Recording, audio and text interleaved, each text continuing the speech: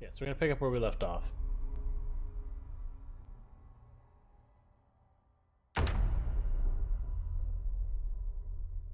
Okay, so we woke up in the middle of the night, it's dark outside, and there's probably zombies in the area, all of which is bad news for us.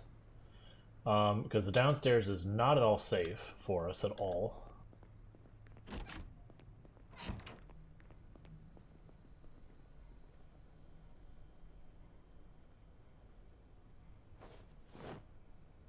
we're trying to be real quiet, grab no attention if we can help it.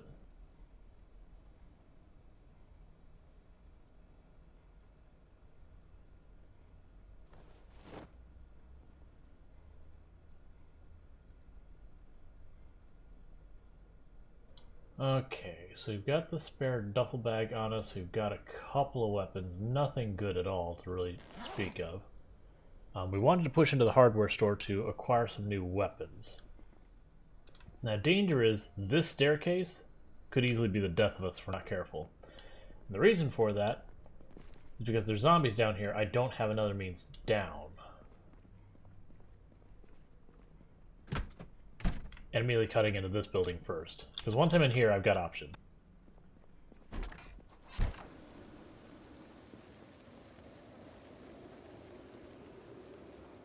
Alright, power's still on. It's actually fairly unexpected, honestly. Because we are on our 26th day, and the power is set to go off between days 0 and 30. So, I mean, easily do the math and go 26 means there's a whole lot of not much time left that it could possibly stay up.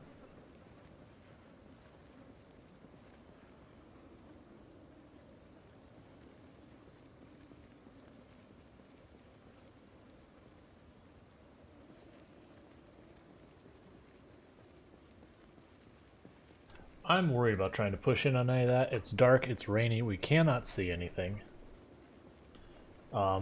Maybe this is a better day to go back to our other location, pick up stuff and bring it this way?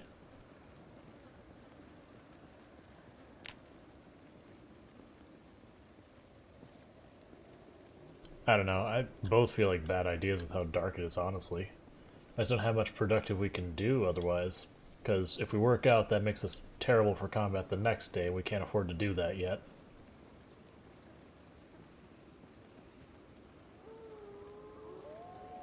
I think we go back to our location.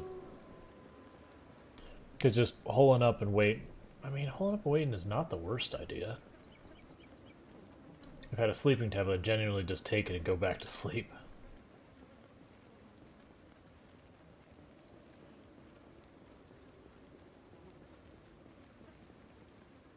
Yeah, I'm gonna... We're gonna go back inside. I don't like doing this because it feels like just wasting time, but it is entirely too dark to do literally anything meaningful. Thought I heard a zombie.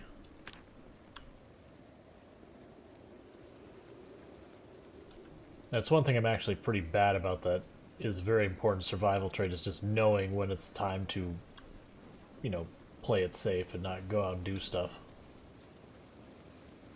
That was definitely one of those times. Are you full?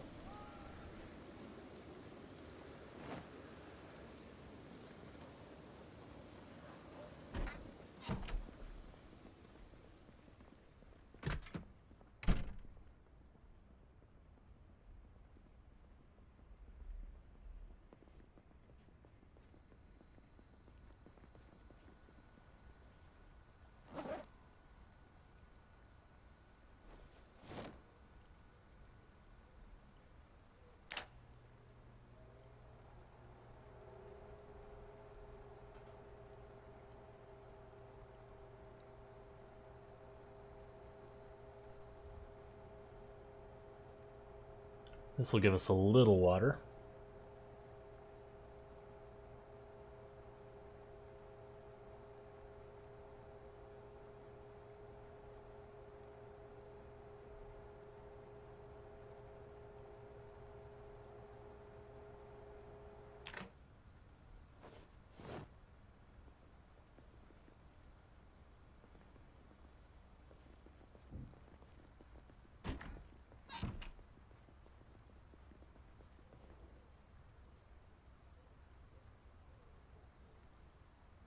We're just going to fast forward time. Because it's just entirely too dark to go out and do anything safely with as many zombies as we have in the area. Not during a rainstorm.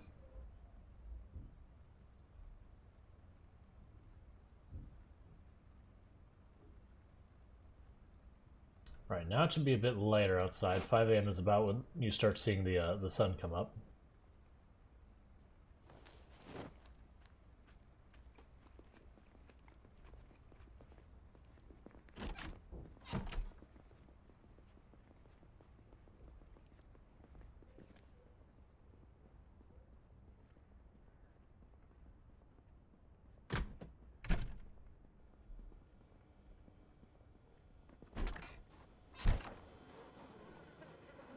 Okay, this is 1,000 times better. It's still dark, but it's nowhere near like where we were before where we just couldn't see anything.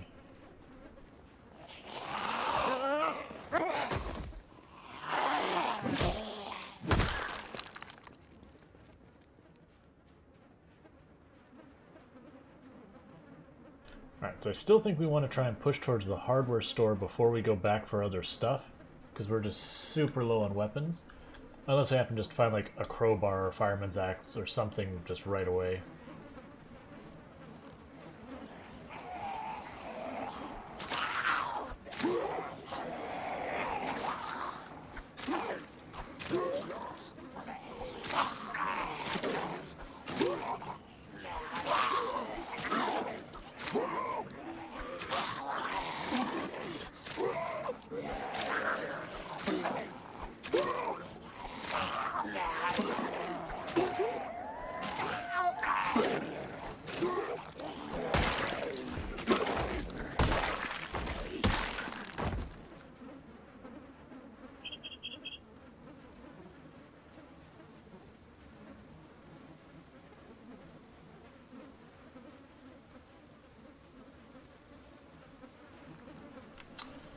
Speaking of which... Oh, that's a spear, never mind.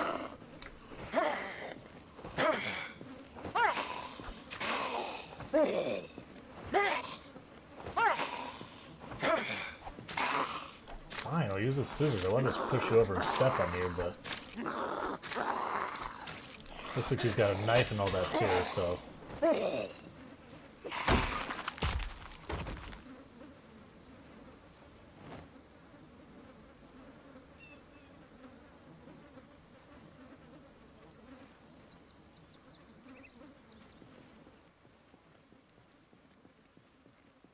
Oh, that's a big group right behind the house.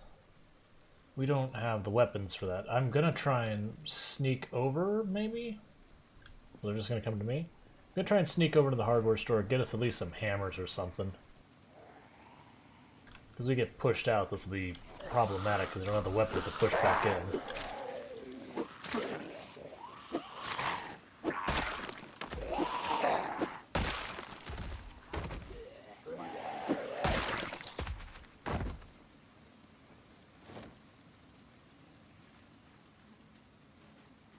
That's the life of doing 16x pop. All your weapons will be used. Good, bad, or otherwise.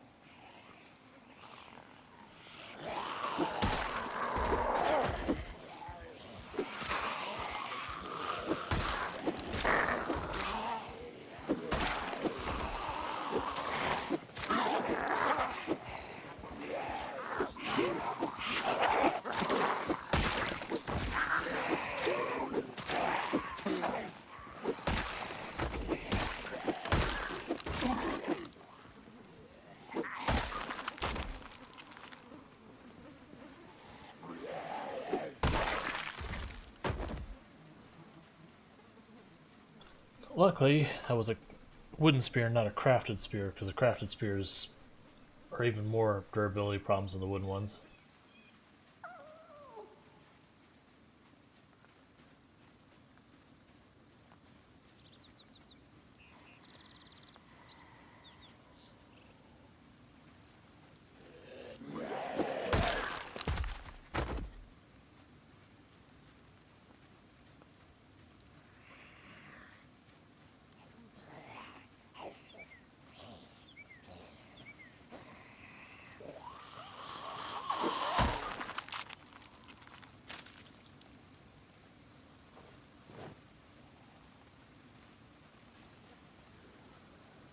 Deal with that radio in a second. Zombies first.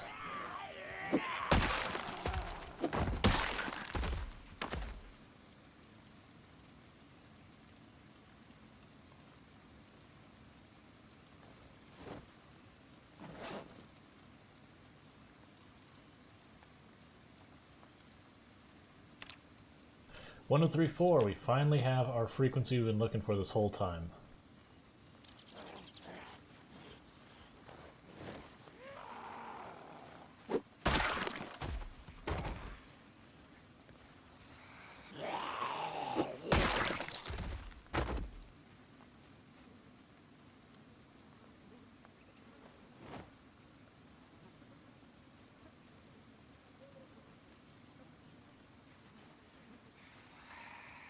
Would you guys back off long enough for me to enter this frequency?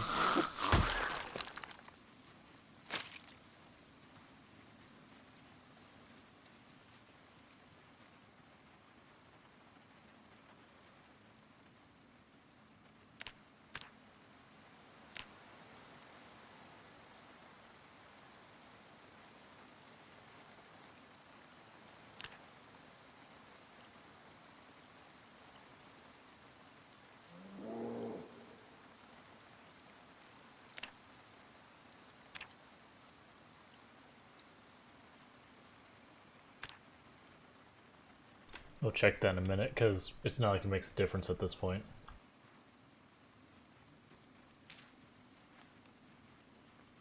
I'm gonna have to kill that group. I was really hoping to not deal with this group until after I got the tools, but as close as they are heading to that front door, we could get in there and just get ourselves pinned. So let's keep killing what we can. We'll see how it goes. We have to back off and forage for more weapons, which has been something we've been putting off for a long time.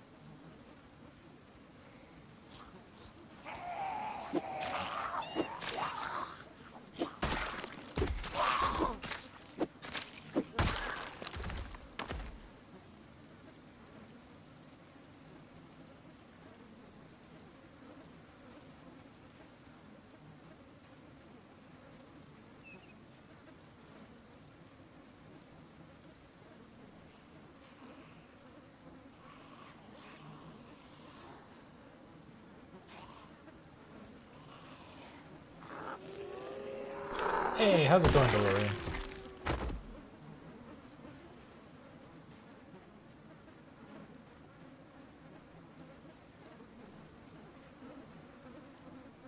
Alright, so it looks like you got this pull and then one more pull, and then that group will just be all wiped out. Then maybe we can sneak our way into that hardware store and get ourselves some actual weapons.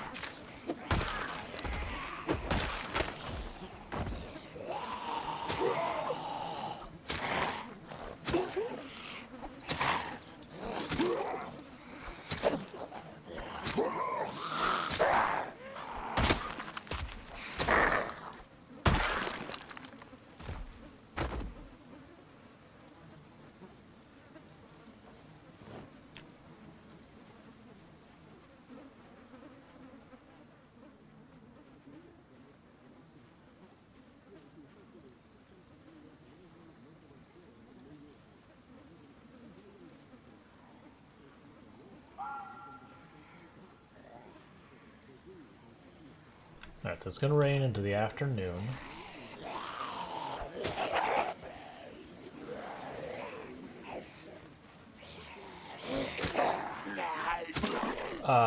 Severe thunderstorm in ETA don't know many days.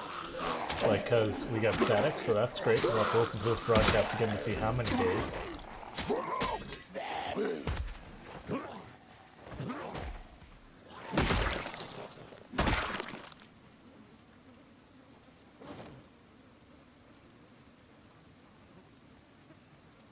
Alright, so we got a pair of scissors we can follow this up with.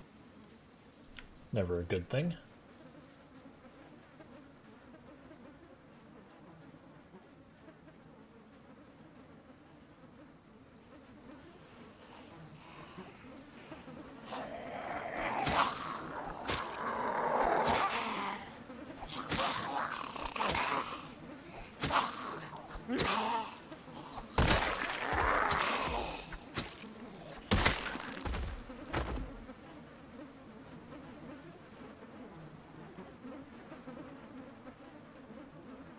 Yeah, so this building down here is the one we're trying to get into.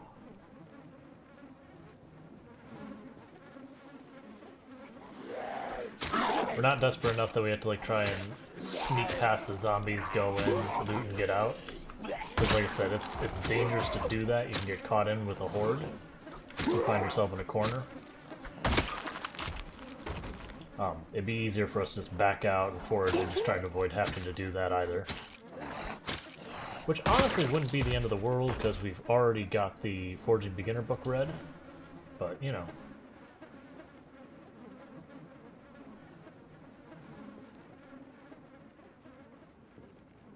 There's a lot of zombies right there.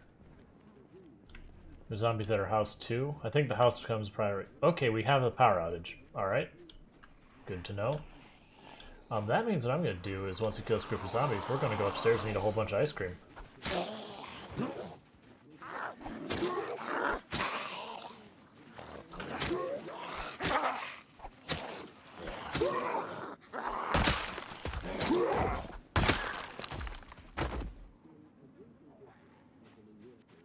5 days. Okay, that's not too bad.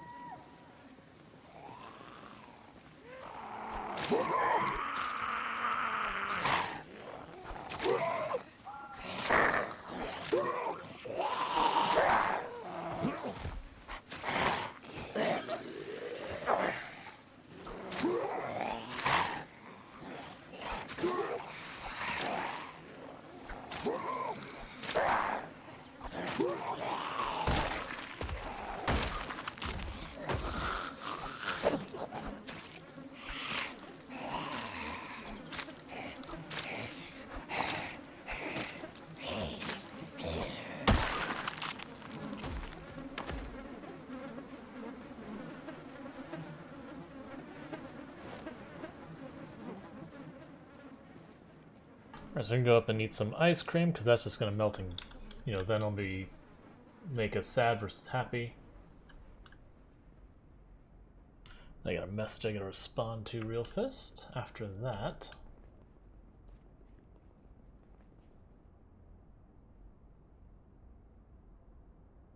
still fresh, eat it all. Every last bit.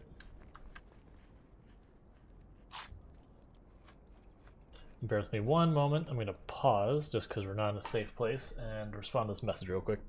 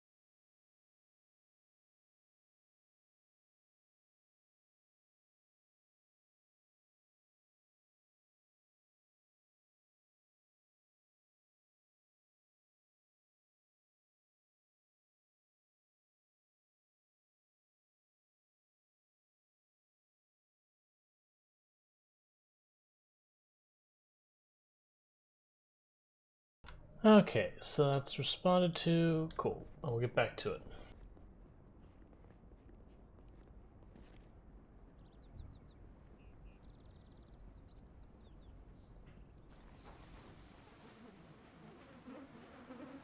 Alright, looks like we had another really big horde just at the tool shop. I'm not sure unless one of them has the weapon, like a weapon on them for us, that we have what we need to kill them all. Anyone there with a weapon? No, we're gonna back out. Because I've got a pair of scissors, a trowel, and I think I got a screwdriver. Nah, we're gonna play it safe.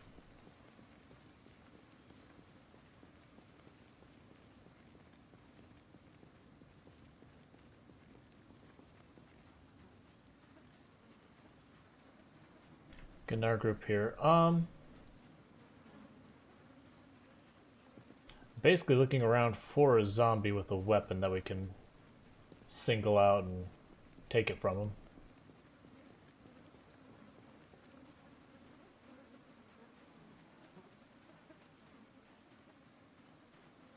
Of course, getting migrated into, so we're just gonna have to put up with that.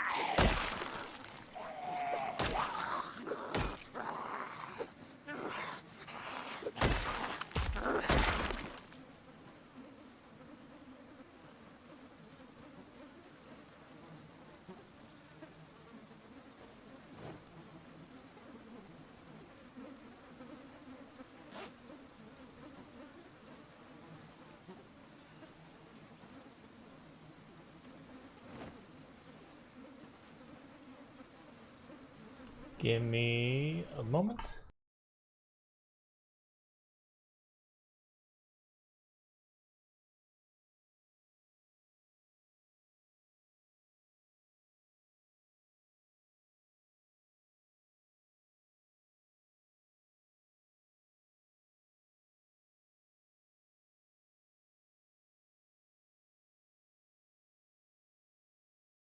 Okay.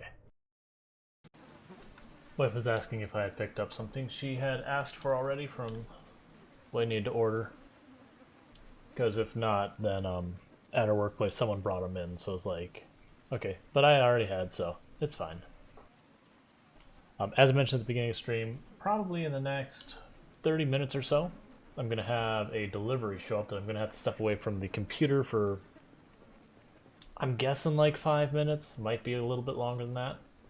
So when that happens, I'll put up the away screen, but that should be the only major interruption we have during the stream. None of them have weapons that I'm seeing. Oh, there's a hand axe. Do you have anything down there? Alright, we're gonna see if we can't sneak off with a hand axe. If we didn't already aggro a bunch of them. We aggroed a few.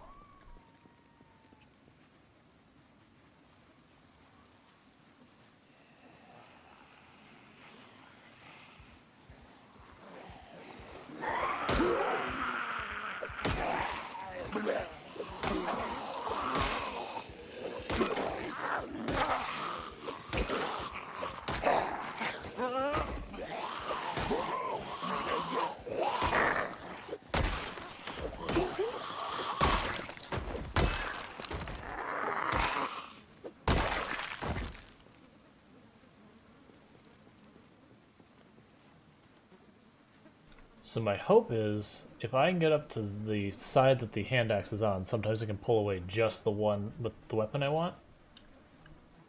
Other times I can pull them with just a few. Any of those would be acceptable. Like if I have to kill the whole pack, I have to kill the whole pack. I mean, that doesn't set us back anything. That is our goal. Kill all the zombies. But since I'm short on weapons, I'm trying to be selective to get my weapons sorted before I start just going back into another killing spree.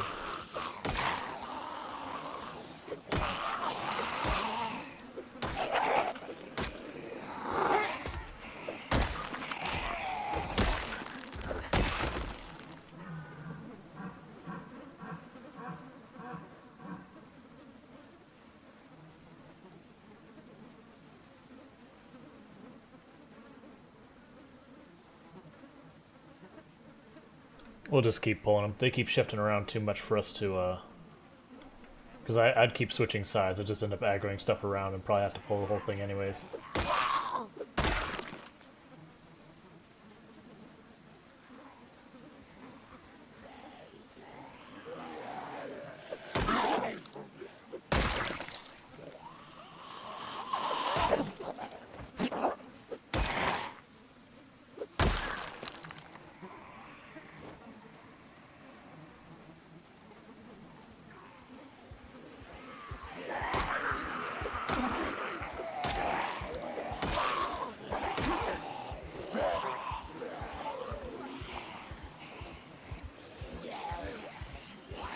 Take our beta blockers to get our panic back down.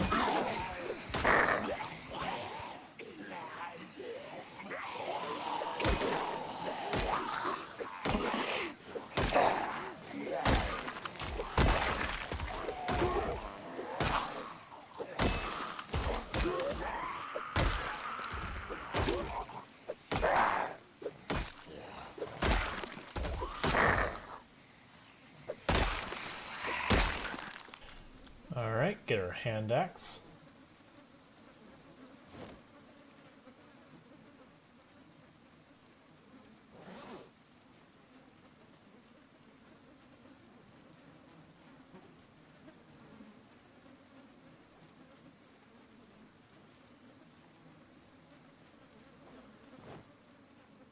Okay, with the hand axe I feel a lot more comfortable trying to take out that whole group.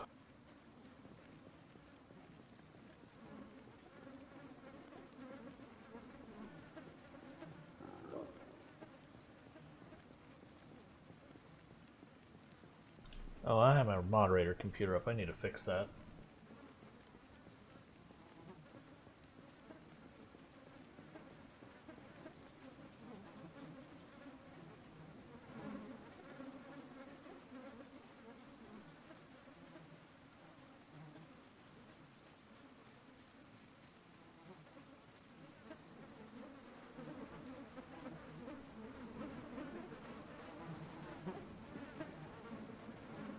Oh, it looks like my delivery is just about to arrive.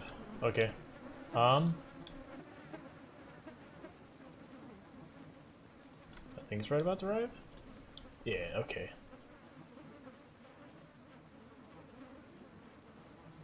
So in just a minute I'll have to step away for about 5 minutes or so. You know, I do apologize for it. The delivery is supposed to be way earlier today, but you know how these things go. Nothing is ever on schedule. That's fine, not the end of the world.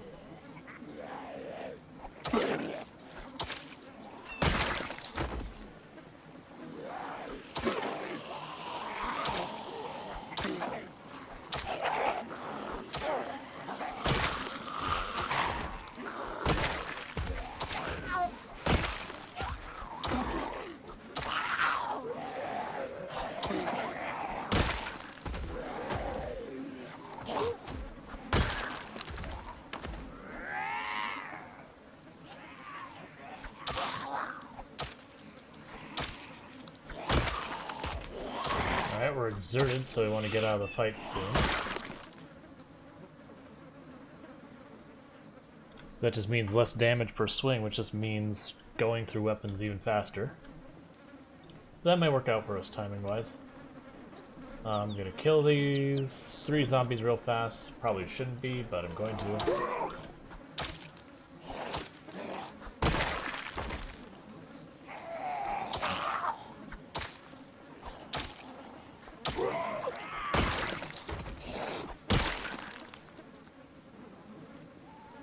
Okay, with that, I'm going to have to... Ooh. Do I aggro them? No, okay. So what I'm going to have to do is the delivery is here. They're probably going to ring my doorbell at any second, so I'm going to go ahead and pause. I'm going to have to go AFK for probably about 5 minutes. In the meantime, make sure you're eating, drinking, stretching, and taking care of yourselves, and I'll be back as soon as I can. And my apologies for the disruption, but, you know, unfortunately these things happen.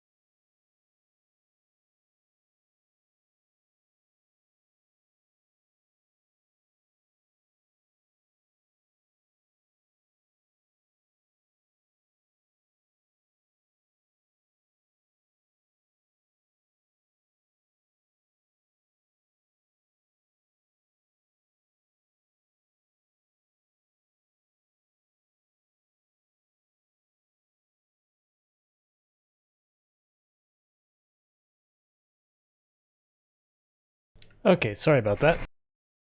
They had a difficulty scanning my my ID, so it took a little while for them to enter everything. Okay, pick up where we left off.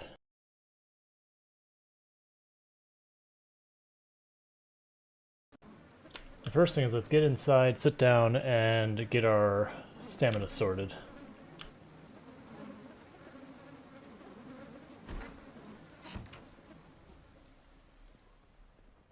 And I'll catch up to everything that was going on in chat. Hey, how's it going? Had a bunch of people. Oh, we had a raid.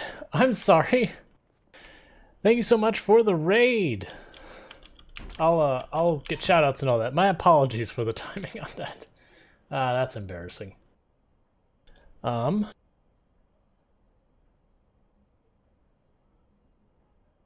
thank you so much for the raid, Mr. Lamprey. How was your stream, if you're still here? Hopefully the only deaths were the zombies, and if they were not, hopefully at least was something to learn. How long ago was that raid? 8 minutes ago. That's embarrassing. Catching up to chat.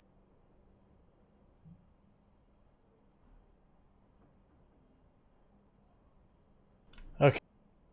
Yeah, thank you for everyone who's been joining us. Yeah, my apologies. There was a delivery that's supposed to get delivered 3 or 4 hours ago, and then just didn't. And then I got a notification like right after I started stream that's like, hey, it'll be here in the next hour. It's like, great. So I was dealing with that. Unfortunately, it required me to sign stuff and show ID and blah blah blah.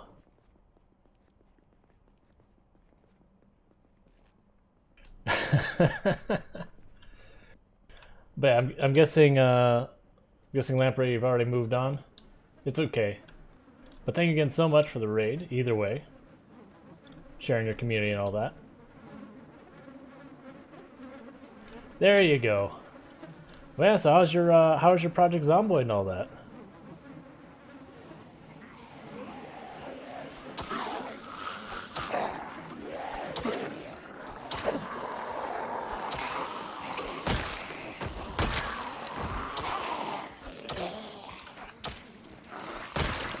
They banned you? Well, I guess the real question is, did you earn the ban?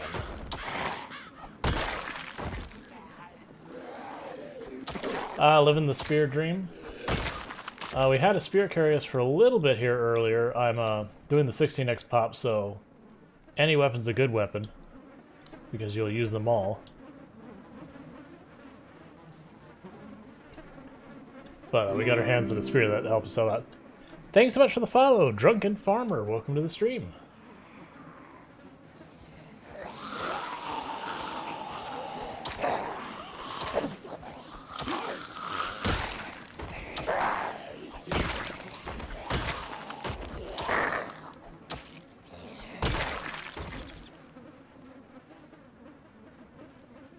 Yeah, so we found a zombie that had not a crafted spear, but a wooden spear, so that was nice to get a couple hordes knocked out before it broke.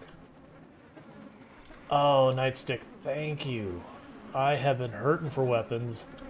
Between finding the hand axe and that Nightstick, that is going to do fantastic. Oh yeah. And that's with, like, some days of killing almost no zombies.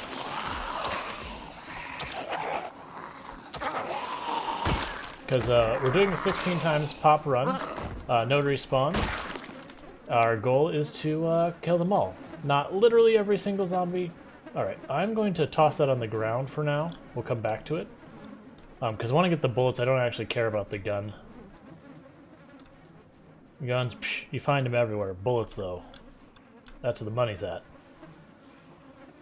But, so our goal is to basically kill as many zombies as we can before we eventually die, or we get to the point that we've wiped out the major cities. We're not going to go skulking through the woods looking for the zombies. There's just too much woods.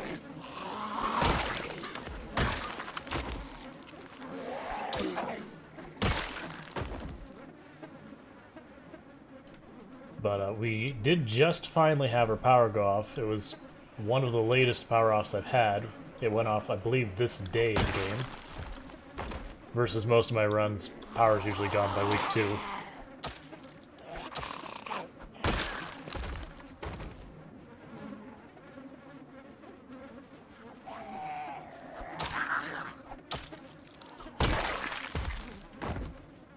Alright, so now that horde's gone, check make sure there's no more hordes in our yard. Because step 1 is defend the property. Well, not step 1, priority 1 is keep our sleeping place safe. We got a lot more equipment than it's in here, it's just we haven't had a chance to move it because we're busy trying to hold our ground. The next priority is going to be get more weapons.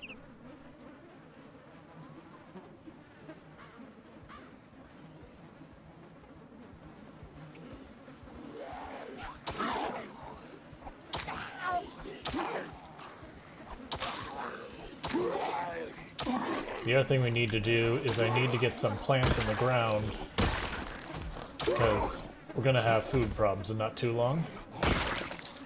I'd like to keep our non-perishables saved as best we can. Alright, so let's grab this gun, pull the ammo, get rid of it, do all that stuff.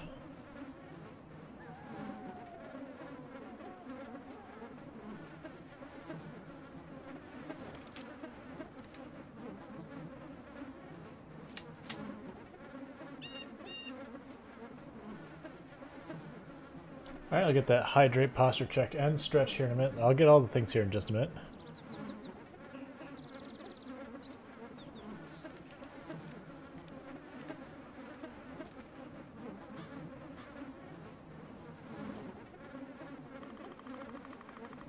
Alright, we are not infected. We are sick because we are standing in a giant pile of corpses.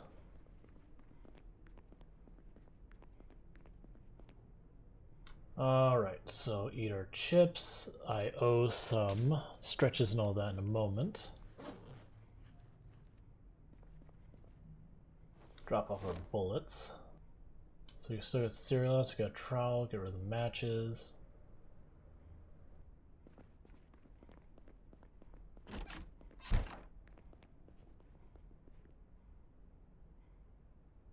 Alright, and while I rest, I will do the hydrate.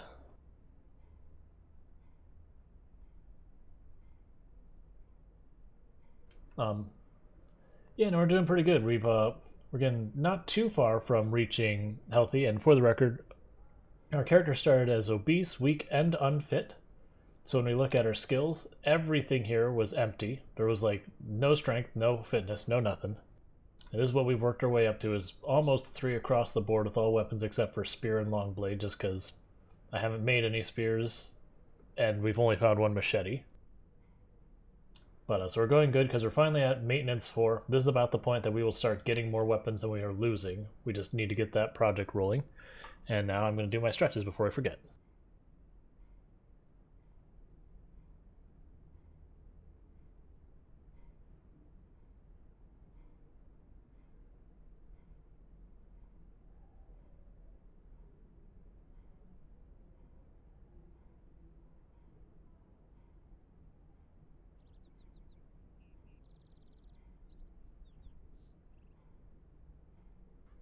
Okay, fitness 3.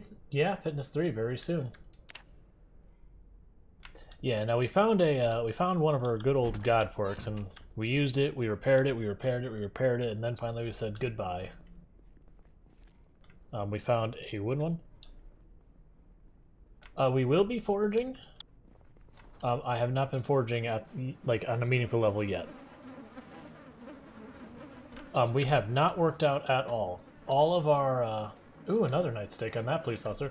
All of our fitness has been from carrying entirely too much and beating the crap out of zombies. These, basically a gym.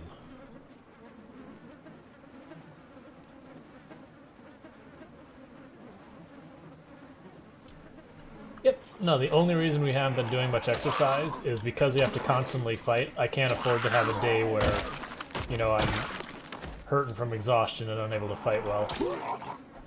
Later on, once we get the area secure, then I'll probably do some fitness. I know, according to the weather report, we've got a severe thunderstorm in-game coming in 5 days. There's a good chance when that arrives we'll have a day or two of fitness. Because, cool, we got the nightstick. Oh no, is there 2 extra nightsticks in here? I can't tell. He might just have a gun. No, that looks like a nightstick. Sweet. I guess our weather... You know, I'm not going to push for the hardware store anymore. Let's get these nightsticks and then worry about trying to get our stuff moved over.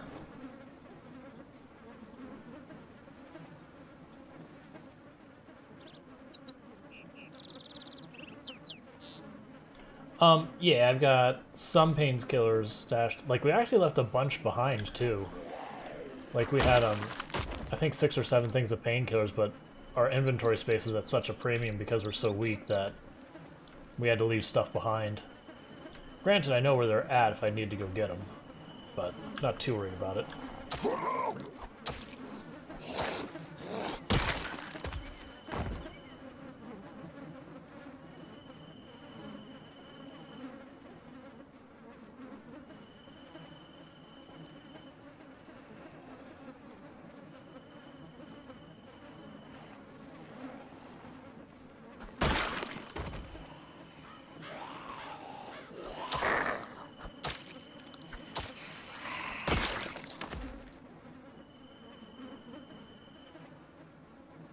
I don't need to worry about more radios. We've got the emergency frequency, and I'm not worried about batteries at all.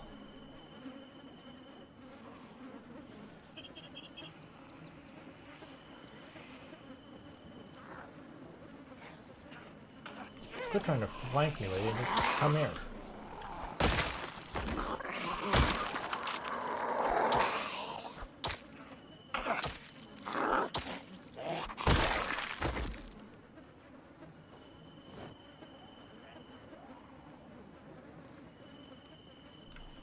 Same deal with this gun, is I'm going to take the bullets and not the gun. But I want to back out because we're getting sleepy.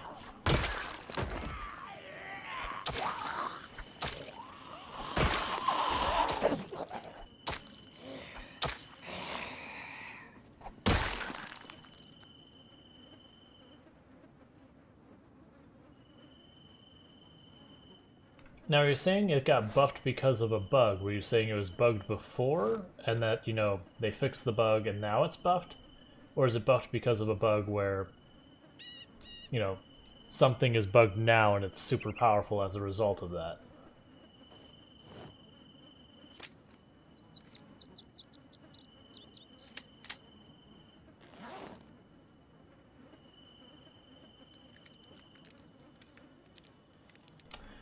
You know, I'll keep this one.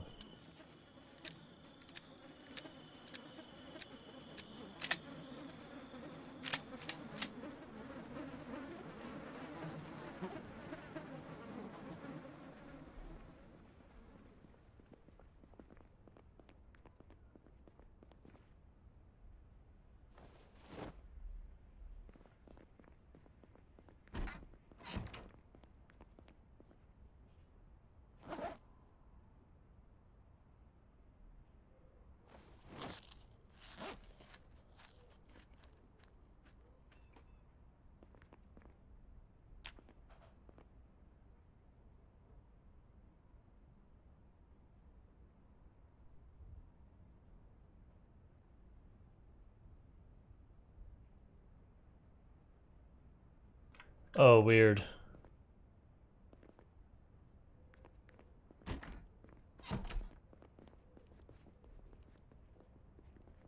Yeah, I won't be doing anything like that.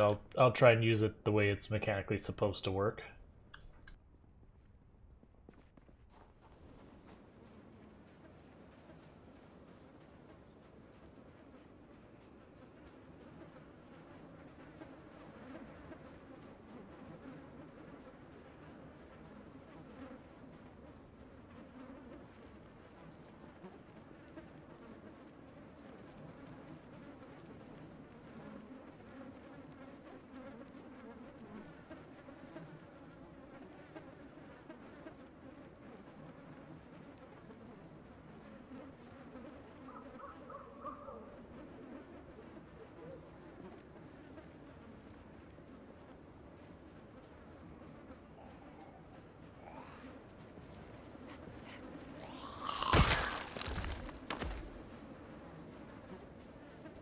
And just every single day we do a patrol of the area immediately around the house and kill it. Yep, Ekron is such a lovely place. Feels like a really safe neighborhood.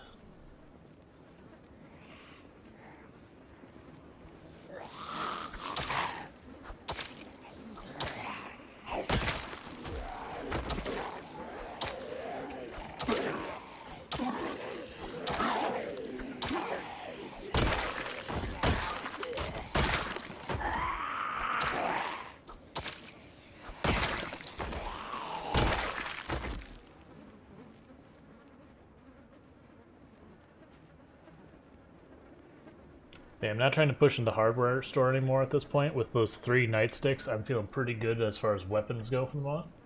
We're just killing the zombies because they're in the area to give us as much of room as possible. Then I think what I'm going to do is circle back to our previous house, so we've got a bunch of stuff still sitting at. Throw that in a second duffel bag, drag it over.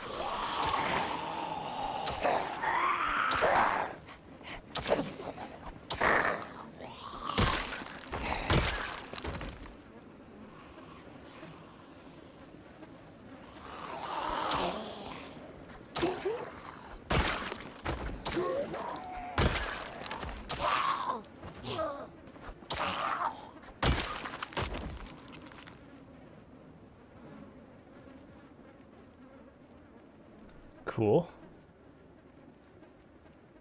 Yeah, that's the... Like, I've heard people, like, going, the new foraging system is terrible. I'm like, what are you talking about? It's like it's different. And you can't stay in one place. But otherwise, it's better just about every other way.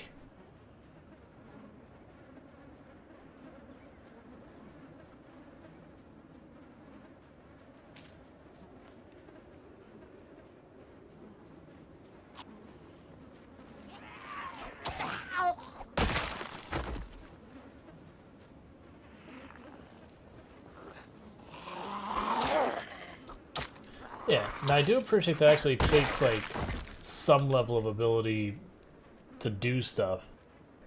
I just remember, like, the other one, you get to, like, foraging 2, you sit in the corner. Did that have bullets? Do you want to talk about? Do you have bullets in that gun? Where are you? Where are you with the gun? You don't have bullets, never mind.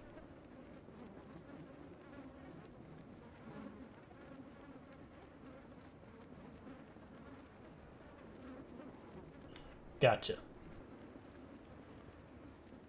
Yeah, so we're gonna head over to this house that we got a bunch of stuff we've left behind at. I've got a second duffel bag with me. I'm gonna go load it up with a bunch of that garbage and drag it here. I do get why people dislike it. The old one you could just stand in place, fast forward, and you got what you got. As well as you had the things like if you only wanted berries, you could just tick berries, and you'd end up with like 30 to 50 berries. So, like, I get that side of it, but I mean, even commented back when we would use that, it's like, okay, this is too powerful. Like, if you take an obese character, food is not a function in the game, like, it's not a mechanic in the game you worry about with foraging. You just forage, you've got the berry, congratulations. You're trying to lose weight anyways. So it's not until, like, month 2.5, 3 that you have to be like, alright, I guess I have to actually go do the food thing.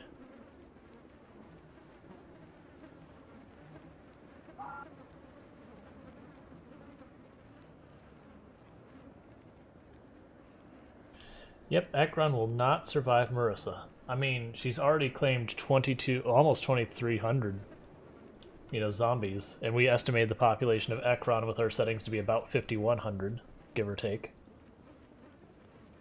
So, she's already hurting it pretty bad.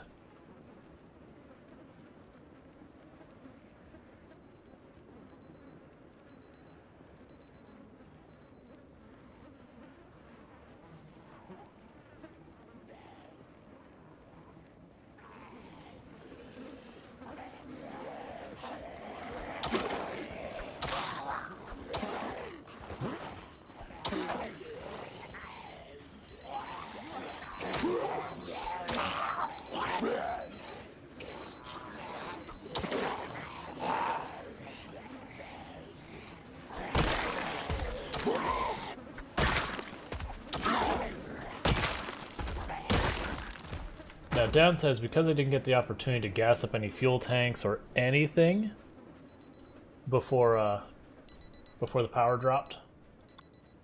That unfortunately means I gotta find a car with keys, and then some gas, and a generator, and a connection manual, and like all that crap to really have a car to get around with. And while Ekron does have a bookstore that I've had good luck with in the past, it is one of those cities that could just not have the generator magazine or a generator in the whole city whatsoever. Cars, unlikely. Like, we'll almost certainly have a car with keys here somewhere.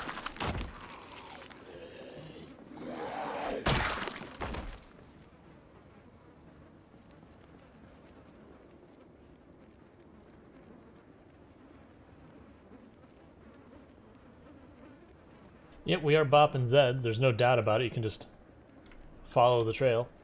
All right. Well, you have a really good dinner, drunken farmer. And keep in mind, you know, there's body decay. So this is just how many zombies we're going through in this time.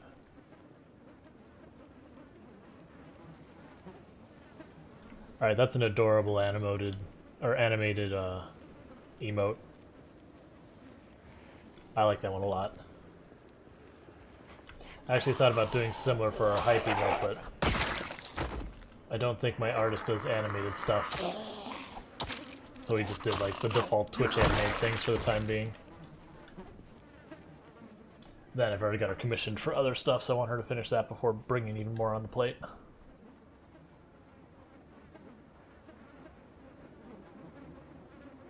Though I am very excited because we should be getting our new for when I have to like hide the screen away. I think we're getting a new one of those. We're getting a new starting stream screen, a new ending stream and offline screen, all that good stuff, and I'm really excited about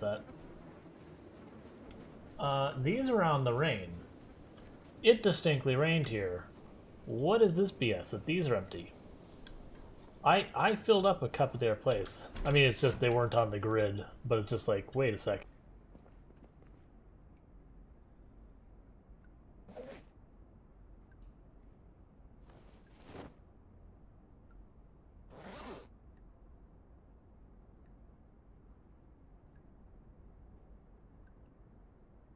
Pasta's so heavy.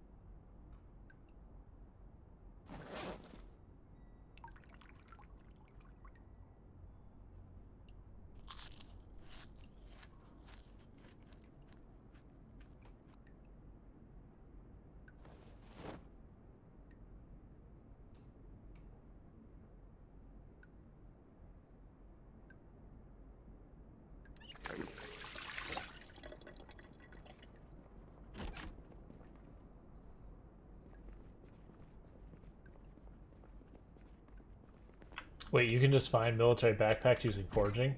Like, I know you can find a lot of ridiculous stuff. I hadn't heard that. Because that is the case. That is definitely not balanced. Like, I was just excited. People were like, you can find a box of nails. I'm like, you can find a box of nails? Alright. So this will be a little annoying.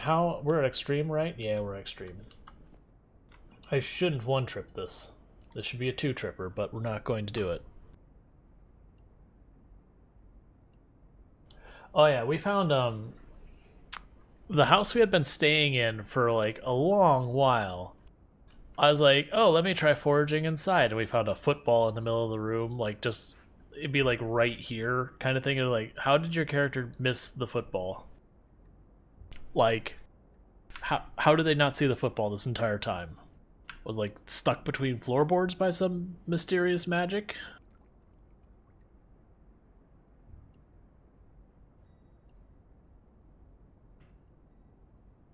It's like if you walked up to the corner and your character's like, oh, I found something, you'd be like, all right, you know, I get it was tucked behind the fridge, sure.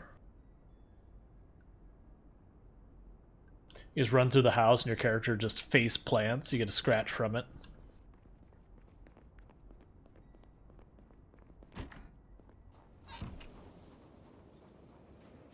Alright, so we want to be ready. If we run into trouble, this goes on the ground.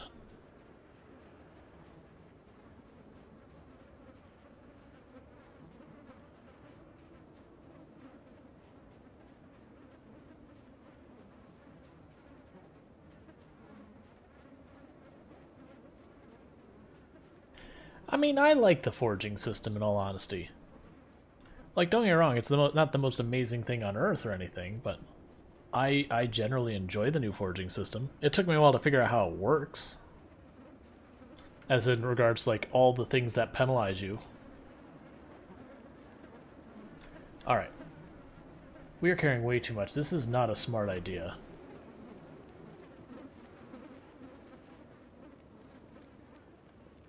So I'm going to get down to this intersection. We're going to sit down and recover, because we'll be at high exertion by then. And that's no bueno.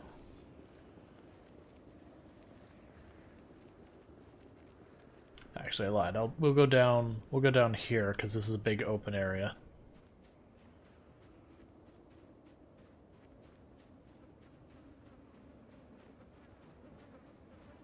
Oh yeah, now I've got a pretty good fix on it now, but when it first came out, it's like, oh, the rain bothers you, got it. Fog bothers you, got it. You know, you're tired, got it. You know, it all makes sense.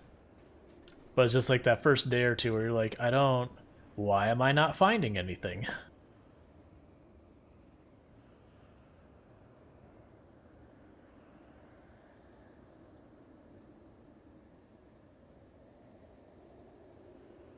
Yep.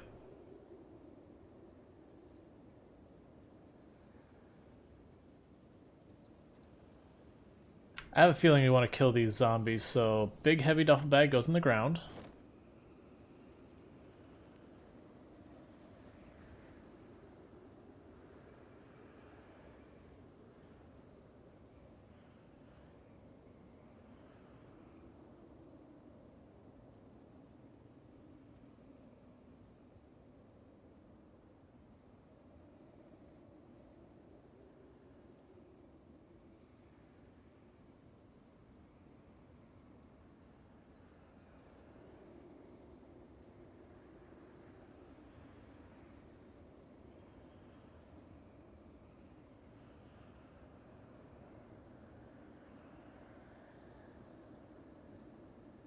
And the reason we're not fast forwarding is I have lost more than one character to fast forwarding while recovering stamina. Because what'll happen is you'll fast forward, the zombie will get right about here, and then the game will drop back to normal speed. And even if you hit the button as fast as you can, your character just takes their time to stand up and you just get grabbed.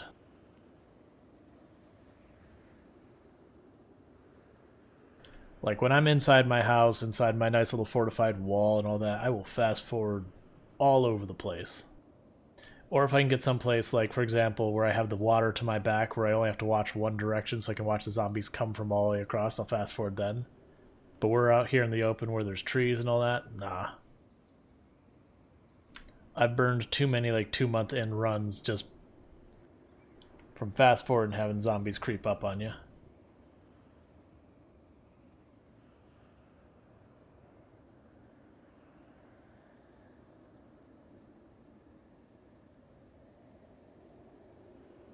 Yeah, this probably should, like, this really should have been a 2-tripper. Just take heavy load instead of, like, extreme heavy load or very heavy load. Because then we would have been able to do the entire run. I see you. Do the entire run in one quick go. Circle back and do that. Oh yeah, that as well. Especially when you're at really low levels in foraging. And you're like, look, I don't care what you find. Just find it so I can get a little experience. Type situation.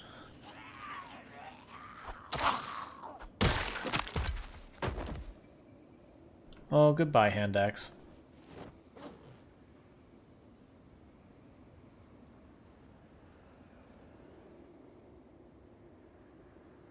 Alright, so they migrated away. Alright, let's grab this backpack and move up more.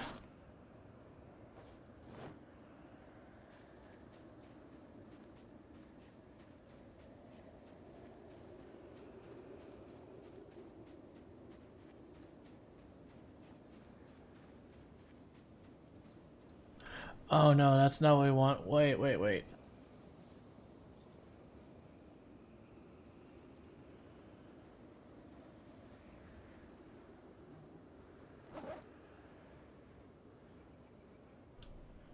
It's in the secondary hand? No, it's on the ground. Okay. I was like, something's not right here. We weigh way too much. Like, don't get me wrong, we're carrying way more than we should be.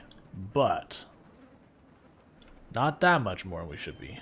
Alright, that's a problem. So we're gonna play it safe, drop this here. You'll kill that group of zombies as soon as their stamina recovers.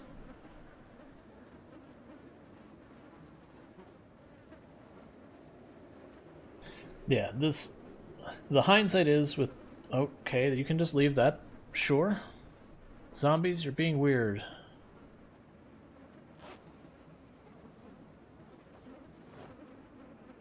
Nope, not in the back, I did again.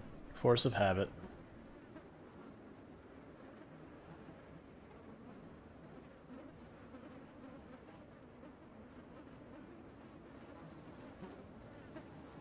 Okay, that's right, cool.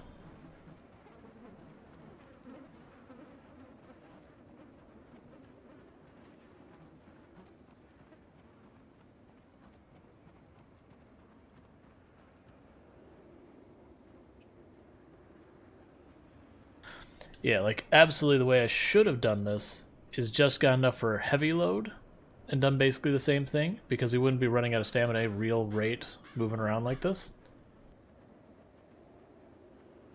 But instead we got greedy and just grabbed it all in one go. Because if I pull a group, then that'll be a rough time. Trying to get out to this open field. And then we're going to sit down again.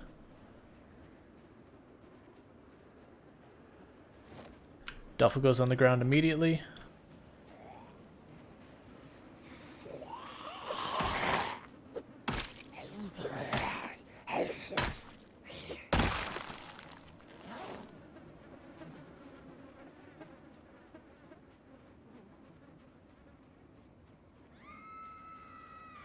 Because it would have actually just been faster if I had done that.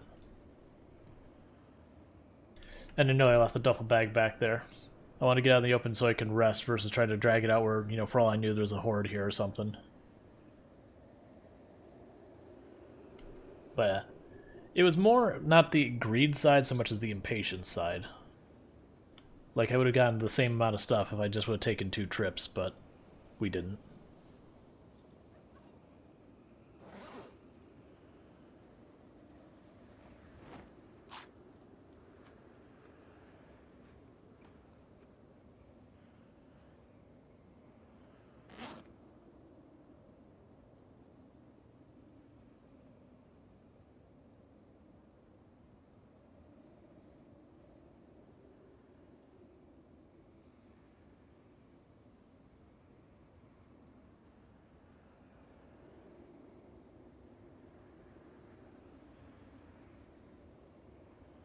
So if people have looked into the score, or into the code, something that I've suspected, like strongly suspect, but I've never confirmed, as your like fatigue goes up, you get closer to tired, even without hitting drowsy, your stamina recovery, it goes slower as this gets up even before that, right? Like, it's a gradual thing, it's not just you cross that line and suddenly it kicks in. Is that correct, or is that... Okay, I thought that was the case. It felt like it was the case, but I'm like, I've never really confirmed it, so it could be entirely one for... Cool. Because one of those things that's like, looking at, like, I feel like this is the case, like, very, very strongly. But I could completely understand the fact that my belief that it is the case could be messing with my interpretation of things. Because I hadn't taken the time to, you know, sit down and, like, at 0 tiredness, get to full exertion, sit down, wait it out, calculate the time. I haven't done that. So I haven't done the scientific approach to it. I just kind of went, this feels slower. You gonna come over here? Yep, you're coming over here. That's fine. It's about time for us to get up and start moving again anyways. And my luck is we'll get back to the gas station and there'll be like 3 hordes just waiting for us there. Like, part of me was tempted to actually try and clear ahead, come back for this and just drag it the whole way, but I think, you know...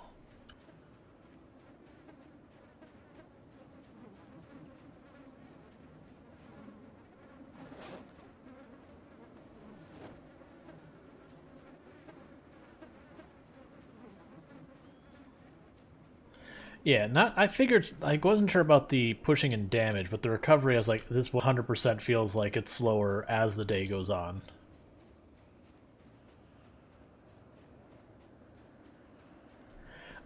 So one of the traits I would very, very strongly recommend, I think most people will probably agree, is if not the best, one of the best traits in the game is keen hearing.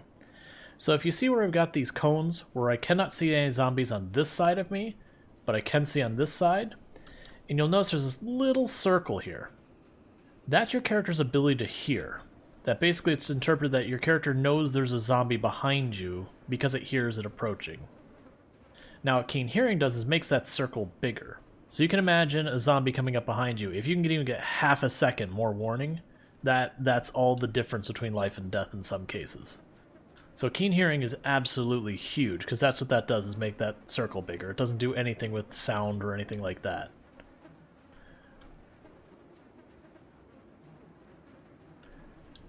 Yeah. Lucky is also extremely powerful. The way to think of Lucky is just more loot. Forget everything else about it, just more loot. Need no farther pitch.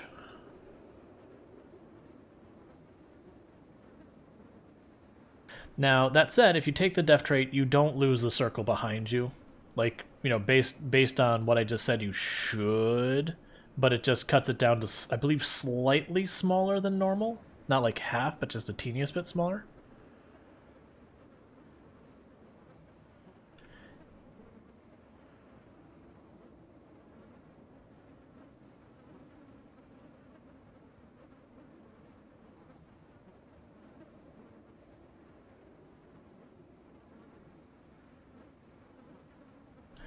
Oh, unlucky? You just want less loot? I mean, I guess if you're running something like rare loot and then you take unlucky, it's kind of like turning on extra rare loot or something like that. Not literally with the way the math works out, but it's kind of to a certain effect.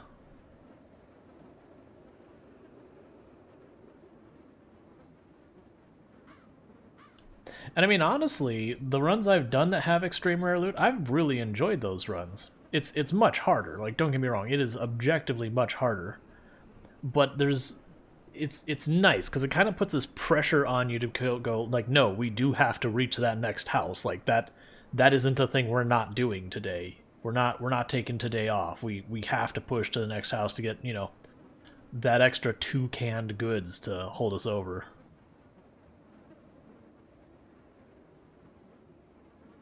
Like that, I really enjoyed the really CDDA run we've done. Like, the character's still alive. They're just shy of 4 months. I think I did checked earlier. They're 3 months and 23 days and some change on a really CDDA. So we've gotten to the point where we're no longer in the winter, which is why I haven't really been playing that character, because it's like, okay, the really CDDA challenge is effectively survive the winter.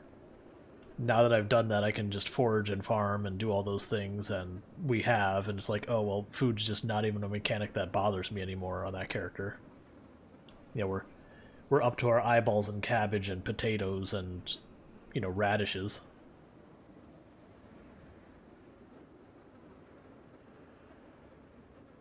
And I'm not worried about, like, preparing for the winter. I've got, you know, 6 months to figure it out. I've already got the generator, the magazine, nearby fuel. I can grab a bunch of the ice freezers. I mean, I could honestly just sit there and train fishing the entire time, because if you have fishing really high when you go into the winter, you can actually fish to survive the winter. But only if you're, like, talking 8, 9, like, probably 7 might be the minimum. But, anything lower than that, just the chance to catch fish is so low, you'll just starve to death trying to fish up food.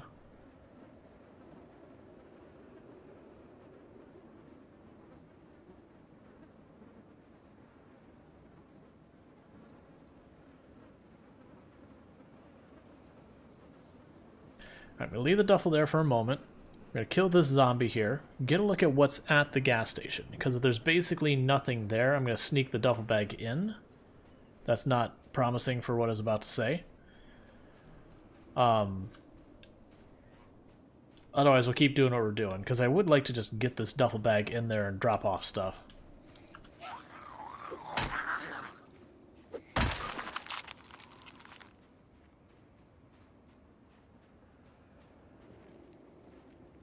Alright, I'm not going to just take the one glance. We're going to check behind the building, because the window and the door in the back are busted open.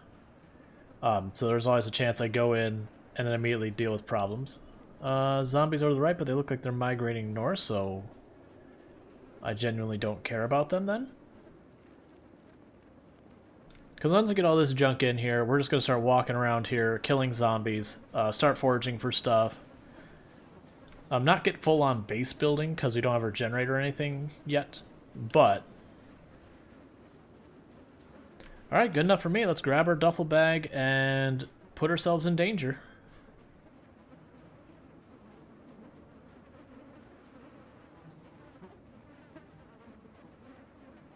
And this is one of those moments, it's like, what I'm doing, you guys are going to be a problem.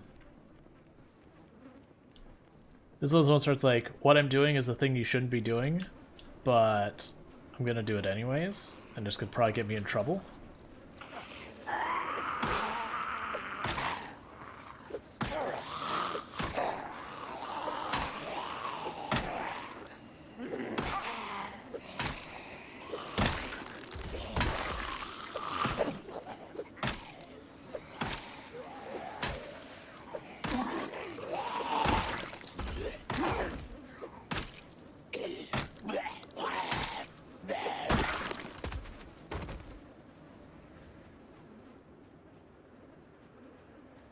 Okay, so let's grab this duffel bag and we're going to go straight down here. It was up here on the other side, I believe, over here somewhere. There it is. And the reason this is an absolutely terrible idea and I shouldn't do it is when I say we're going to be full exertion, we're going to be flat out into exhausted by the time we get this upstairs. So if we run into a horde, this, you know, as well as things that could very well get you killed. Because that would put us at, you know, basically full exertion, and we would be tired. Because we're coming up on drowsy really soon.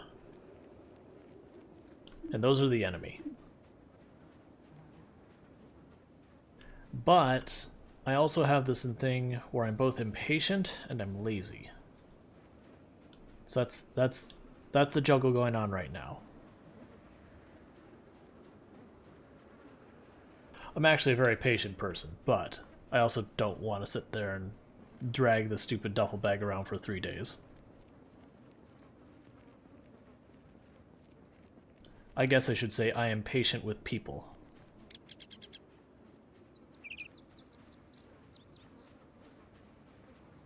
And as an unnecessary precaution, we're going to start crouching and creeping up here just to increase the odds we don't get spotted. I keep telling myself I'm going to remove the glass and put down the blind and all that, and I keep forgetting. And you can't close that blind. This blind bothers me so much because it's too high from these stairs to reach, and you just can't make it work. Alright, so now let's start offloading all this junk.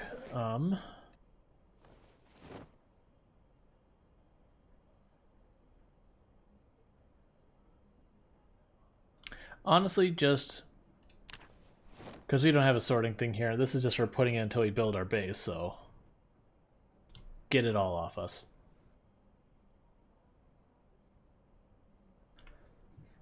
I always forget just how heavy pasta is, that it's 2 kilograms per unit of pasta.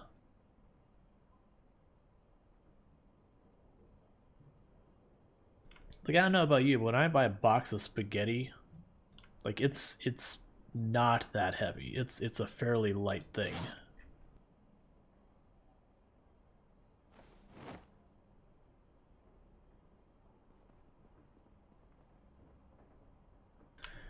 Okay.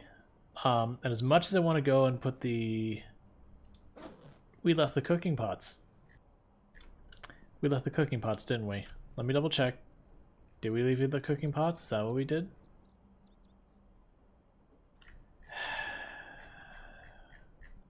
We left the cooking pots. Fine, that's fine. It's not a big deal.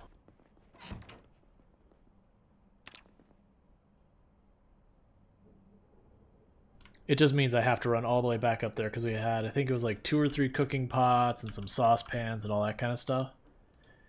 And that'll be helpful for us in the short term. Okay, so now we're all recovered, good to go.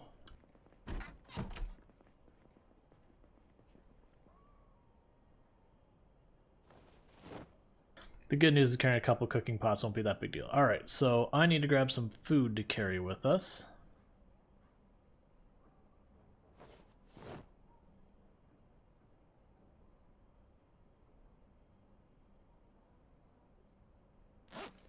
Let's enjoy our beans of sadness.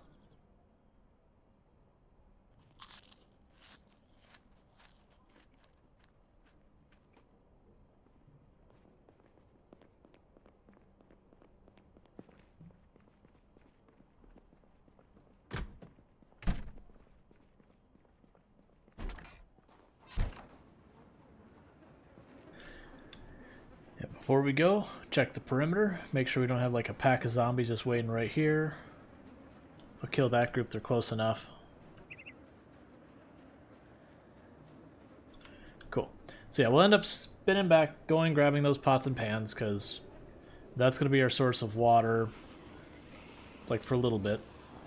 I'm trying to remember, was there a campfire spot back at their house? I know at least 2 of the houses we stopped by had campfire spots. I don't remember if that was one. Because if so, we'll grab that. If not, that's not a big deal. We just make a singular axe, cut down the tree, and we'll have a campfire.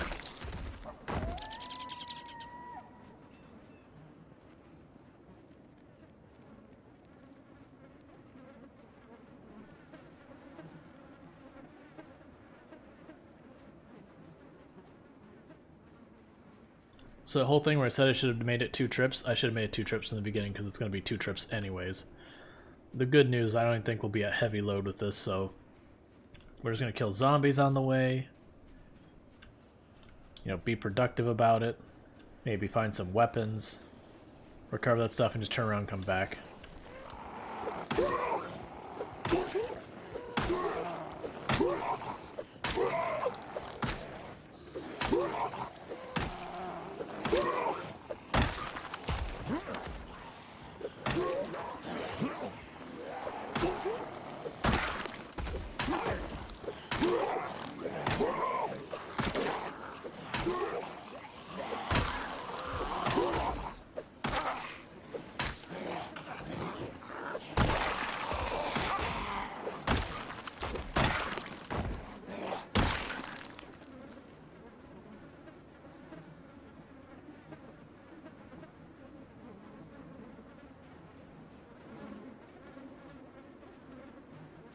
That seems to hurt. Oh, the nightstick? I mean, the nightstick slaps. It's not the most ridiculous damage or anything like that, but it's got, like, good-ish damage, good-ish attack speed. Well, I mean, good attack speed, not even good-ish, just good attack speed, and good-ish durability. So it's a really nice weapon.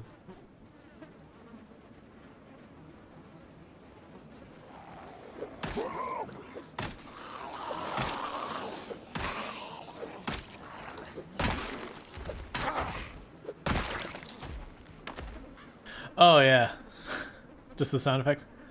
Alright, so what I'm going to actually do is you can have this duffel bag because I don't want it. And I will take your duffel bag. And the reason I switch those is I don't like the black duffel bag because you can't see. Like, you look at that in the inventory. Like, here it's fine, but up here, can't see it at all. So I wanted to find one that's just at least not the pitch black one.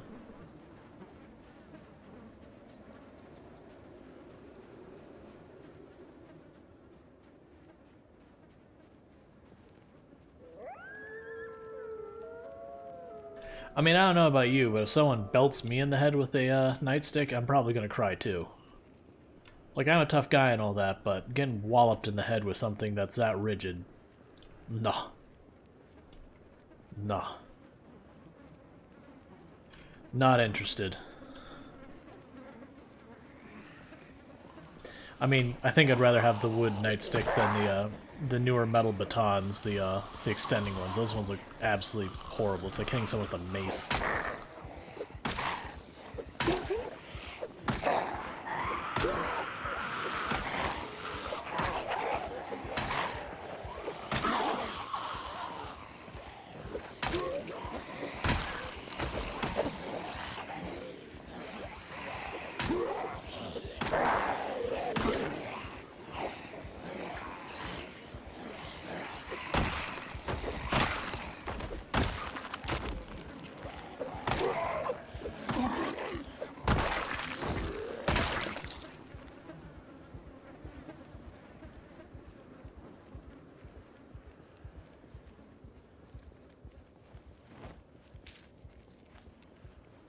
But yeah, once we get these cooking pots back here, I might try and put some plants down right away.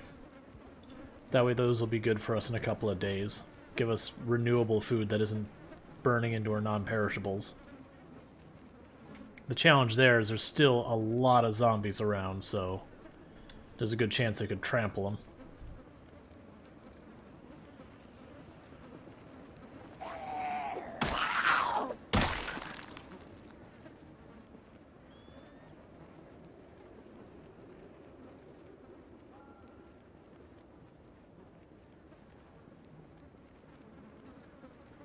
But yeah, our plan is we're going to actually build a structure for our base just to the east of the gas station itself, kind of between where the gas pumps are and that little lake is. And it's going to include part of the lake in it, that way I can fish from the lake safely, use it as a source of water when there's not rain and all that.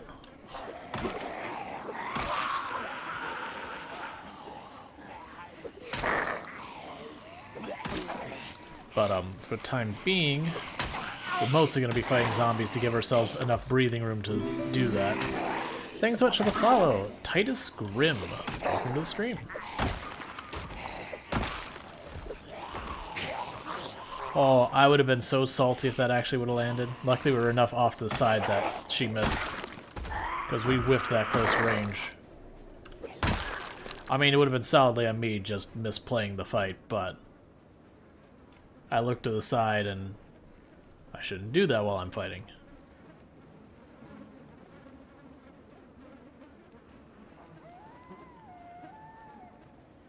I do miss my hunting knives, though. I miss being able to fight forever without having to consider stamina as a mechanic.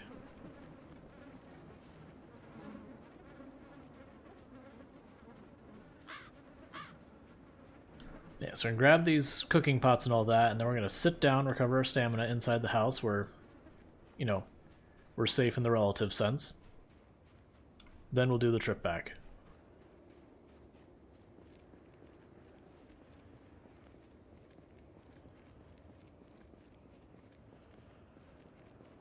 Also check out back for if there's a grill or a campfire or anything of that nature we can use. Alright, we aggroed you. We'll just kill you and your friends. It's fine. You volunteered.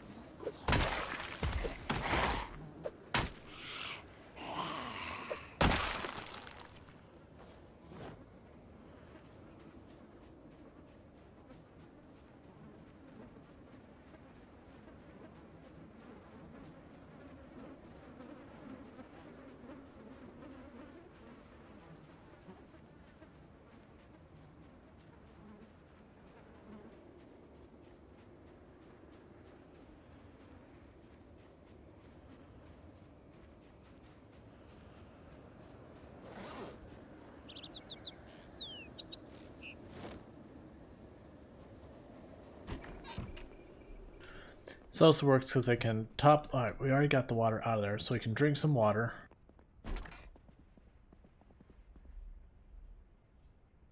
I'm not going to worry about the CDs or any of that yet.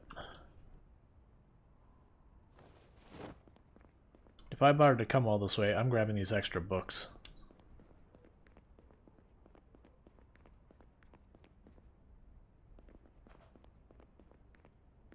Yeah, we'll worry about all that kind of stuff later. Because I'm sure with us wiping out entire cities and all that, we'll find plenty. Alright, well that one's done. So next up, the toilet.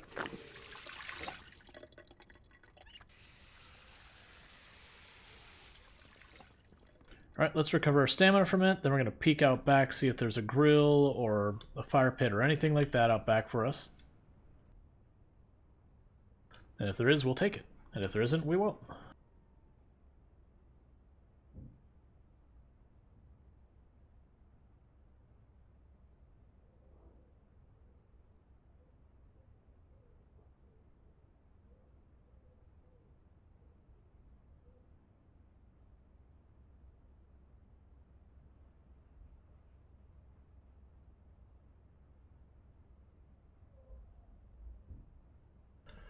So thank you again to everyone who has been tuning in, who has been lurking, chatting, doing the bits, doing the donos, doing the follows, the subscribes, doing the hosts, the raid, all that stuff.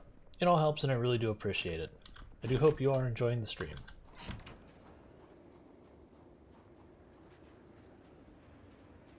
Yep, no grill or anything on this one. That's fine.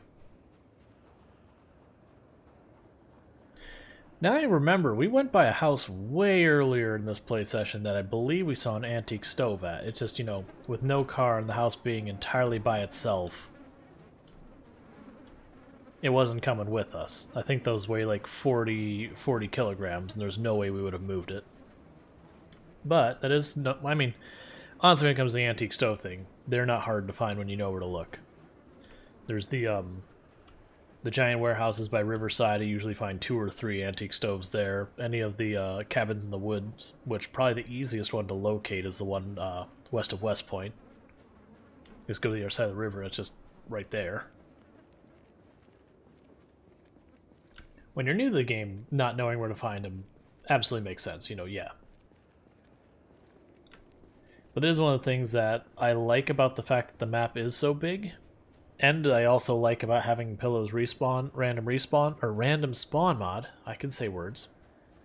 Just because one of the things you run into is if you spawn in the same city, you'll get in the habit of just going, oh, well, I know I can find this here, and you'll just go there immediately. Pillows means you really don't have that amount of control of your situation until you get your car or whatever.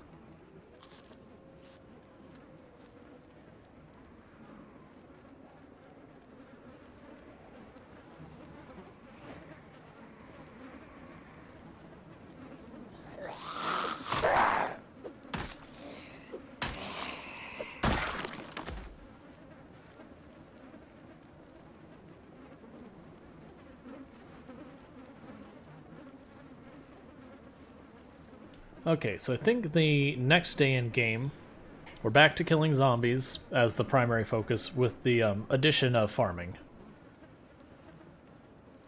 So we're going to find an area nearby the lake and we're going to start putting down plants. And then we're just going to keep killing zombies and kind of working on that. It might be premature for me doing that just because, again, we could easily have zombies stroll in and just wreck all the crops. But, hey, sneaky zombie, that's not nice.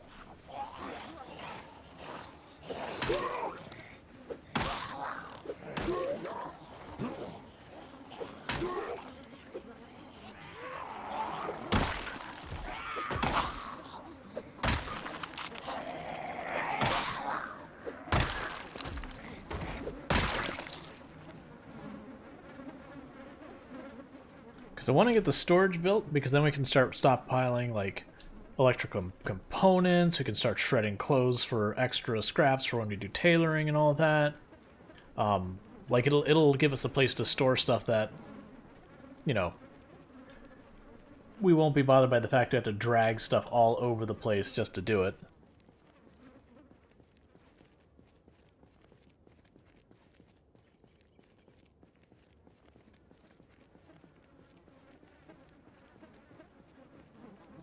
But once I have the farm down and we're starting to kill off the zombies nearby, we're going to keep pushing into town, killing more zombies, looting the various shops and all that, building up a base.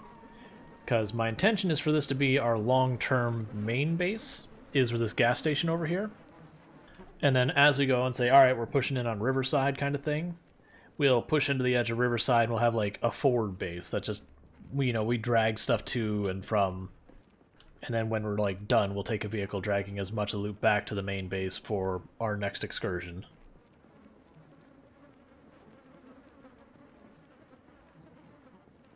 And most of those forward bases will be just go to the edge of town, first building we claim that isn't an absolute nightmare, board it up, congratulations, it's good enough.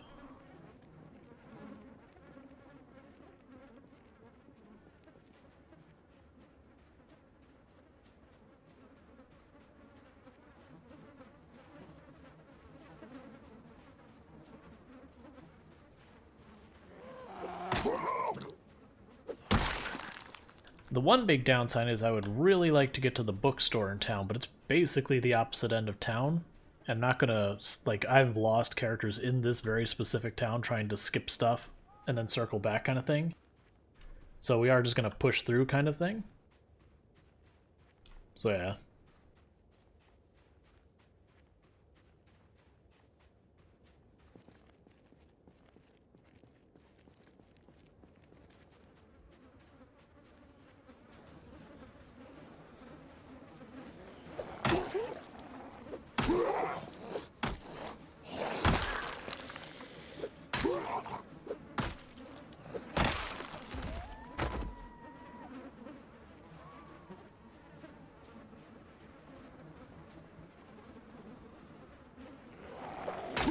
The other good news, if I'm not mistaken, the hardware store can have a bunch of books for stuff like carpentry, and I believe metalworking, and I think maybe electrical as well. Then there's the rural supply shop, which can have a bunch of stuff for like farming and foraging and trapping and all that. Then you have the bookstore proper, so usually you find most of the books you need here. It's just stuff like the Jenny magazine and herbalism that sometimes are problematic.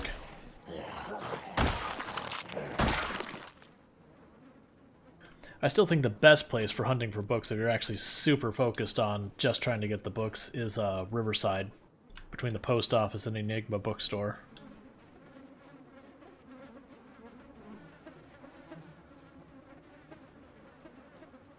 Cool, looks like we're clear of zombies. Hey, good evening, no brain required.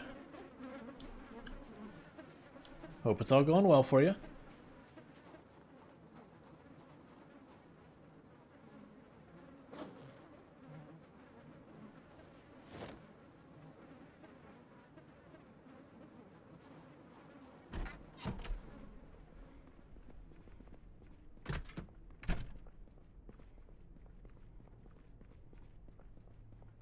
I'm here. I can actually show you in a minute. So here is the little bit of advance notice. We are going to be bringing up the map in a moment, and when I do, it's going to be bright because the map is bright. So anyone who doesn't want to have their screens brighten and bother them, now's a good time to turn away for just a second. So you look at the map, so Riverside, West Point, Rosewood, Midridge, I believe Muldrow's here, Louisville here, and then Ekron would be about here. Like, we're on the very north edge of it, and it's about like this size.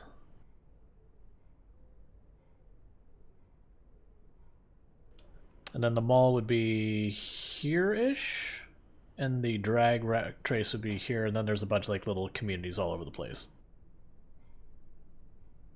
I mean, like, this is the Dixie Trailer Park.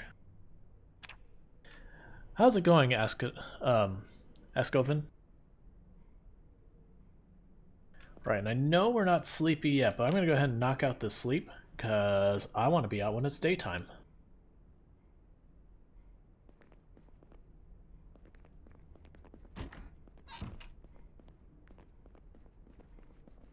How are we doing for food on our person? Do we got a decent amount? A couple canned goods. It's not great, but that will definitely suffice.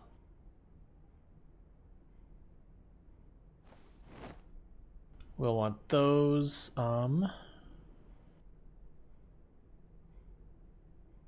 Grab the saw and the box of... Well, no, let's...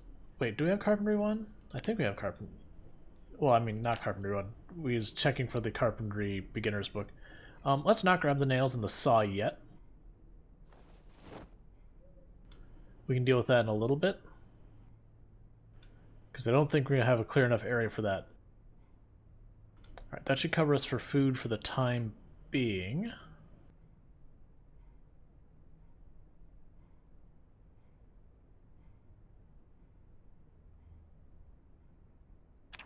Keep one lighter on our person.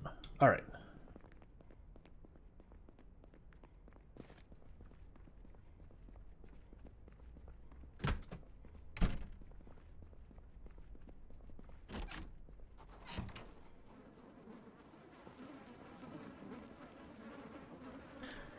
It's going good. Had a nice chill day. Enjoying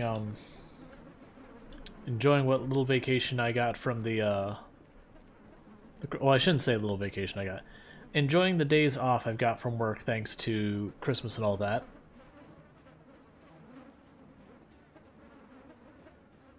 Alright, so my thought would be we put the farm up here, building down here. Gas pumps there, ice cool, like this would be where our kitchen and all that is. So not going for a ridiculously large base, but going for a decent sized base.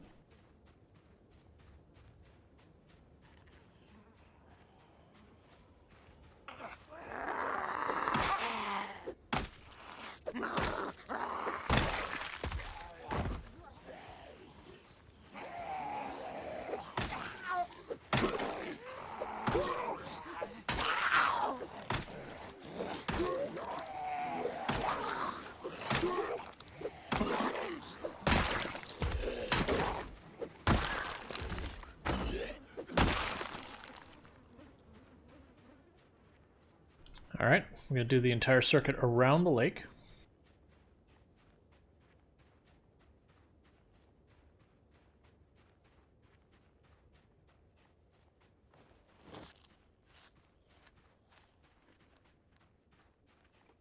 Because now at the point, we see zombie, we kill zombie.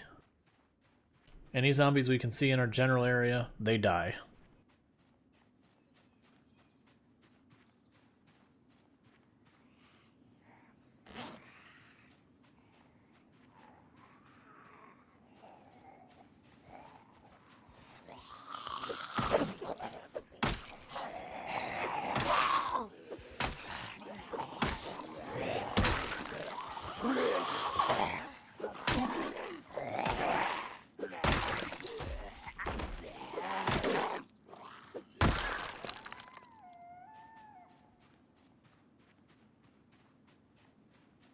Yep, that's a good area.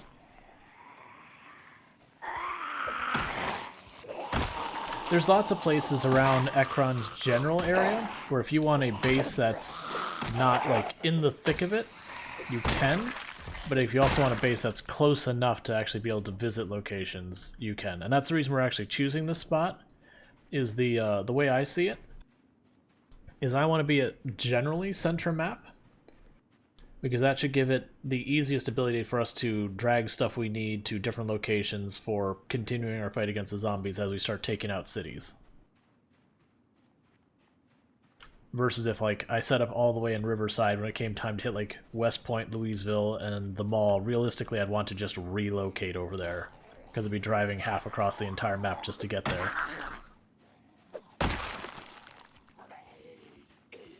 Ooh, crowbar. Don't mind if I do.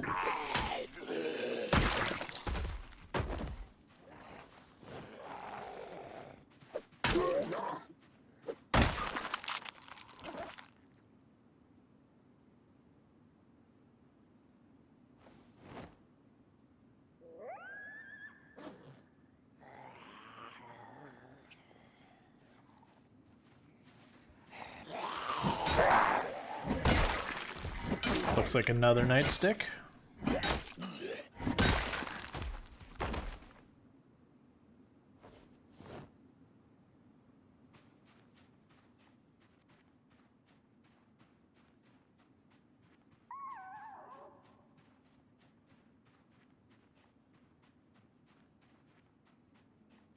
Gotcha. Yeah, that's probably one of the farms we went through on our way here, because we were pushing from the east for a while, and we basically were all but out of food. We had like a day and a half's worth of food left, so we said, all right, we need to, like, we're not going to get in there the next day and a half. We need to back off and restock and make another move.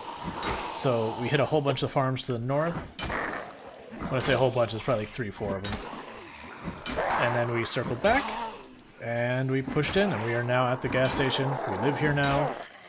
It's not secured, per se, but we've got a foothold.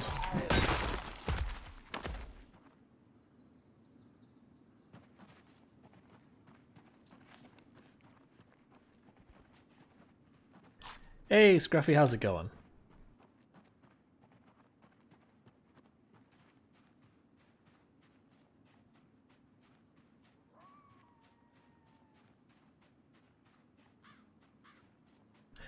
Yep, I explained I think it was to you. Yeah, no, I explained that, this is north, this is south, this is east, this is west, and that these are the in-betweens versus up being north or anything like that.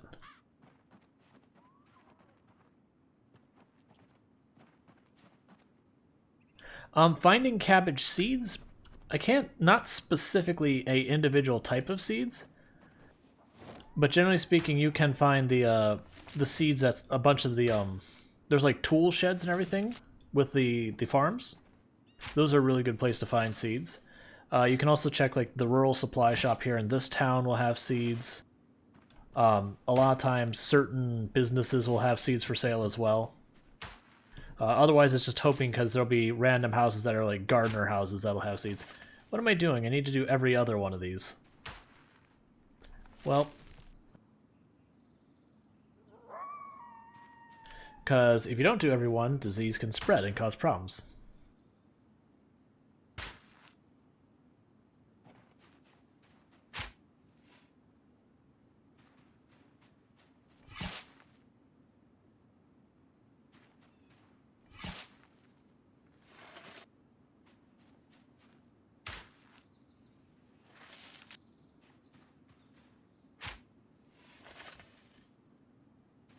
It's all good. And I know how it goes. It's actually, like, before I got on stream, I was impressed seeing just how many people I've watched stream other games in the past that have never played Project Zomboid that are streaming Project Zomboid, like, the last couple days. And not all of them got into it. There's definitely some who just got frustrated and quit out real quick. That happens. They get confused with, they're like, why am I turning around? Like, I'm trying to attack the zombie and I just keep turning it around. That kind of stuff. And you feel bad for them because the game does have a learning curve. And like one thing, it's, I do wish when you started the game that just by default it was like, okay, aim outline on everything. Yep, that is the plan. I'm not going to worry too much about the actual building construction right yet. I'm just trying to get some plants in the ground real fast. That way I'm using renewable food as opposed to burning through my non-perishables. I'll probably want to get through the winter.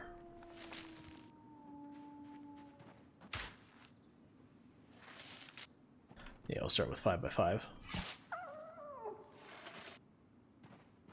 Yeah, and I've definitely seen worse. Like, games like EVE Online were really, really rough. Elite Dangerous was really rough for a learning curve. Path of Exile is rough.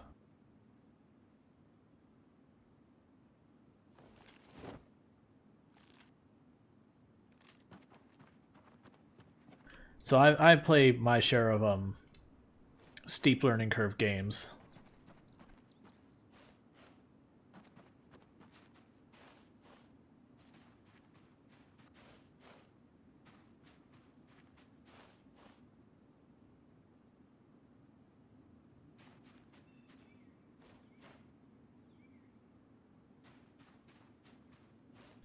Yep.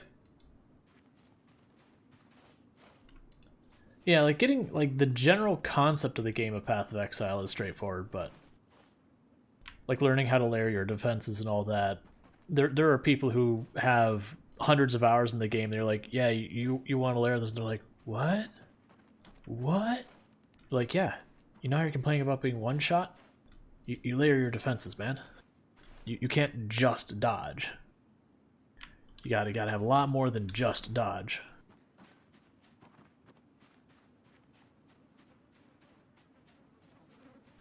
Oh yeah. Like, one of the things that helps, and I can't do it right now because we don't have Path of Exile up, is like when you look at the giant spider web with all the stuff, it's like don't think of each individual point. Like, you go, there's like this whole circle that's like 20 points over here. It's like, that's fire. Are you doing fire? No? Then this circle doesn't exist to you. And then once you do that, it's like, oh, I only have like 20 decisions I have to make. But it is getting that initial, it's like, just, you know, don't worry too much.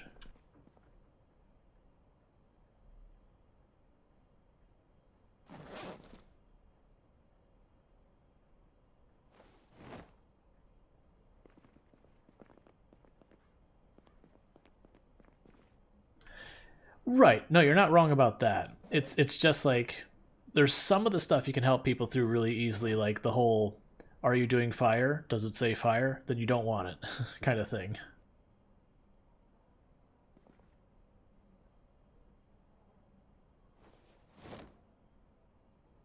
Trying to get the tools I don't want to break off for person.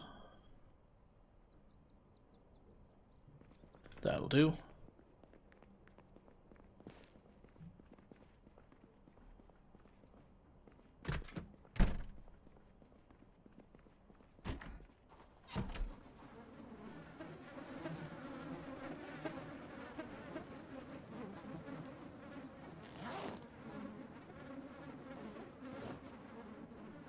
Okay.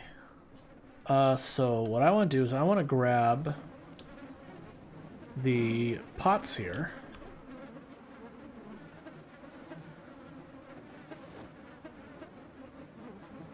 Let's just grab them all. It's probably not the smart thing to do, but let's go faster.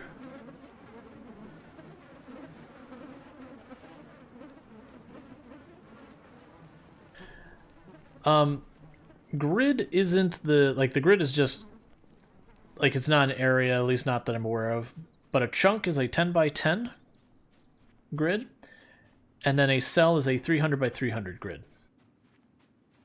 So just think of a cell as like the big area, and then the chunks are the individual sections of that.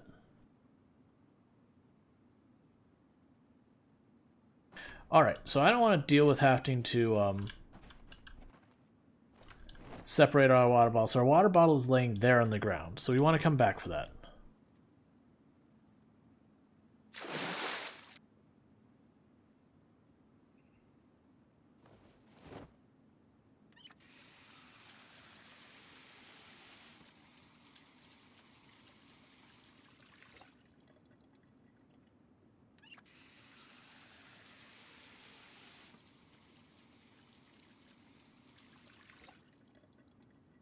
Yeah, the unseen refers to the chunk, so it's really a small space that you disable spawns for.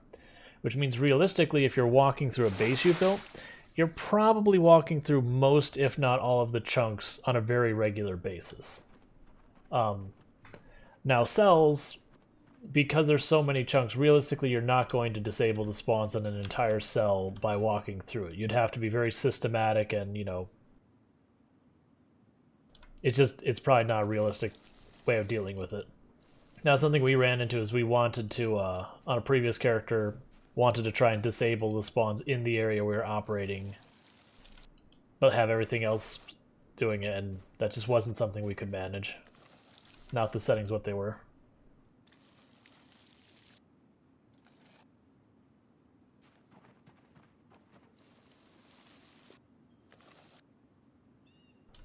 Remind me to never bother with the actual watering cans ever again. Like the oh. Oh, okay, never mind. I retract my statement because I was about to say, it's like we're not using up any of this water, so we're good.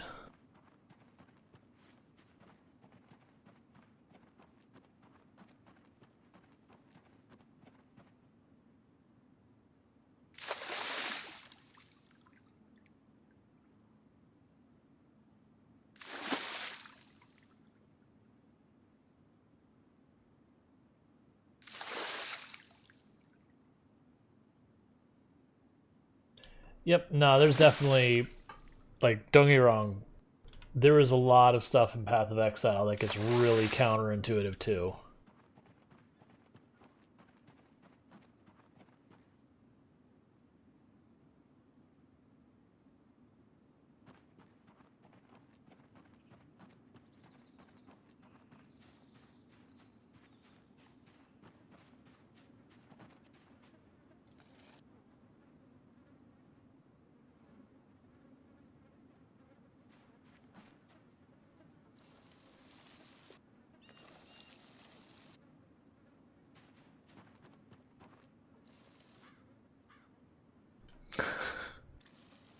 The one I always joke about for counterintuitive stuff with Path of Exile is, okay, there's a difference between more, extra, and increased.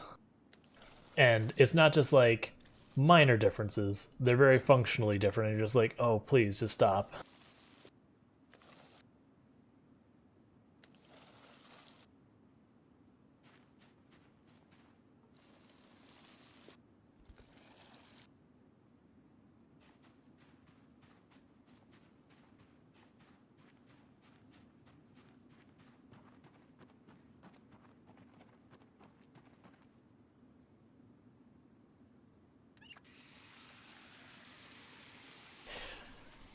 We are a little bit north of Rosewood.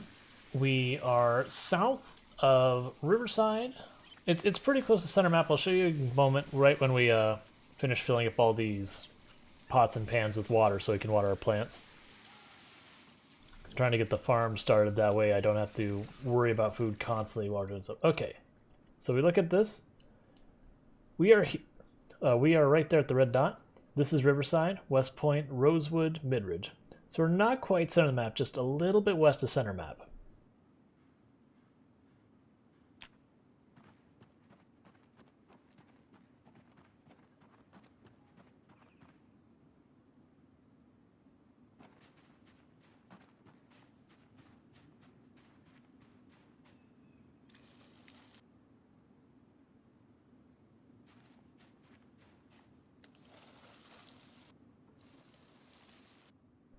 Yes, a peaceful spot of the map.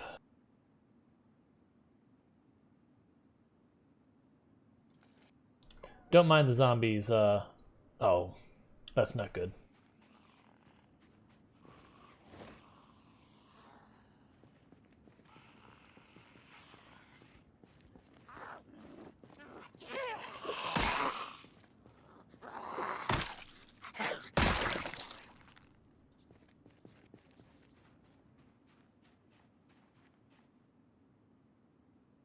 I probably should sit, recover, and kill them, but I really do just want to finish watering my plants.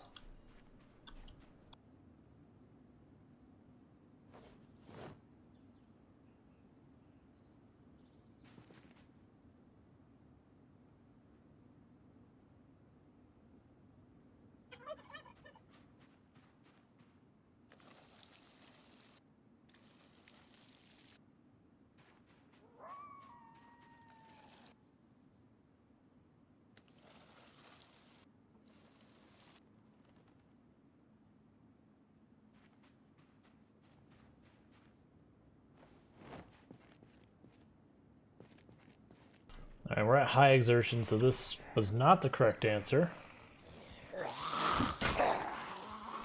Don't trample my plants, please. This is not the approach I should have taken for any of this.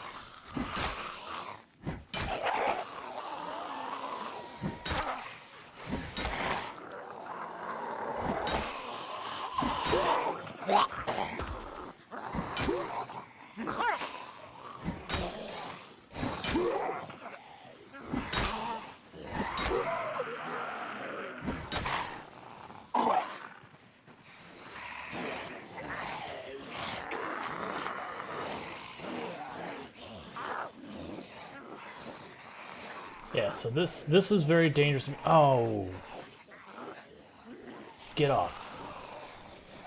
This is not the approach I should have taken. I should have followed my first instinct, which was to deal with the exertion first, water second.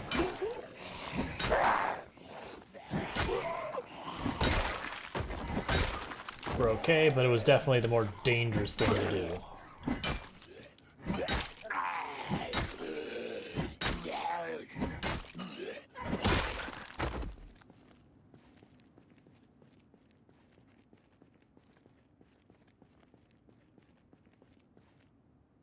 So let's deal with that exertion. Oh, we're basically tired.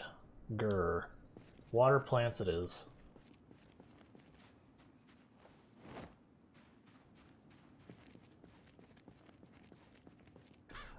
I mean, I get what you're saying, but you also have to keep in mind we've killed almost 2,500 zombies in this little stretch of area already, so there's been a lot of death.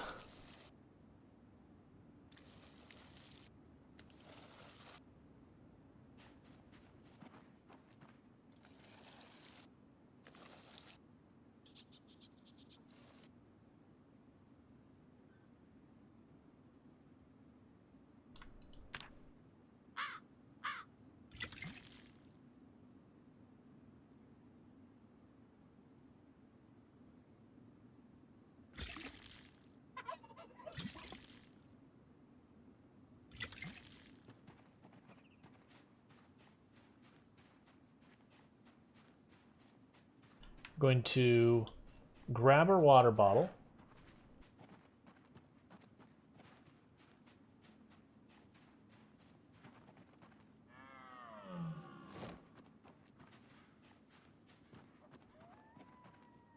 Mostly I'm trying to not continue to use our non-renewable food for as long as possible, because I'm more worried about making sure I have that on hand for later.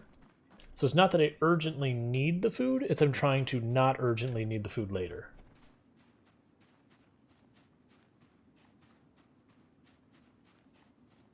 But yeah, the danger is it's going to get trampled, so we just got to be careful.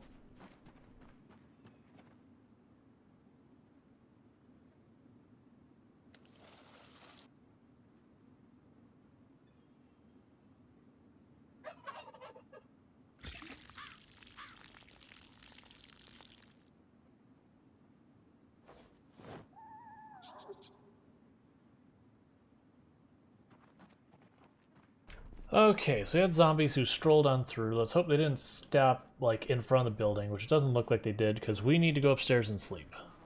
Alright, they stopped near the building. That's not great, but I don't think we're in trouble.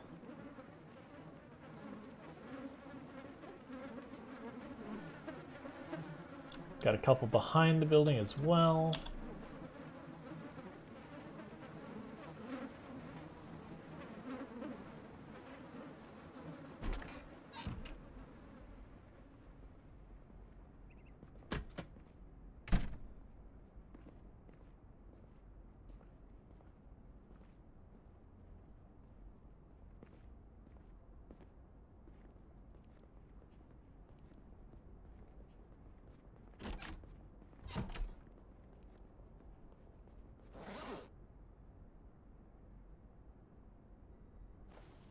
Oh, I should have left those pots and pans out front. That's okay. We'll deal with that later.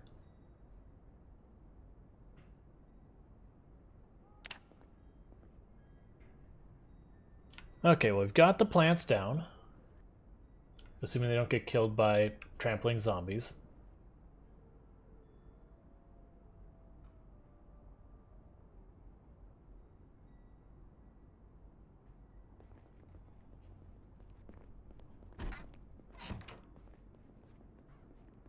There's a danger spot. Did we get seen on the way up? I don't think we did.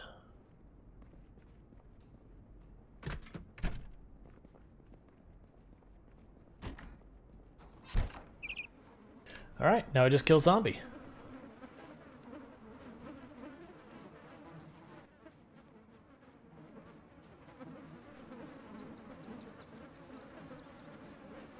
But yeah, where you're saying it's like, this place seems peaceful. It's like, does it?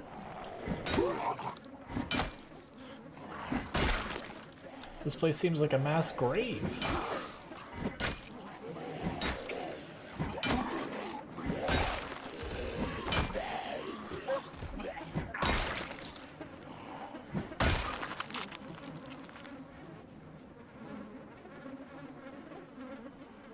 I mean, to be fair, we were standing over there away from all the corpses, so it may have looked peaceful there, but it's the whole, like, it's the Disney thing where everything looks, you know, all wholesome and fun and happy and everything, and then behind the scenes it's, like, very industrial.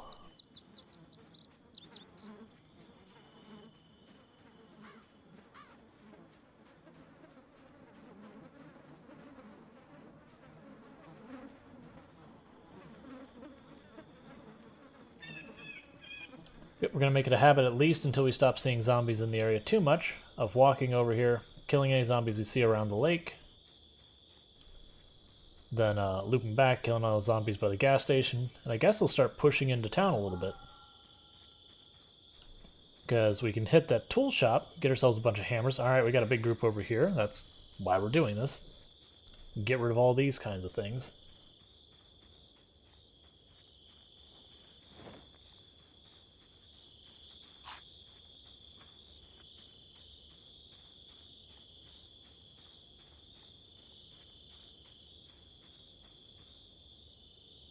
But yeah, I'll fence it in later. That is the plan, at least. But what I want to do is get most of the zombies out of the area first. So that way I'm not dealing with zombies rolling in on me as I'm trying to cut down trees and that kind of thing.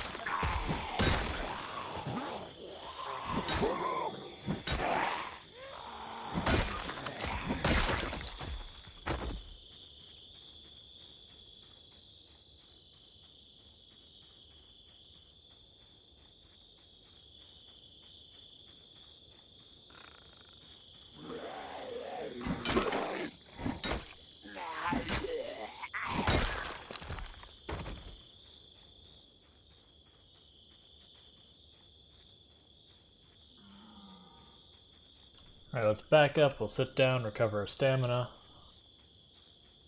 The downside of the crowbar.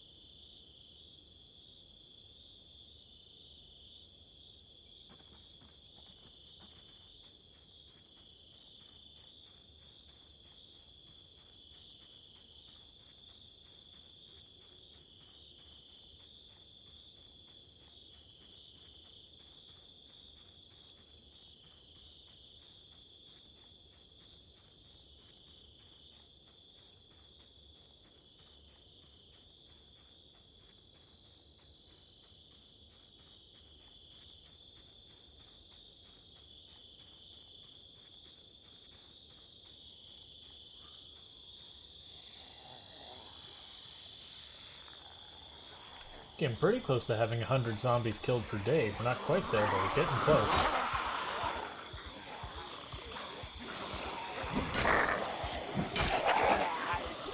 just take our beta blockers.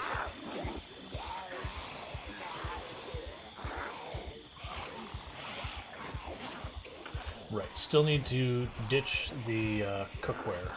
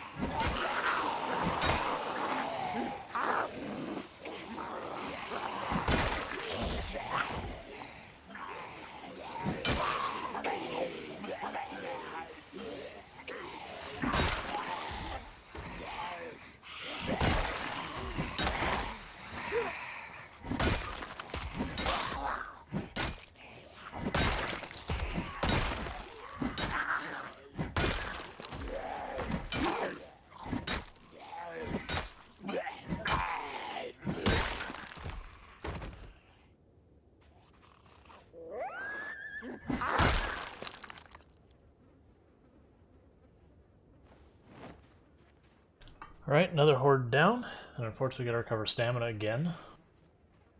Which that'll get better, like, both on the speed we recover it, as well as how long it takes us to get rid of it, like, to run out of stamina, based on our fitness. So the good news is, we're getting we're 5 points from getting our next point in fitness. We'll probably, like, the next group of zombies we kill will get us over that. And their strength is also getting pretty close. Cool.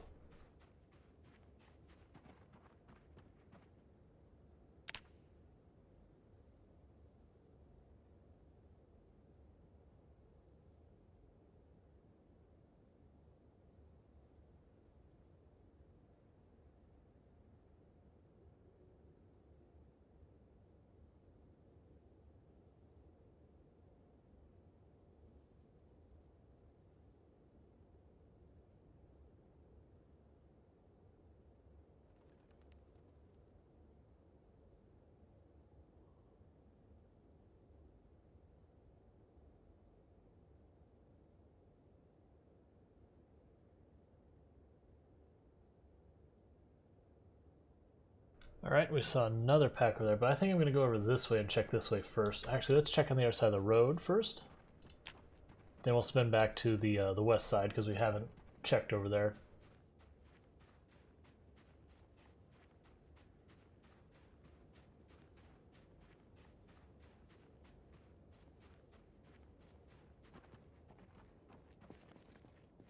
But the good news is we're at the point where bodies are going to be decaying every single day around the area because we've been killing in this area for a while. So these bodies will resolve themselves over time.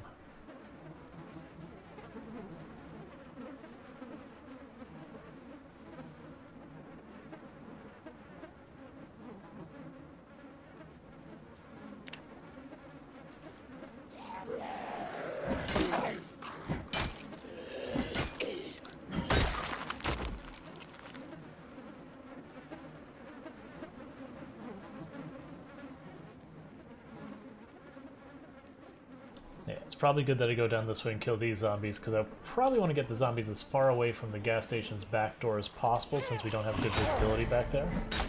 That'd be our point in fitness.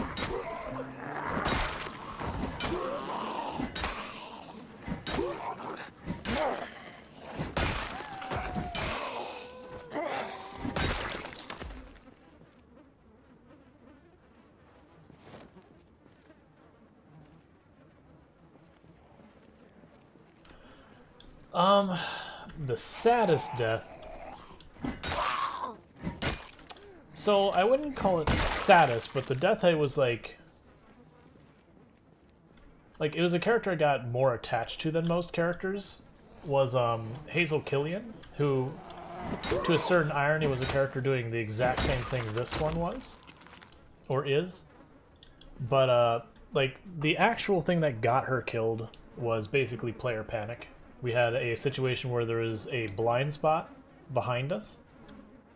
I recognized as a blind spot. I'm like, oh crap, there's a group of zombies over there, like we could be putting ourselves in trouble as it's backing up to it. And I saw a zombie come from that blind spot and I was like, oh no, like, you know, seeing as like confirmed situation.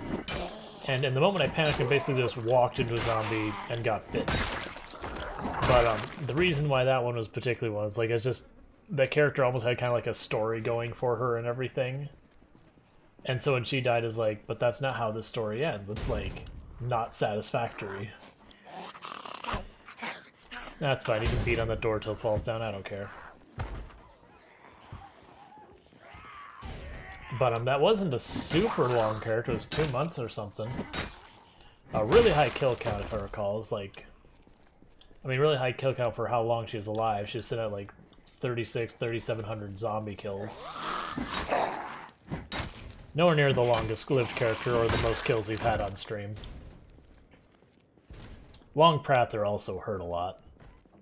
Because that's been our highest kill count character at 7,409 kills. On the stream, that is. Like I said, I did have one playthrough that was a full year and some change. Like I don't know exactly how long it is. I don't have the save file anymore. It was a computer ago.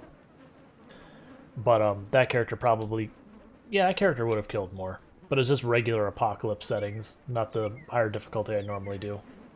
Because that was before streaming, before I did all the higher difficulty stuff. That's actually what got me into doing the ridiculously high pops, because towards the end I was getting bored of the runs. I'm like, okay, we'll just throw ourselves at them all.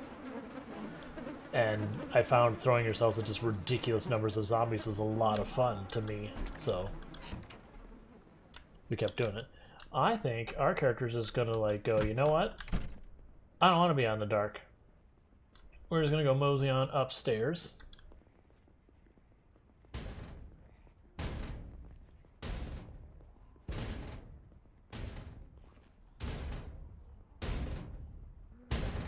We're gonna go around. That sounds like enough hits that it might be more than one zombie.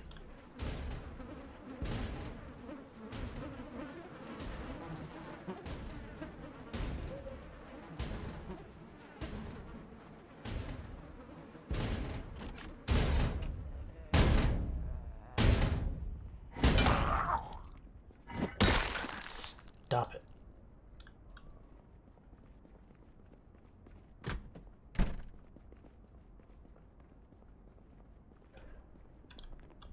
But yeah. Alright, so I'm going to top off our water.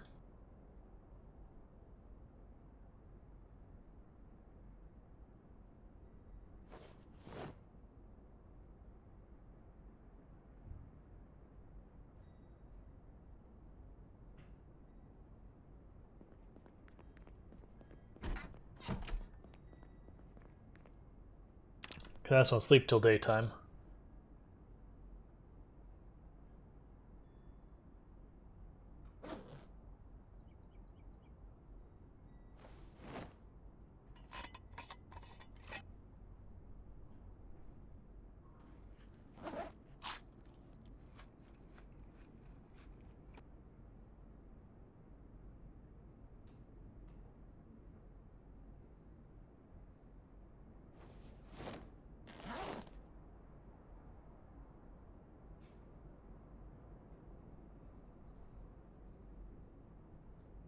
So just consolidating our vitamins.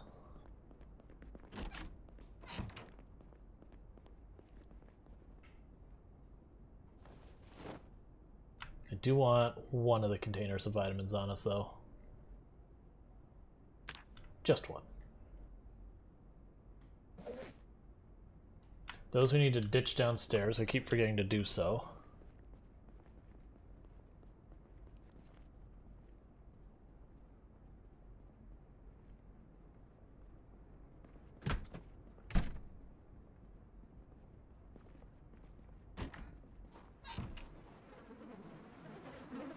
And like realistically, we'll just pull water from the lake in the long run, just for the moment. This is lazy. I can leave them there. If they fill up with water, they're right here. I actually can't use the oven, so we'll have to make a fire pit. We'll make it over here and just stop collecting rainwater as like a strategy. You're too close to the property. You've got to go.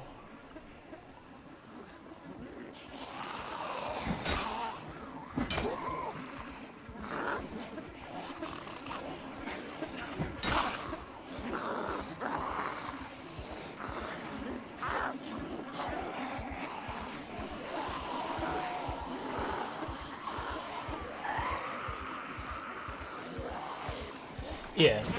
And I mean, it ended up being just one zombie, but it's like when you hear a lot of banging, it's like, okay, that sounds like there's a party behind that door. A party I'm invited to, but do not want to attend.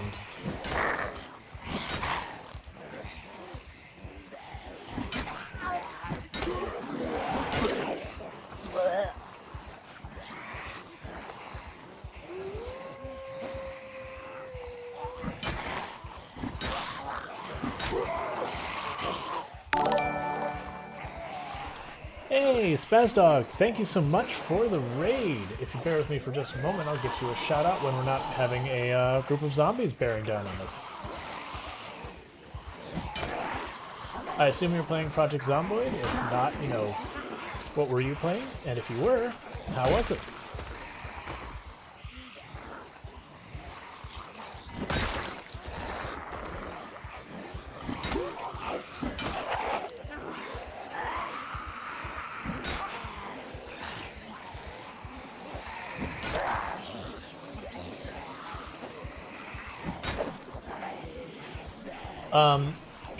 Mostly with the crowbar. No, but generally speaking, you learn how to keep the zombies. Yep, I do have closed captioning working.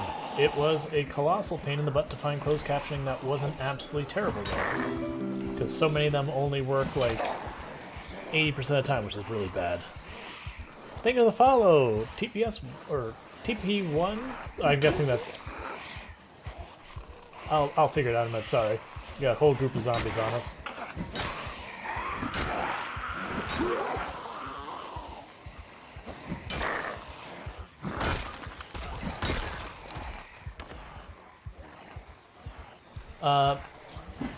Just where I'm hitting them with the crowbar?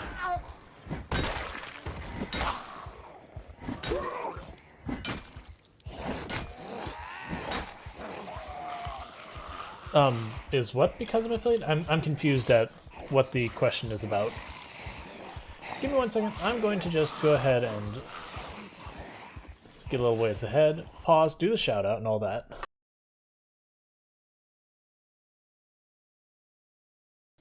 There you go. Also playing Project Zomboid. Let me catch up to chat with real fast.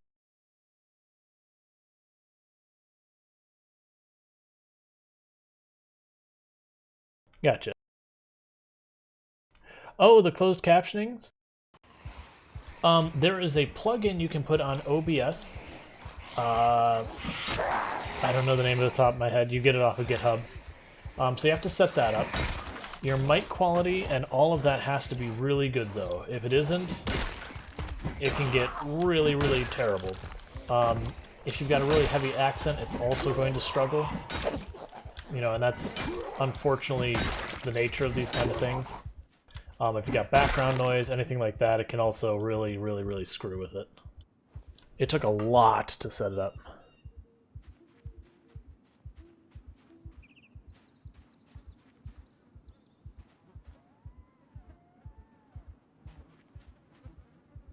When I try say P.I. spit. Okay, so P.I. spit. But yeah, thank you so much for the follow. Welcome to the stream. P.I. spit. I don't understand. I'm sorry. The dude is here. 1, 2, 3, 4. Welcome to the stream.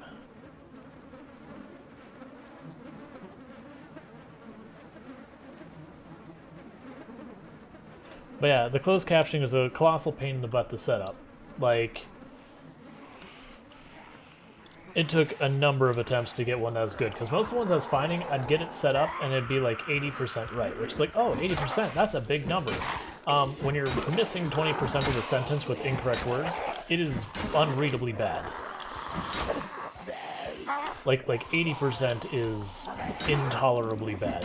You're better off not having closed captioning at that, because you're just going to confuse, you know, all the people trying to read it. You're better off saying, I don't have the means.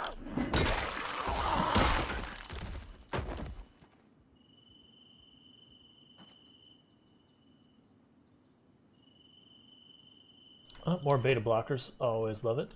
And someone was asking, how do we kill so many zombies? We don't do burns. We don't drive cars over them. Like once in a while, we're bound to hit a zombie with a car, but it's not a deliberate thing to knock the pop down. It is 100%. I do not use Molotovs. I don't use explosives. Every single zombie we have killed out of those 2,422, we have bludgeoned, stabbed, or stepped on to death. Every single one's been melee. Not a single zombie has fallen by other means in this playthrough. I'm kind of the mindset, like, I am totally okay with anyone who drives over zombies and does burns. Like, if you're having fun playing the game, congratulations. You are playing the game correctly. I believe the engineer starting that can get explosives. Ultimately, it's fire of a different form. But I've never done it myself. That's all stuff I've heard because I, personally, for playing the game, I'm not a fan of the collateral damage, if you will, of fire. Oh yeah, we already have carrots. That's fine. We'll just go to our can of carrots and just go, nom nom nom nom.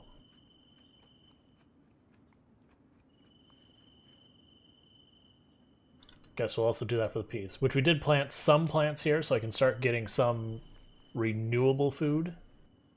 So I stopped tearing through all of my... And yes, this is very, very, very close to vanilla. The only mod we have that in any way affects gameplay is Pillow's Random Spawn mod. Hey, sometimes Sleepy Femboy, welcome back to the stream. But, and all that does is it means we don't get to choose where we spawn, it dumps us somewhere, and we just gotta figure it out. But otherwise, all the other mods we have are simply informational. So you got minimal display bars, I've got weapon condition indicator, and has been red is the only other mod I think I'm running right now. Your boots are in good shape. I mean, mine were too, but I've just gotten into the habit of swapping out boots as I see them from time to time, because I have had a character where our shoes broke, and I didn't realize it, and I jumped through a window onto a pile of broken glass, and it was not a good time. Oh yeah, the mod scene for this game is fantastic. They've got entire additional cities you can go into. You can get just about a whole range of different cars with all sorts of ridiculous animations like Hummers and tanks and all sorts of nonsense. You can get just about any gun you imagine, all sorts of ridiculous weapons. Yeah. I would say if you are brand new to the game, maybe try it without the mods before you try it with the mods, because usually most games, mods end up adding more complexity to your game. And they can also add stuff that can break and go wrong and all that, that if you don't know how to work with the game, sometimes can be more problematic than helpful. With the exception of there are quality of life mods that just say like, okay, I sort your inventory in a way that makes more sense to people. Alright, cool. Straightforward mod. I don't have that one, but straightforward mod. But yeah, this is one of those games you can definitely just go absolutely ridiculous.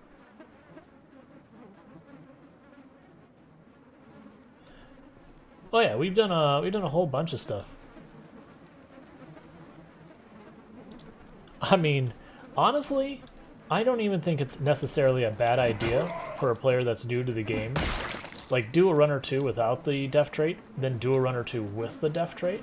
Because one thing I find the death trait will cause you to do is it will cause you to approach every door and window and such with caution, which is what you should be doing anyways to stay alive. So the death trait gives you a, I'm going to say, quote-unquote, healthy amount of paranoia.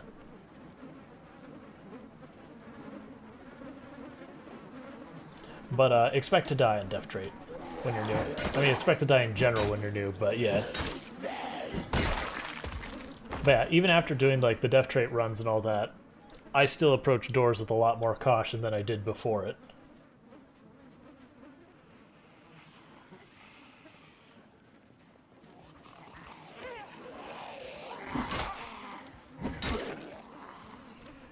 Oh yeah. Like, that is honestly one of the things that makes death trait so scary. Is it's like, okay, I just want to loot, but I should open the window on this place, hop in, hop out, stand back a little ways, and watch. see if the entire like neighborhood starts closing in on it. If so, it's time to go. If not, I'm allowed to loot. House alarms are scary with theft rate. Yeah, I haven't so I've only done a little bit of multiplayer, which that was more on the large persistent server side. And that was fun. I do think it'll be a lot more fun for me personally to do the whole find 3, 4, 5 people, whatever. And, well, I mean 2 to like 5 people. And then just hop on, like, for, you know, I mentioned, we talked about like the other stream last night, is just have kind of a game night thing of it. Rinse and repeat, so like every Thursday kind of thing. Yeah. Yeah, you don't want to get cornered. Getting ourselves another new nightstick. By that I mean first I'm going to sit down and recover some stamina, and by that I mean I'm going to probably aggro this group of zombies right now, right here. We're going to aggro. We're close enough. I'm right here, you can see me. Let's get a moment to figure it out. That's close enough, actually. So yeah, we got a nightstick in there. Always a good time. I like my nightsticks. Excellent weapon.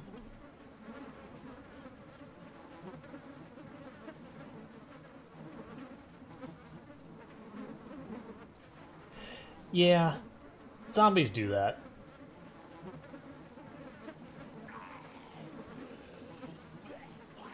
Yeah, that's the thing I ran into, is when you got a server with a lot of people, depending on the skill set of the people, could have very different experiences. So like the server I had hopped on had a lot of people who were like really have been playing the game for a long time, really knew their way around. And I was walking around West Point going, where are the zombies? I want to kill some zombies, but I cannot find them. They're all dead.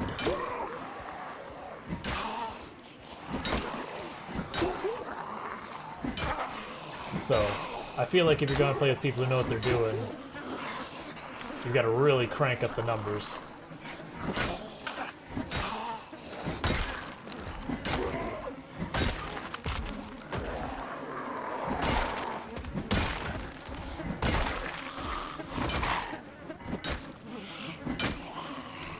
And then, like, I've played on servers that turned off the loot respawn, and it's like, alright, I see what you're saying, like, I understand you wanna do trade and all that, but I also feel like it's very difficult to get that to work for any real longevity, unfortunately.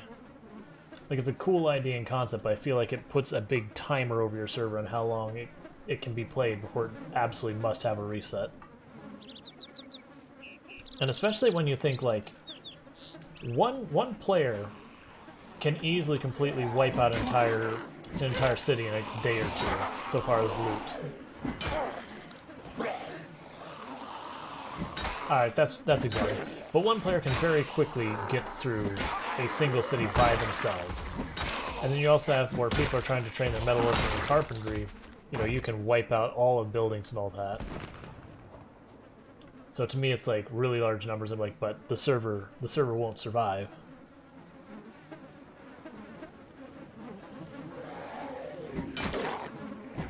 I mean, we're playing on 16 times pop. Like, the population of this, if we were playing in just like regular population, we would have wiped out the entire population of this town, like, almost 6-7 times over at this point, because we've estimated the 16 times its population was 5,100 zombies and some change.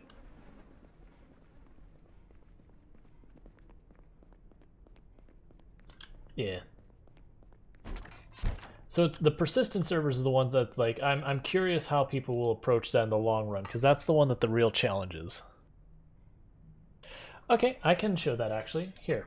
Map's coming up, so it's going to be a little bit bright. I have no control of that matter, so apologies, but bright map coming up. So if you look at it, this whole area we've been fighting in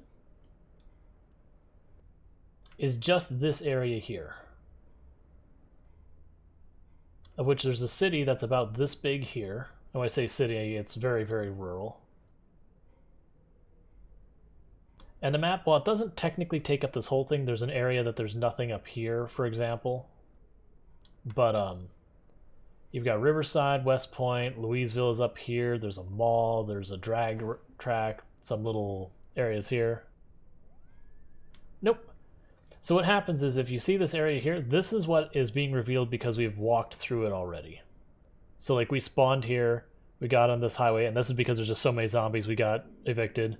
I found these two trailers following the road, decided I didn't want to backtrack through the zombies, so cut across.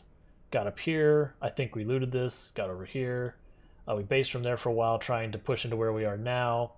Got pretty far, we're running out of food, so we backtracked, hit these. So this is where we personally visited this light area. You can find maps in the game that will show you areas. So yep.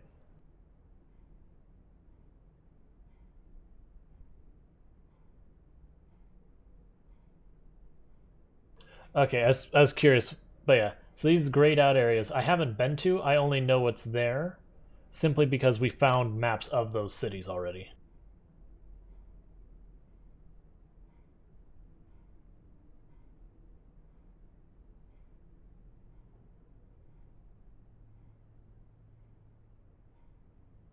Alright.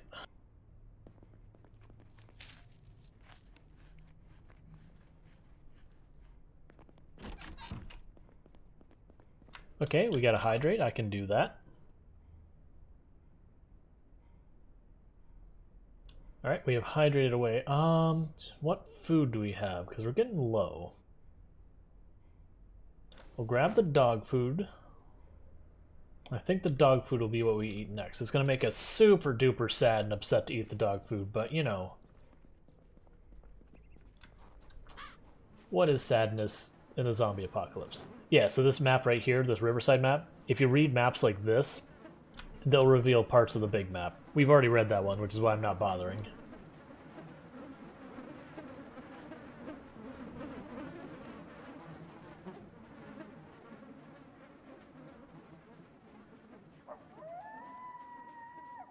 We're just going to keep killing the packs as we see them, and then just loot as we get past buildings. Because part of it is I'm hoping that if there are zombies inside the buildings and we're killing those zombies outside, we will draw the zombies out. Because fighting out here in the open is way easier and safer than trying to skulk around corners where you have spots you get hit before you can react.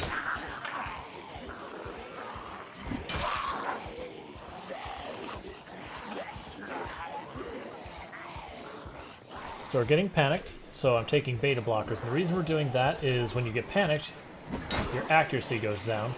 Don't think of accuracy in this game like hit and miss. Just think of it as damage. That if you have low accuracy, you have low damage. If you have high accuracy, you have higher damage.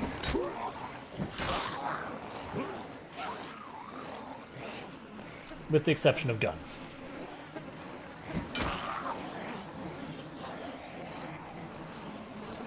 Yep, we have killed a couple of zombies. Just a few.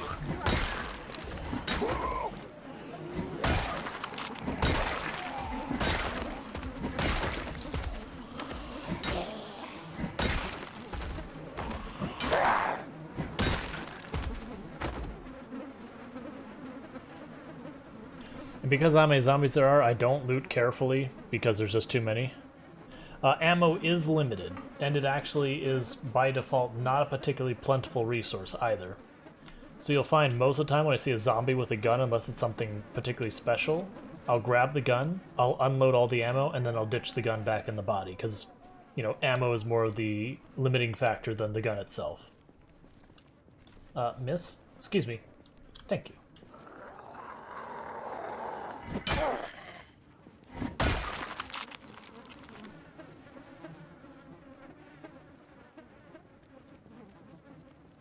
And we're going to start trying to kill the zombies off the road in hopes that we get a car soon so I don't have to deal with that, because if the zombies are all over the road, you can mess up your car driving over the corpses.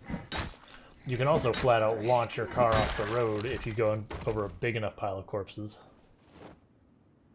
I guess at this point I should probably be taking these apart for the batteries. Like, you can also just get the battery out, but you know, take it apart for the skill while we're at it. Okay, and this is like a general store, like grocery store kind of thing here.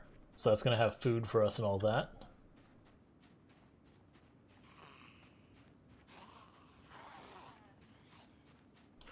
Right. I hear you.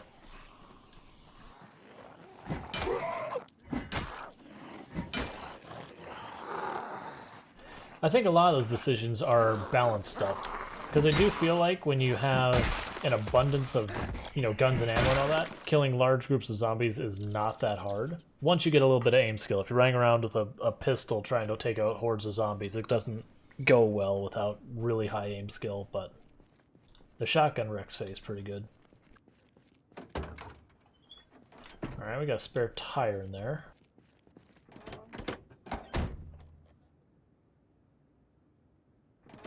Okay, no key. That's pretty typical.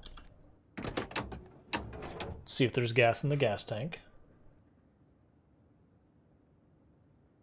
There's a tiny bit of gas in that gas tank, so if we find a generator or whatever, that might be what we need to get going. I'm gonna skip that group for right now.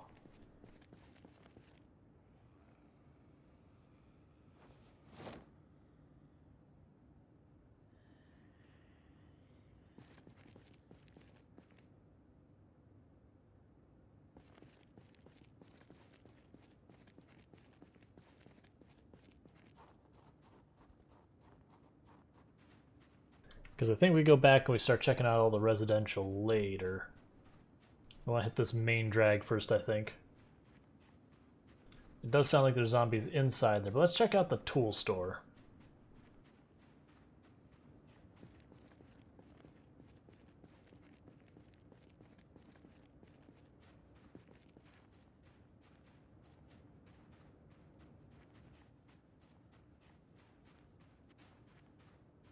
Because the tool store is liable to have hammers and all. Hey, Mr. Galaxy, how's it going?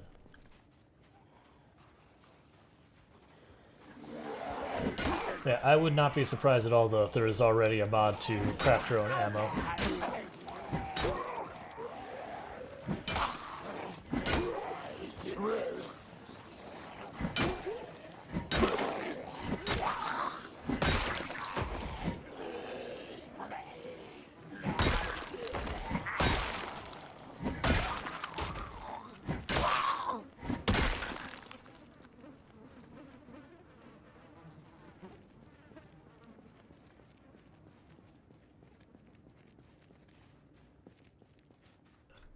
Oh no, I agree, not everything has to be balanced, but generally speaking, you want the overall base balance to be there. For every strong advantage you need to have something that makes it not great.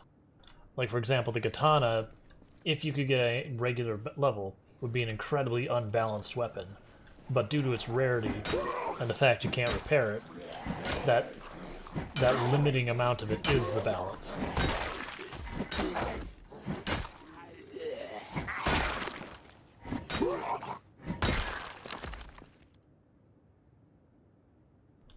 Gotcha. Yeah, my sleep schedule is completely jacked. All right, we're right about to hit exertion, so that is... Yeah, the problem with, like, for example, if you make the... And this is one of the things, you can adjust your settings. Like, that's the thing. If you want more ammo, you can just go, okay, ammo drops? Yes, more, please. And you're done. You'll get more ammo. But by default, they don't want it to be just... Because if you were to just use the regular Apocalypse settings and the ammo is very generous, the answer would be, you use guns. Like, there would be no reason to melee. You just use guns.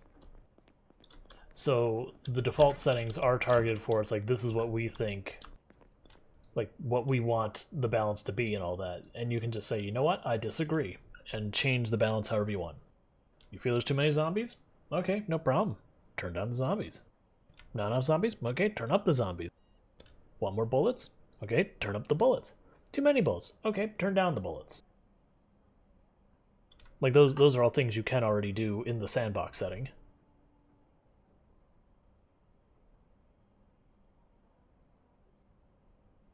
Because I can tell you, like, if I was going into every house and finding like 10 shotgun ammo on average, I wouldn't melee, not because I don't enjoy the melee, it's just I'd be sitting on so many shotgun shells, why wouldn't I use them? And that kind of, it doesn't pigeonhole you, because that's too strong of a stance on it, but it does, like, you would be deliberately going, I want to make this harder for myself. Zombies can crawl under cars, yes. And we're eating dog food now, which is going to make our character super unhappy. We immediately went directly to feeling a little sad because we had a fourth of a can of dog food. We had another fourth, and we're almost to feeling weepy. And that's just because we don't have a lot of food on standby, so I'm just putting it to use.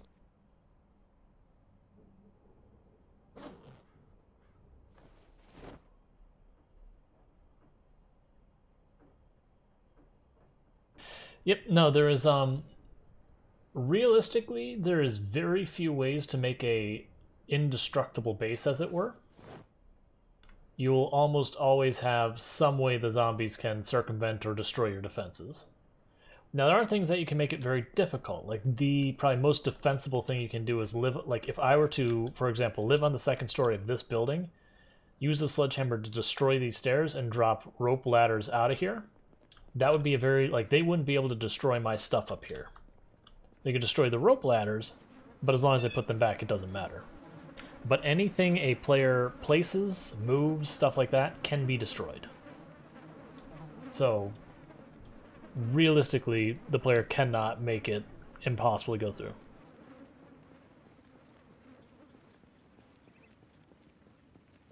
Yeah, I mean, they could, no, the guns break. Like, I've broken guns. Some of the guns break actually pretty quick, honestly.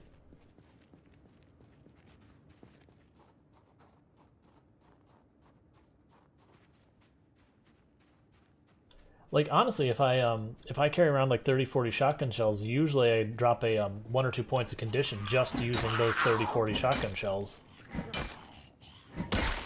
So if you put, 200-300 shotgun shells through it, you're probably talking about a broken shotgun. Maybe it breaks faster. Yeah, and that would just be trading a the way you fix guns in this game is with other guns. So if I have like two 1911s, I can use the two 1911s to, effectively destroy one to partly repair the other one, kind of thing. So you can fix them, but it costs, it has a cost to it.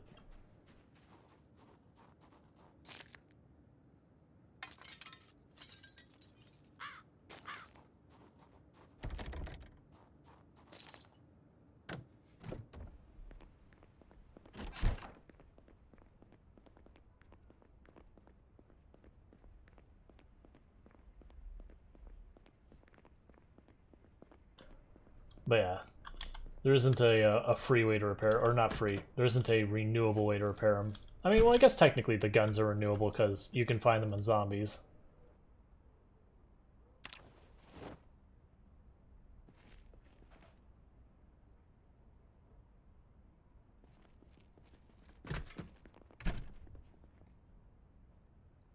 There's our hammer we were wanting.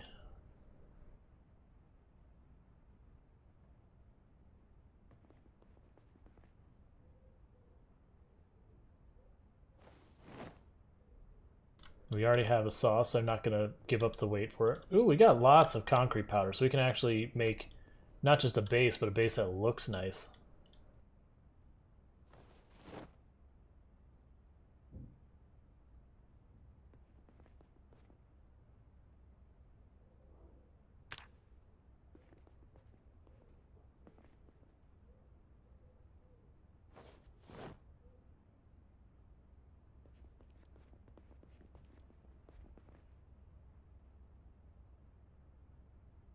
We're not going to grab the rake right now.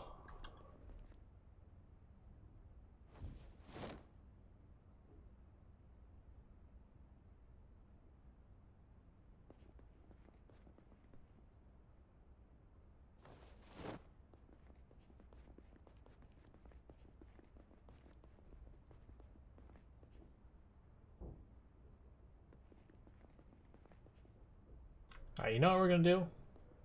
We're not gonna push our luck. Check in here real fast.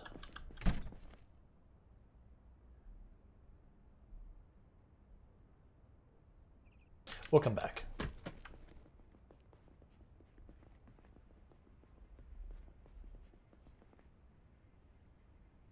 Yeah, we'll just come back.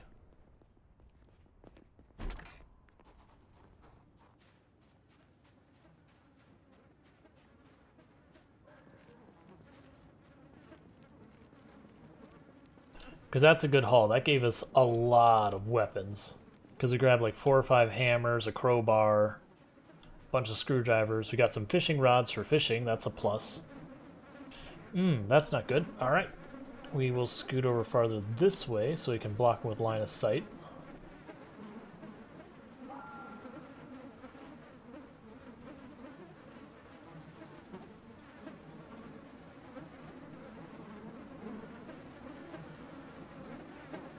Do not walk across the broken glass.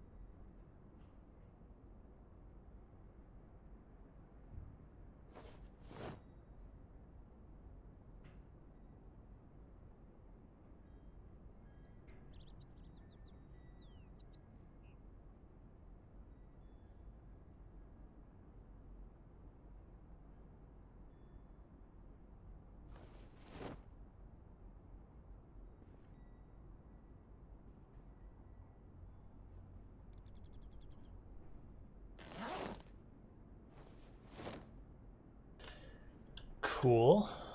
And I think it's sleep time for our character.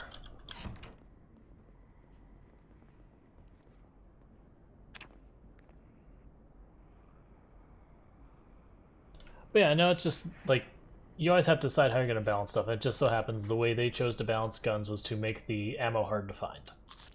Like they very well could have made it like spears where you hit something twice and it falls apart, or you know, one of the other things they'll do is as their condition degrades, they'll jam more frequently.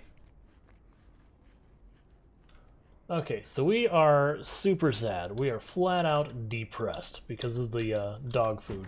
So one can of dog food, eating it, took us from, you know, being perfectly happy and content with life to just flat out complete depression. So, dog food, kind of a big deal.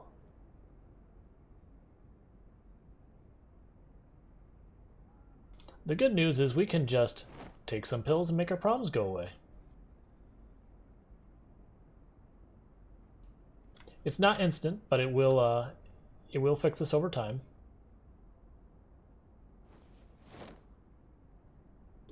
Hey, how's it going, Moo Cow? So what depression will do is it slows down action speed. So to give you an idea, this, like what I'm going to do is I'm going to pour water into this bottle. This is taking slower than it normally would. Switching weapons takes normally longer than it normally would, stuff like that. Gotcha, gotcha.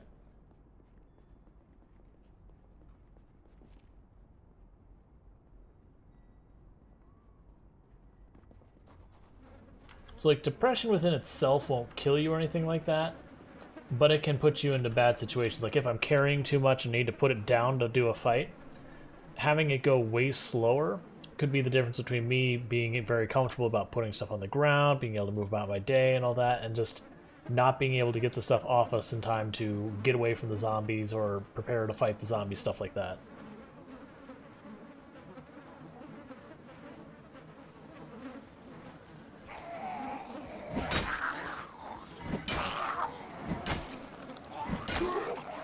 The good news is once you kind of figure out how happiness works in the game, getting rid of unhappiness can be extremely easy, if you have some stuff you can cook. Because cooking in this game is just free happiness. This one has a nightstick, so I want to watch for that.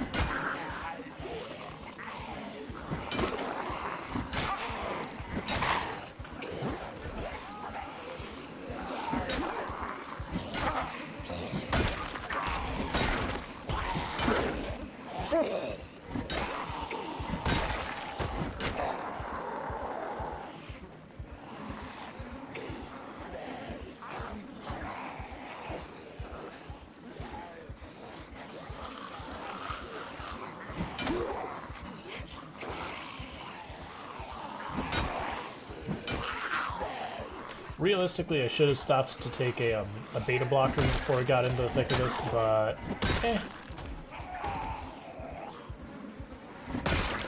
Okay, so that's the one with the nightstick. We want to grab it. Okay, so like that gun's kind of in sorry shape, so I'm not going to worry about grabbing the gun for the gun's purposes. However, I'm going to eject the magazine.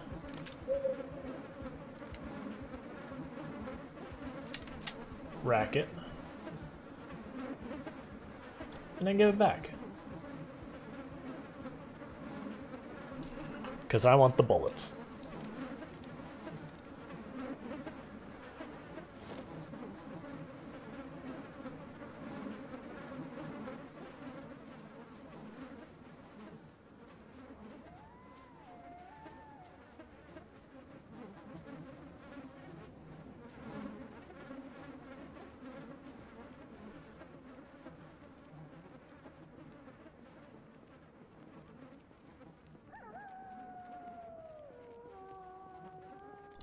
That I did.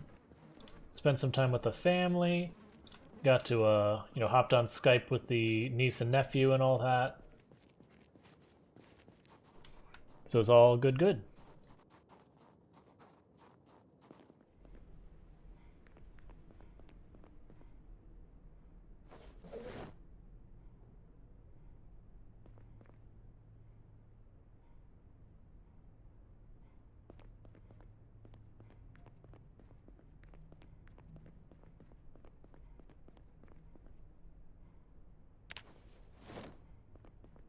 And the reason we're grabbing all these garbage bags is you can use them to make ring collectors.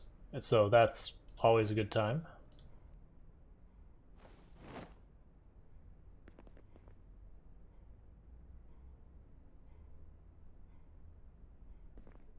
Let's check this shelf. I think that was the last shelf we hadn't looted, was this one.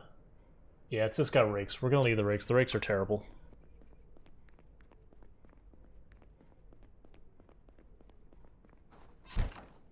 Gotcha. Well, I hope it was a good time.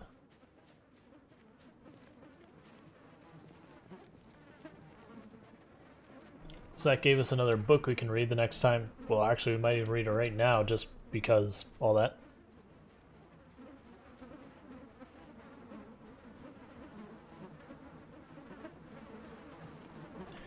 Gotcha. Yeah, I know how that goes.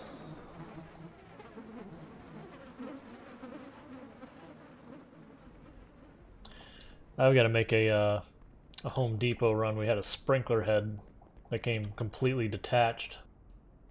We found out by looking at a water bill and going, WTF, why is this so high? And then found that just the sprinkler head just popped right off. The threading that had attached it had come undone.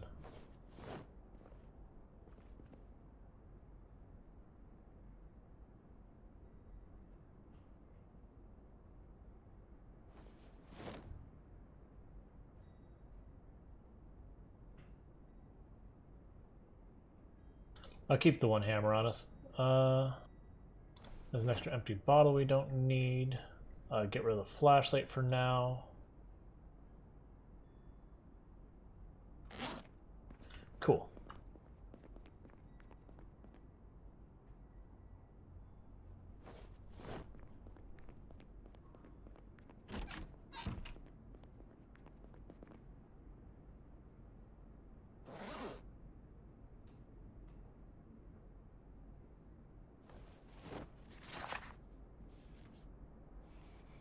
The reason you want to read the book so bad is if we look at one of the skills you don't have books for, okay, I need 75 XP to gain a level. Not a big deal, that's not much. When you get up here, you start getting to the hundreds of thousands to millions of XP required to level. Like, it gets really high. But if I get one of these ones that I've read a book entirely, you'll notice it says multiplier of 3. So when you look at your XP and go, okay, well 75, if I'm getting 3 times the XP for doing the same amount of effort, it means I only have to get the equivalent of what would have been 25 XP. Now, it's not 3 times the whole way up. It goes 3 times, then you read the next book, then it's like 5 times, then you read the next book, then it's like 8 times, and it keeps going up. Only have to do like 1/10 the amount of effort to get the same return on investment, or the same output, is just objectively awesome. So reading the books is worth every little bit of it. Also read these 2 magazines real fast. Hey, and it's suddenly we're not depressed anymore. We took a single antidepressant, we waited a while, and magically our problems went away.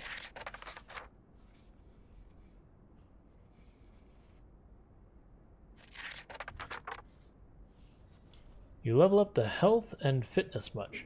I mean, we're at fitness 3 and we're getting really close to hitting strength 4, but we're not like going out of our way, we're not like working out between days or anything like that. That's just because of how many zombies we're fighting. We're getting it. Because beating the living crap out of zombies, it's a real big workout.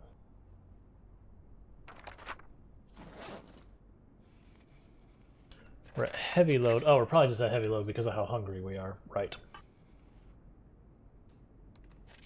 But today we should do another round. Make sure we don't have any zombies checking out our garden and ruining it.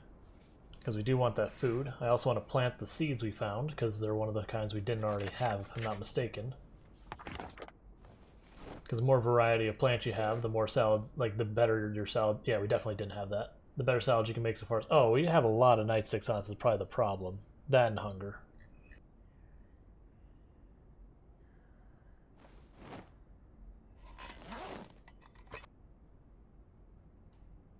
So we're just going to eat an entire can of potatoes.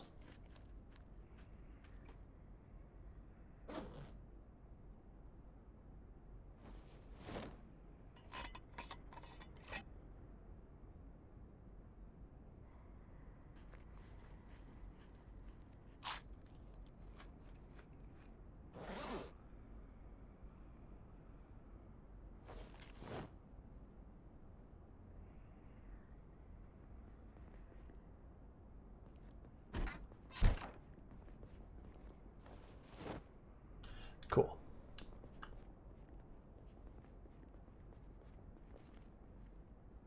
Got zombies around here close somewhere, I can hear them.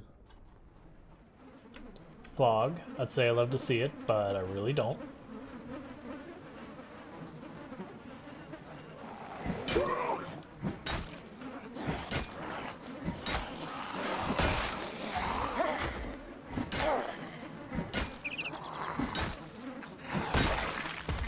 And then one reason I keep the inventory up at all times. This is exactly why we keep our inventory up at all times. We just found ourselves a 9mm. I don't want the gun because the gun's beating the hell out of. But again, bullets. Yeah, so we keep the inventory up because as these bodies disappear and all that, we're going to see different loot just because of the bodies that we've been overlooking.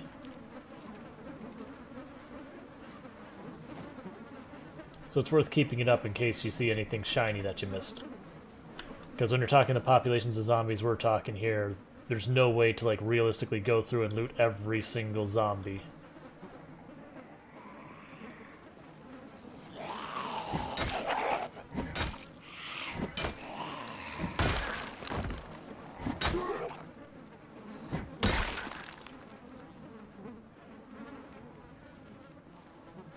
Make sure there's none just chilling inside. Doesn't look like it.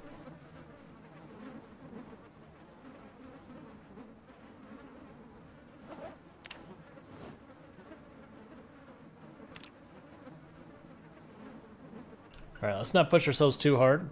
I'm just going to try and put down these tomato plants, water them, and that should add to this. And I might just leave the pots and all that over here from now on. I don't really have a reason to drag them back and forth anymore.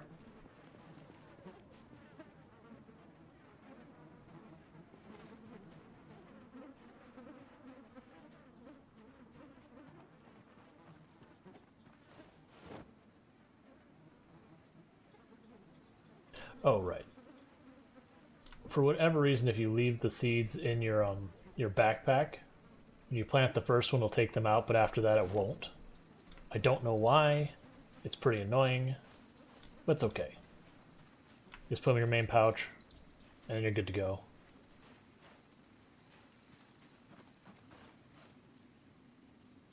Pretty soon we should have our storm coming up in game. Because we got a warning a while back about that.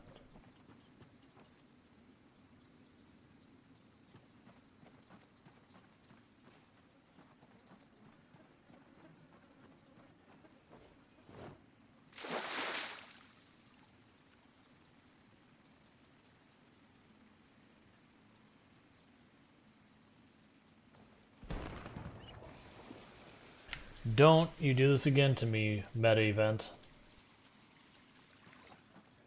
We had that last time where a meta event dragged a bunch of zombies across as we were doing the other plants.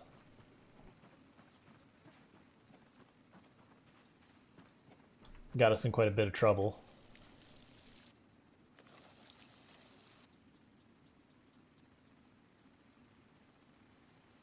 Looks like it's trying a couple north-south, so that might not be a problem.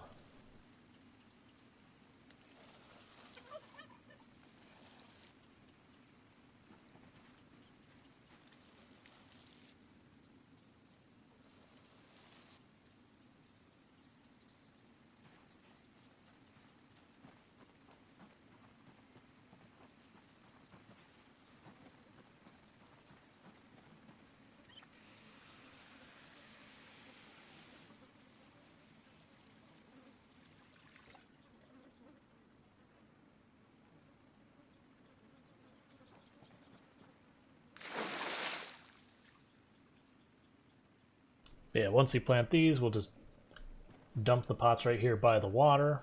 That way, as we need water, we can just get water.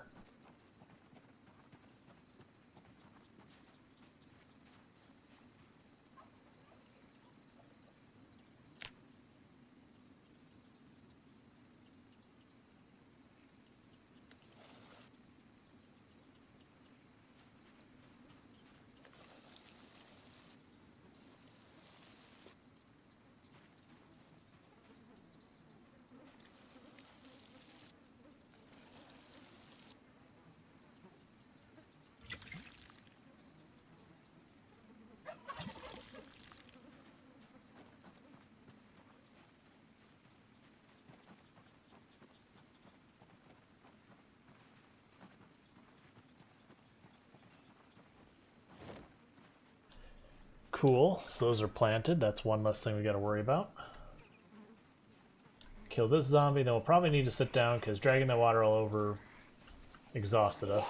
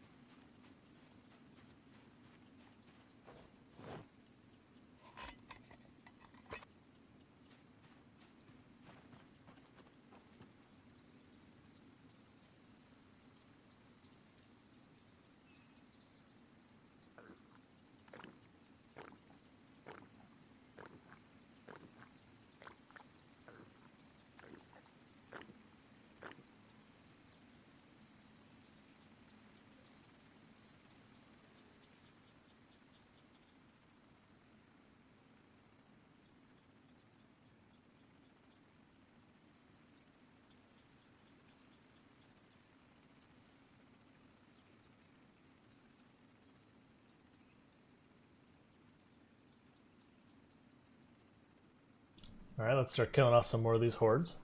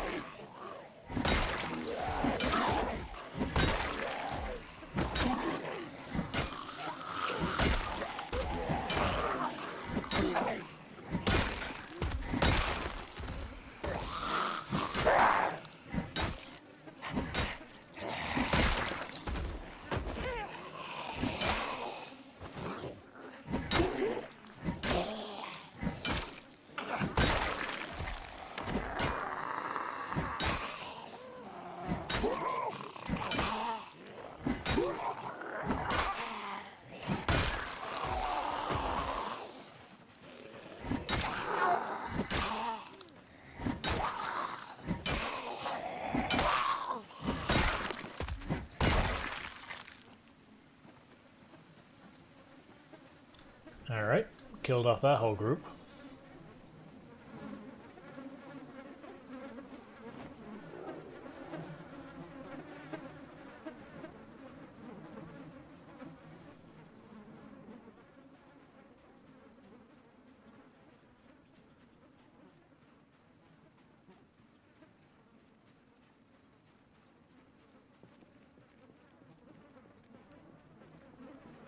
I guess we're getting pretty close to the point I should actually start building stuff.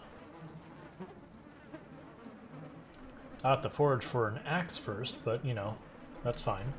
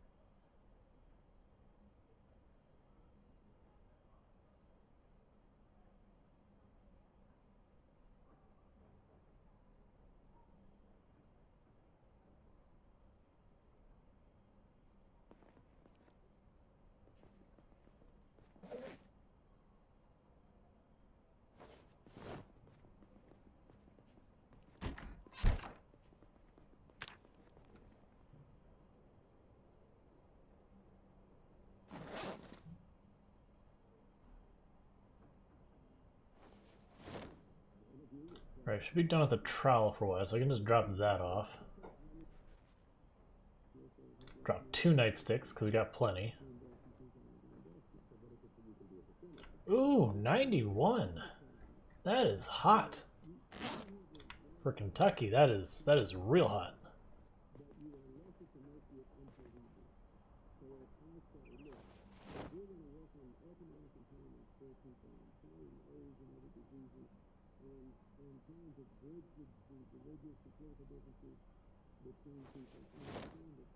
Okay, severe weather warning, thunderstorm imminent, 2 days.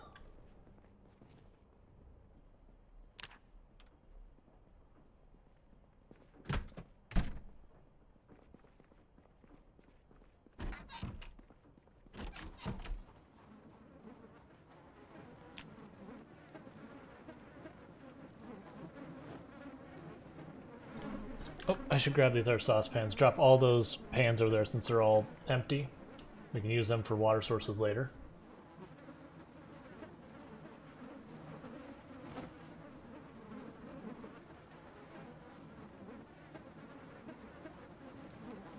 All right.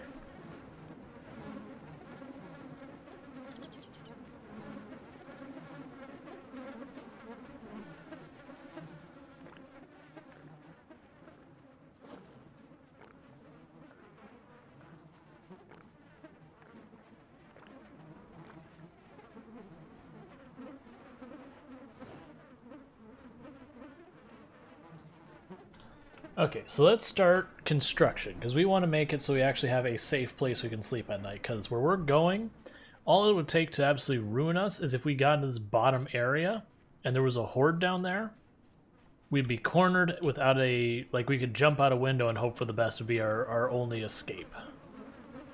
So, not really the best plan. Yes. It is a little rougher now with the new foraging system than it used to be, but it's not terrible. Basically, all you do is you just forage around in the trees to get a bunch of branches, and go out onto the street and forage for stones out there, and you can find everything you need to make it. You also need make sure I have all the tools I need. I should have a hammer, got it. Saw.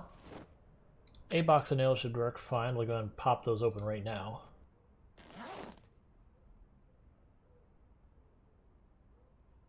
Yep, street is better for stones.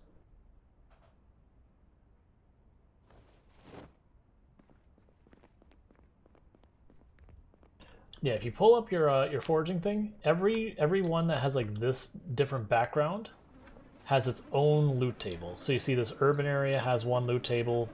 If I walk out into the street, I'm not sure this little kind of street, but this definitely will. But this should change when I get over there. Alright, question mark means you'll find literally nothing. So it considers this like field. So I have a loot table. Then when we get out to the street, it should turn to telephone poles. So this has its own loot table.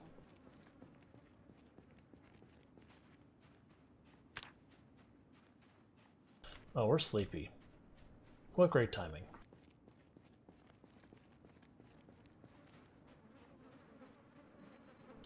Oh yeah, another thing that's also helpful that a lot of people don't notice because you put that up, if you put your mouse over it, it'll give you an idea, just kind of a balance of the types of things you'll find, not the specifics.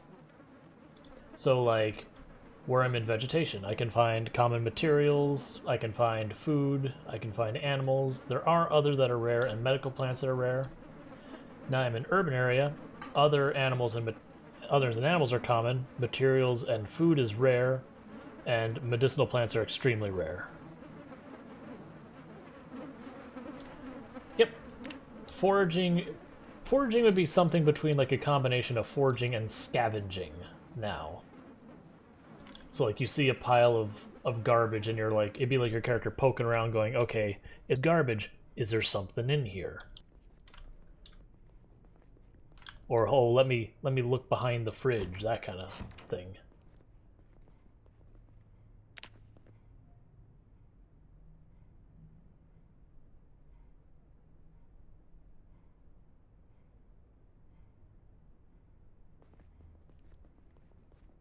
But yeah, foraging will show you items that have fallen on the ground. Usually what I'll do is if I see like glasses and that kind of thing, I'll pick them up and I'll put them on the zombie bottom to get them go away so I don't keep finding with foraging. It'll also show you like make new items exist. Hey, how's it going, Garwol?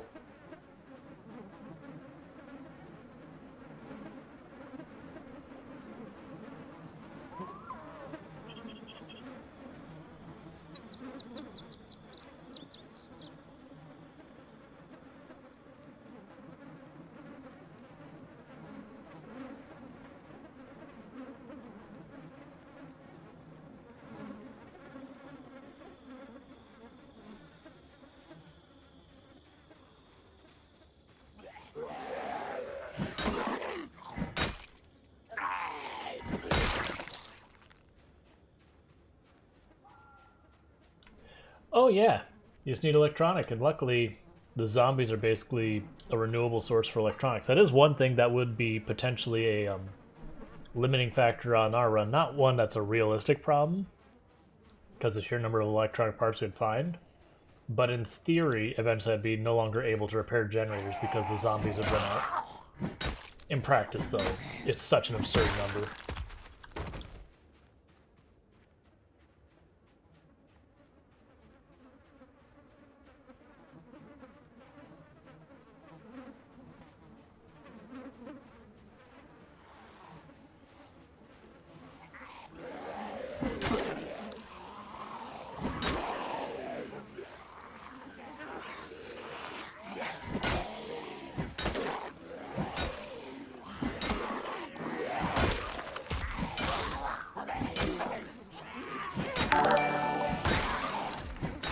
Hey, thank you so much for the raid!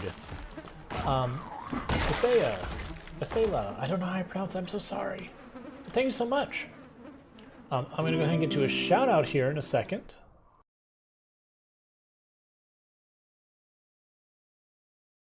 We rated her yesterday, and her stream was fantastic. Brand new to Project Zomboid, still learning a lot of it.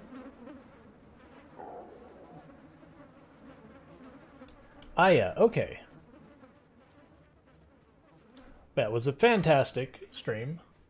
Absolutely would recommend tossing her a follow if you haven't done so already.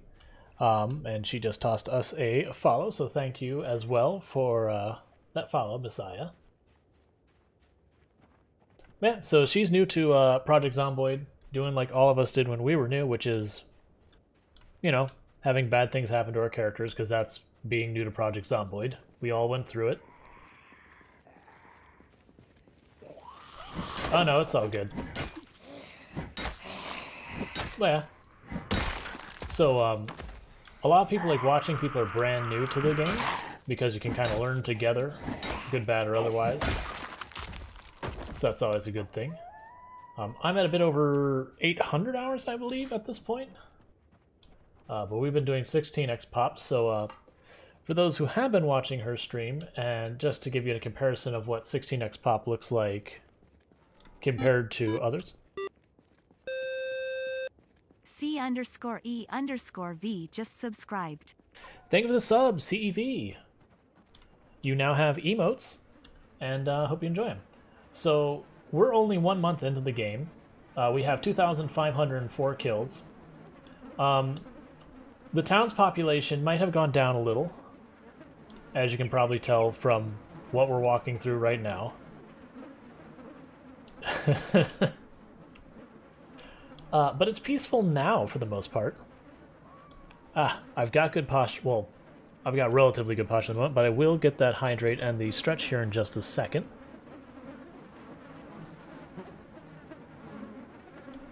So one thing I'll actually go ahead and point out, since I know we got a bunch of people who are new to the game in the channel at the moment.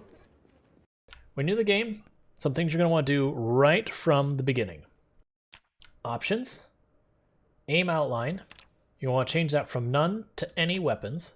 It'll make it way easier to judge the range and what zombie you're going to hit. And that'll save your life knowing what zombie you're going to hit. ISO cursor visibility. Crank that bad boy from the 10% it starts at to 50%. You can adjust it as necessary when it goes. And I'll show you what that is in a moment. And then if we go down to blood decals, I don't remember what it starts with. If you're doing anything high pop, you're going to want to turn that down, or eventually your frame rate will start taking a tank because it does not clean up that. But if we go here and I hold right mouse button, so you see that little circle? That's where I'm aiming below my mouse. That's the ISO cursor visibility. Like, you turn that up, you can see it better. 50% makes it much easier to see where you're pointing. Now, I always set a stretch because someone cashed in the points, so I'm going to go ahead and do that.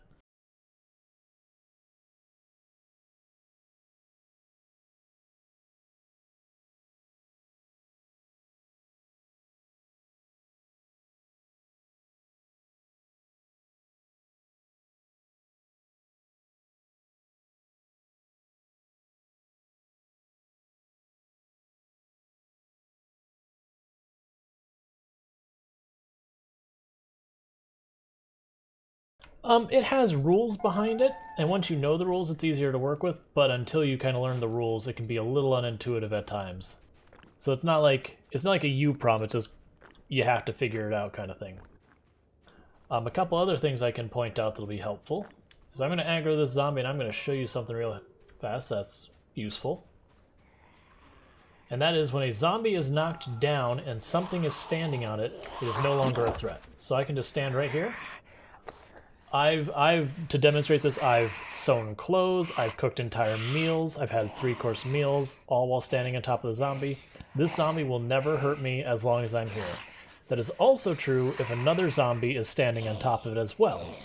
Which is one of the reasons when you fight zombies, as best you can, you want them to line up this way, as opposed to being, wide from the way you're facing. Because if they're wide with the way do not stand on crawlers. Crawlers are a bad time. Crawlers are dangerous. But if you're looking at wide facing, the problem is you hit the first one and the other ones just come by and attack you. Yeah, now if you stand on a crawler, they're just going to bite your ankle.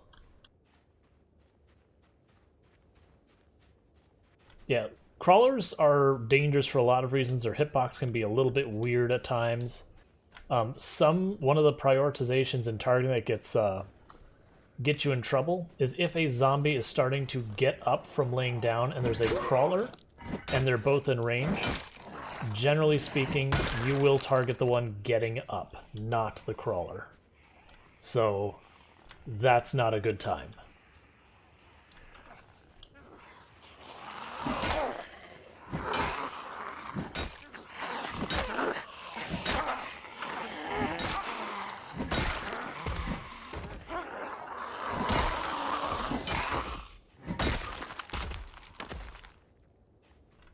One of the other things that a lot of people don't realize is there's this stat nimble. This is low-key one of the most powerful stats you have, and that's when you're in your combat stance, that's how fast you move. Once you get like 1 or 2 points in nimble, you can get away with a lot of things in fighting you can't get away with otherwise.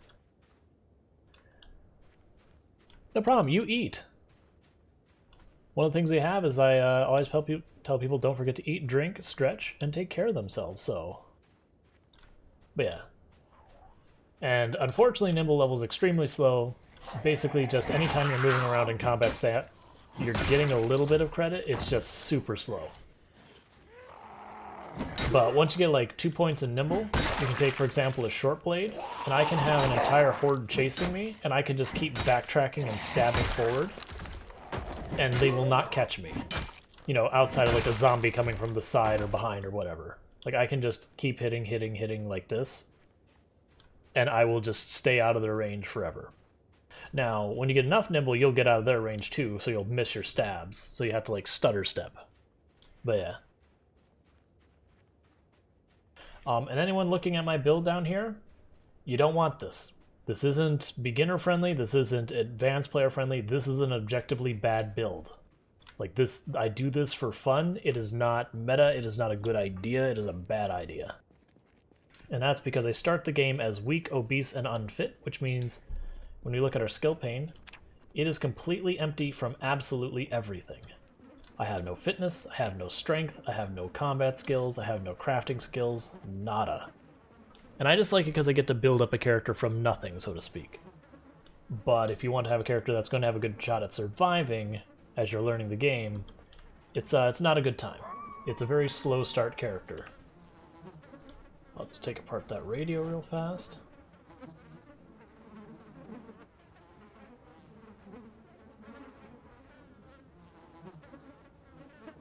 Start keeping these electronic parts. That way we can repair generators later.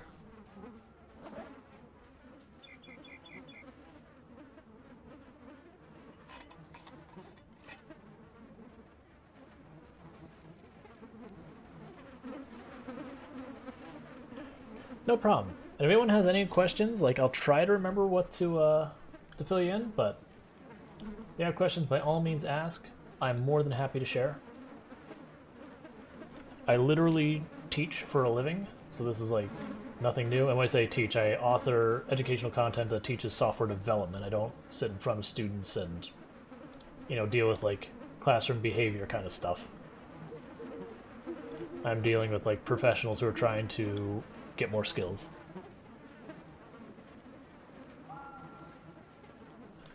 Alright. So I was like, oh, I should forage, but that's like, right, it's night. And darkness penalizes how well you forage and all that, so we're not going to do that. Instead, we're just going to go to sleep and hope we wake up when it's brighter. We're not sleepy enough. Okay. We're not sad, because if we were sad, I'd drink some alcohol to get us sleepy. We're going to go by the strategy of, if I sit on the ground and I fast forward a little while,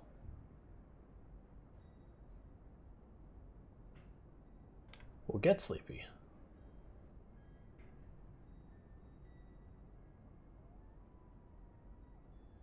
Nice. I would say what I do so far as that and where I work and all that, but, you know, don't dox yourself. But, I like what I do.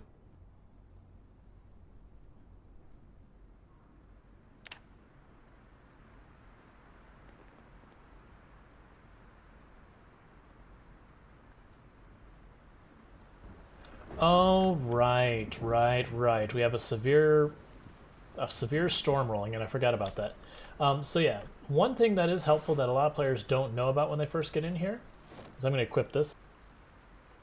So you can use these walkie-talkies. You can add a radio station onto them. So if you find out the automated emergency channel and you get that frequency, which it changes every single time you make a new world, so don't write down the 103.4. It's not going to be right.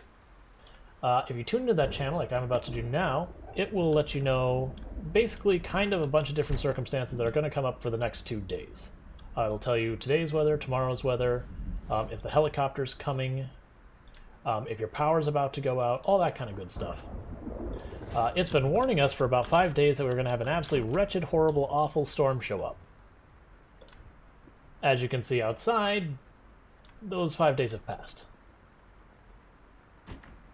So I'm not going to go wandering around in the really awful storm where I won't be able to see or hear zombies as they lurk around. Instead, I'm going to go into my room, grab a book,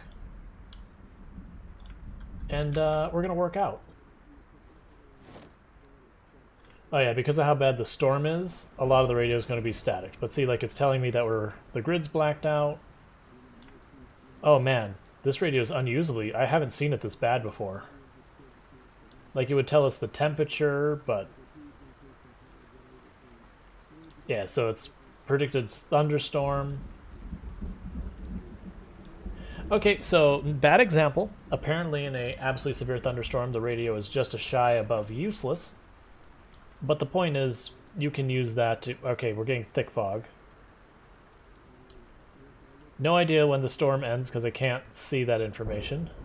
But, that is what it is. So we can go ahead and kill that radio. What I'm going to do... So I'm going to put that there. We're going to drop our duffel bag on the ground. We're going to take off our clothes.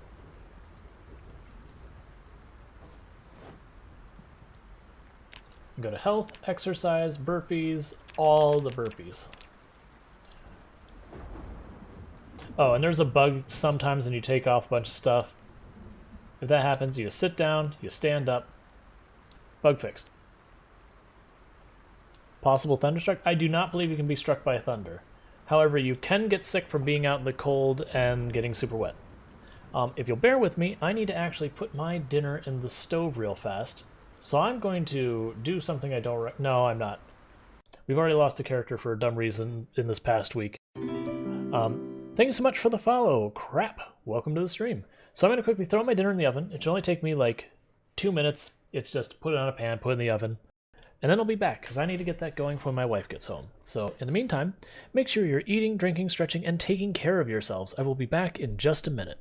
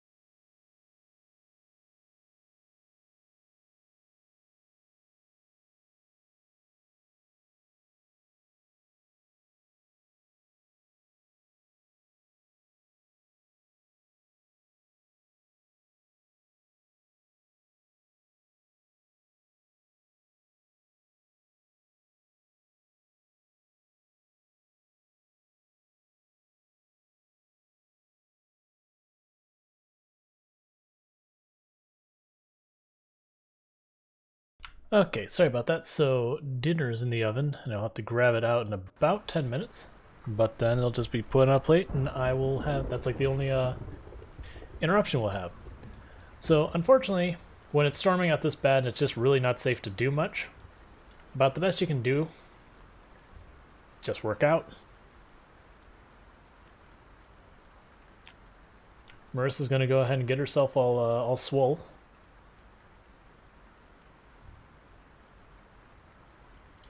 She's gonna talk like she goes to the gym all the time. Talk about protein supplements.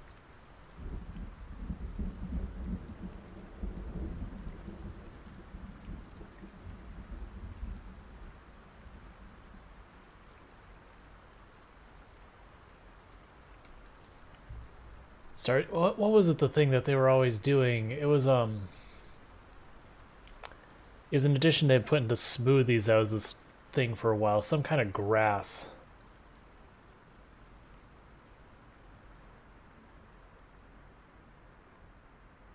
But considering she started as being obese at one... Yeah, whey. Where they're putting whey in absolutely everything. So she's going to live that lifestyle for a little bit.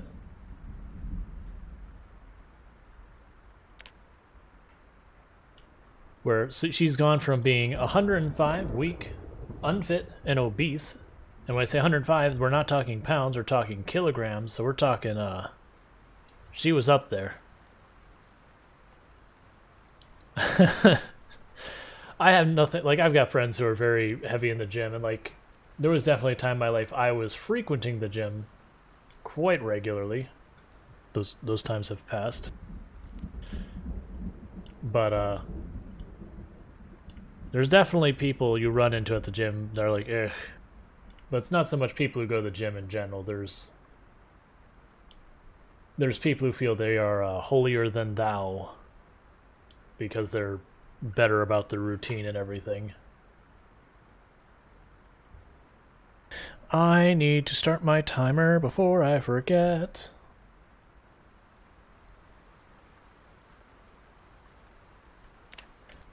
But what we're doing right now, where I'm just slamming out these exercises one after another, you do not want to do this unless you are staying in the same place for 2 days-ish in-game. Because while this isn't causing us any problems right now, tomorrow we are going to be absolutely worthless with how much pain we're going to be in.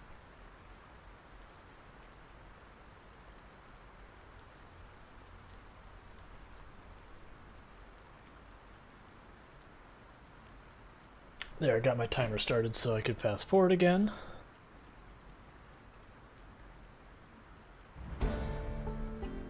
Hey, is that a point in strength we got? Yeah, strength 4. One more point and she won't even be feeble anymore. Alright.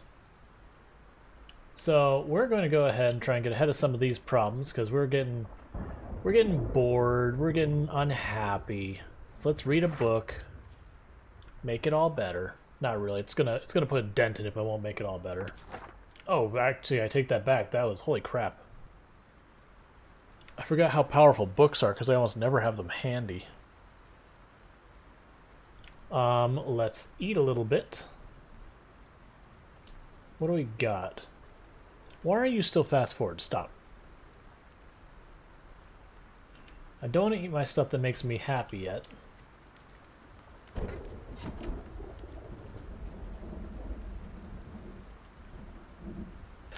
If the server has the mod loaded, yes. If the server does not have the mod loaded, it won't turn on if I'm not mistaken. Basically, the server determines what mods you get. Oh, right. We've already taken most stuff out of there.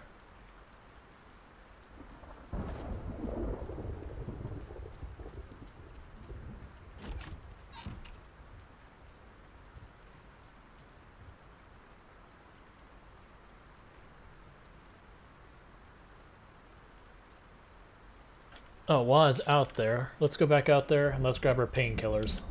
We're gonna need them.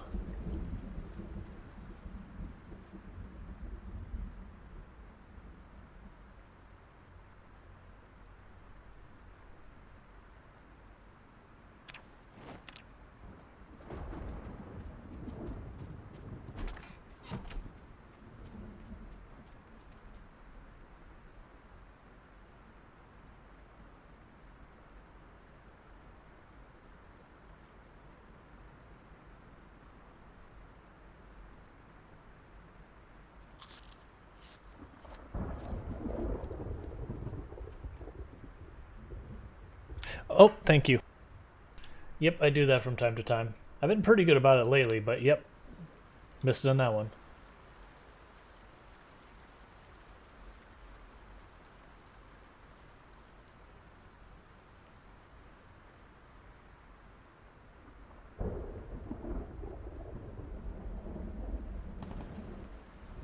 Med event. I'm really hoping it doesn't drag zombies into here. But yeah, so for anyone who's thinking that Marisa's exercise routine is a good idea, Marisa has sat here, and I think we've done a total so far of 5 hours of burpees today. Don't do that in real life. You will absolutely destroy yourself. Like, you have to recover between exercises, and she is ignoring all that advice.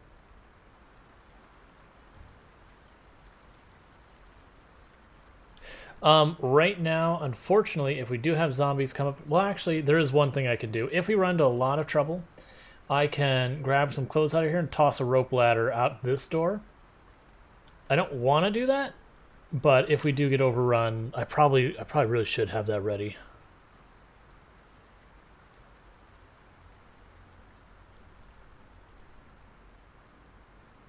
Alright, we're coming up on 6 hours of burpees.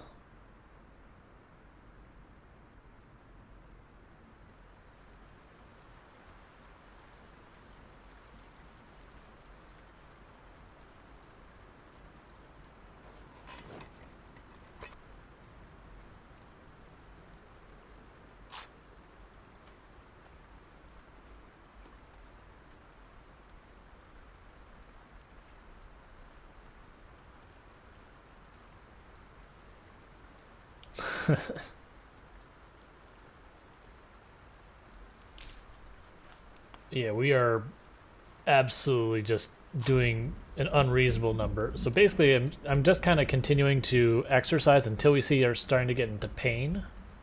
And then we're going to go sleep immediately. And I'm basically ignoring the boredom and unhappiness.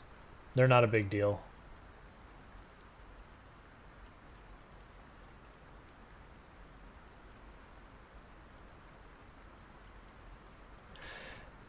It depends. A lot of it is garbage, like canned carrots and all that, when it comes to how much it actually helps with hunger and nutrition. They're okay for hunger. Nutrition, they're pretty worthless, but that's nature of almost all the vegetables, with some exceptions, like cabbage, you can actually... Okay, so the pain's coming, so we just go like this immediately, sleep. Because if we don't go sleep right away, this pain is just going to get worse and worse and worse and worse. So we wanted to make sure we got all our sleep in before it got too difficult for us to sleep, because right now we're in agony. So I'm going to pop a pill.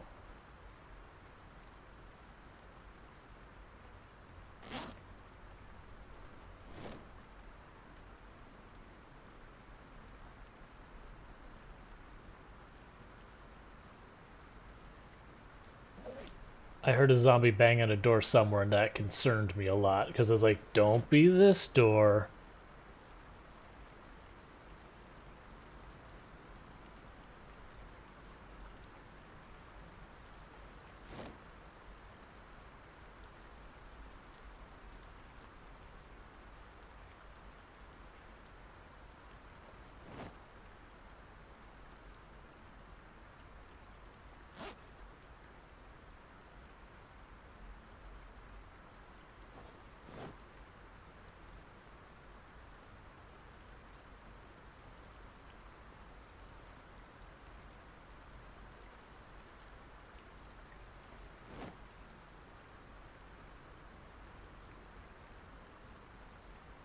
We're going to play it safe and have an exit strategy.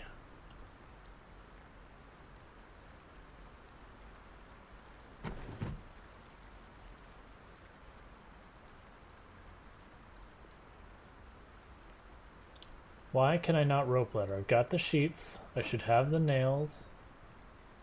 I have the nails. I have a hammer.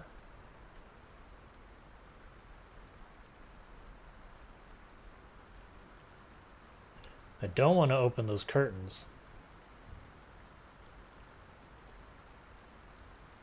There we go. I was clicking the wrong spot.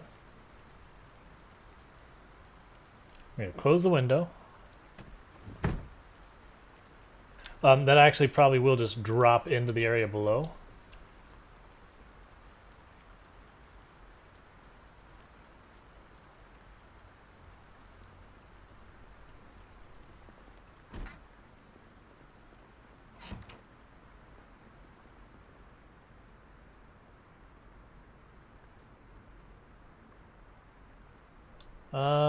Food. What do we got I can still eat? Beer. You know what? We'll grab the beer. We'll grab the roach.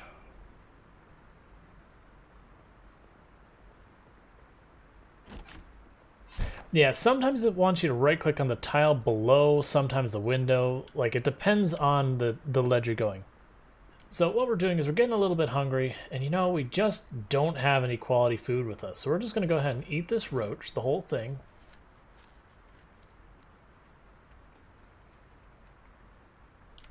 Alright, that made us really unhappy. Our character was not a fan of eating the roach. Luckily, we have a beer. So we'll just drink the beer. And the reason I'm actually drinking that beer is not really to deal... I'm sorry. So I gotta quickly check on my food. I apologize, I lost track of the time. I didn't mean to blast your ears. My bad. So I'm gonna quickly go grab the food real fast, and I will be back in just a minute. In the meanwhile, make sure you're eating, drinking, stretching, and taking care of yourselves.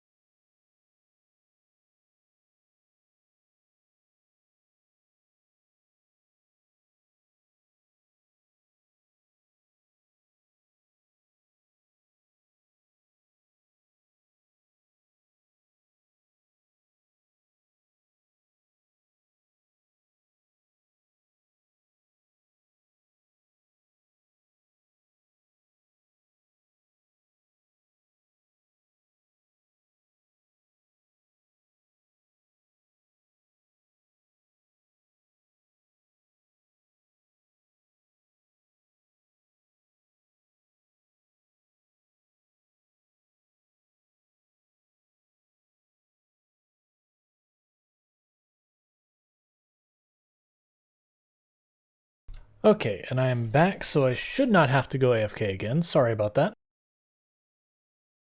My moderation laptop went down, so we should deal with that. What are we even doing at the moment? Ah, right, we're being upset and bored and all that good stuff. And we slept, and we woke up. Do I have another book or anything in here we can read? I know there's plenty of books that we've skipped out on. Read the newspaper. It won't help with our unhappiness, but it will help with our boredom.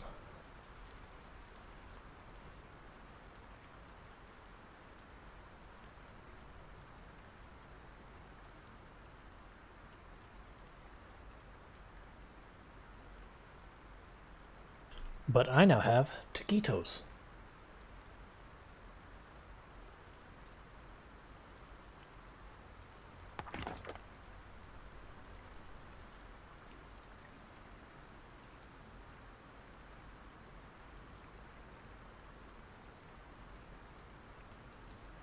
Oh, here, I can show you here in just 2 seconds, because I'm trying to kind of kill time for this storm to go away, really. So, if I pull up the map, forewarning, the screen's going to get a little bit bright. I am pulling up the map. So we are the red dot. So as you can see, this is Riverside, West Point, Rosewood, Midridge, Muldrow's around here-ish somewhere. So yeah, that gives you an idea about where we're at. Or was it over here? Either way, Muldrow's in this general area. But then this would be Ekron, which is this area. And then Louisville is up here. The mall's down here. And the drag racetrack is around here. Or if you know how the river kind of snakes like this, it'd be like this down part of the snake. It's like over here. Okay, so we can work with our sadness a little bit by having ourselves a wee bit of chocolate. Ah, our beer is kicked in. Good, we can go back to sleep.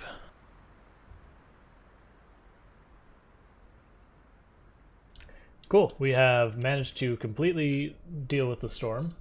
We're still fully exercised, fatigued, so that's the danger when... Because as we worked out more and more and more, we were just piling on how long that's going to last.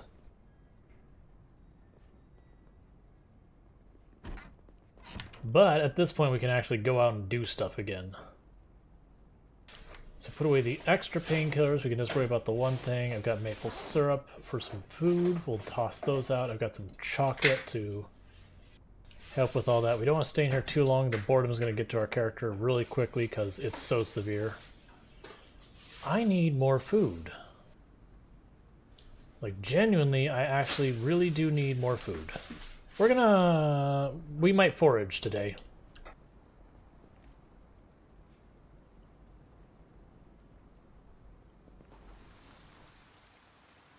And we step outside and the boredom just starts melting away. Oh, I guess the storm's still going strong. That's fine. We have outdoorsmen. We can see, and that's a big thing versus before it was dark outside.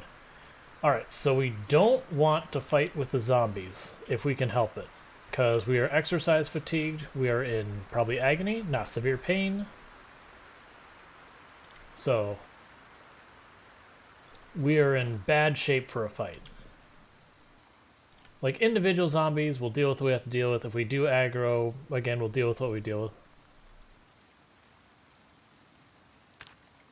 But we're basically super weak in a fight until the exercise fatigue goes away.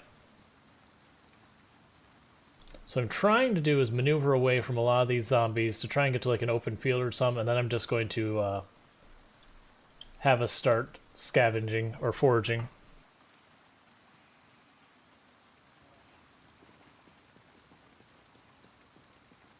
We will have a number of penalties going on us because of the foraging.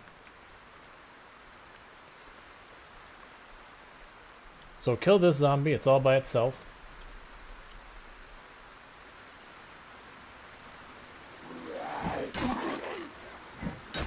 Yeah, because we've exercised, if you notice how slow our attack speed is, that is the danger of exercise and why you want to avoid... Oh, Another zombie. We want to avoid fighting anything big. If we fight a pack like that, we're liable to just get killed. We've definitely noticed the numbers dwindling, for what's worth.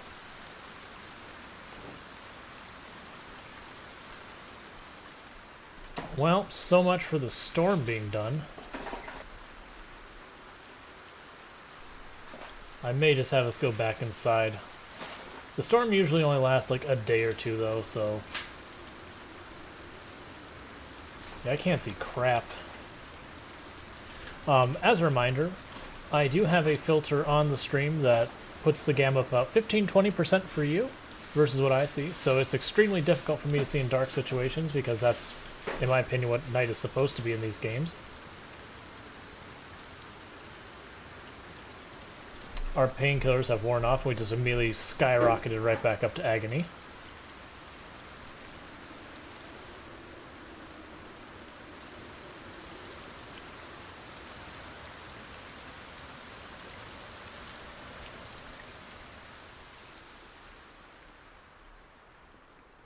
The good news, though, is for as long as we were outside, we completely got rid of our boredom.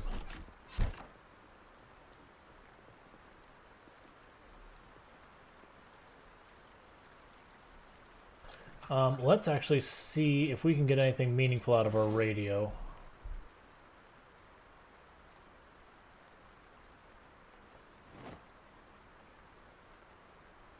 The front door here. I think so. If I didn't, it doesn't matter because this window and this door are busted here. So...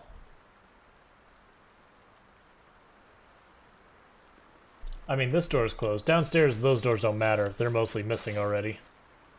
Like, this door's missing, that window's missing, so even if I miss these two doors, it doesn't matter too much, because this bottom floor is already compromised, and technically this room out here is also compromised. I only have this room secure.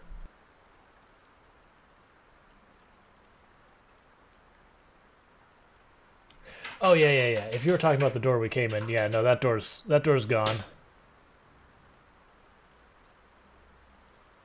But what we're waiting for is, I'm going to fast forward a little bit, is every hour on the hour, you get a weather forecast. It also gives you some extra information, and we're trying to just see how long the storm's going to go.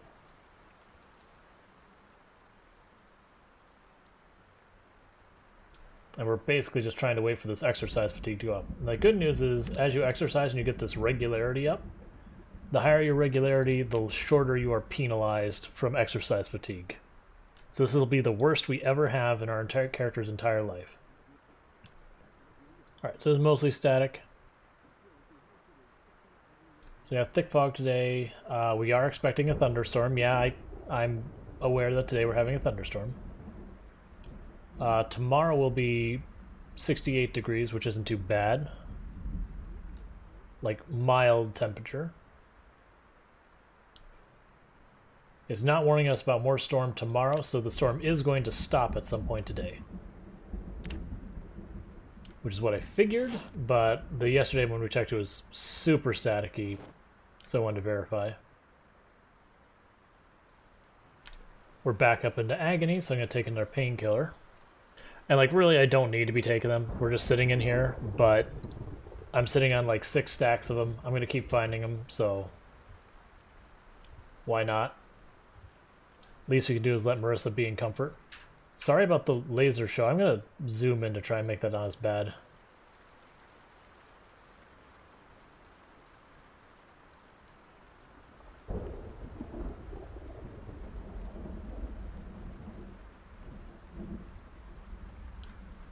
Alright, our water's getting low, but luckily we do have a spare. Gonna go ahead and have more chocolate to counteract some of this unhappiness we're getting from our boredom. Take another piece of chocolate.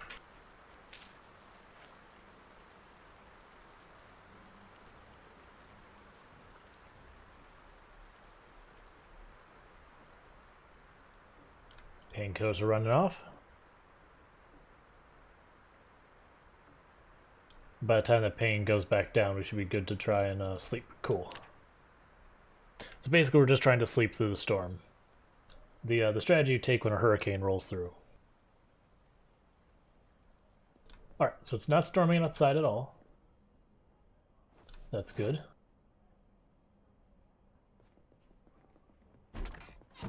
And there goes the exercise fatigue. Excellent.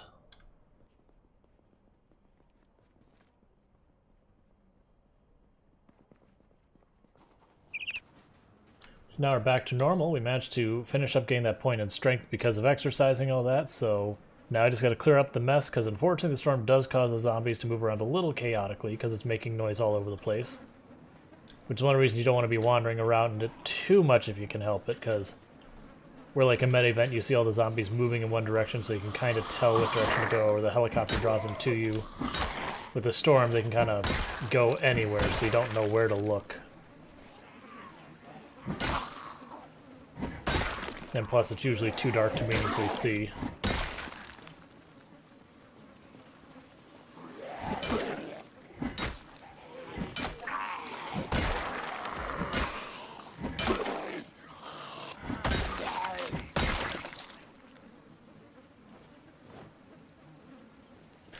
Okay, so first thing we want to do is make sure we're clear of zombies in the area. Once we do that, we're going to forge, looking to make an axe. And we're going to use that axe to cut apart some stuff to make a fire pit to put like right over here to boil our water so that I have more water coming in, because we've consumed what we have. And while we do have some in like the sink, the bathtub, and all that, I want to avoid using that water unless it's a real emergency. Because once I take the water out of those until we hook up a rain barrel, there's no more water going into them.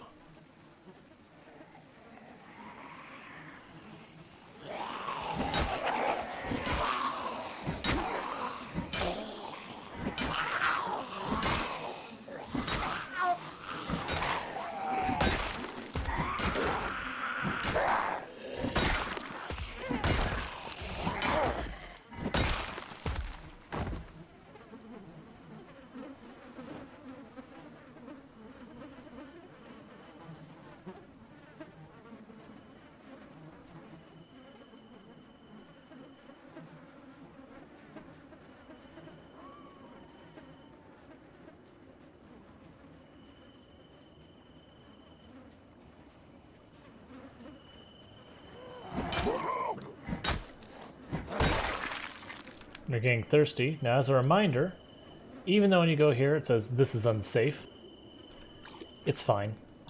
As long as you're drinking directly from the lake river, that is not putting it in a bottle, not putting in a cooking pot, not putting in anything, as long as you're putting your hand in the water and drinking, it's not going to kill you. Now, if you do put in a bottle, well, you're going to die. So that's just, you know, useful information if you ever find yourself out without water. If you can reach a fresh body of water, you can drink directly from it. We don't know if that's, you know, a bug or by design, or that they'll fix it or change it someday. So after an update, your mileage may vary, but it is something heavily used. Yep, that's build 41 as well. I mean, you just saw me drinking from it. I've been doing it. Not. We did it earlier in this run or an earlier run. Either way, we've been doing it. I'm gonna leave them alone for a minute. We're gonna recover stamina.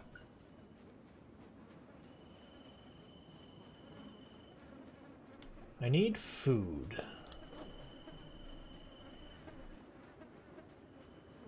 Like, I'll finish out the chocolate, but I need like proper food.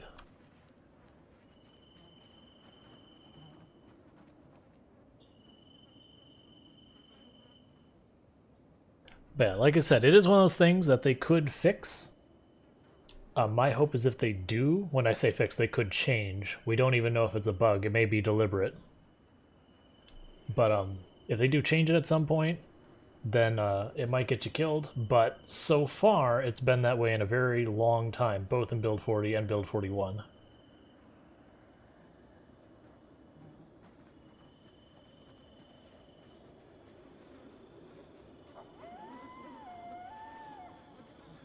I'm trying to get these zombies out of here so that we can safely forge and make an axe, chop down some trees, cut some stuff up. If we're lucky, we'll We'll find some wild onions or something. Probably not. I think we'll find like berries in that. And right now, because we don't have the herbalist trait or the magazine, just eating random berries we find is extremely dangerous. You used to be able to decipher which berry was poisonous and then just avoid eating that berry anymore, but they've made it so that's no longer something you can do. The sprite for the berry is not relevant in whether or not it's poisonous anymore.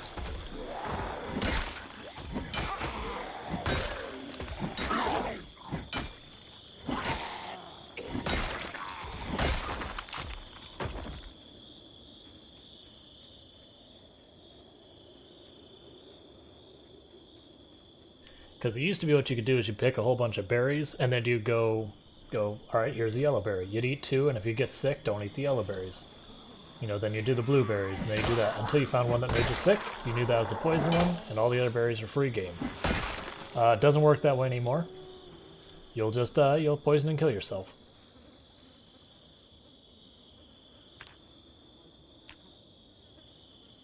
So we are looking for branches, sharp stones, or things we can eat.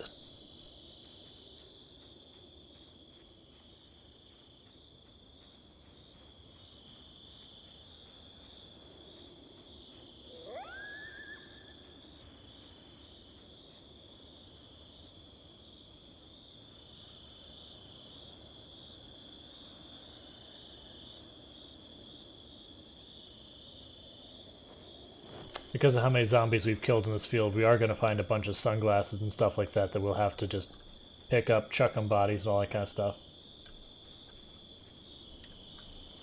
Well, there's a sharp stone. That's a good start, because that's probably the chipstone. Sorry, not sharp stone. Chipstone, which is the thing I expect to have the most trouble finding. So now I just need to find branches.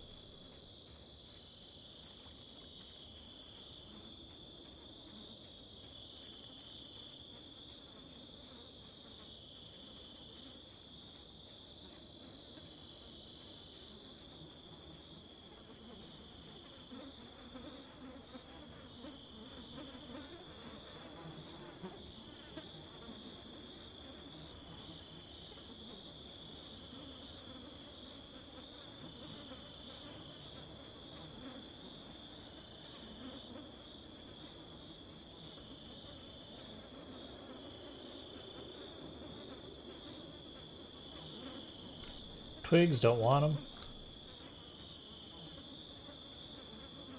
I mean, I guess technically I probably should be taking the twigs for fuel, but fuel isn't something I'm actually worried about. I've got a big pile of bodies I can draw from for fuel. A roach, excellent. We can eat that. In fact, we are going to eat that right now.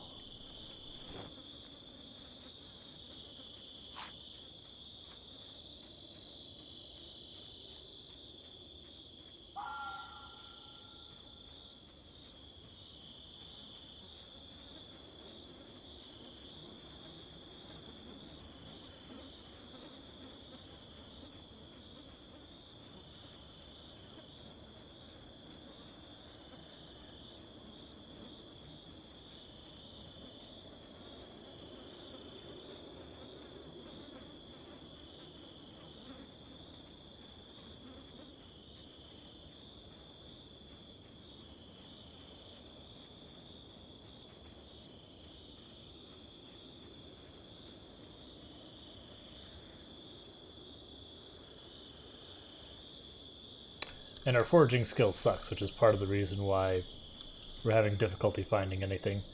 Once you get to like 3 and 4, you just find stuff everywhere. It is an extremely powerful thing now.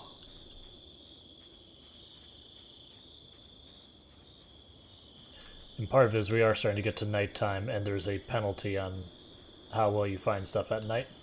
Oh, right, and our helmet and our glasses. We're not... Like, all that stuff affects stuff. Alright, get that off her head. That'll help us.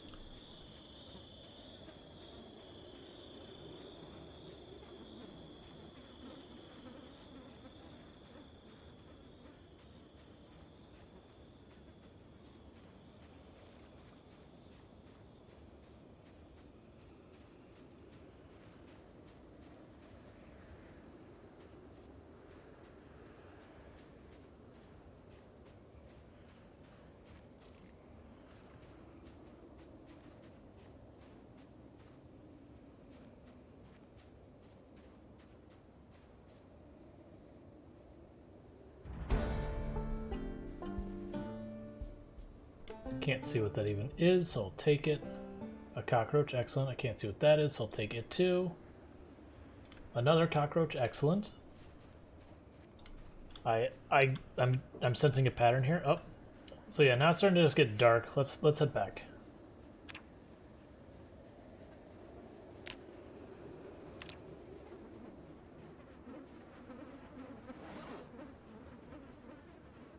So we found some cockroaches.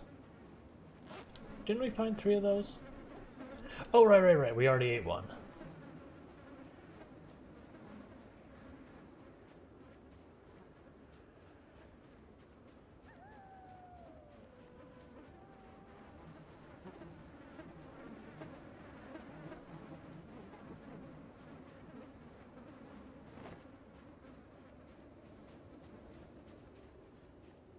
Got zombies over here, so we'll want to kill them. Which works out because swinging weapons makes you tired, so let's go ahead and just embrace the tiredness.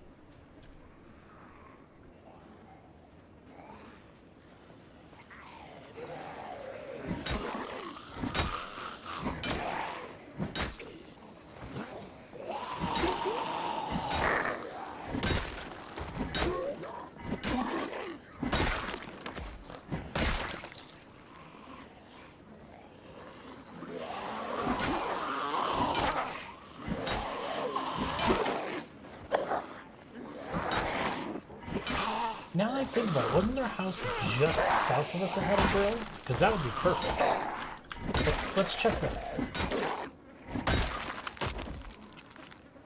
I mean, first let's kill the zombies, but then let's check that yard to the south. Because if we have a yard to the south that just has a grill, that'll work just as good as a fire pit, even better actually, because we can't walk through it and accidentally catch fire.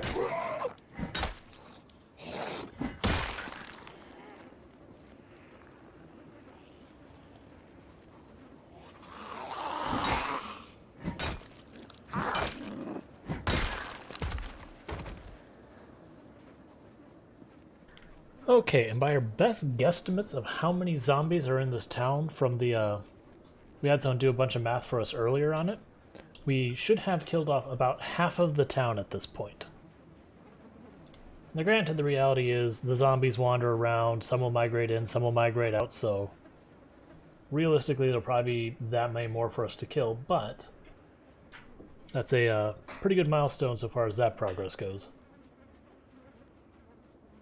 So if I'm not mistaken, down across this field there's a fenced-in house with a shed that we've never looked at yet. Could have a generator in it.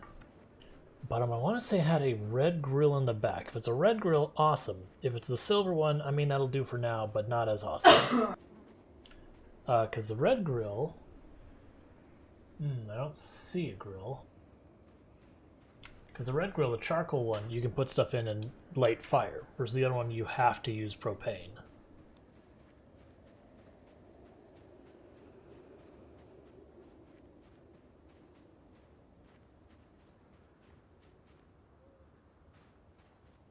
I'm just trying to check those houses, see if any of them have a grill that I can see.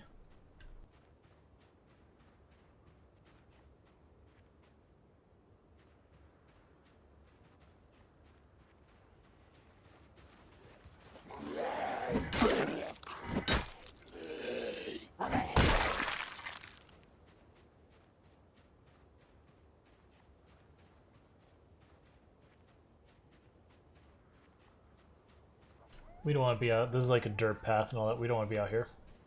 It's a way to get ourselves in trouble.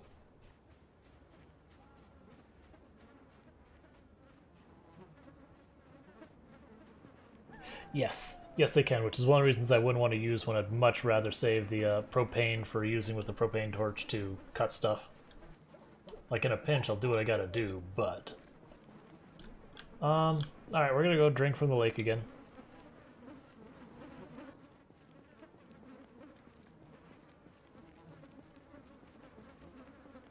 We're also going to have ourselves another roach.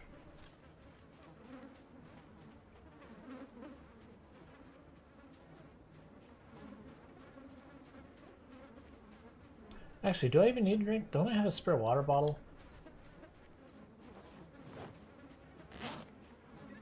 Gotta have 2 of those.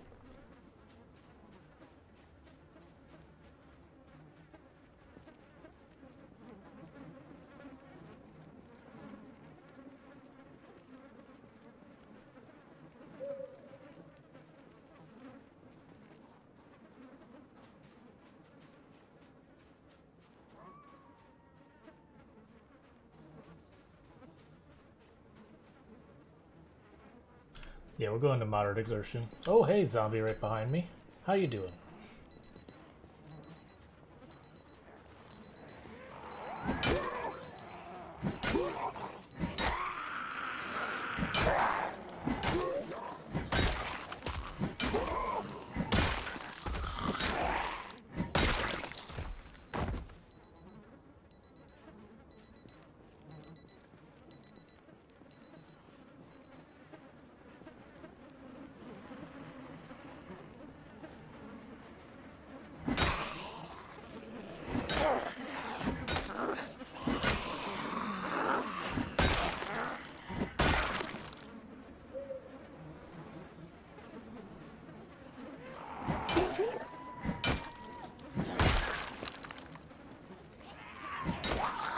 Guess there's a group migrating, maybe?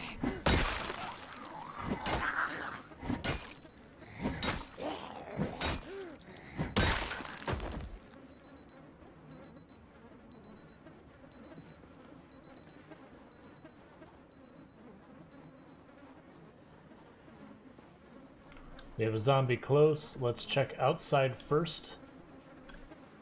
And then we'll check inside. Okay, this is promising. That's probably the zombie we're hearing. I have to be extra careful we weren't going in that dark back room with a zombie, not knowing where it was.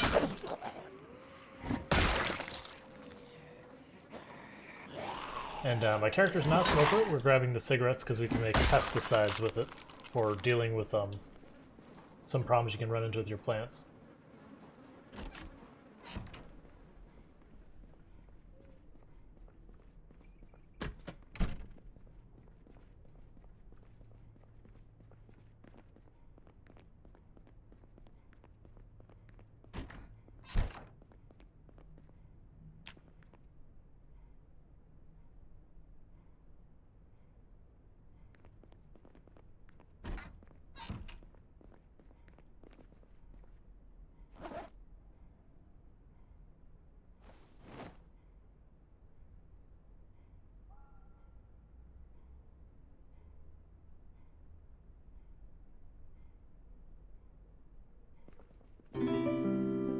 Thank you so much for the follow, Ninjava123. Welcome to the stream.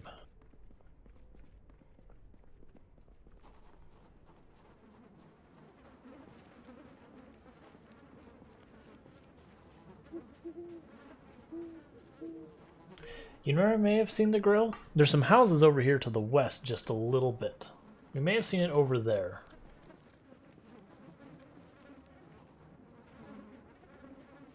In our case, I'm just going to go up here and go back. Well, no, it's still super dark, and like I said, the darkness will penalize our ability to forage.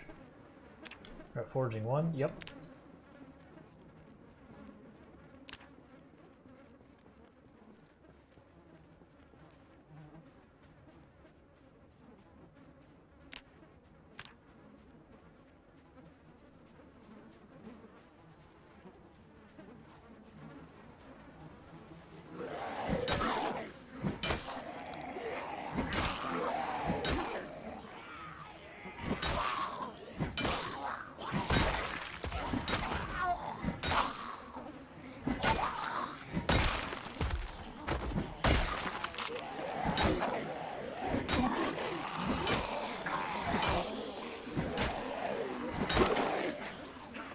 That one had a hunting knife, so I want to circle back and grab that.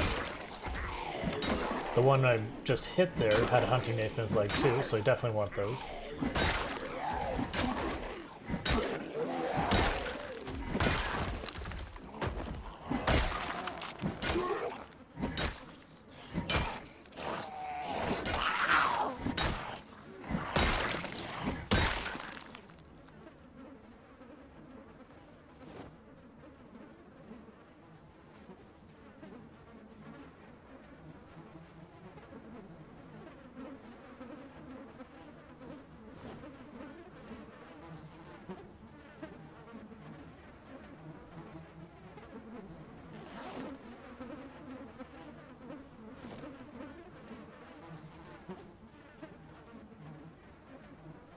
Cool.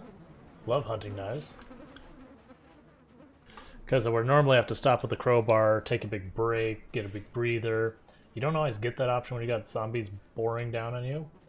You can quickly hop over. In fact, before I forget, hunting knife on the right side.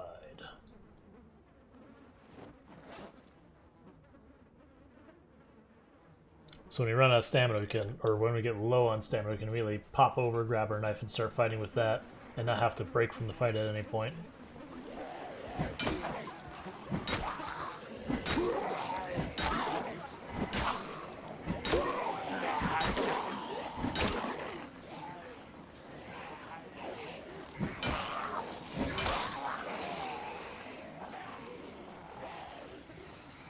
Circle back this way.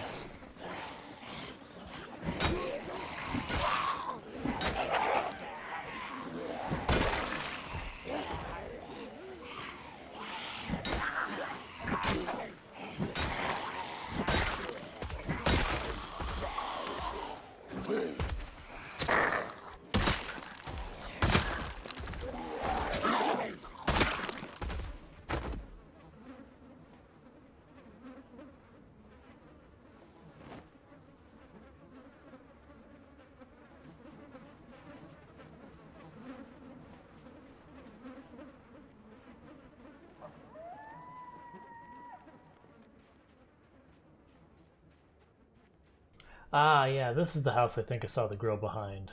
So I just was looking in the wrong place. There's one of these houses over here, I'm pretty sure. Because if we steal a grill, we can drag it over there. Now we can just start shredding a whole bunch of zombie clothes and just chucking all the clothes in there. There's the grill. Awesome.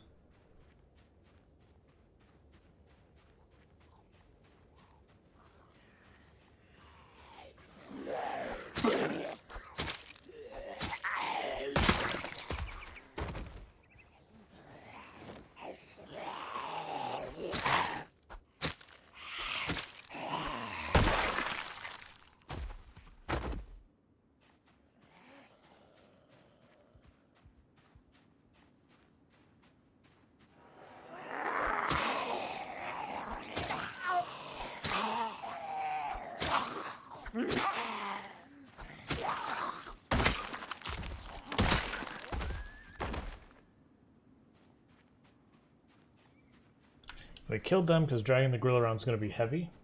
So I don't want to have a whole bunch of zombies chasing us around while we're doing it.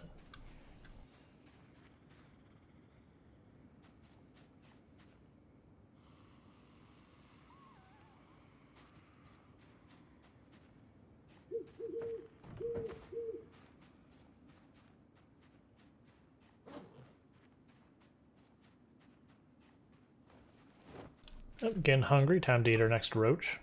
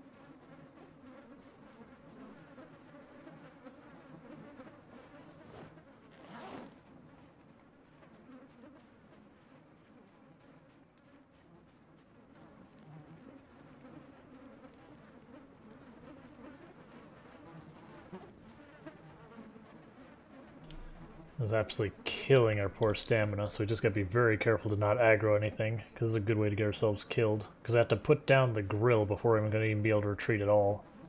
And also, as fatigued as we're getting, I'm probably not gonna be able to retreat even in that case.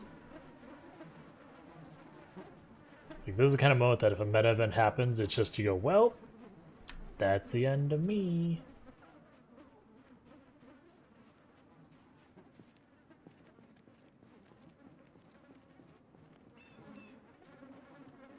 So we get over here, we don't worry about anything else, we plop down the grill, and then we sit down and recover our stamina before something gets the jump on us.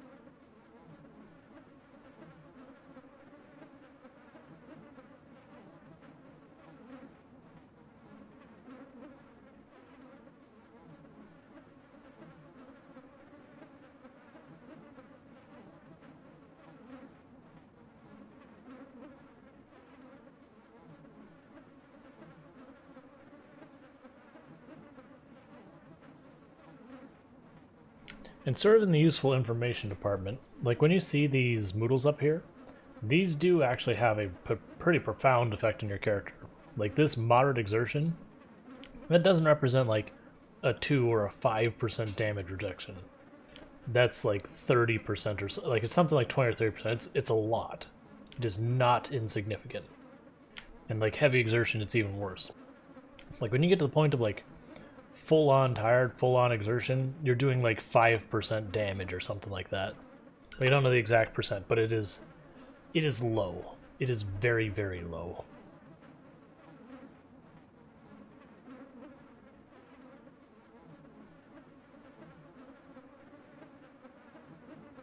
So those will deceptively get you killed very easily.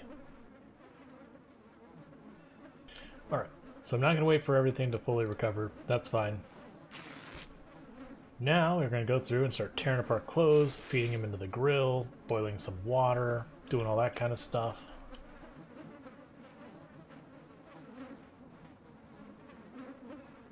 Yeah, we'll just rip it for now. Oh, I was going to test something before.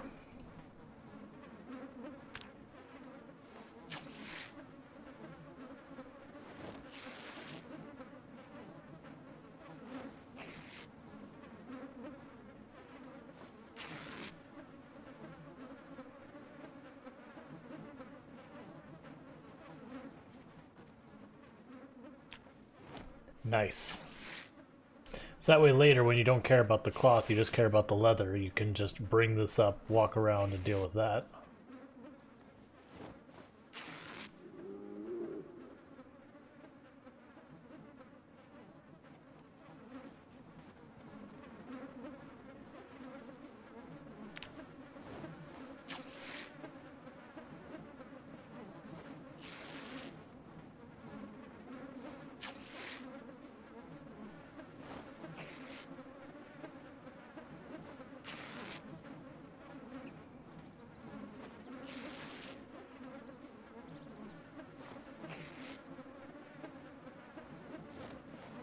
And I'm not bothering to tear the denim, even though it would give me thread and potentially some tailoring skill, just because then I have to figure out what the heck I'm doing with all the denim scraps, and it's just something I don't want to deal with.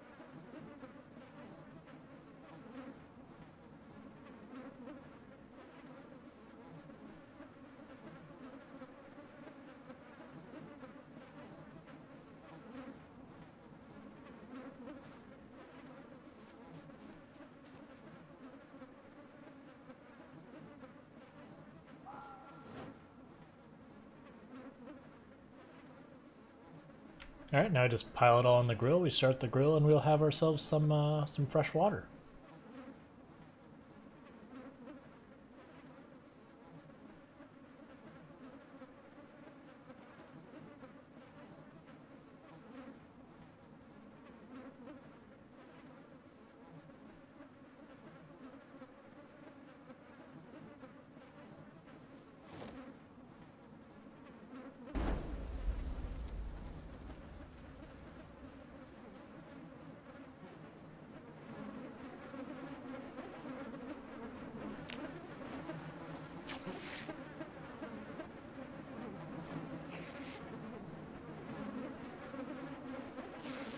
Oh, we still haven't found a sewing needle yet, that's right.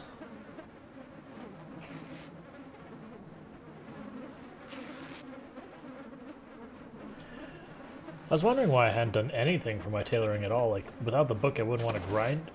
Alright, meta event, let's be careful. The good news, because we're ripping clothes, we're turning around constantly, which works out very well for us.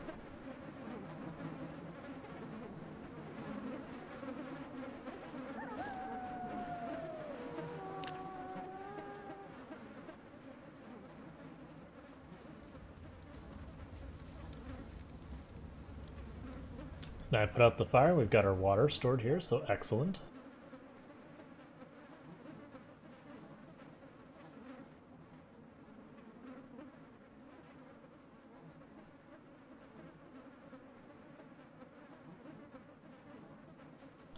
Go kill this zombie real fast.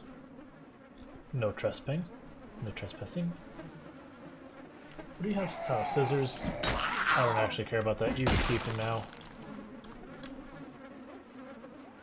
I will disassemble those watches, though.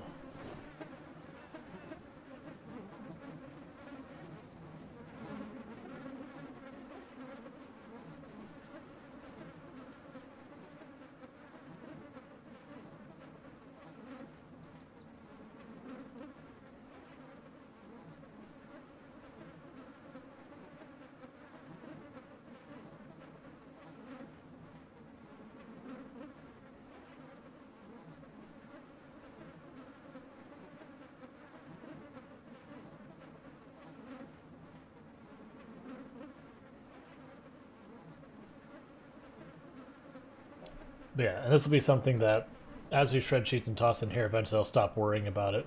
But it's one of those things that we can actually just literally put hundreds and hundreds of hours of fuel in this thing.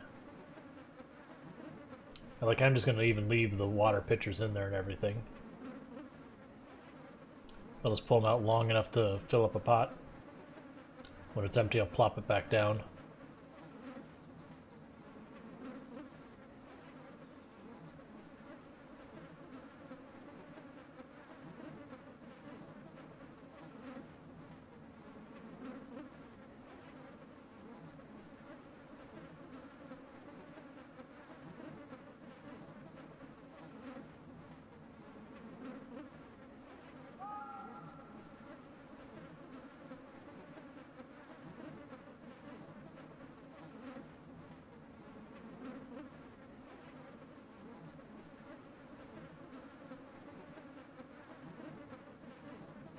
And I'm combining these because it makes them lighter. Personally, I wish it was one of the things that just the game did by default is as you got thread from tearing apart clothes, they just kept adding onto your existing spools.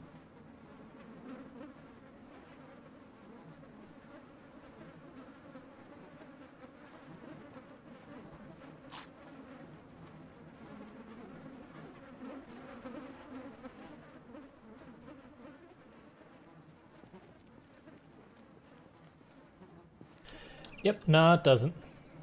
And I'm doing good. Just gonna toss that over there for now. We're gonna keep them there just so they're not in our inventory. Oh, gonna put this back on. We took it off for foraging.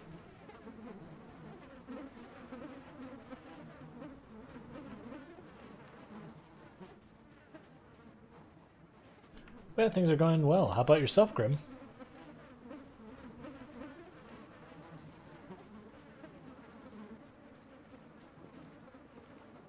Alright, another horde in the territory to get rid of.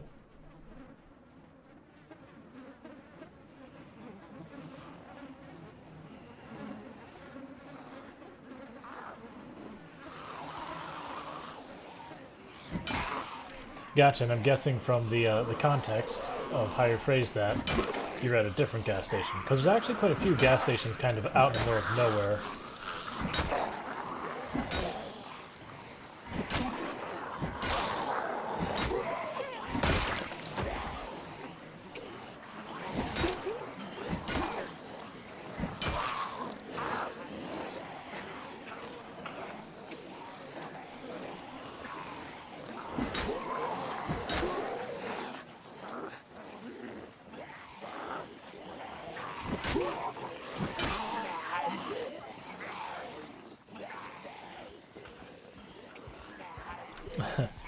And it happens. Reading the map wrong is a very common thing, especially if you have it on the 45-degree angle on the big map.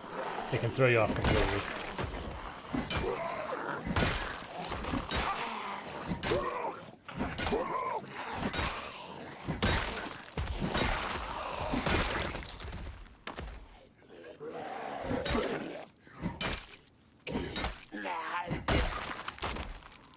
Alright, let's see if we can be smart about some of this stuff. Let's go in here and go, okay.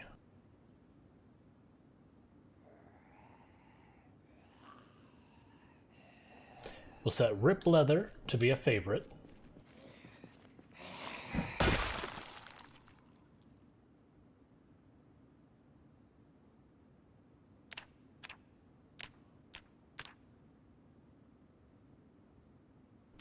Dismantle Digiwatt, be a favorite.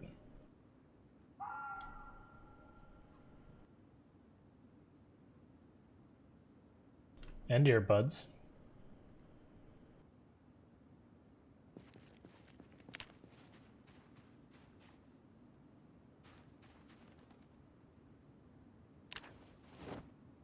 Oh, this is fantastic. Then I can just watch if one of these lights up. That should light up. It does light up. Okay, that's annoying. Well, it did after a second. Okay.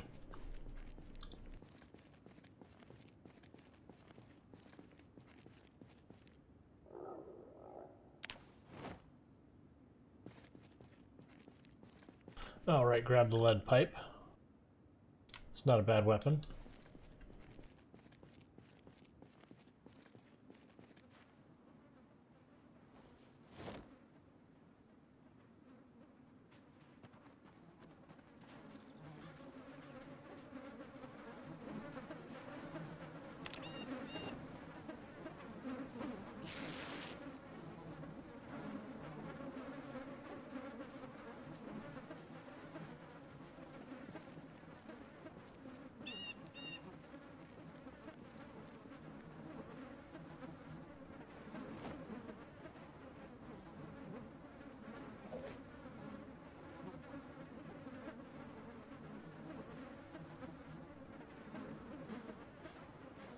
And I'm just putting it here. I'm not going to delete this stuff. It's just, I need a place to put it. Just want to get some leather scrap set aside for when I set everything's up.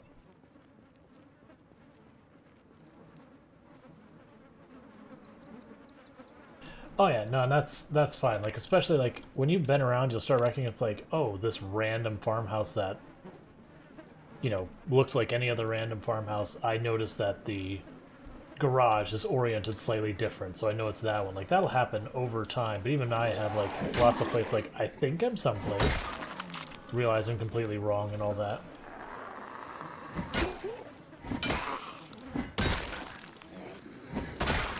That's one thing I liked about the or the Pills Random Spawn mod, is that does force you to learn a lot more of the map than you would otherwise naturally learn, just because if you keep choosing the same city, you figure out where you are, versus if it keeps punting you all over the place, you just have to kind of roll with it.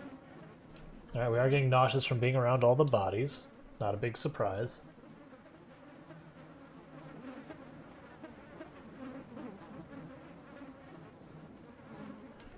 We still want to find a tree branch and start building, but I keep ping-ponging between that and other stuff. We already checked that car. We've looted the tool place.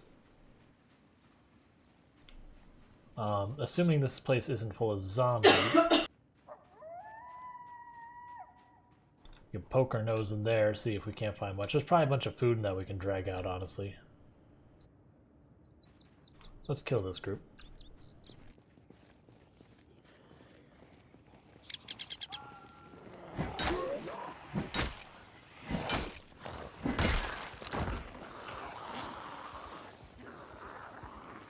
Get in panic, so take our beta blockers.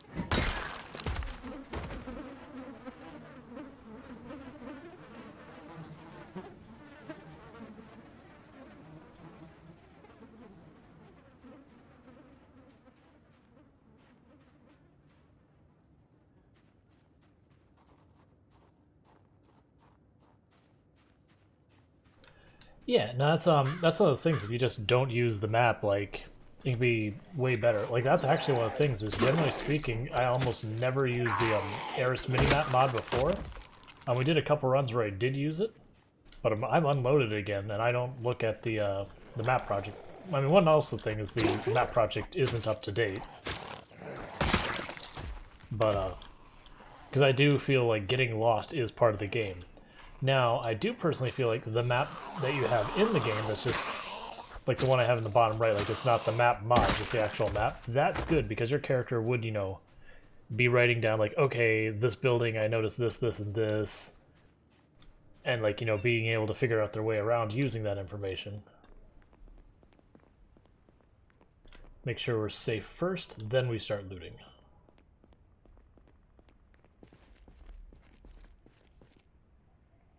Alright, we got food.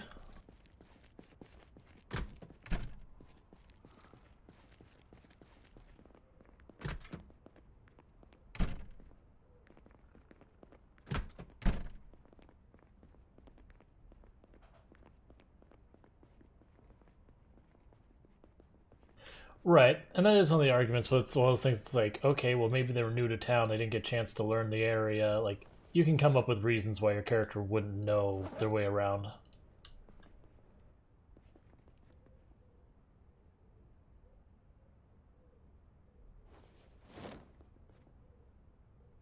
The granola is fresh. I do not know how the granola is fresh when we're over a month into the game, but I'm not going to complain too much.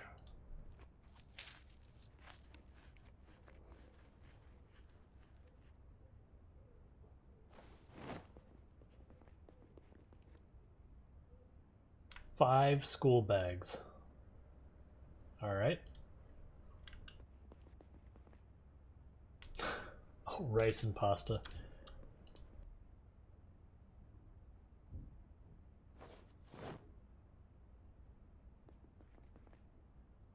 So yeah, we've nowhere near looting this place.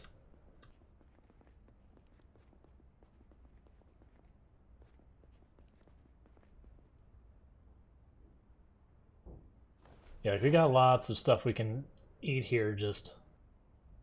A lot of this is very heavy. Ooh, I'll take those. And the pipe wrench. I don't really care about any stuff there. Like, we'll go through a lot of this and come back for more of it later. We got a lot of food here that's good. Like there's a lot of pasta and rice, and that'll be good for us in the long run, but it's heavy. Empty gas cans, I'll want to grab those. Cooking pot, that's coming with us right. Oh, we're overfilled, okay. I gotta start carrying the second duffel bag with us now. We've reached that point.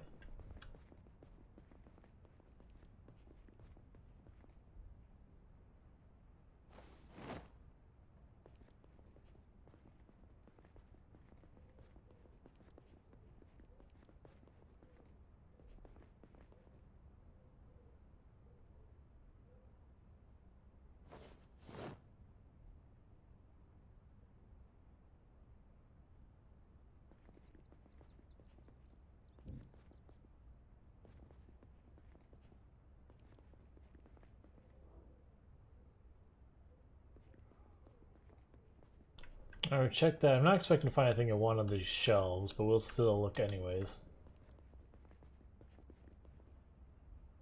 Oh, I'll wear a Hawaiian shirt. That's got like no insulation.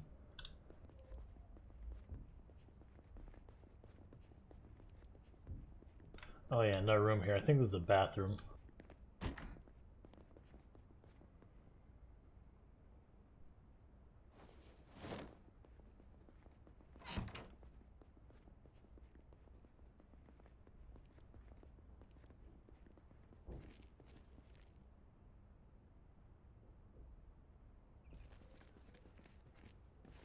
Yeah, got lots of stuff here that will be handy. More food. So yeah, this'll be one we'll want to come back with the other duffel bag too. Oh yeah, we got food here. I'm gonna leave most of it here, honestly, for the time being.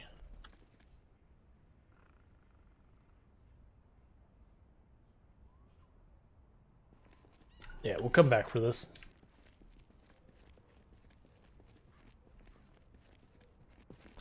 I've learned my lesson already about caring too much.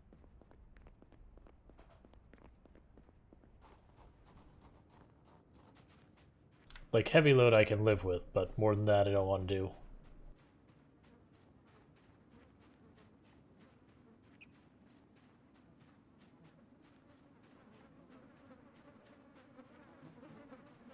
Alright, so I feel comfortable with our food situation for the time being, so I think we go back to what we were doing, which is trying to make an axe, cut down some trees, and start building.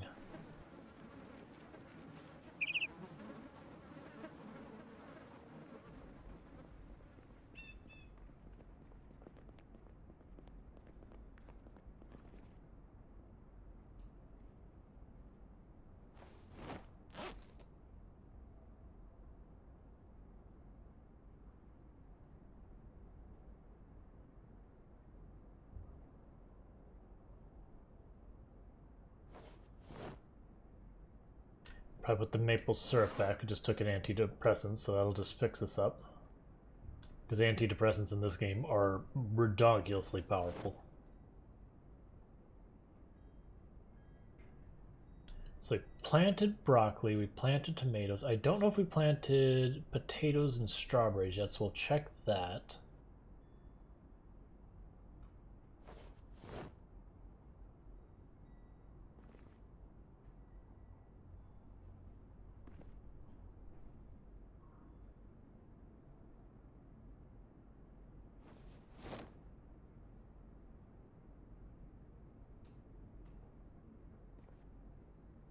Okay, and where's one of our extra duffel bags? Because we need to start carrying 2 duffel bags now. Our carry weight's getting to that point. Well, here's how I can check what we planted. Tomato, radish, cabbage, broccoli, strawberry, potato. So, no. Grab our trowel because I think we need an extra line of stuff.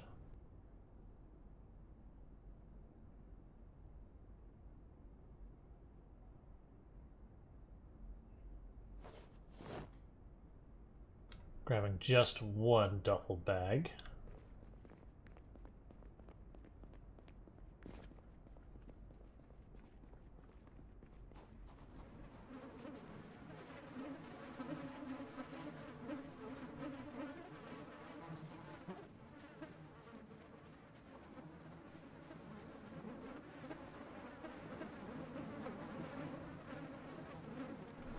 Okay, so I planted 4 types of crops.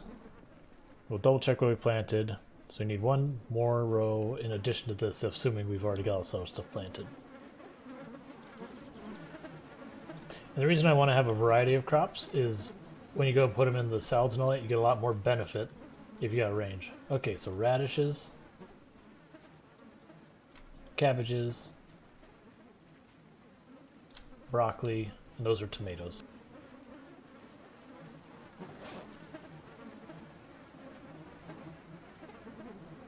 So potatoes, strawberries.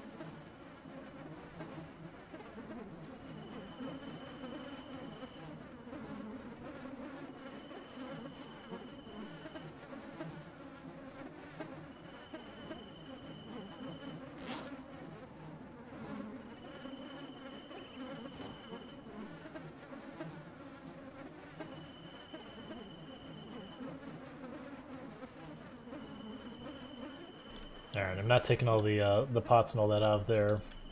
to put, tainted water in. We'll just deal. It's just 2 rows of plants we gotta do. It's not even a full 2 rows.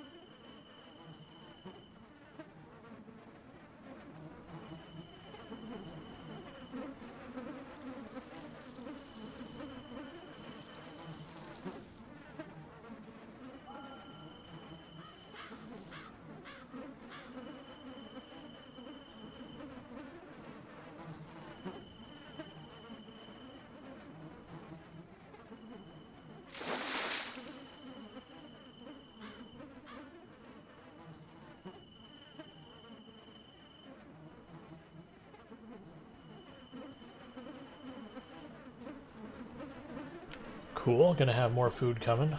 The cabbage should be coming along pretty good pretty soon.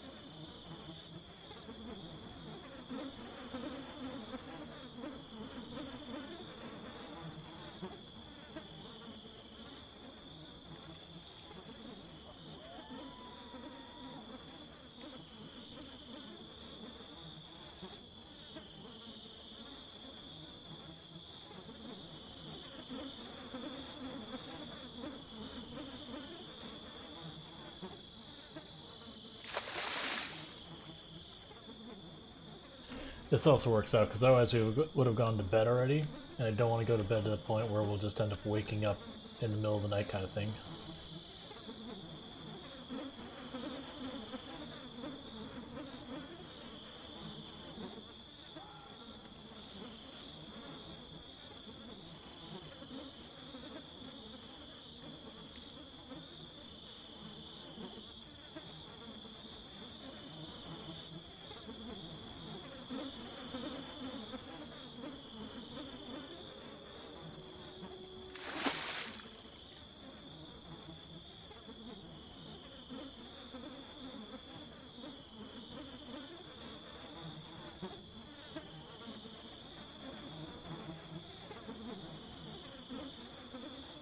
Alright, almost done.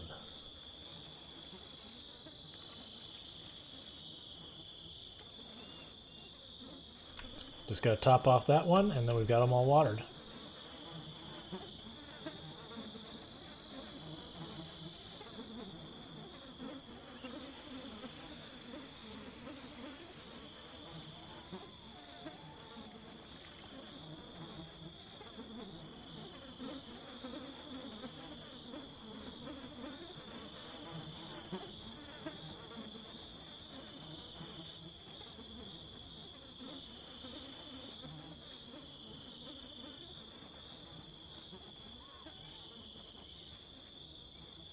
We're not intentionally watering everything, I'm just getting all the water out of this.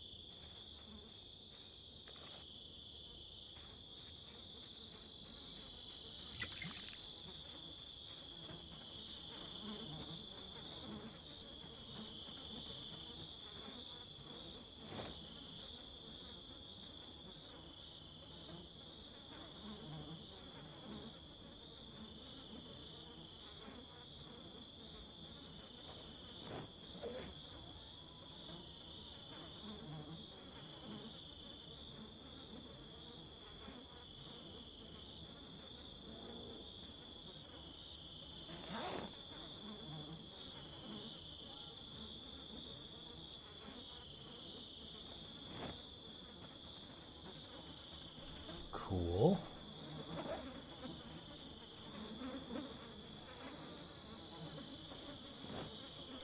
Eat this questionably fresh granola.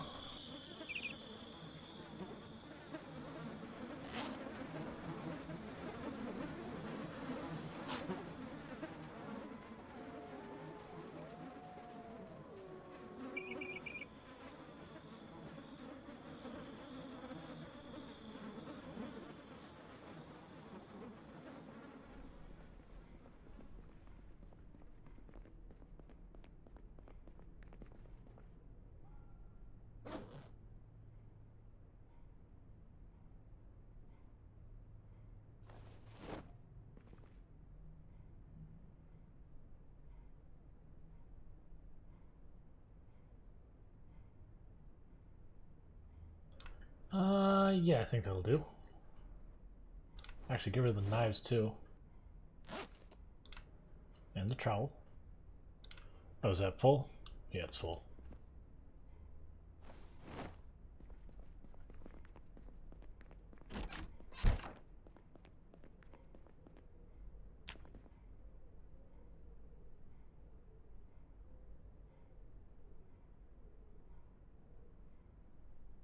Well, I wish we slept a little longer, but that's okay. That's not bad.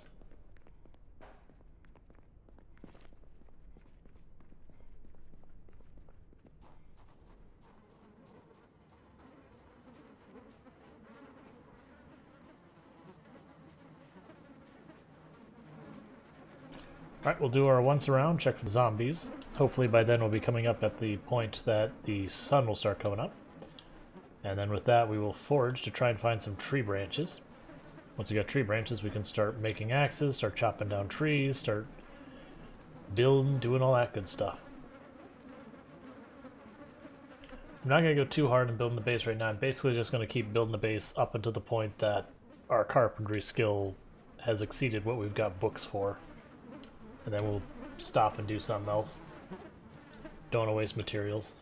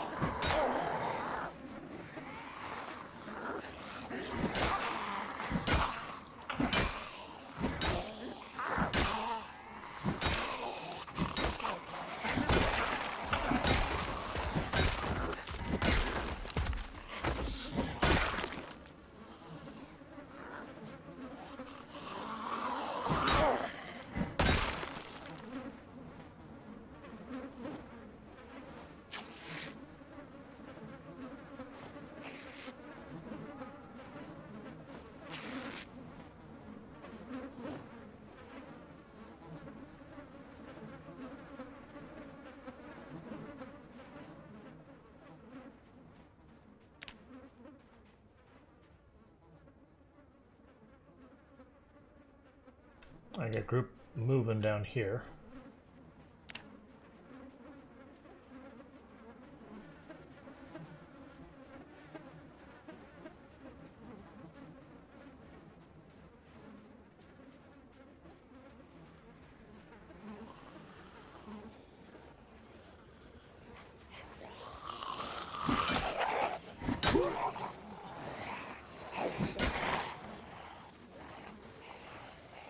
Okay, I wasn't sure if it was a big group or just the one. I just heard a zombie behind me and didn't want to be in a bad position.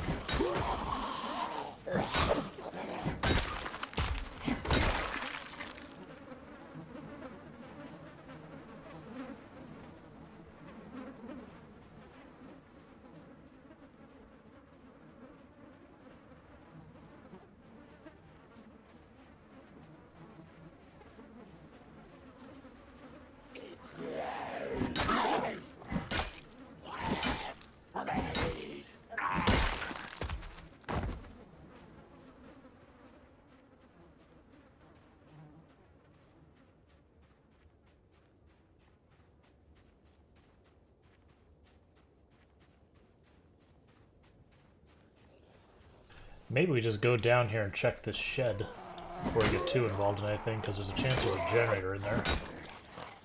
We can't use it yet, but it would be good to find and secure one.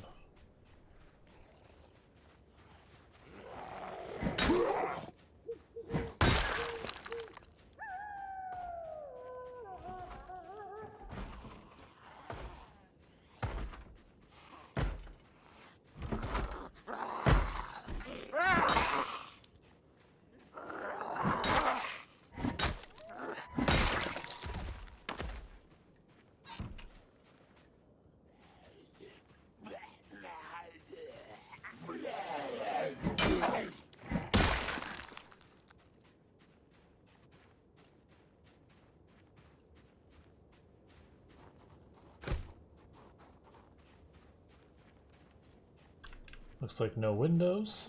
All right.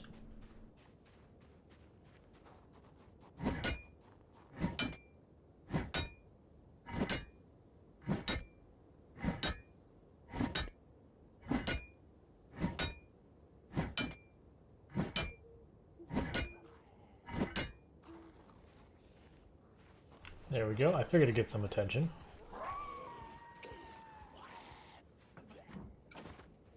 We'll back off, we'll kill them, we'll rest, we'll go back in and finish the job. Because it's also possible we just find an axe in there and then we can just use the axe to cut down trees.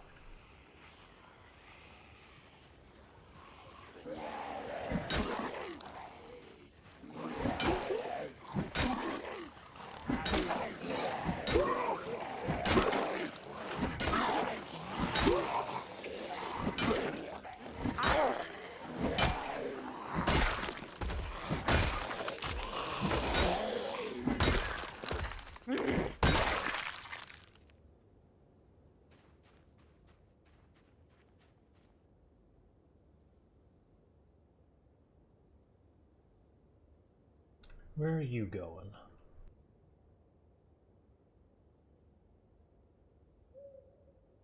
I guess you're just chilling right there. Another one down here.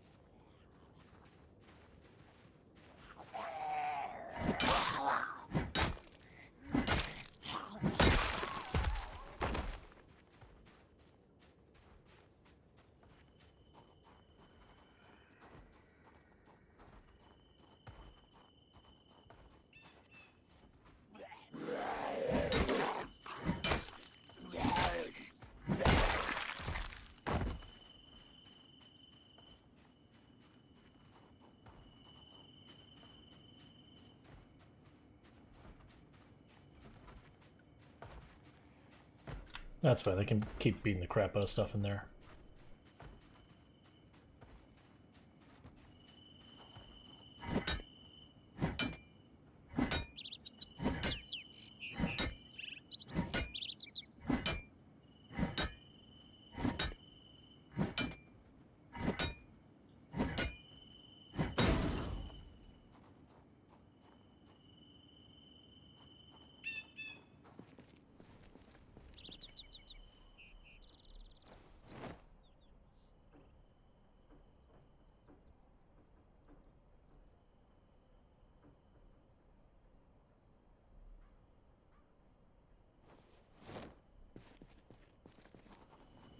Alright, let's back out because we're carrying too much. Actually, it's not that bad. I thought we were heavy, way heavier. But cool, we got a bunch of tools.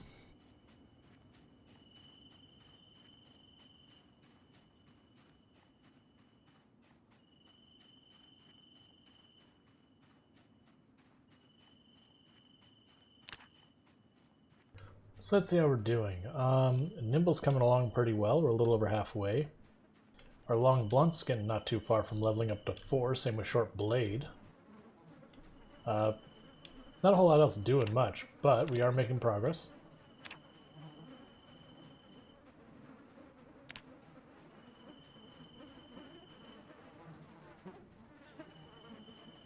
Short blunt is solid. Almost all the short blunt weapons have good durability. Their damage is usually mostly good. Attack speed goes from, you know, good to really good. Like, I wouldn't say any of them it's like, oh, that's just amazing, but it's just they're good-ish at everything. They're kind of the jack-of-all-trades sort of area. Like, they have some stamina use, but it's not awful.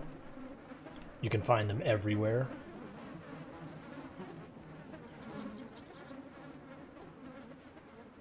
Like, that's, like, I'll have people go, oh no, this type of weapon is really good and this type of weapon is really bad. It's like, no, honestly, like, there's individuals in each category that are bad. But all weapon types, you can, you know, you can do extremely well with.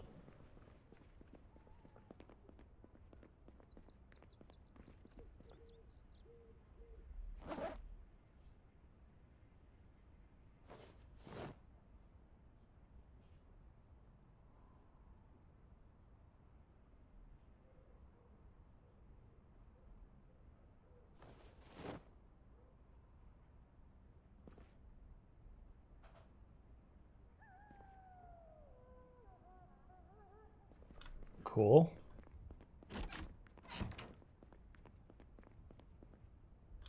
Oh yeah, don't get me wrong. There's nuanced differences, but like, I wouldn't say there's one that's like, this is the best one. Like, for every one, they'll have like a really good strength and some drawback. You know, spears have a lot of damage at range and they're really fast, but their durability is absolute garbage. Short blades don't, like, basically don't use any meaningful amount of stamina outside the meat cleaver. Short blunt is kind of an all-arounder. Really good knockdown.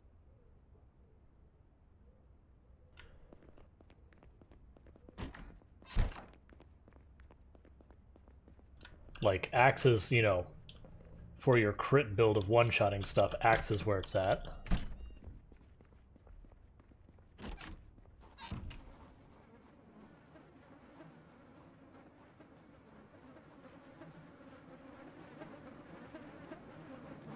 Long blunt, I want to say the thing they do their best is just knock down everything.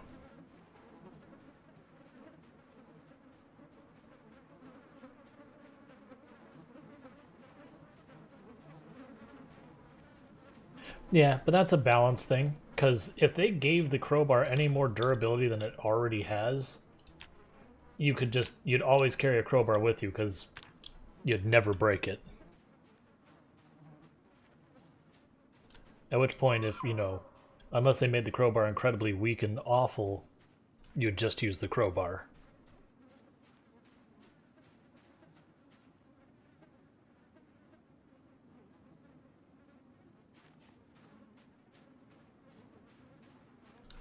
I'm sorry to, you know, I'm sorry you're feeling sick.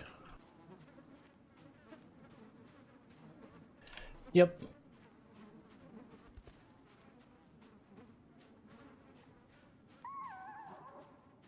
Yeah, it's almost 99% of the stuff they do. They're going to do it for game balance because at the end of the day, it's a game. Realism second footing when it comes to entertainment. It's like where you had first-person shooters that they went all in on the realism. So not like Tarkov, because, you know, Tarkov has managed to do a thing where they make it hyper-realistic with some, you know, blurring of the edges to, you know, make it fun. There was ones that tried to go absolutely 100% just realism, and they were just not fun to play for anyone.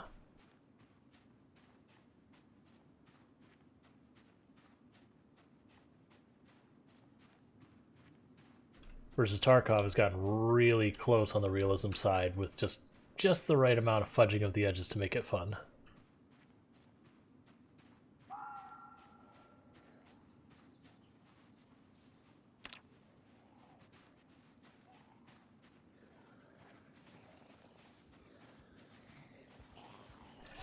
Yep.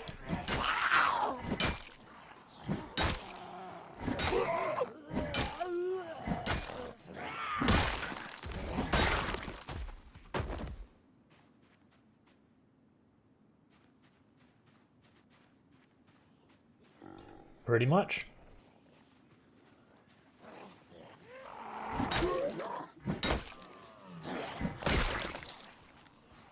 But yeah, no, it is one of those things that, like, it's games often will go for what I'll call, like, realism light, where it's like, okay, it's like 80% right with just minor stuff that's like, well, that's not how that would work for the purposes of like balance, making it entertaining.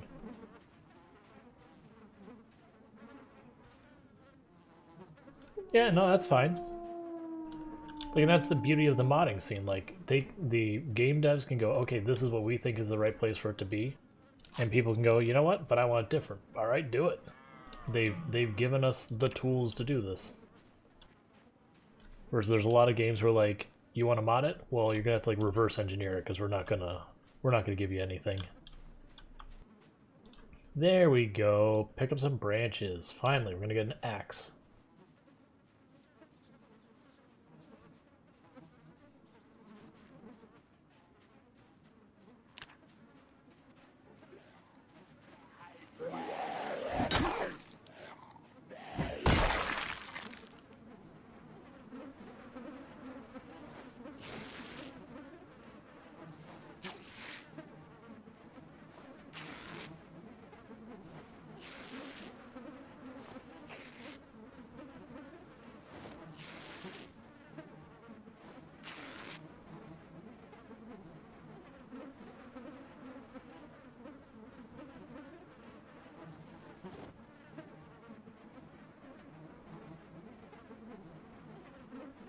Alright, let's go up here and see what we can find in our chipstone. Because then I can make 2 axes, we start chopping down trees. Our carpentry skill sucks, so about all we can make right now is floors, so we'll start making floors to be perimeters around the plants, just to get rid of the grass.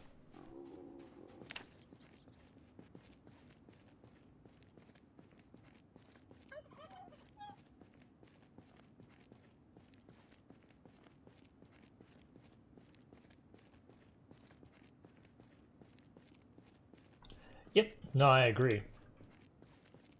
Like, you have some games that are awesome, but it's like, okay, by the lack of modding scene, you know, I'm gonna get like 1 or 2 plays out of this, and then there's gonna be nothing left for me because I'll have, you know, quote unquote, done it. Like, I really like Dark Souls, but the modding ability for that game is horrendous because you mod the game and then you just get banned from being able to play online anymore.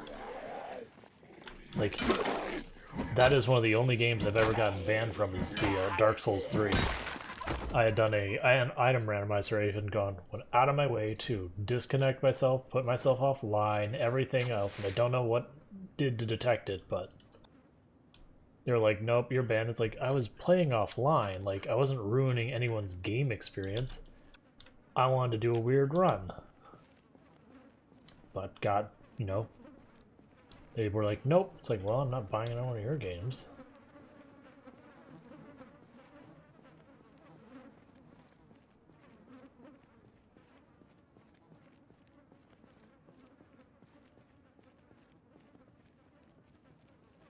Like, and I get it if you're doing something that's messing with other people, or if you're like playing on competitive servers and blah blah blah, and you're modding. It's like, all right, because that just, it's too easy for people to cheat then. But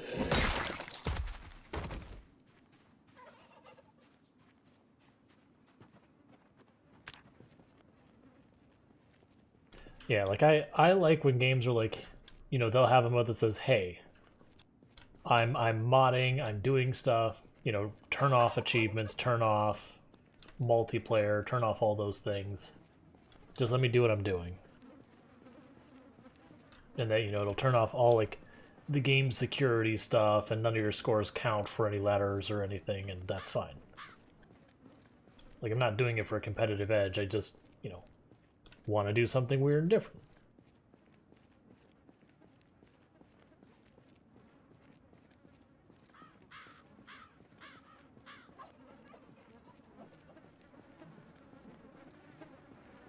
Come on, surrender your sharp stones.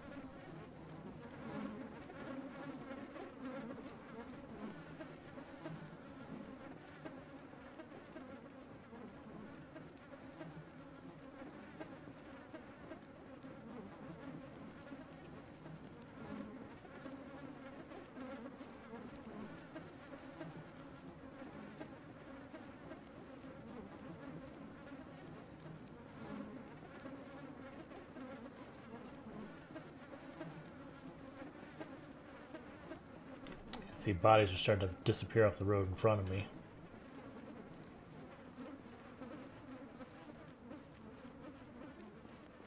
It'll be nice when I actually have some foraging skill at all.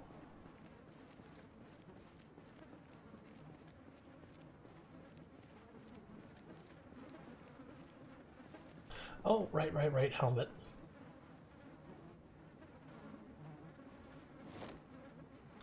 Because helmet penalizes your ability to forge. It just depends on the helmet and how much. Which makes sense if you're trying to like look around and you've got, you know, a big biker helmet that's covering everything, like the full DOT certified one that has the visor and everything, is going to greatly impact your ability to search around the ground.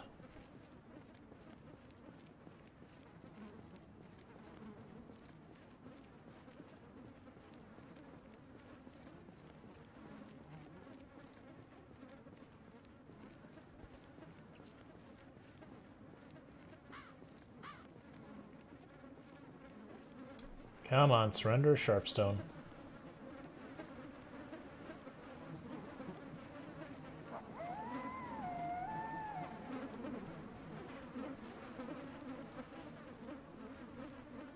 Yeah, all the skeletons on the north side of our road down there.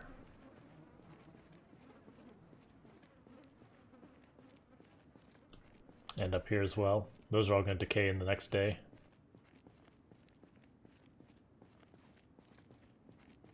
So we'll start seeing the number of bodies dwindle down greatly.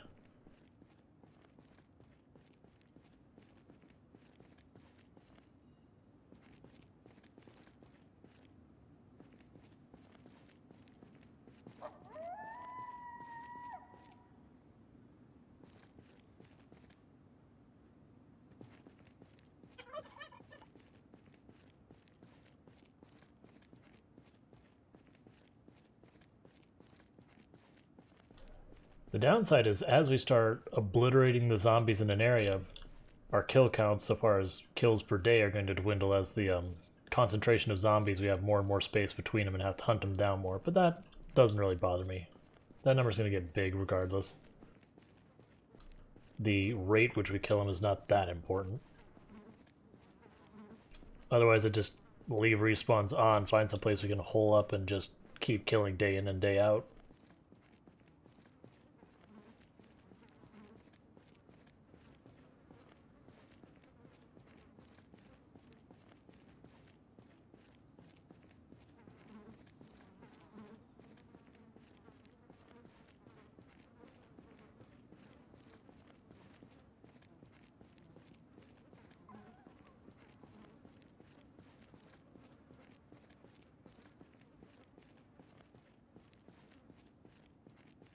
I'm having really bad luck because last time I went foraging on a road, we actually found like a lot of stones really fast.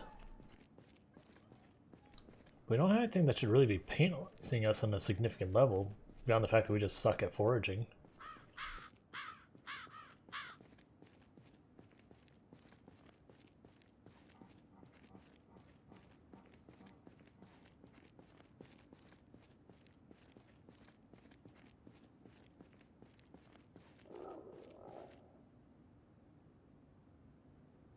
There we go. Turn that off, make our axes. We'll start by chopping down the trees that are over here. Basically start like making it so we can see farther around so you know where the zombies will come from.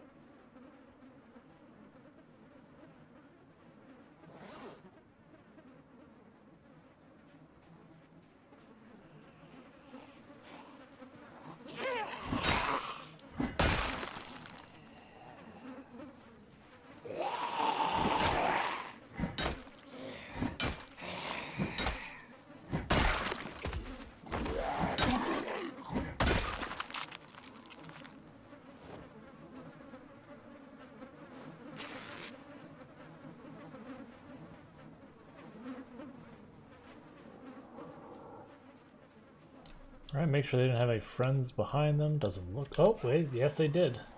I was about to chop down that specific tree, too.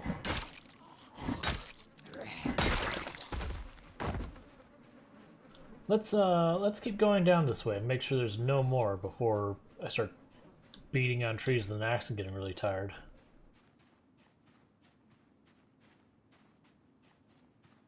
I think we're okay now. I say as one comes immediately from the left.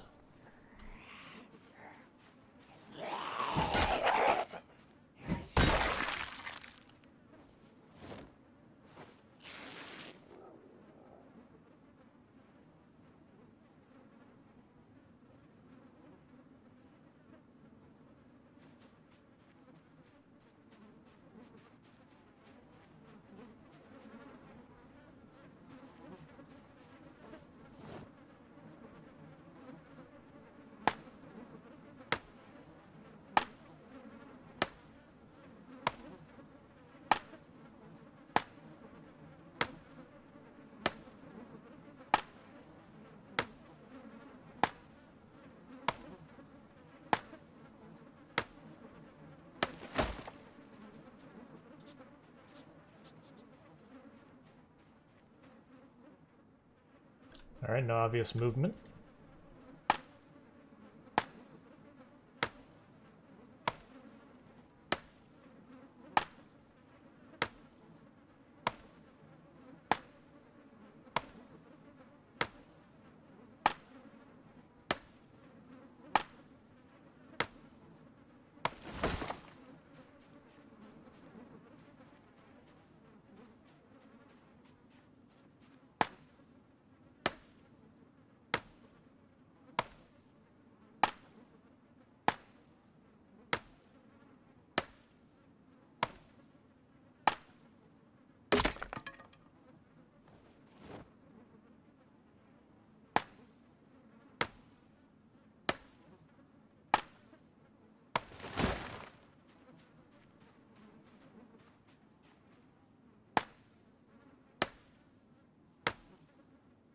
Getting pretty close to the point I want to back off and rest so we don't overexert ourselves.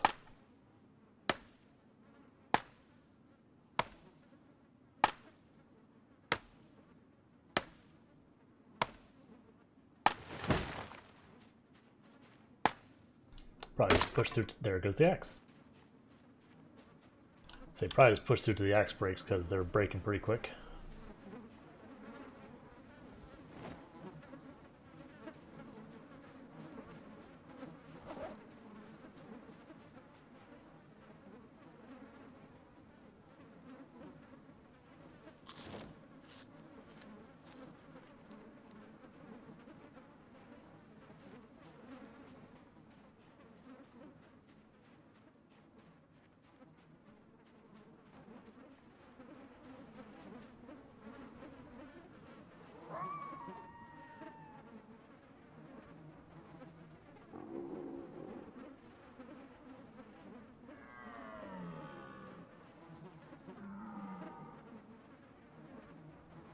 Oh yeah, and like the Dark Souls ban was ridiculous.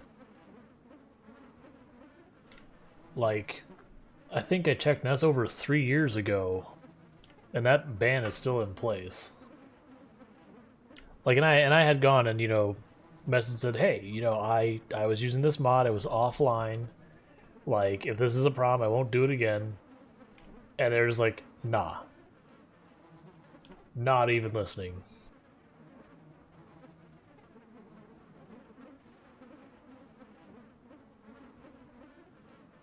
Dark Souls is a tricky one, because I wouldn't flat out call it hard.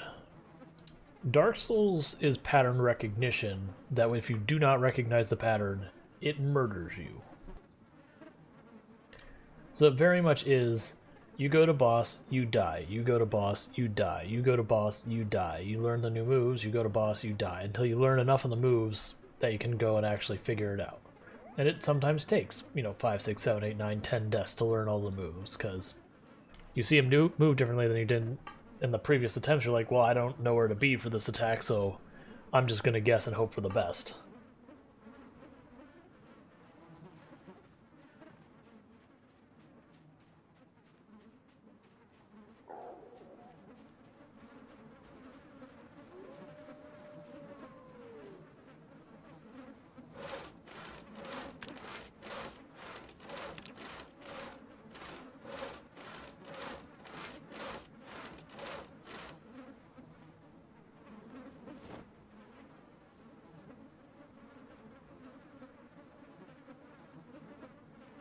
I hate how ridiculously heavy planks are.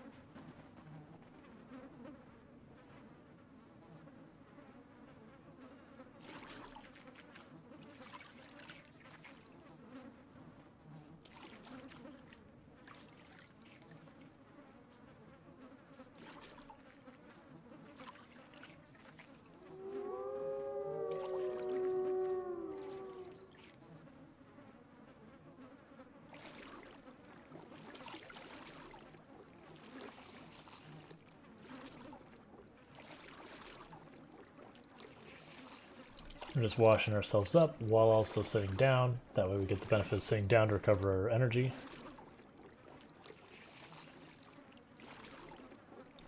Yep, no, I don't disagree.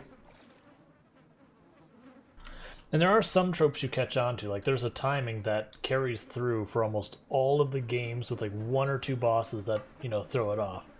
That's like, once you learn the rhythm, it's like, okay, you know, like I know the timing of how to deal with these things. I may not know what to do with that timing. Like I may not know if I'm supposed to dodge left or right or stuff like that. But you know it like pretty quickly once you start picking up on that. Now you see the cue start and you know how long you have before bad things happen.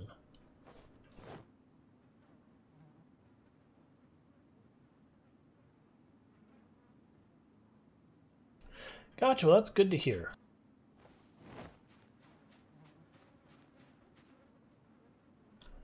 But things have been well.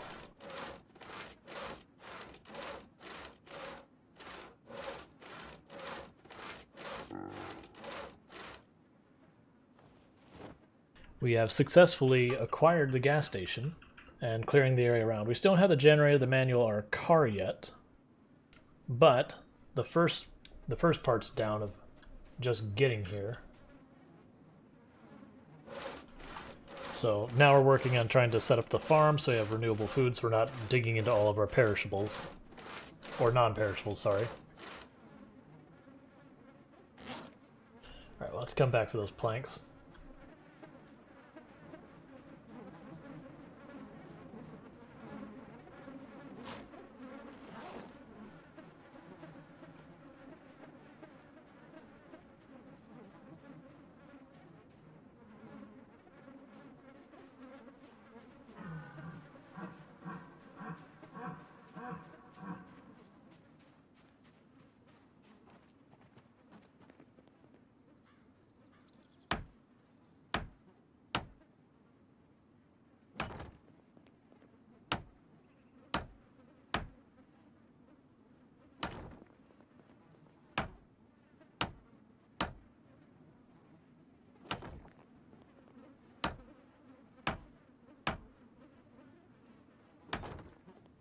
Yeah, eventually I'm going to wall this all off and all that, but I can't build walls yet, so we're just putting down floor until we can, because eventually I'll make this nice. There'll definitely be times, assuming we keep just surviving on this playthrough, that we'll prettify the base.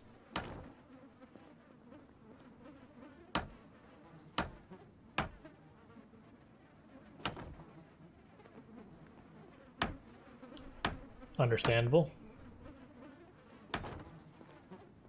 Well, whatever accommodations you have to make, you know, as long as you're living together.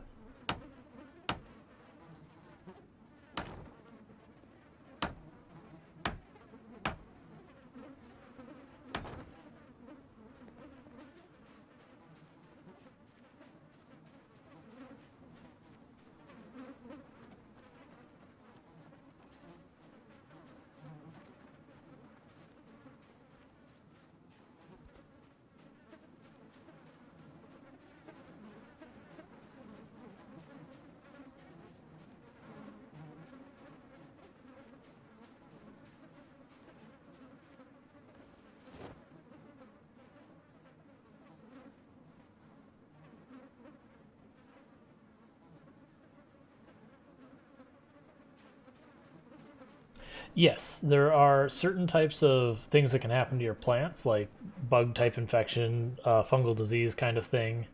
But by spreading them, it really helps prevent it going from plant to plant. Gotcha.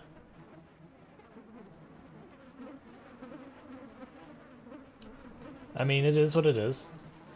But you're getting your places sorted and all that, so that's the more important thing.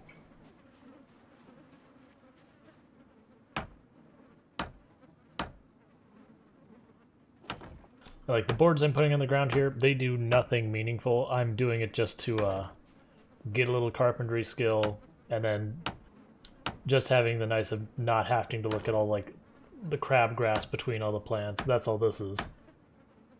It's not something I'm doing for any functional purpose.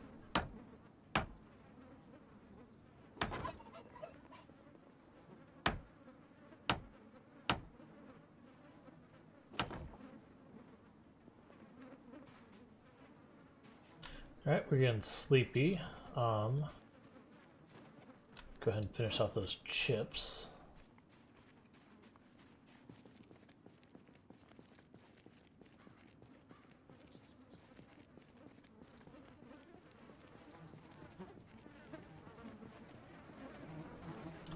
Gotcha.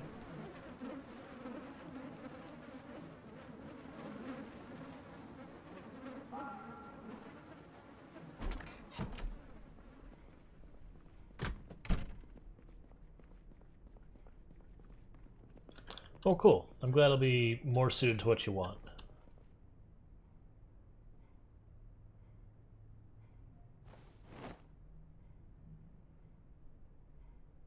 I should have... I'll just put them in there for now. The twigs should have left in the other room. That's fine.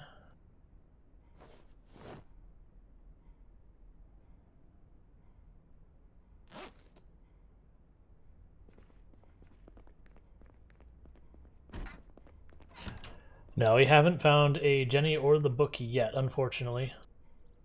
But we have secured this location. Well, I mean, I shouldn't say secured. We have cleared the location.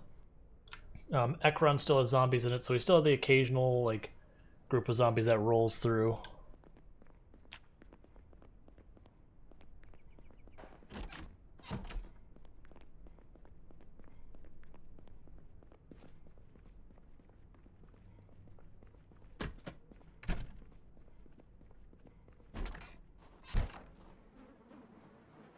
It's like we're still doing the thing where every morning we come out here, we do a quick once around the lake, once around the gas station before we go off to do whatever we want to do. Because we usually find 8-10 zombies floating about here.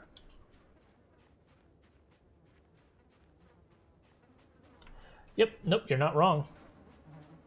The generator and the magazine are on the short to-do list. The magazine probably the bigger thing, because it's the trickier one to find. Generator, once you know, oh, I need to get generators. Sorry, there's a couple places you can go that's like, alright, the chances of not coming out of here with a generator are pretty low. But the magazine sometimes just won't find it.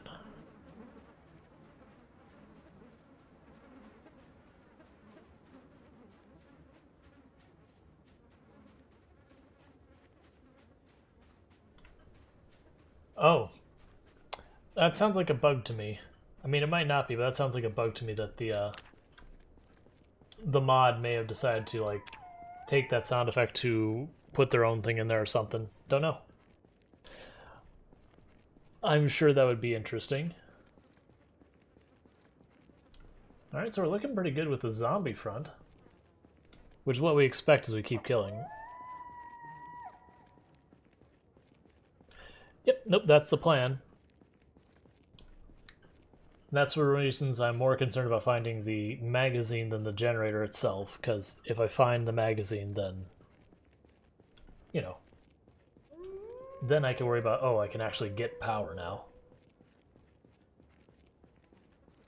I also, other than for gas, I don't have a particular need for power yet. Because, like, I don't have anything to refrigerate until the crops grow. And then, honestly, those first wave of crops we're probably just going to eat. It's going good. We are still well established in the, we're getting actually really well established in the gas station. We've got crops in the ground. Started doing a little bit of carpentry. Not much, just some floors because we're at Carpentry 1. We've ransacked the tool place already, so we got a whole bunch of hammers and whatnot. We hit the grocery store. We didn't take everything because there's just a whole bunch of like pasta and stuff and a ton of canned goods, so as we find ourselves needing food, I'll just roll down and grab more. We're at that point of trying to find the generator magazine, generator, a car, you know, a bunch of different random individual things. We do know where we have a car with 3 units of gas in it, but no keys or anything.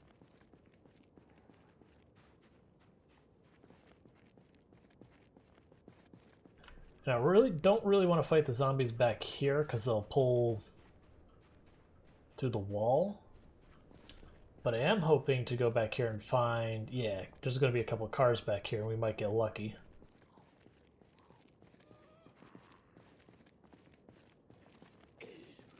Yeah, so I'll pull us as close as we can to the building.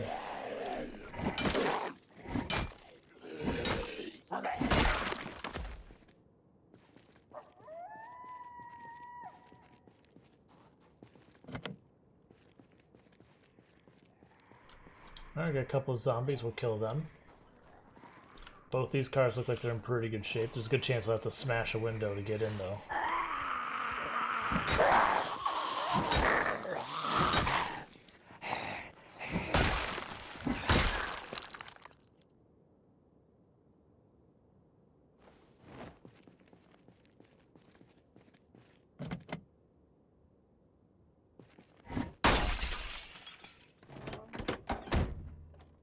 Oh, I'm not worried about it. We'll just replace the window. Like, odds are they weren't going to have the key and all that, so I usually don't worry about it too much. Got our empty gas can. We've got a bunch of empty gas cans we found so far. Alright, so before we get in this car and get ourselves in trouble, let's make sure we're clear down this alley. Looks like we're good. Oh, finally a sewing needle. We've got a key.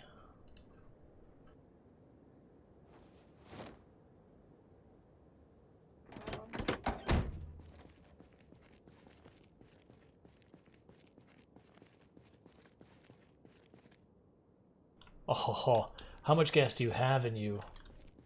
We might have a car.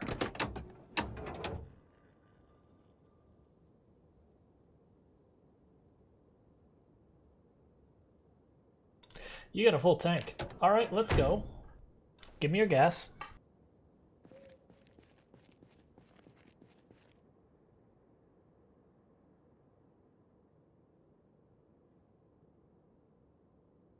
Alright, so we got the car. Now we just need to find the generator and the magazine. This means we're certainly doomed to death, like any second. Like, right now, gunshot, whole horde's gonna just overwhelm me. That's how this works.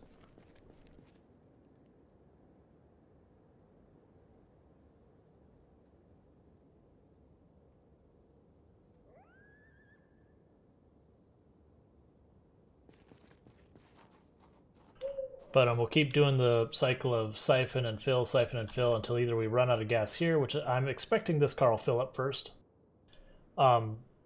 And then we'll fill up this gas can. We'll leave the gas can with the gas behind. That'll be our generator backup plan kind of thing. So we just know that we always have at least some gas to get the generator going.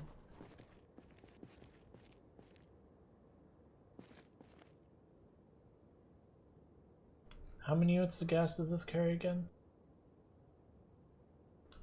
Doesn't say. I think it's 10, if I remember correctly.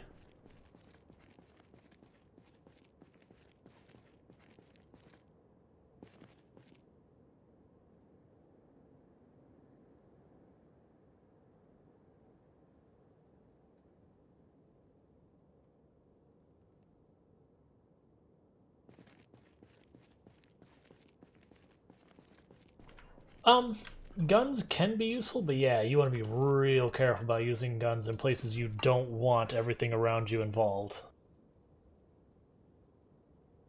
Like if you start on the edge of town and you're, blasting and being careful, it's not that bad. But if you just hop in the middle of town and start going to it, you aren't going to survive the experience. Or if you do, it's going to be because you basically give up on shooting and just walk your way out of town. Yep, no, you have to. Okay, well that one didn't take the full time to fill up, so either A, we've already filled up this car and this gas can's full. Thank you for the follow. I will call out that name in a moment. There's a zombie coming up on me. Thank you for the follow, Andre Castro 05. Welcome to the stream.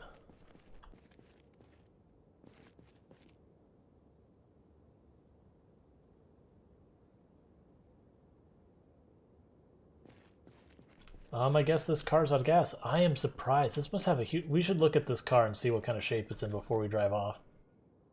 Yeah, because that took 33-something gas in there without a problem.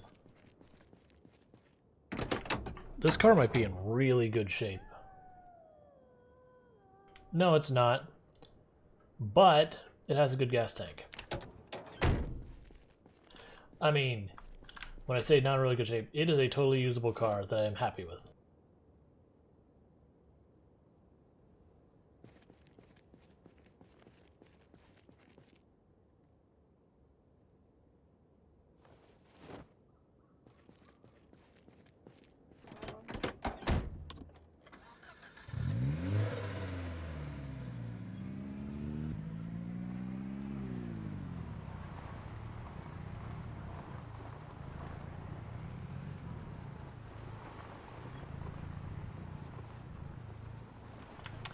Right, we have all of the corpses. I forgot about this.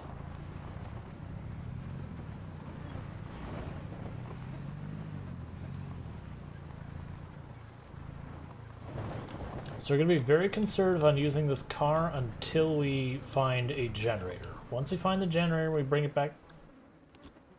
It's stalled.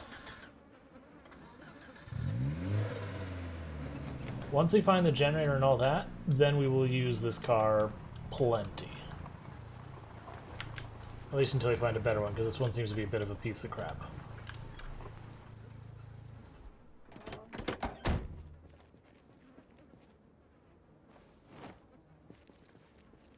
Cool. Have a car. Oh yeah, no, like don't worry, like we'll use that car. It's a piece of junk, but we'll use that car, because a piece of junk beats no car.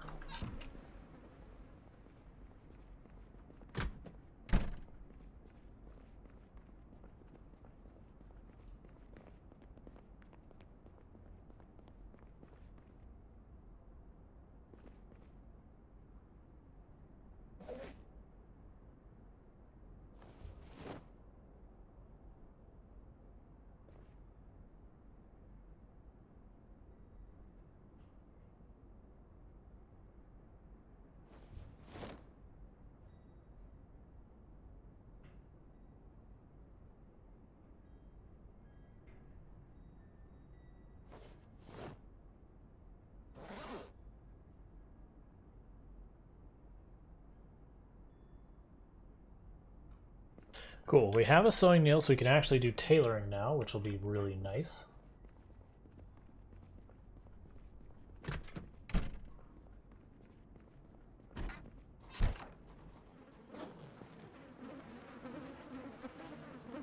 Oh, I have no more food on me, so we should grab some food.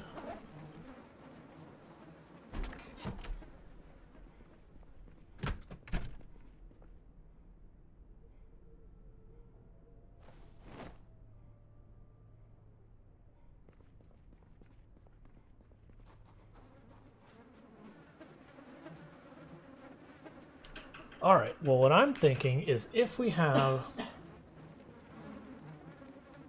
the generator, well, if we have, sorry, the car, instead of continuing down the main drag now, I think we cut east at this intersection and go towards those residential. Because each one of them could have a bookshelf that might have what we're looking for. Actually, wait. How far down the road? So we have this building. We have the rural supply shop, the shed, the police department, then the bookstore.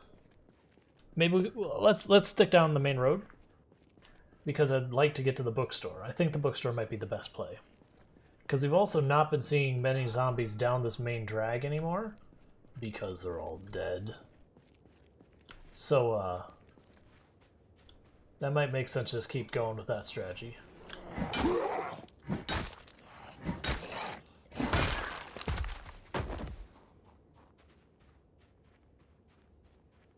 This crowbar has lasted us for freaking ever, and we have a spare just waiting.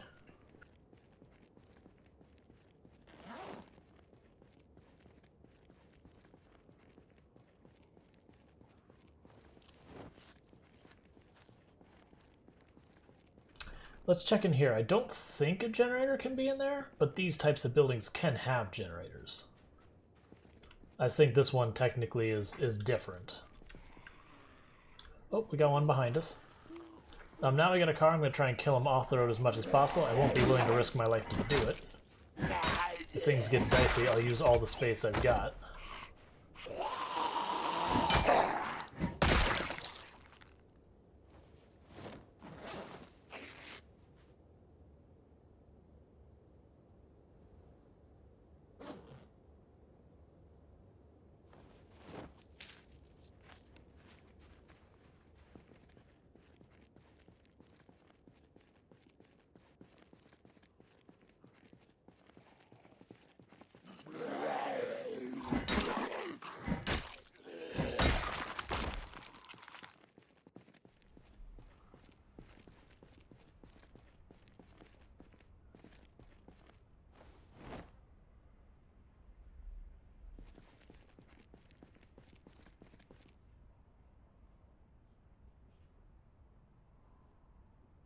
But why, game? I mean, I love that you're just giving me weapons, but like you just gave me 3 crowbars. What am I supposed to do with these?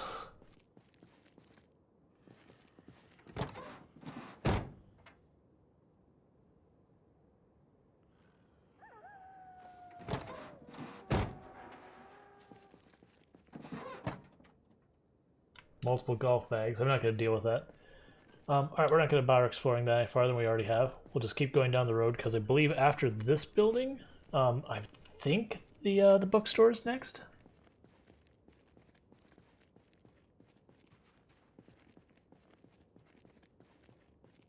I mean, 7-hour-old junk food really depends on the junk food.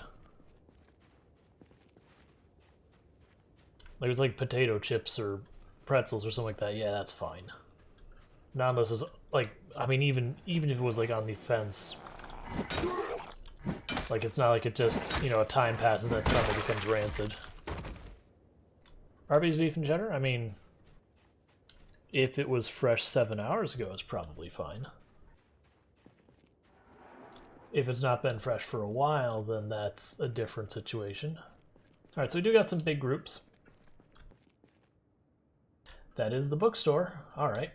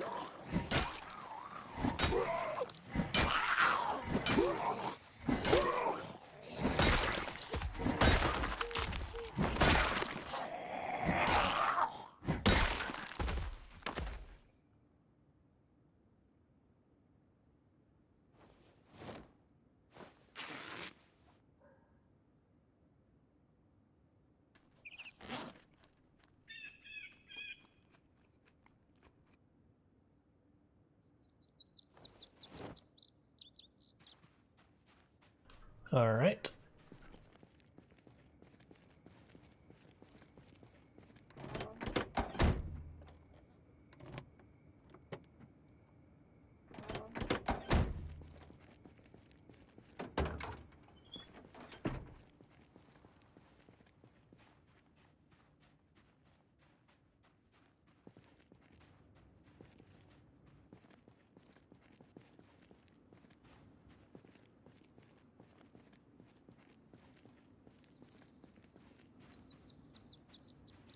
We'll definitely have to kill a couple of packs before we'll be able to get to that bookstore safely. I think for the first wave of the bookstore, all we do is we worry about the books we can use immediately. And then get the heck out.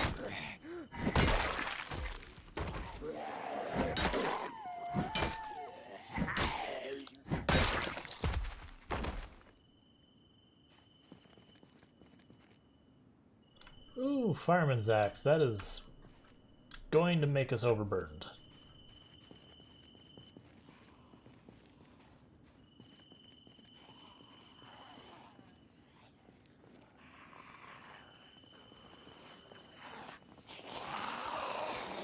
Like we're taking it, I just might have to back out because we just have too much stuff. Don't.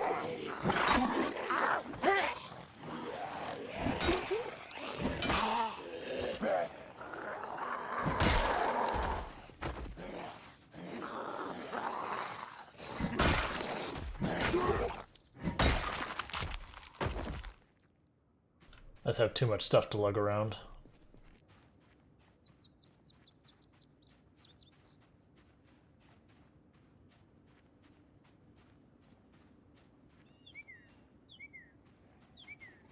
Yeah, that's not a bad idea. Drop it in the trunk. It's got a trunk that looks like it might be in mint condition at 70. We'll see. Like, if it doesn't push us over too much, I'm not going to worry about it. Oh, we can't even fit in the bag. Our bag's just too full.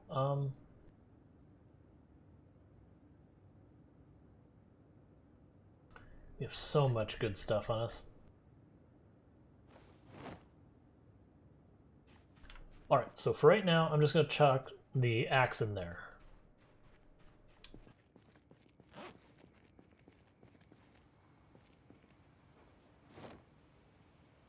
We can just come back for the axe. Yeah, that's a good call to use that trunk. I probably should, but I mean, the crowbar's about to be spent and I'll switch to shovel. Those should break relatively quickly and then we'll probably be back in normal order.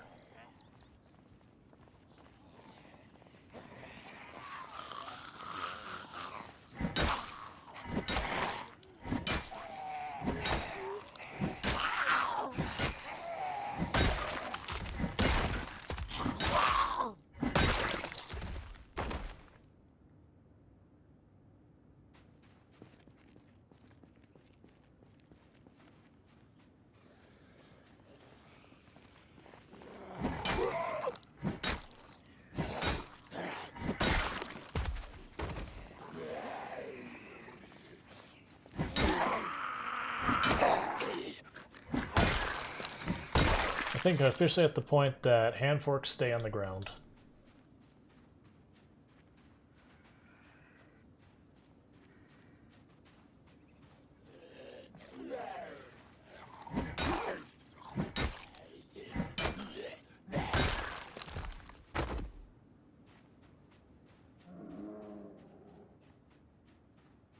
Okay, so our stamina's getting a little low, so we're gonna go ahead and poke our nose in the police department. See if we can't find just a chair to sit in for a little bit.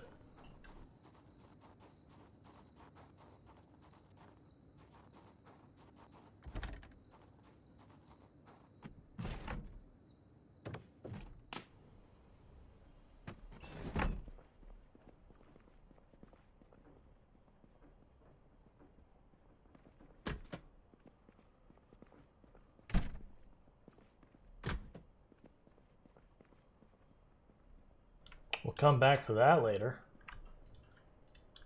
Like, that's all good news, but I'm going to leave it there for right now.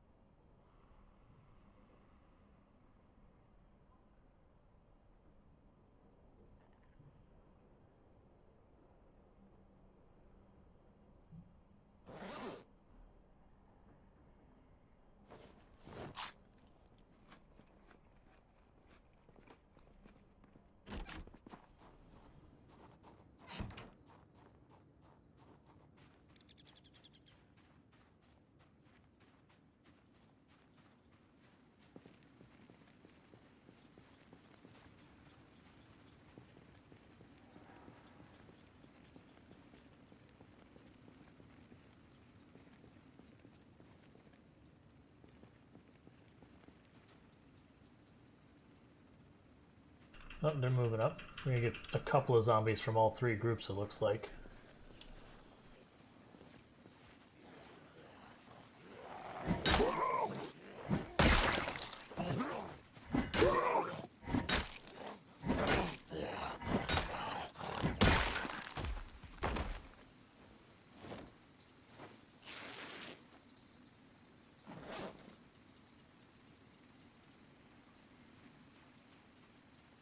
Right, they backed off. I like that.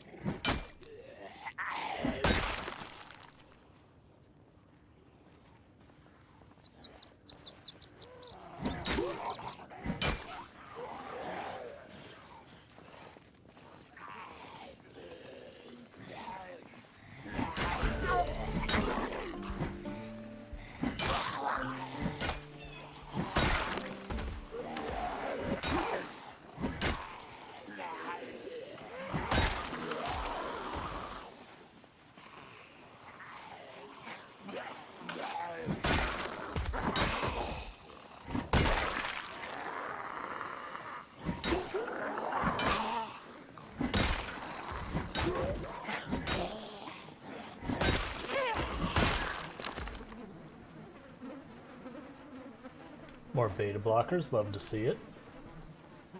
Nope, they moved out, and that one's coming from the side. That's fine, we keep knocking them down, even if we don't get into the bookstore today, that's fine, as long as we thin the populace.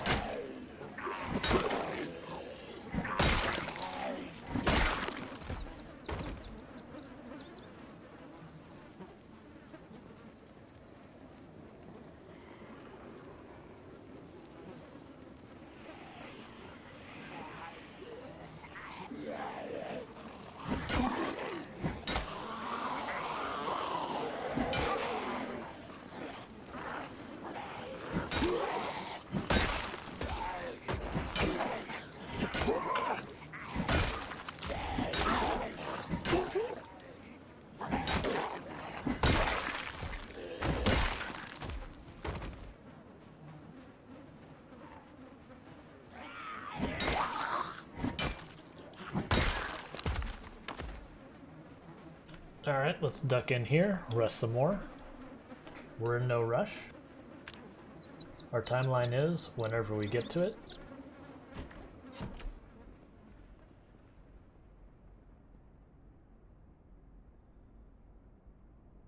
Cool, so we got long blunt floor, 4. So we're coming along really nicely. Carpentry's coming along. Cool, cool, cool.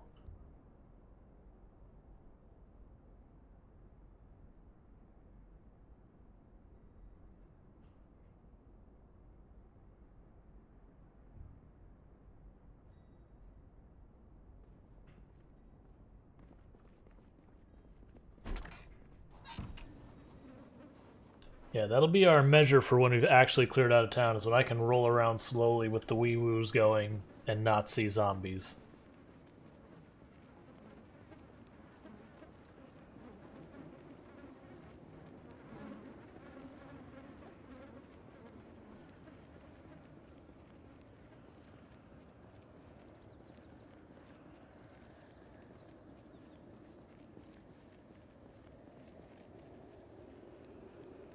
So after this pack, I can probably just stroll on into the bookstore.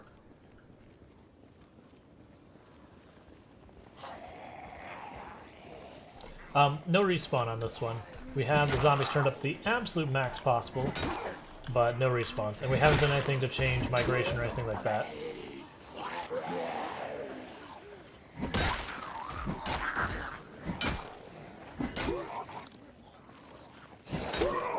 So we will have zombies, you know, as we clear out areas showing back up, but it'll be zombies from nearby.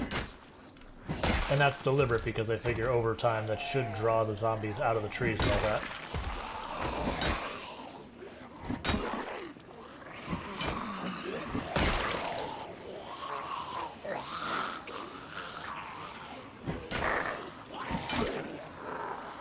And I'll catch up with Chad in just a minute.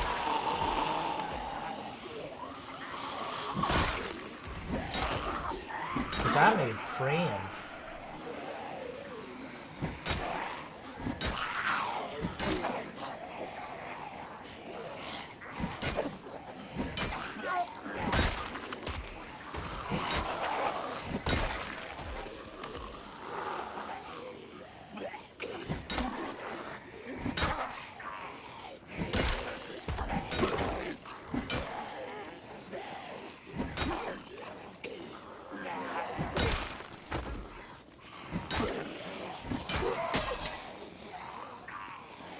And the crowbar has finally fallen.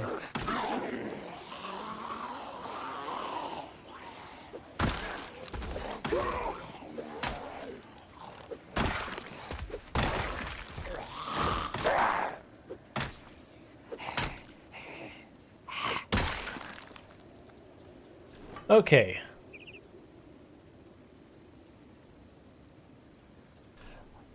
They shouldn't migrate that far, I believe, and this could be incorrect because I've not actually sat down and read all the details on how migration works in the game. I do believe what the zombies will do is, like, first of all, they have migration within their own cell. They'll go, oh, there's an open spot in this cell that's supposed to have zombies in it, and I got more zombies over here, sure, we'll go over there. On top of that, I think they will move between cells if one cell has a lot more and the other cell has a lot less, and there is some adjustments to say, like, this cell is urban or whatever, from what I've been able to tell. Like, there's a number of zombies a cell is intended to be up to, so to speak.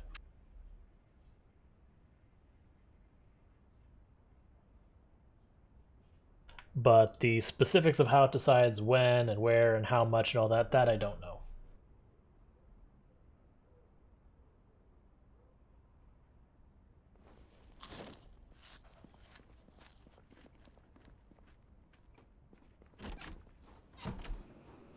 And I know you got the shovel. I'm just going to go ahead and use the nightstick since it's almost broken to just basically wrap it up. Get another weapon off of our hands that's, you know, roughed up.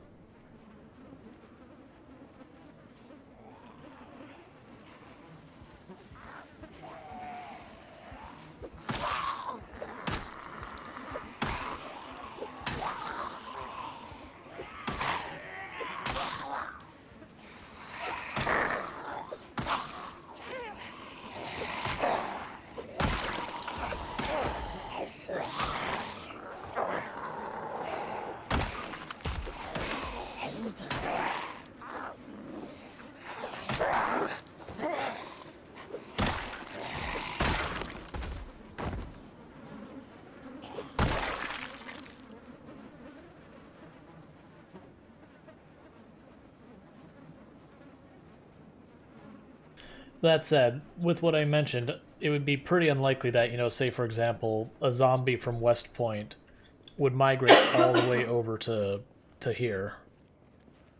Because more than likely they'd reach a cell that they had no reason to migrate farther.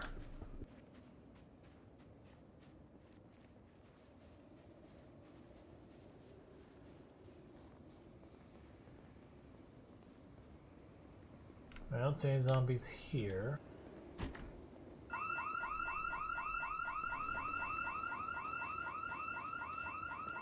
Well, it's been a long time. We figured that was coming sooner or later, so let's just get the hell away from that place. Okay, that should be fine. So, getting into the bookstore is going to be a little bit more complicated now. But that's okay.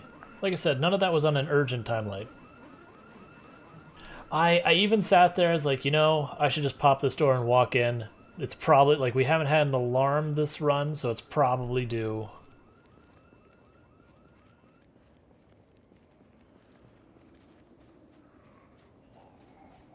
That's fine. The beauty is we can go north easily because we've killed so many zombies this direction.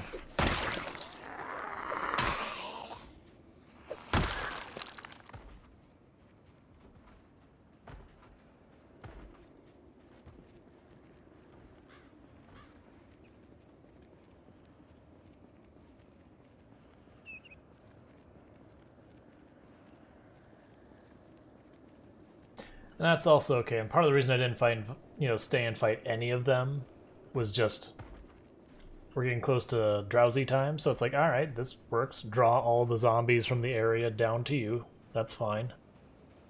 It means it's going to be an absolute slog getting back into that place, because it's going to have, 200 zombies looming around it. But hey, you know what? That's fine.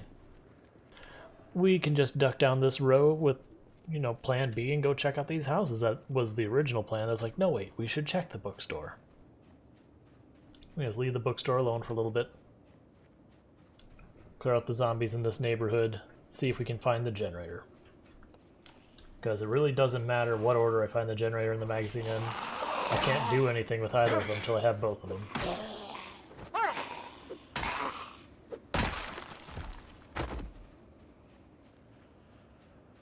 We don't have electrical, do we? No, we don't.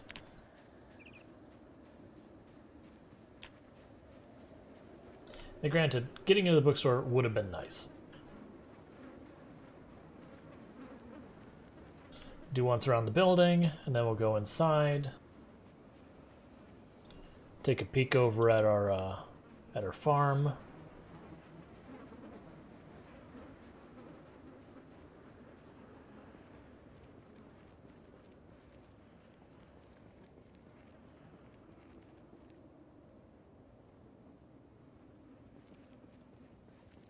Yeah, so we got flies and stuff on some of these buildings. That's fine. I actually don't really care.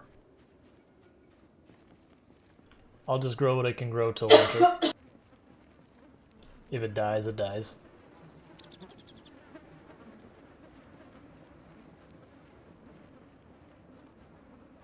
Alright.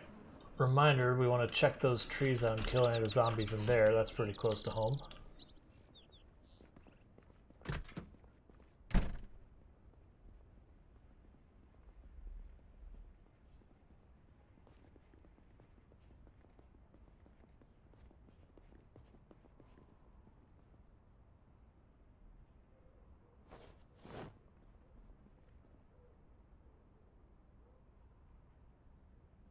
It's gonna be real tricky to recover that the axe for a little while. Yeah, no, that is an unfortunate reality. We had a pretty nasty fight into this place. Or not into it, just while we were here. Let's see. I think that's fine. Let's grab one of these crowbars as a backup.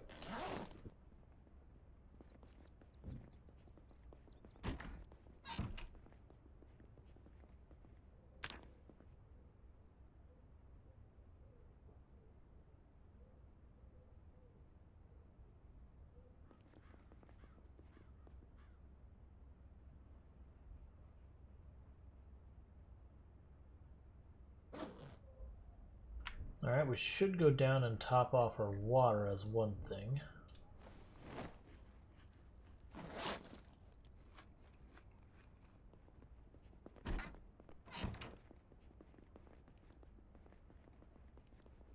But the good news is now we've been killing all the zombies around the area, we're getting less and less risk of a zombie, just randomly strolling into this area. As I say, as two zombies are waiting right outside the door.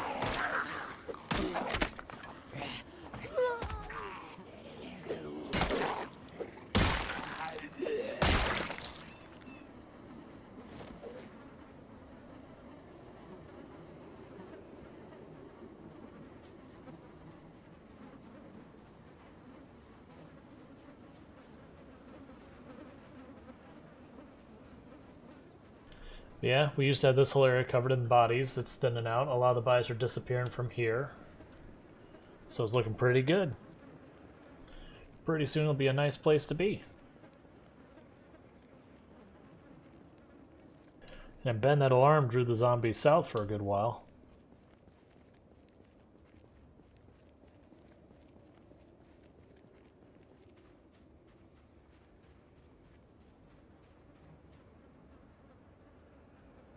Yep, good enough to hear me that there's no zombies over there.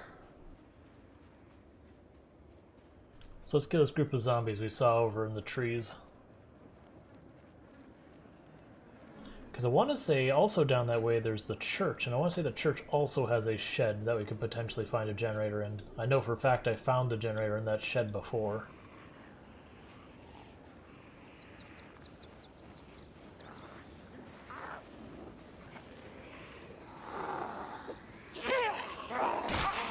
Missing with the shovel is a good way to die, because the shovel's speed on the swing is very slow, so I need to be careful. Can't have misses like that with this weapon.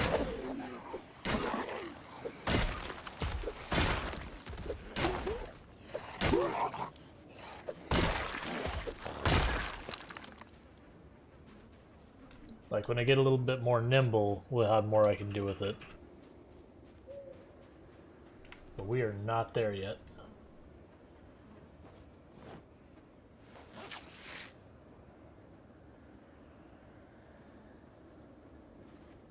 Oh, right, water. Gotta get our water.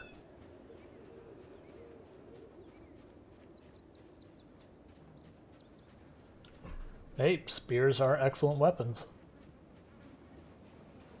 Just with our zombie pops, like, it's kind of one of those things that I either spend a whole lot of time farming up materials to make a whole bunch of weapons, or we just roll with whatever weapons we find, good, bad, or otherwise.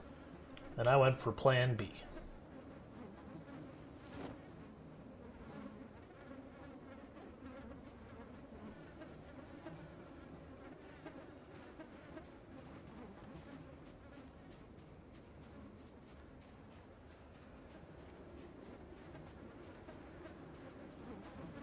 Oh yeah, no, spears, as far as like damage and reach, spears are absolute monster weapons. Like, the garden fork is easily one of the most menacing weapons in the game. You know, stuff like the katana and all that do pace them, but I mean, you can't just run with the katana because you only find them once in a blue moon.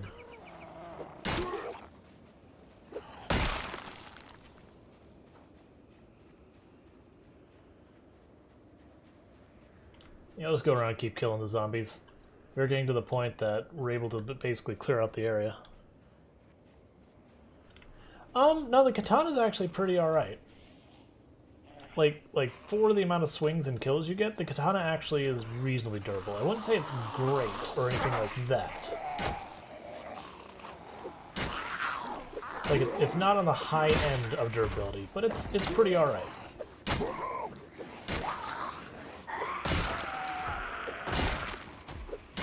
Especially when you're talking about a weapon that very often one-shot stuff.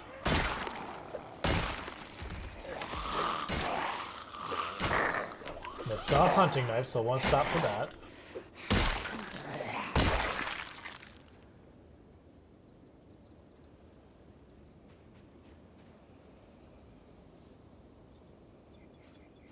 At least I thought I saw a hunting knife. Could it?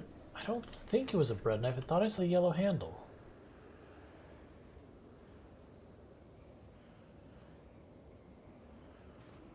Huh.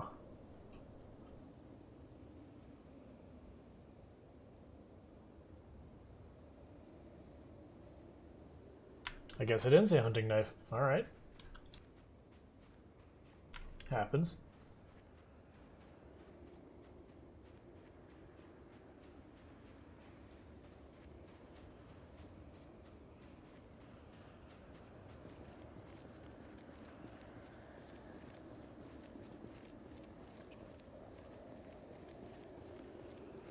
Yeah, now generally I can tell the difference. The big tell for me about what the hunting knife is you look for the handle, and on the end of the handle there's like a little yellow bump. The only thing you usually mix those up with then is sometimes you can mix them up with a stake if you can't see like the side that's the blade, because even though it's not the same color, it's close enough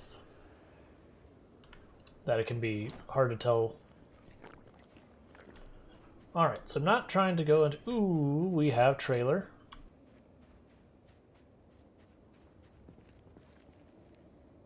There's a shed. I want to check the shed first. Just machete and katana are the only two that I'm aware of, at least.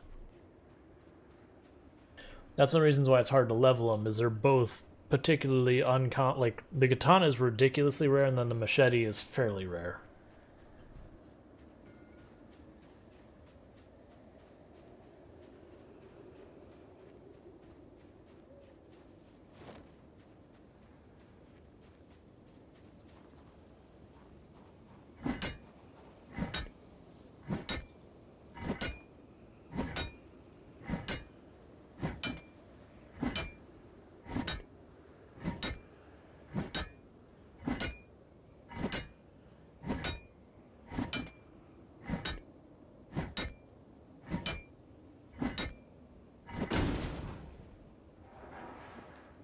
There's a generator.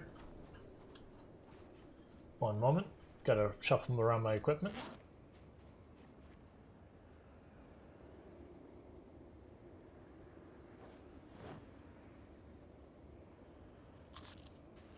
So yeah, I think all but one time I've checked in here I found a generator. What's interesting is never in the exact same spot, though, at least that I can think of. Wait, was that a zombie? I'm just seeing something like... Oh, it's just the stupid sticks.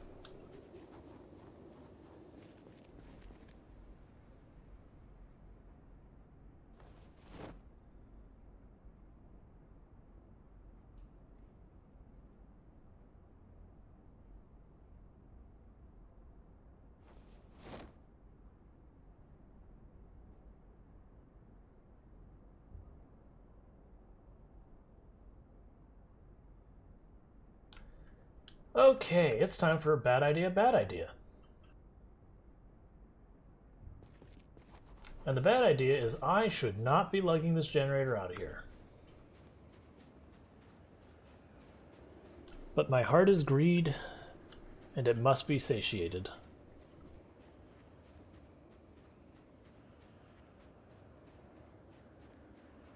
And the reason it's a bad idea, if we look right up here at my stamina, you can just watch it drain.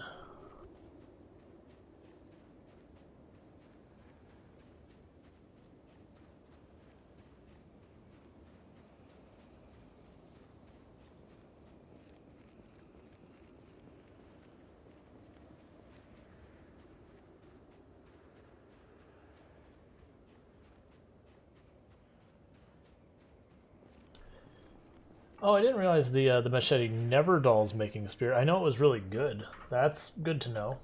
What I'll probably do is when I get a machete down pretty low, then I'll just put it aside for making spears.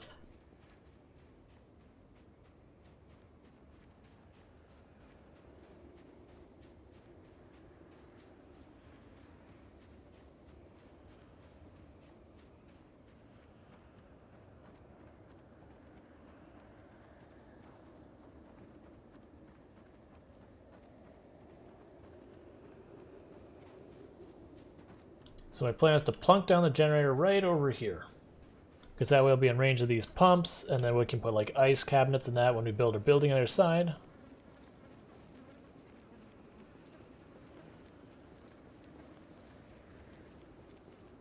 I do believe the generator will power floors above and below. That is not the button.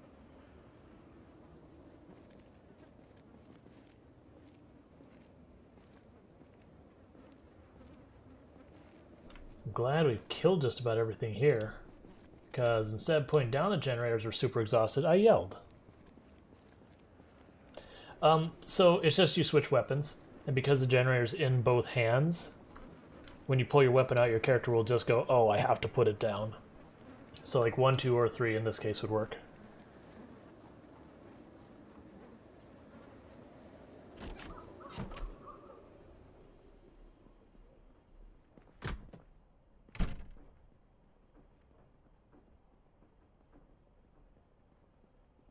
So good news, we got our generator, we got a whole bunch more weapons, so that's always a plus.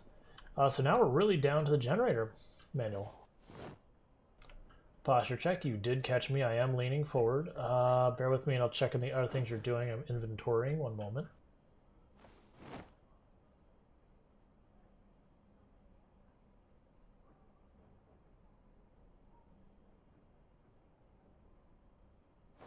We have 5 gas cans now, so that's excellent.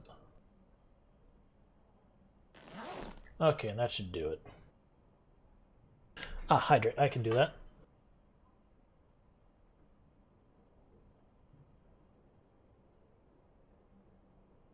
Yeah, no, even if you look at the mobile shop style generators, because I used to sell them a long time ago, you know, those things are still like 80, 100 pounds. Like, can you carry it?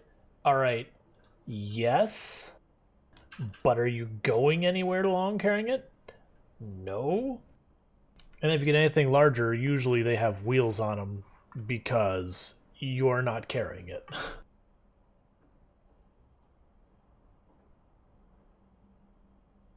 That's the type of stuff where they say lift with your legs. No, seriously, if you value your spine, you will find a friend and you will both lift with your legs.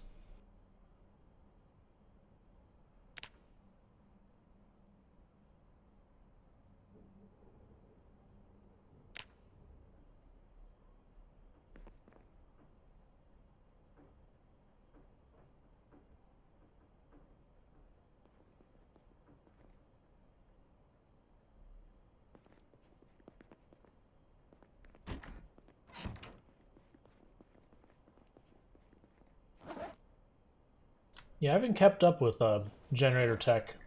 When I mentioned selling them, that was like 2002, 2005, that time frame. Just in time for all the hurricanes rolling through here, so I got stories.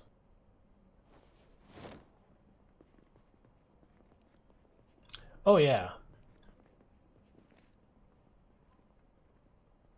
Like, that's one of the things, like, people would come by and be like, oh, I want a generator, I want to power my whole house, and it's just like, yeah, you're probably not going to find a gasoline generator you can buy that's not, like, custom made to power a house. You're gonna have to go, like, propane or natural gas or something. They can do it, the technology works, it's just no one sells them.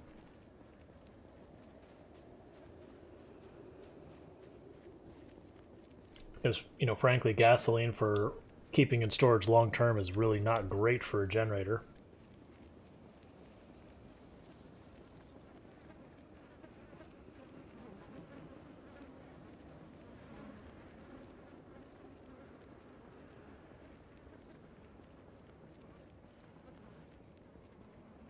Because, I mean, we would have people who buy these, like, 100, 200 watt generators and go, oh, I can run my AC on this, right? You're like, absolutely not. Like, we're not even talking you're in the same planet as running your AC. Your fridge, you know, as long as it's not working too hard. Anything in addition to that? Well, maybe a light. That's the generator you hook up to your fridge and your fridge alone just to keep your food from going bad, and that's what you got your generator for.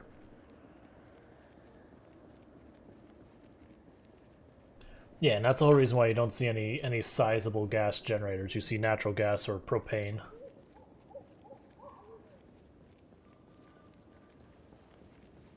Because natural gas and propane keep a pretty, you know, in the proper containers, keeps for a pretty good amount of time. And then even then, they recommend you run those generators, like test run them every, I can't remember how often it was. Once a week for 15 minutes or something like that. Just to keep things from settling and make sure things are still working. Because, you know, generator's useless if you don't usually test it all the time, and then 3 years go by and you haven't touched it. And then you go start and it just doesn't.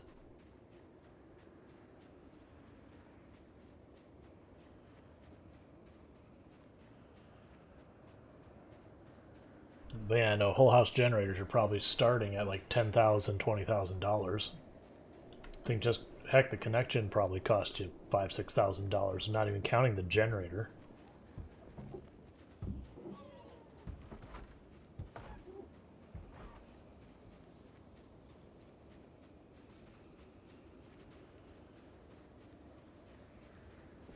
Oh no, when you let gas go like really bad, it's like, it's this clear liquid and then what looks like turpentine. It's like a paste and it's like super thin, almost alcohol consistently liquid.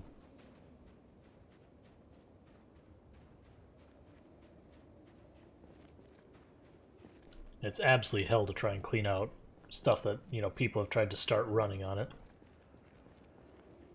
You have to disassemble everything and clean it out. Well, I mean everything fuel related. Ooh, we got ourselves a hand axe and another nightstick.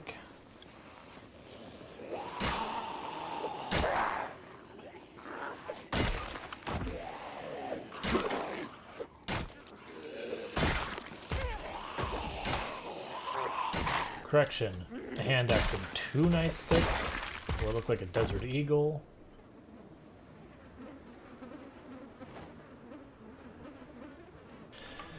Alright, so that Desert Eagle's in good shape, so I say we actually keep that.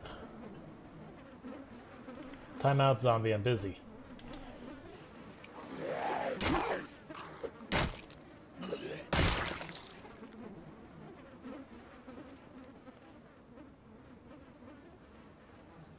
Oh, you don't have a nightstick. You just have a knife in your thigh.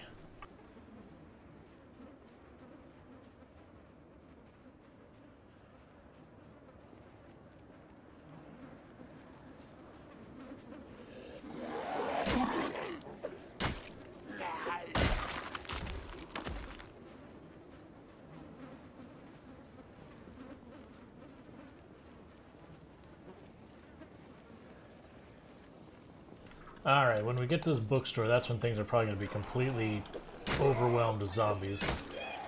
At least that's what I'm anticipating with an alarm. It is possible we thinned out enough of the zombies we won't get that bad, but we'll see.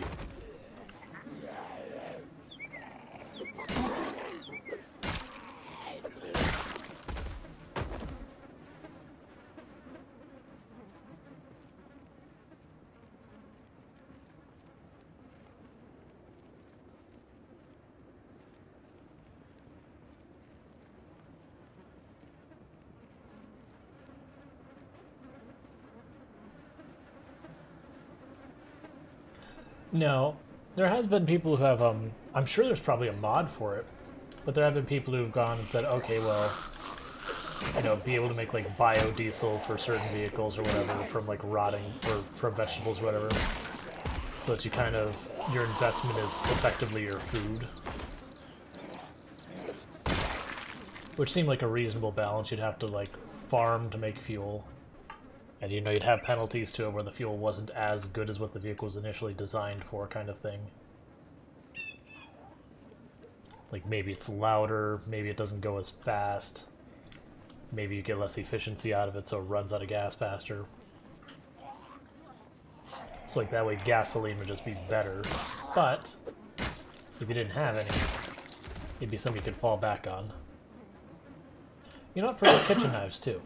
We don't need those. Let's back up. I see these zombies coming up from behind.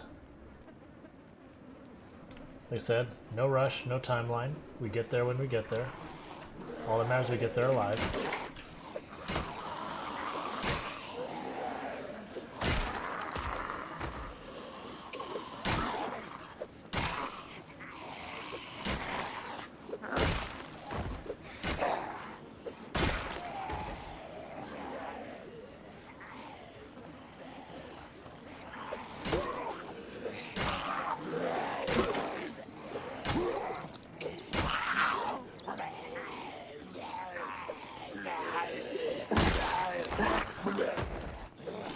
That was dangerous.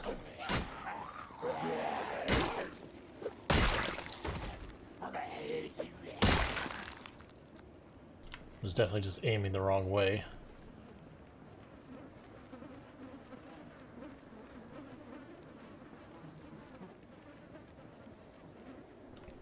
Yep, no, and I agree, like, people are like, are the gas stations unlimited? It's like, no, and they're like, oh no, but what happens if you run out of gas? It's like, no, you don't understand. Each pump has like 60,000 gas. Like, you're not running out of gas. If you and an entire server just absolutely go ham on wasting gas as efficiently as possible, maybe you run a gas station out of gas. A singular one.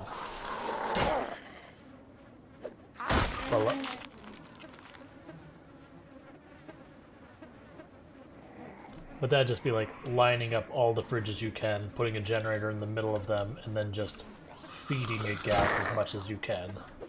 But doing that again and again and again. While someone gets the least gas efficient car they can find and just drives in a circle.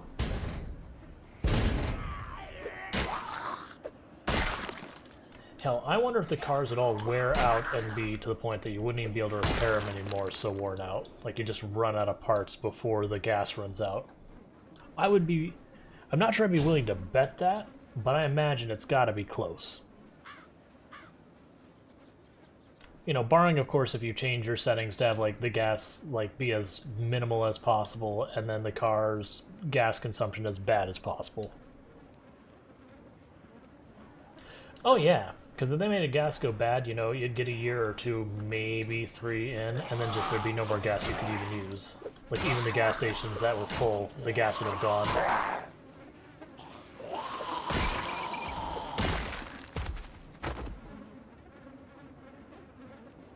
Because, like, all the stuff you'd do to preserve gas wouldn't be happening. You'd just be sitting there.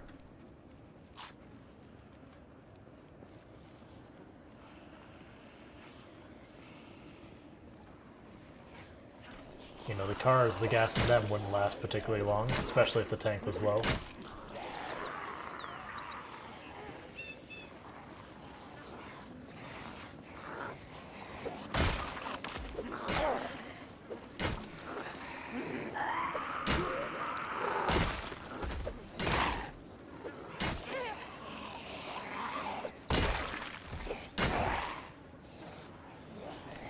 Okay, it's like, that zombie needs to get across the other side of the fence. I don't have to worry about it, you know, lunging after it gets over.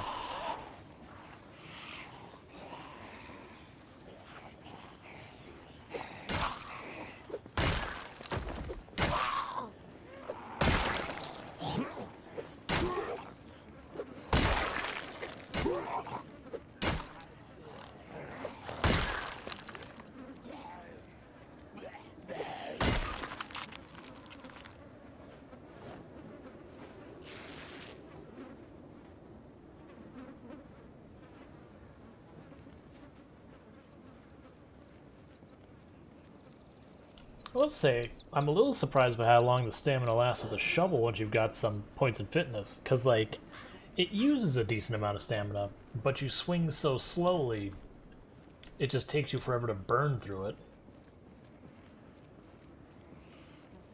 There's a group of zombies down there, so we should switch sides.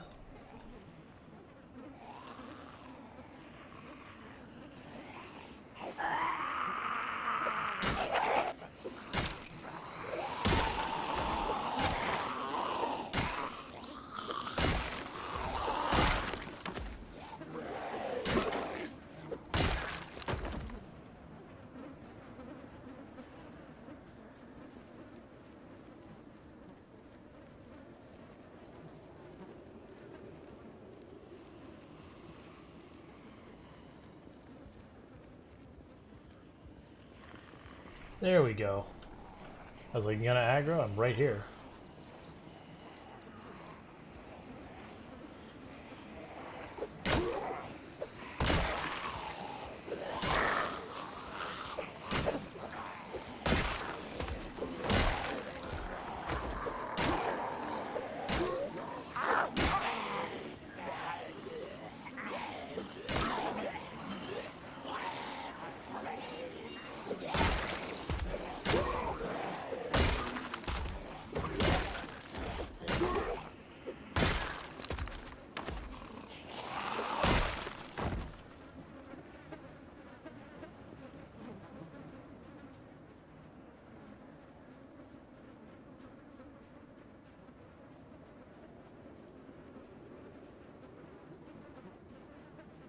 Yep, bookstore's still crawling with zombies, but we are making good progress into fixing that problem.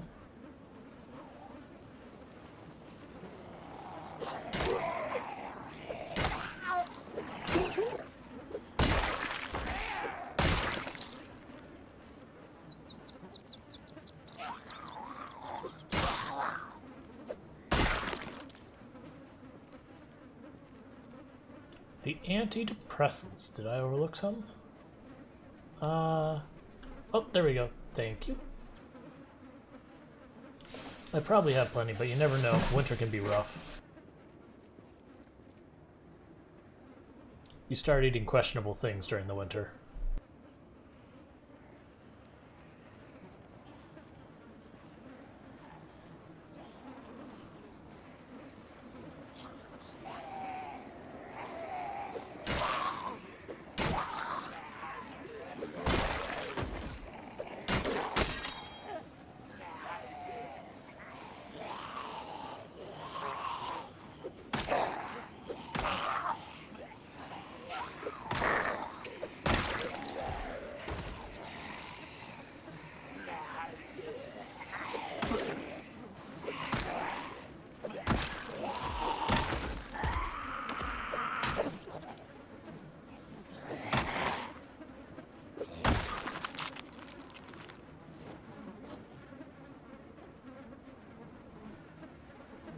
Okay, was wishing my wife a good night and all that.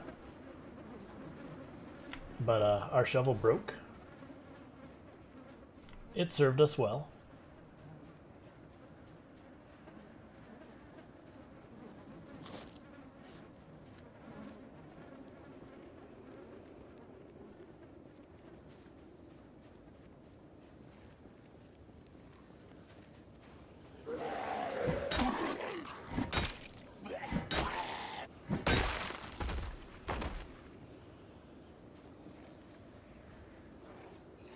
Let me grab that map because that's, I think, the last map we're missing so far as towns. We do need to be careful when we go inside there because it did have a house alarm, so there's a chance a bunch of zombies got drawn into the building and are just chilling there doing zombie things. Yep. Every single window's broken. That's not unexpected. Alright, so let's see. We got big groups down this way.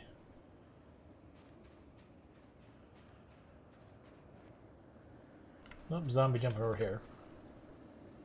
Like, I feel like the correct thing of what I should do, the intelligent, this is not how you die way, is that we kill off this entire horde down here.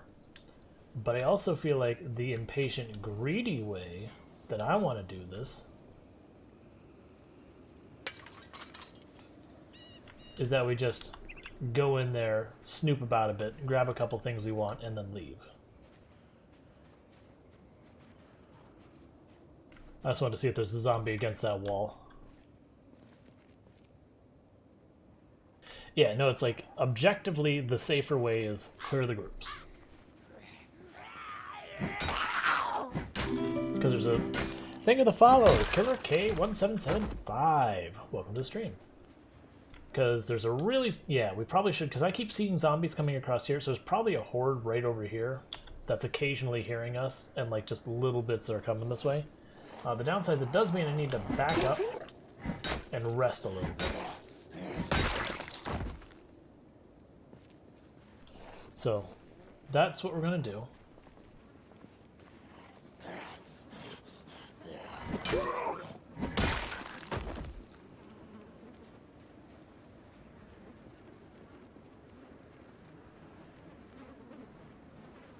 Because I am like super like, I just want to get my magazines and books.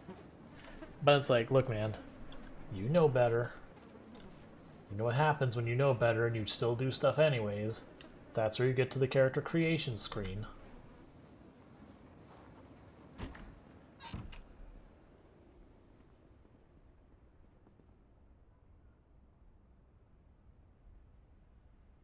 Yeah, the yard, it depends on what they do. The one that we saw directly down the road, absolutely. The one that we believe is along the side of the building as well, absolutely, because they could just hear us inside. But yeah.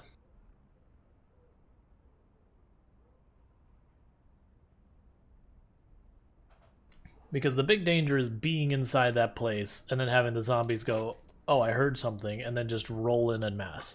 That's also one of the reasons why you notice I took the time to remove the glass in the window even though we had the door open.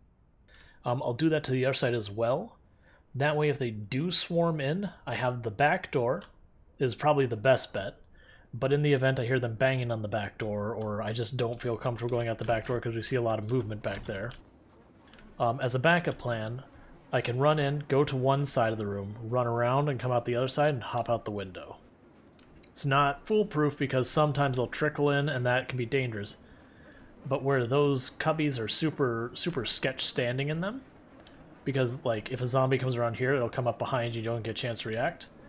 It's also beneficial when you're trying to leave with that situation because you can climb through and run, and if there's one zombie there, you'll just push it out of the way. Are you just all gonna leave? You're just leaving? Alright.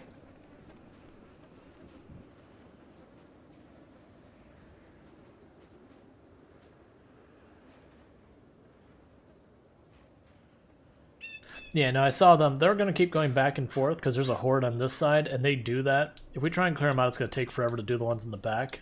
I see. This must be the other group that was over here. So yeah, we still keep with the plan, clear out the zombies.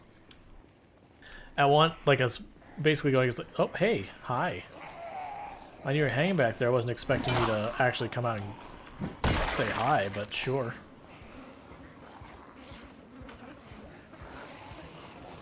Oh, don't panic. You've killed thousands of them. You're coming up on 3,000 kills. You've killed much bigger many, many times.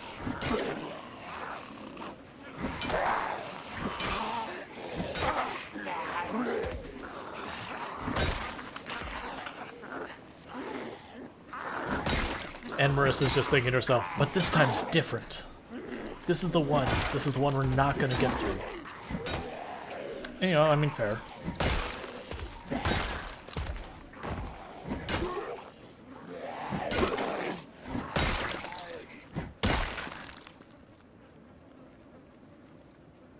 I mean, the zombies always are ridiculously dangerous in this game. No matter how powerful you get, it's just one slip up, and it's all over.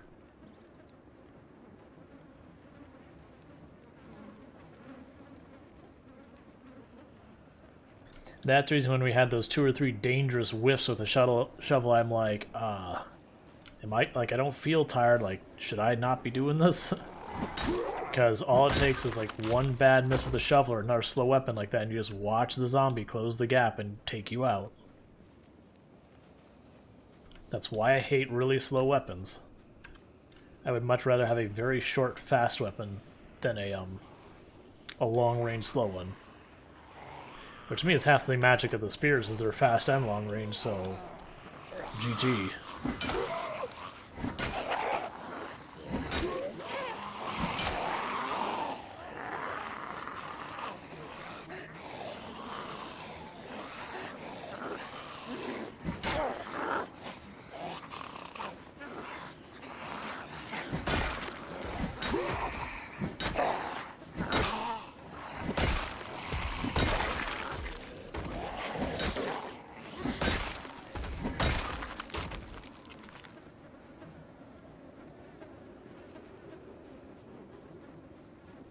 Oh yeah, no, the spears, like, single-handedly the biggest drawback of the spears is their durability. That you have to train maintenance, otherwise the spears just fall apart on you.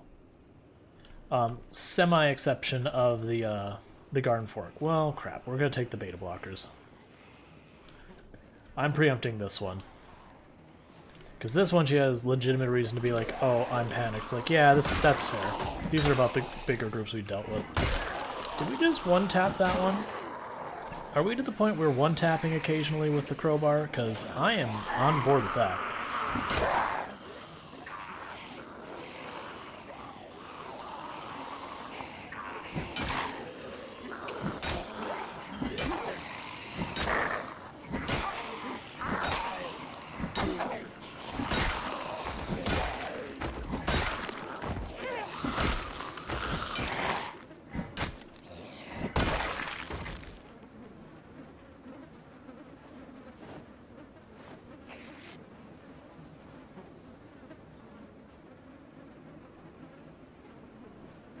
Alright, as much as I don't want to, it's time to back up, sit down in a chair, rest up, and then we'll do another round. On the other hand, I was expecting with the alarm that it'd probably take us like 2 or 3 days of just sawing through zombies to get in there, and it's looking like we might just have 1, which would be fantastic. Even if it goes up to 2, that's still, like, better than I expected.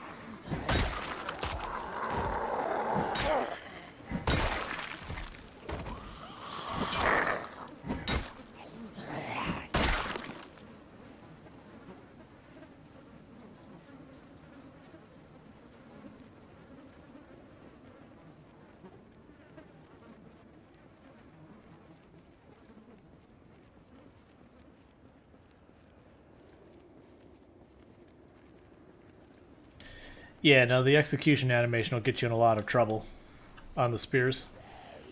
I haven't died to it, but I've had a number of times where I've gone and it's just like, you know, you're holding the run button in the other direction going, please, please, please, please, please, and just barely getting away.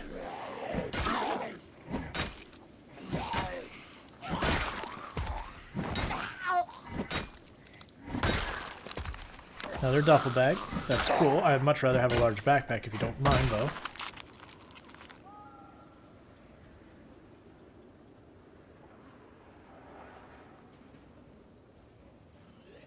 I have to see what that is. I couldn't quite make out the icon of what's in that duffel bag.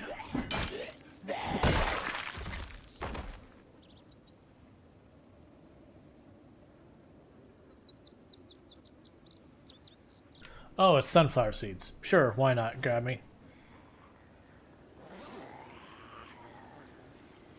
Hang on, zombie. I'm eating.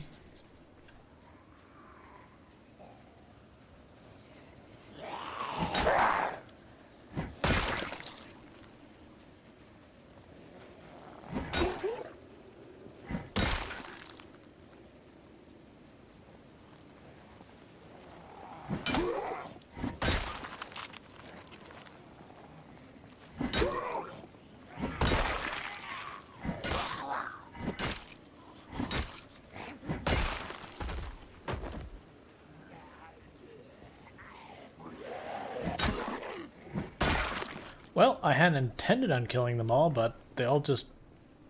Oh, we got one more? Is that what's going on?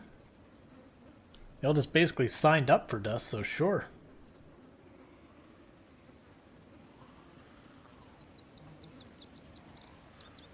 But yeah, we'll kill this one. Once we're sure it's clear inside and we've made our exit plan, we'll switch to our nightstick. Actually, take that back. We'll switch to our hunting knife, put this in the secondary. Did we have another duffel bag in here? We did. You know what? You can have that one. I don't want it anymore. Yep, it's empty. Because this one's much easier to see.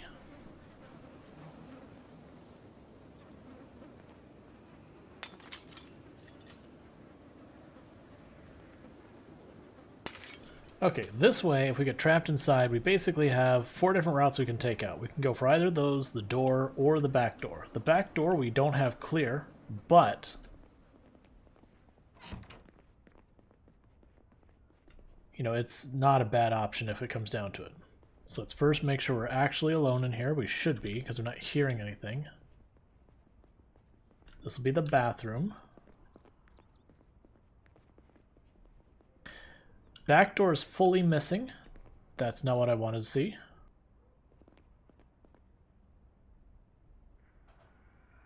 This stays between us, zombie, alright? No one has to die here.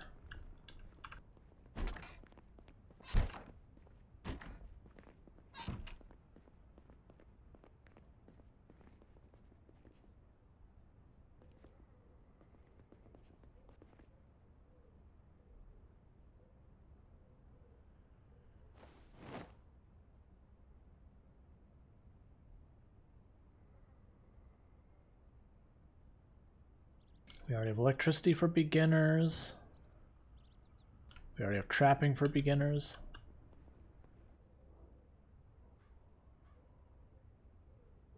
It's tailoring for beginners. Farming for beginners. A magazine.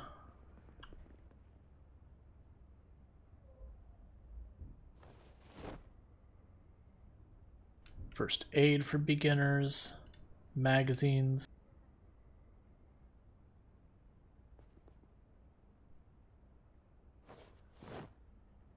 We already have electricity, trapping. I missed an electronics magazine.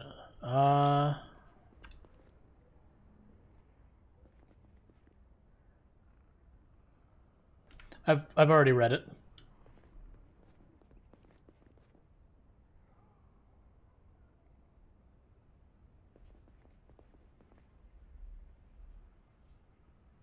That's right, if you see these little red icons down here, that's telling me I haven't read it yet. I already have farming. Okay.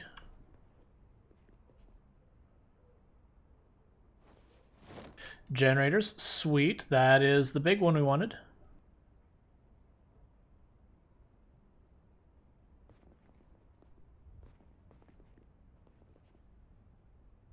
Herbalist. Alright, let's go. Game just giving me all the good stuff.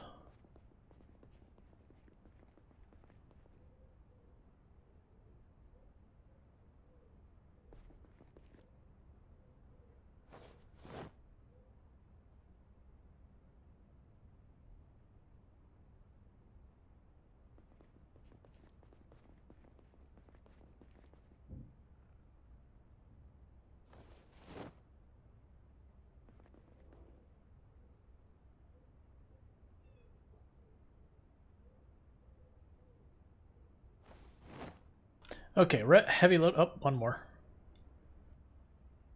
We're not going to push our luck, so what we're going to do is we're going to go over here, go to duffel bag, keep this open so it's the bottom one. So in the event we run into trouble, we just chuck that on the ground.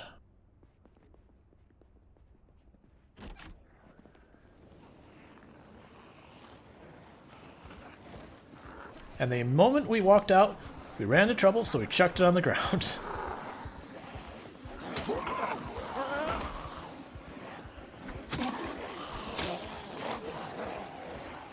It's like the game is like, he's got the generator magazine. Kill him.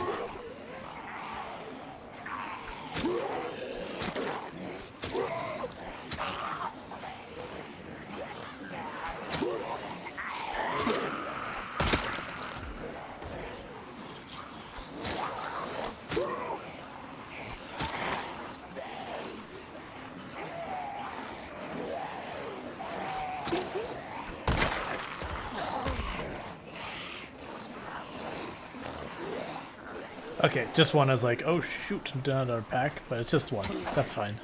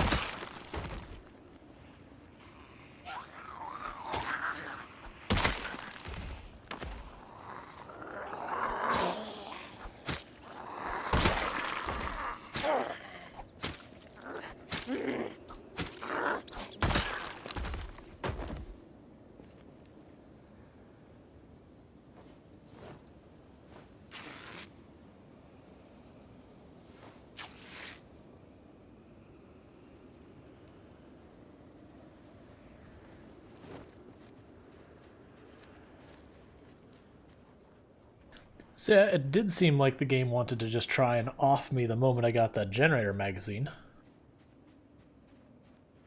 Just immediately hit us with like 2.5 packs.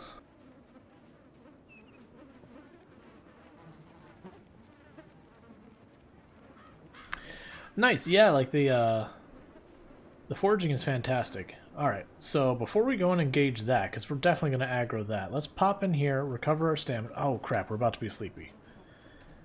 I guess we just kill them.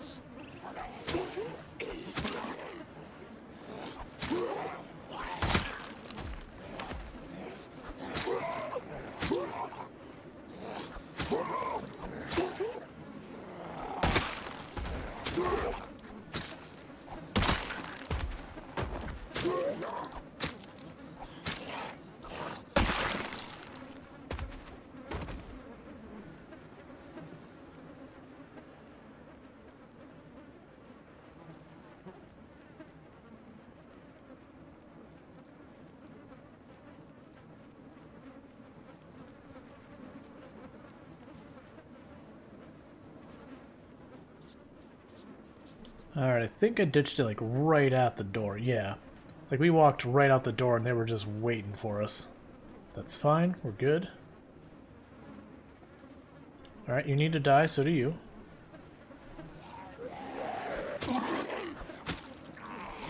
We are starting to get drowsy, which we saw coming. That's fine. We can handle a little drowsy.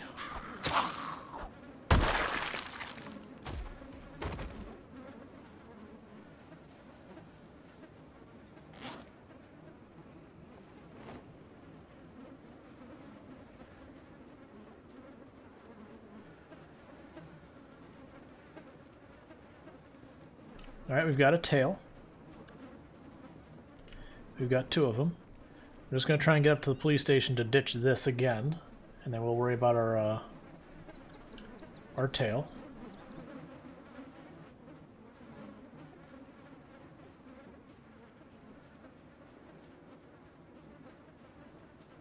Oh no, I put it in the wrong place. Okay, this is not great, but we'll make it work.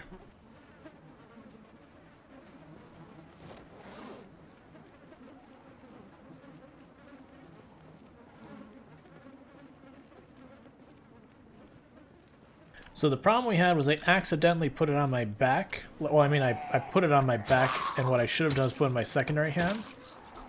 So we had our other duffel bag just in our inventory weighing a crap ton. So it ate almost all of our stamina. I was wondering, like, why is our stamina going down? I very deliberately didn't get us too overburdened.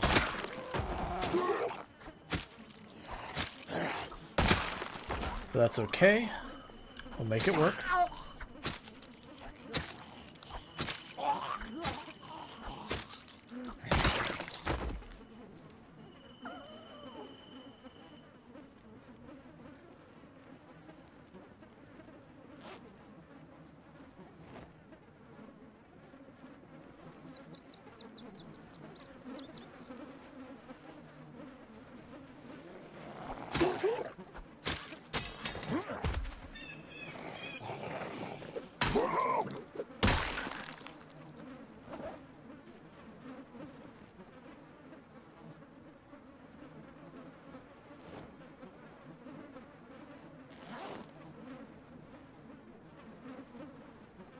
Oh, went too fast. I want that on my back.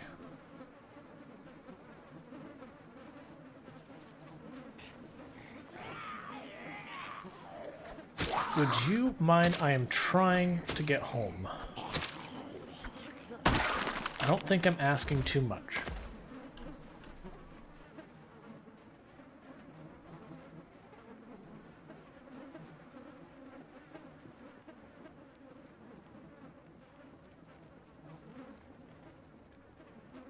Yeah, so now we're only at heavy load, so we shouldn't lose stamina particularly fast.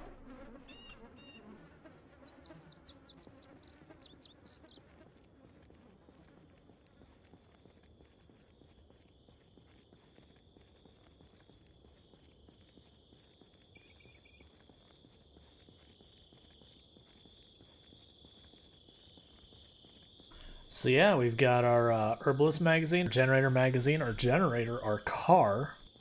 We've cleared the gas station pretty well. You know, there might be some stragglers over there, but that's fine.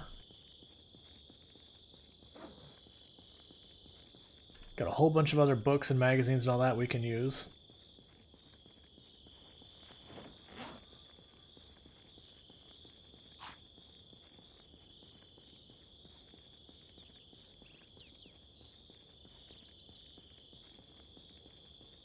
This also means I can now forage for food and not have to worry about poisoning myself, which will be excellent. That gives me another source of food that won't be my non-perishable stuff that I really want to save for winter. But at this point, we're into, we've got everything we need to start base building, and then as we skill up stuff, we go back down to the bookstore, grab books we're missing. At some point, I'll just grab extra books and just toss them in the grill for fuel. Okay, we got no zombies in the back. Not going to bother checking the front. They can't see me from here.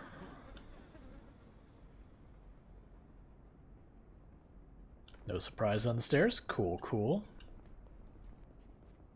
We're going to actually put all the books in our bedroom.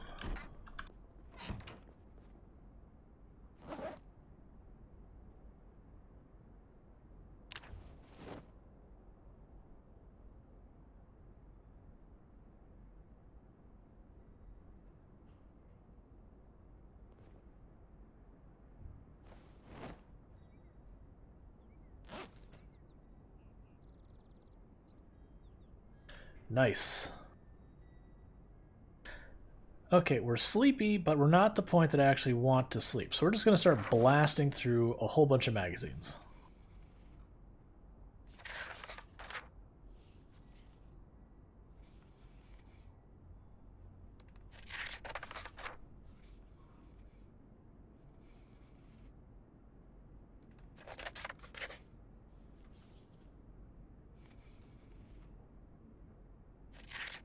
Oh yeah, and the herbalism one. We got them both.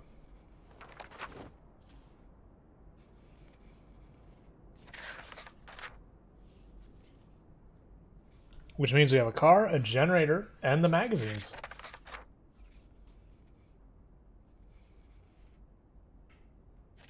So we're good to get our primary base all set up, all functional, start putting in freezers, start stocking up, getting all that ready. During that time, collecting all that stuff, we're probably going to end up wiping out pretty much all the zombies in the area anyways. So that works out. That just means we got ourselves a proper base of operations. Or rather, we have everything we need to build a proper base of operations.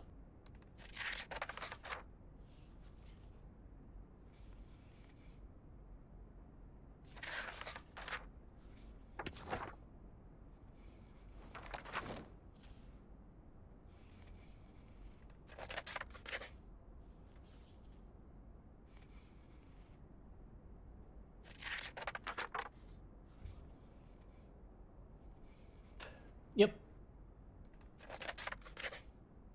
Yep, now we just switch back and forth between building our base, killing zombies. Stocking up food, killing zombies.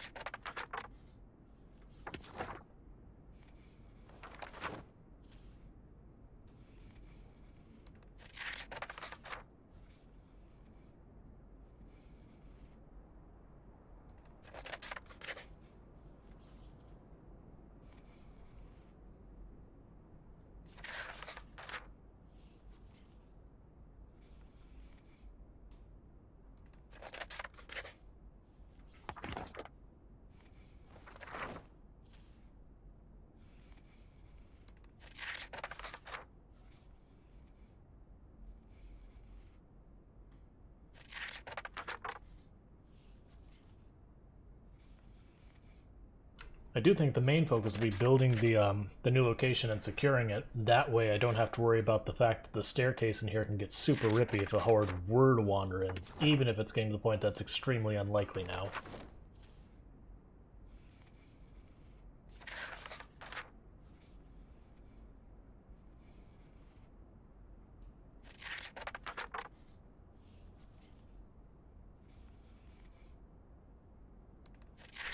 Oh yeah, if you want there to be more zombies later, what you want to do is you want to adjust what's known as the peak population. And if you go, well, I want it to be like 3 months, you can change your peak date to be 3 months as opposed to normally it's 28 days. So you can have it so it will go from whatever you start the population at, and it'll work its way up to that peak population. Unless you're looking at no respawns, at which point, if you're looking at no respawns, then it is what it is.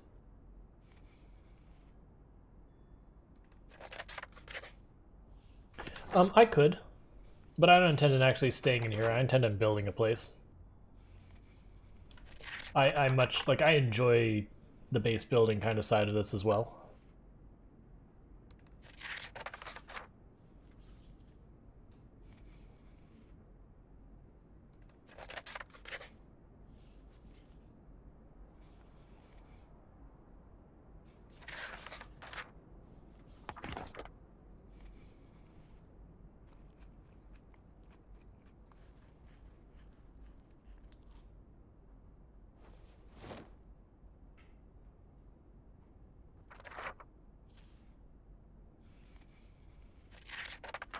Okay, so there's one, like, the main benefit you get from the herbalist book is right now if I go out and I go, there's two benefits, sorry. If I go out right now and I start foraging, I'm going to find mushrooms and berries, and they'll say unknown berry, unknown mushroom. There is a chance they're poisonous. If I eat a single poisonous berry, that's okay. I mean, I don't know about with weak stomach, but it is okay to eat a single poisonous berry. You might get ill. But you have no means of permanently knowing which berries are poisonous. Your character just doesn't know. When you read the herbalism book, then they do know, and they go, oh, that's a poisonous berry. It'll be labeled poisonous berry so that you know not to eat it. Mushrooms, on the other hand, if you eat a poisonous mushroom, it's almost certainly going to kill you. You know, not unless you got medicinal stuff on hand to deal with it, which, if you don't have herbalism, you're probably not going to have. The other thing it can do is you can find certain plants you can't find otherwise that your character goes, oh, I know this plant has herbalism, like, it has a medicinal purpose. And you can find those plants, you know, if you do give yourself food poisoning, you can take stuff to help it, or they give you the tiniest bit of stamina recover if you eat it, and that kind of stuff. But the big thing is that you know what is and isn't poisonous, so as you're foraging, you don't murder yourself by shoving in poisonous mushrooms. No. It doesn't have activated charcoal. I forget what the plant is. It might be ginseng or ginger or something. There's one of those that can help with mild food poisoning. Like, if you go and you down a thing of bleach and you eat ginseng, it's not going to save you. Like, in real life and in the game. That's just for, like, you ate rancid meat and you're a little sick. It's like, okay, start eating the ginseng, and it might take you from what might barely kill you to not kill you. Lemongrass, that's right. Okay, if you eat enough. And hey, Mr. Nice Gamer 8, you know what? I'm going to drop you a shout-out. And you're just going to have to live with that fact.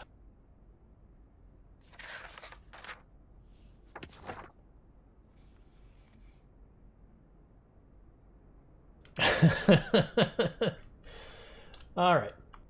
Yeah, no, I've never had enough lemongrass. I mean, first of all, I just don't poison myself in the first place. But I've never tried throwing a whole bunch of lemongrass at and gone, you know, let me down a gallon of bleach. Oh, here, let me just shove, you know, 40 lemongrass in my mouth. It's fine. Don't worry about it. I look at the bleach bottle and go, no, I'm good. I'm just not gonna.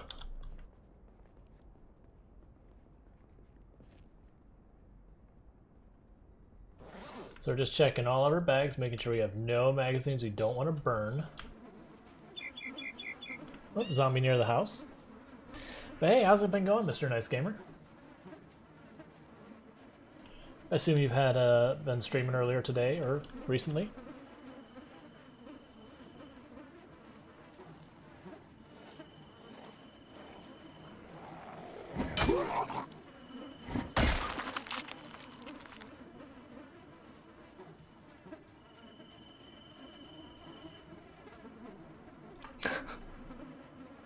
When you mentioned CDDA, I was thinking of the really CDDAs like, nah, I never got to the point I was drowning, you know, downing bleach as a means of hydration. Like, there's desperate, and then there's really, really desperate.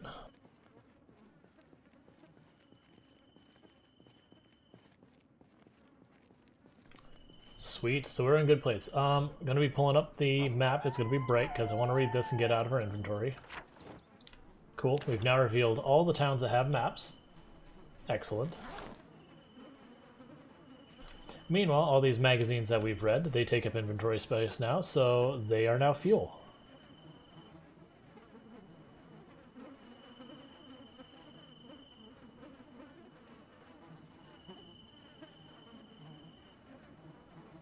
Hey, well, you have yourself a good sleep. Well, I appreciate it. Thank you for stopping in. We're going to wipe out all the zombies. First Ekron will fall, and then the others, one by one. I'm really looking forward to adding text to the scene that's like, you know, cities wiped out. Ekron.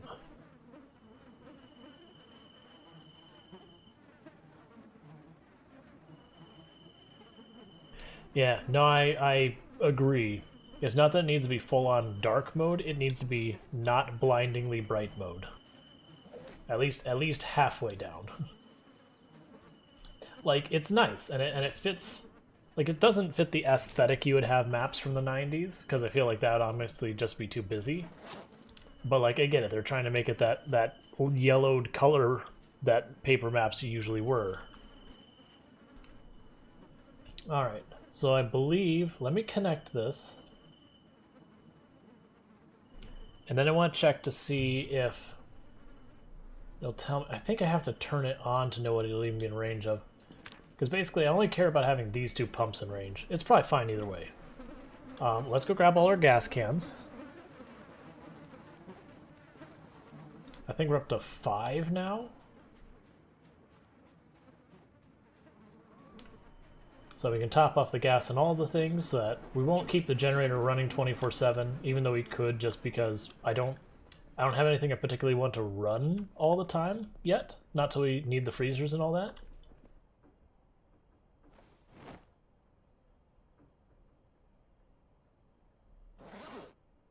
What are you full of? Oh, leather strips? Get those out of here.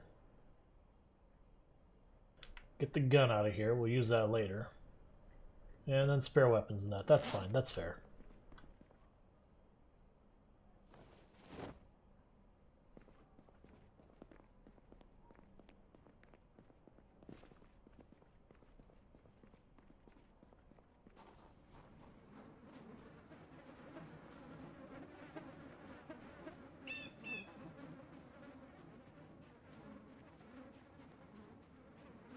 Alright, so all the bodies are going away. That's, you know, that's helpful. Alright, so because we don't have any gas in our spare stuff, we're just going to take some gas out of our car. I pulled the car up on the wrong side. The gas tank's on this side of the car, not the other. So we're going to need to move our car.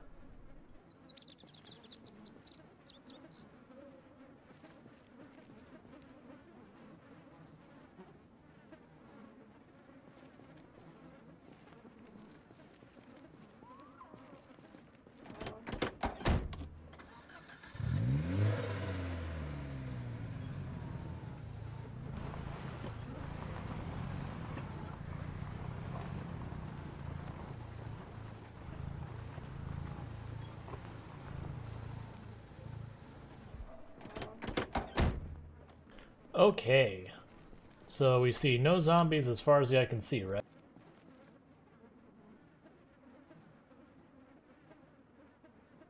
Good enough for me. Time to turn on our generator and start gassing up all the things.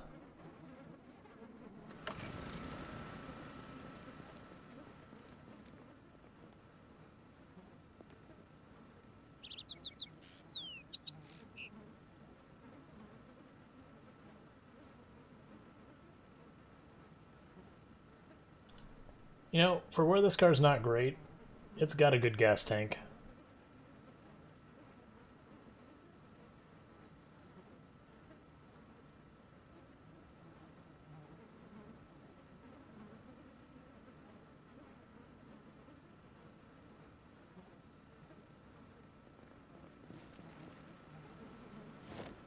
Doesn't have a great trunk, though. And then being deliberate and not grabbing all the gas cans in one go. That way we don't get too ridiculously overburdened.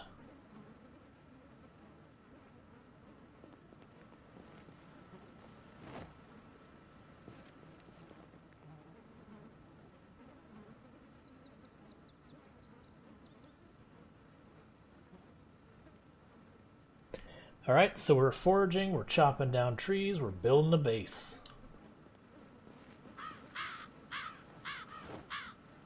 I've got like 7 boxes of nails, so we are really good on the nails department for right now.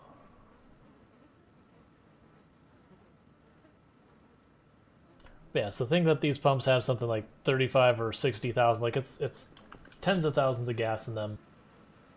Each one of these cans represents 10 gas. Our car could handle 40, and that I think is like 10, 12 gas in there. So it just gives you an idea of just how ridiculously long it is going to take us to run this thing out.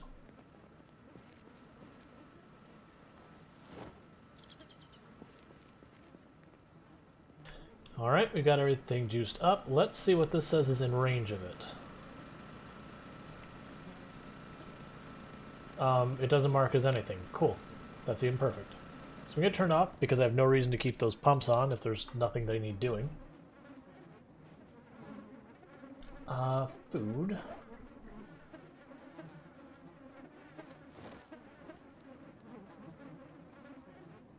Oh, let's top off our water. It's getting low.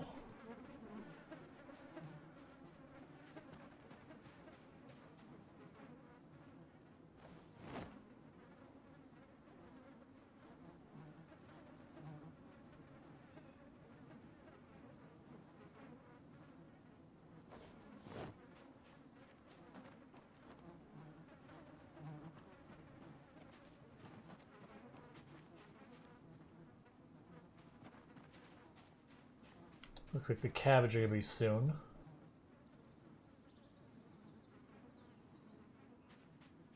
Cool, cool.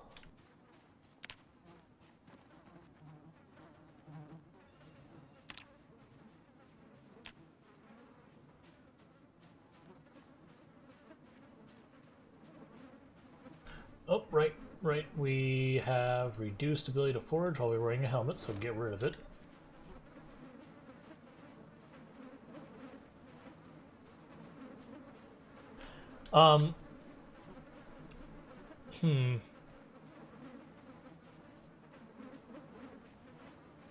What weapon are you trying to equip that she doesn't seem to be wanting to use, or he... Like what weapon are you trying to use? Would be my first guess, because there are some things that you can put in your hands that aren't actually weapons.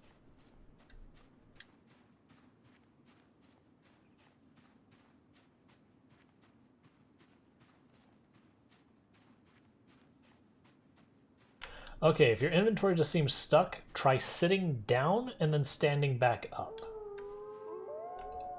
Because I have had instances where it'll look like I have, say I have just one crowbar. Sometimes when I'm moving inventory around, I'll have a crowbar in my back and in my hands, even though I have one, and it resolves when you sit down and get back up. That would be my first guess, because that's the only really weird, just random one-off bug I've had.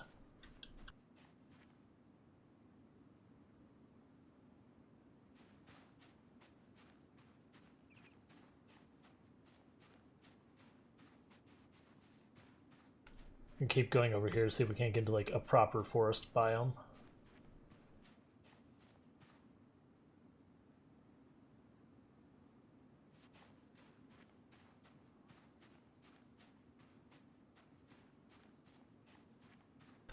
If that doesn't work, the next thing I'd try is get someplace safe and then just quit out of the game and jump back in.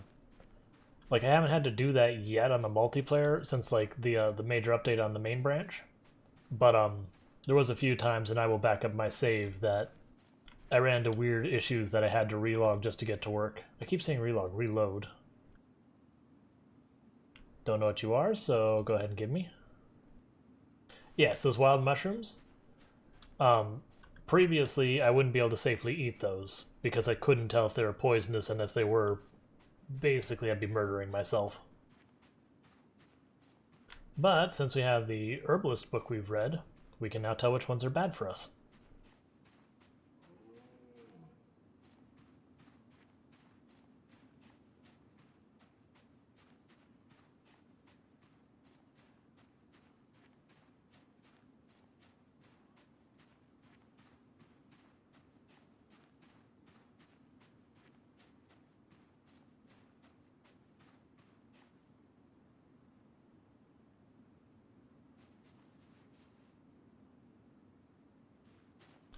Berries, nice. I want branches. Yeah, it's gonna probably have to be one of your mods because that's the first I've heard of that issue. And the few issues I have seen in vanilla, I usually hear about lots of people having here and there that usually sounds like, oh yeah, that's a normal problem, like here's how you fix it, kind of thing, like immediately. But is the downside of the mods is it gets to be a little bit wild west with the troubleshooting.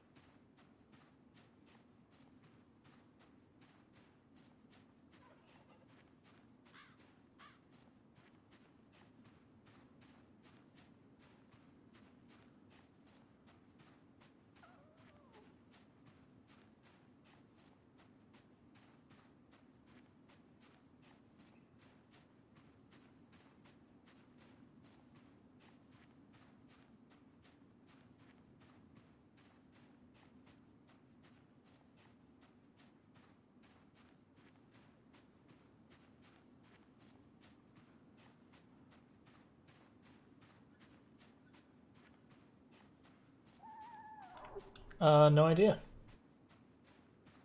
Like I said, I mostly run vanilla, so when it comes to just various mod stuff, it's, you know, people ask, it's like, I don't know. I've not done.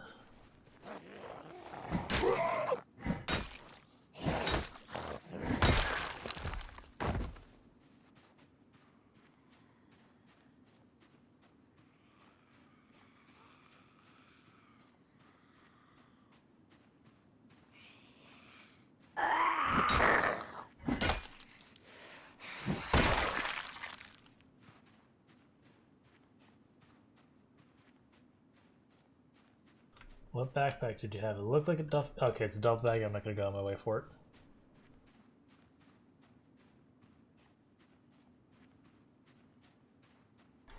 What I'll probably do at some point is once I feel like we've cleared out enough, I'm not gonna do it right by my base, but like pull a little ways to the south of the gas station maybe, and start honking the horn in the car, see what comes out of the woodworks.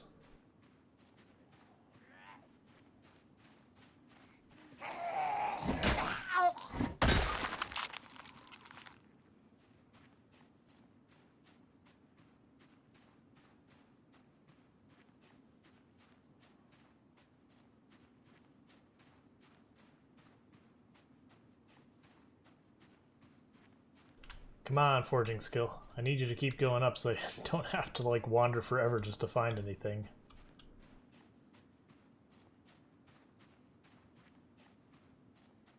The good news is this is also training our nimble as well, which is a really good thing to have. I just really want to find my sticks and oh wait, did we? No. We had a stick. Oh, we got a zombie. Oh, wait.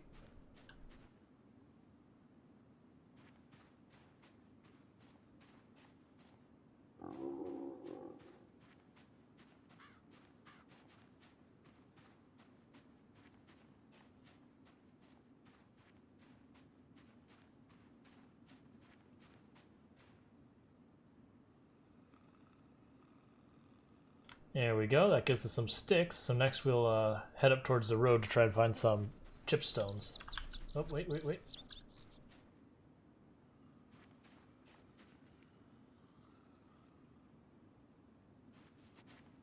Cool. Just get a bunch of chipstones.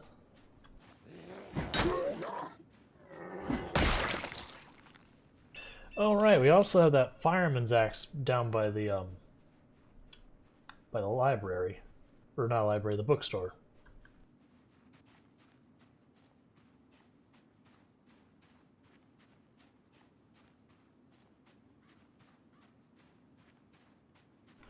Gotcha. Yeah, so it sounds like you might have a mod that's doing something it ought not do.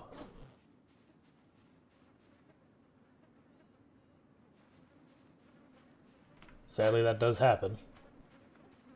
Especially, like, the more involved a mod gets, the more likely you're going to have side effects that you don't want. Just more opportunities for bugs.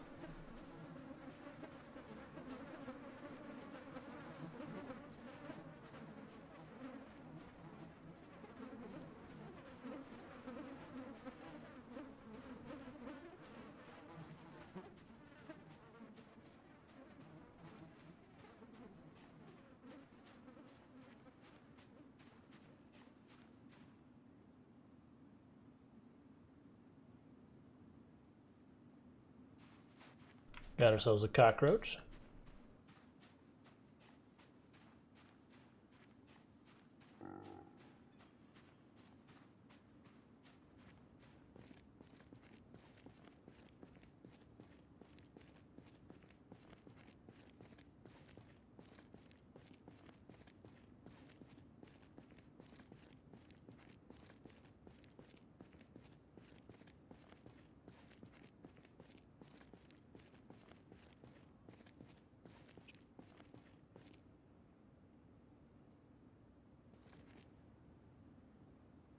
We have 4 sticks, like, actually we have 5 sticks. We have 4 with us, and then 1 back at the place. We'll just grab what we can.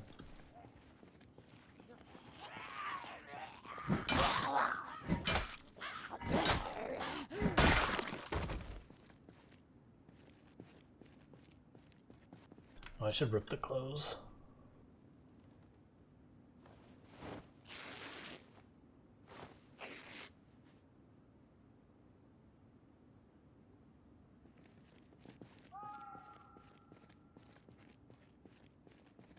Yeah, the last point in strength was huge, getting up to going from 9 to 11 carry weight.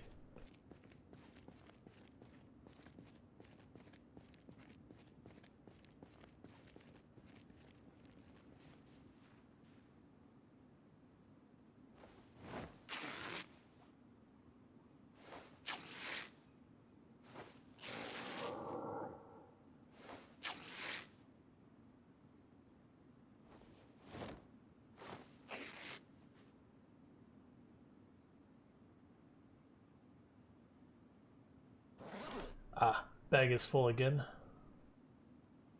Oh, poisonous berries, get those out of our inventory.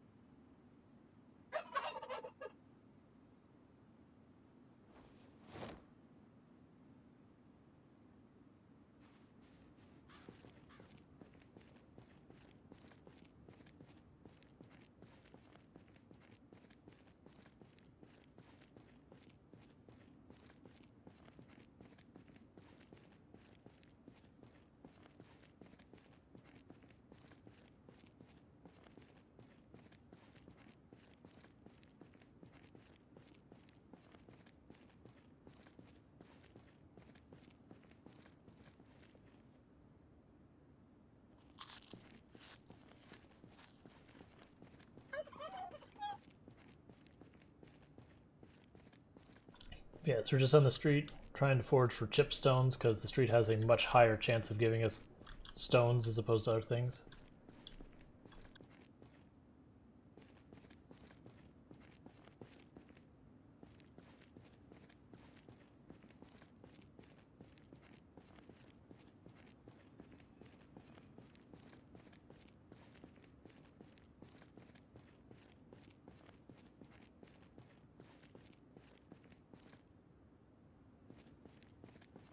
Right, there's another one.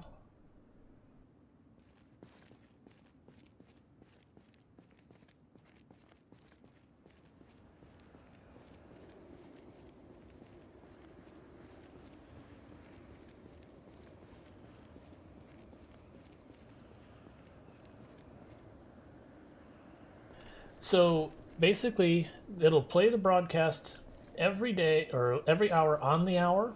So 9 a.m., 10 p.m., whatever. And I believe the day changes when it says today and tomorrow. It's not at midnight so far as the radio is concerned. It's at 9 a.m., if I'm not mistaken. So it's not a bad idea to set your watch to have an alarm at 8:50, bust out your radio, tune in at 9, see what your situation is, and then go about your day. Alright, that's foraging too, so we're no longer getting our full benefits, so I'm going to stop foraging. And then what we'll do is we'll make it a, we're going to try and make it a point to get enough carpentry to get carpentry intermediate, and then we can run down to the bookstore and grab some more books.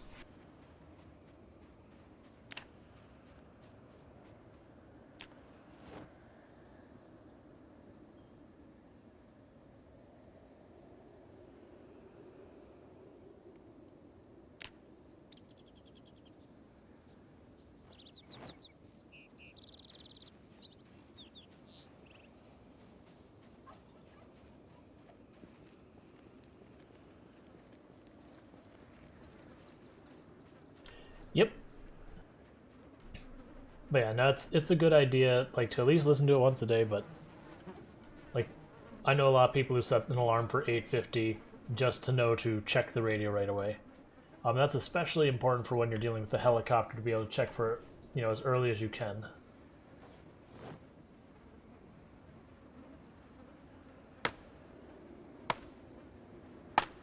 Oh, I have a hand axe. I forgot I had the hand axe. I was like, wait, what? What did I just pull out? Yeah, it's fine. That's probably going to go through a lot of trees now I think about it. Alright, well I guess this forest is going down.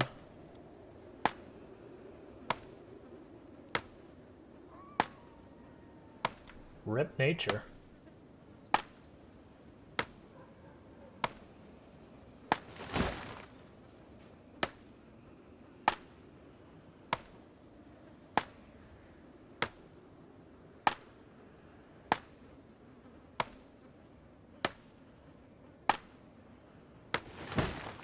Alright, cut down this tree, then we'll back off, recover our stamina.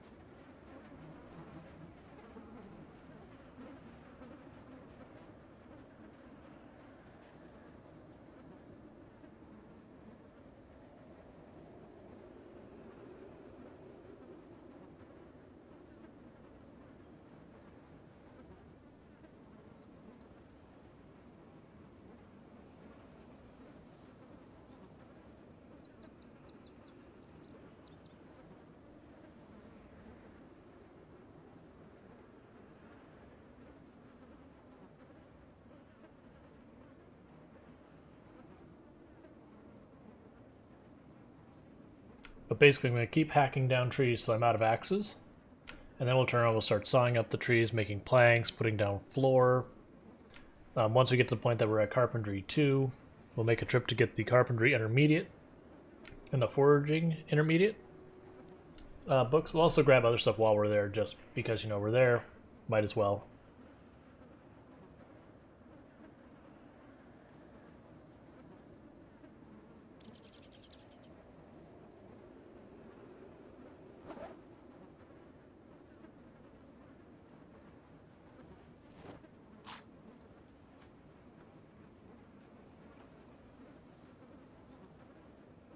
Alright, let's take down some more trees. We're just going to keep clearing the trees out of this area as best we can. That way we should be able to see zombies coming from much farther away.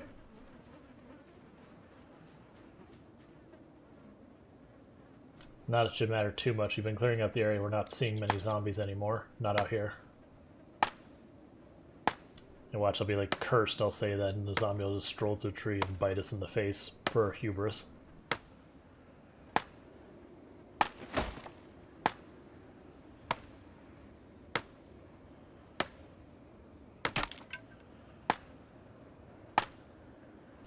That's interesting. It switched to the stone axe, but the graphic is still showing the hand axe. There it goes.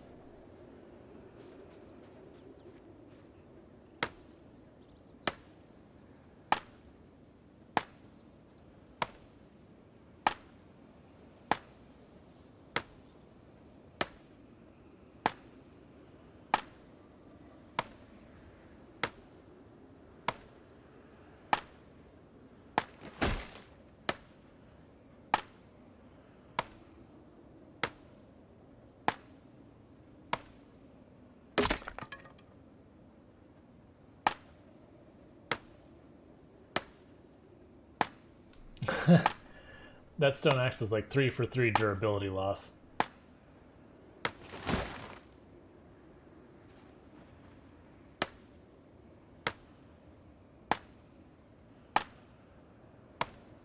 Yeah, this axe is going to probably break in this tree. Maybe one more.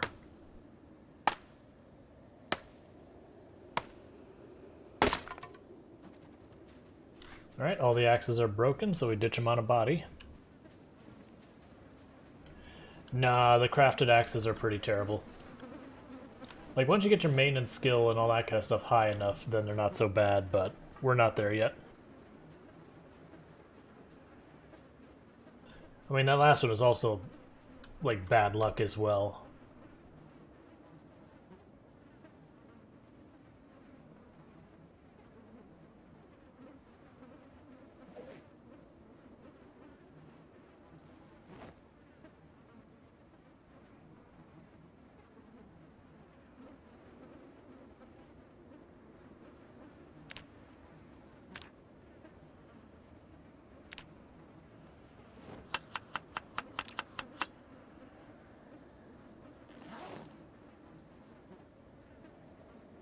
So we made a mushroom salad. We took a mushroom and we put in a bowl. We said salad.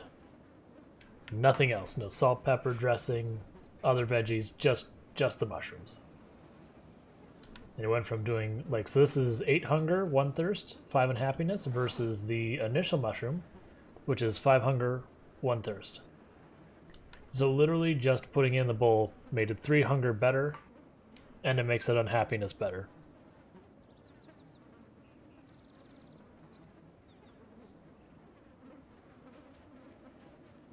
It also effectively kind of resets its going bad rate.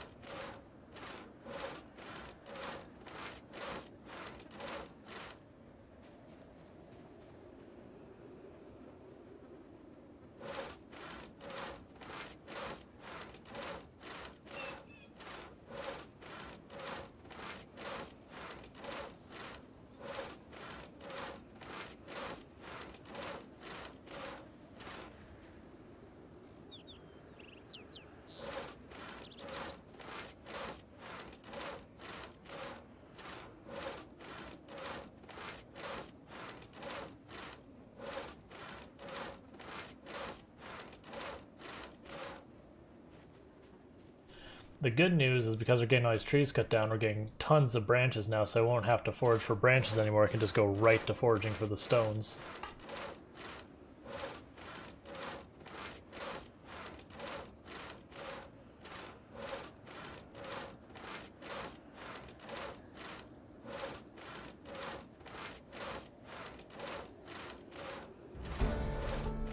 Hey, that's carpentry too. Yep. Cool. I'm gonna go ahead and finish sawing the logs apart though.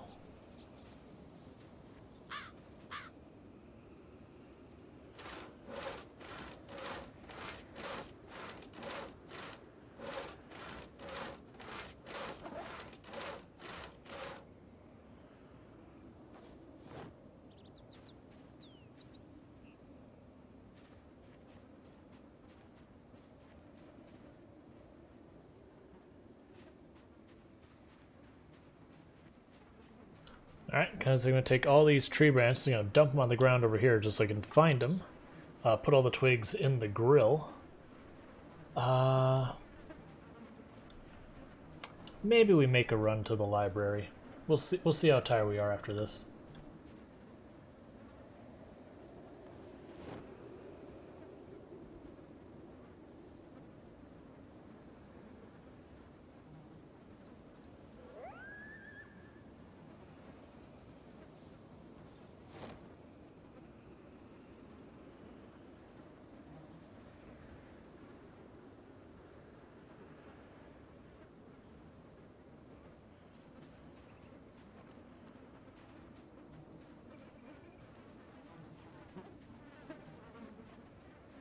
And we're not going to use the car yet. We got way too many bodies in the road. Plus, we haven't cleared out enough that I feel comfortable racing up and down the road, drawing the zombies along the route.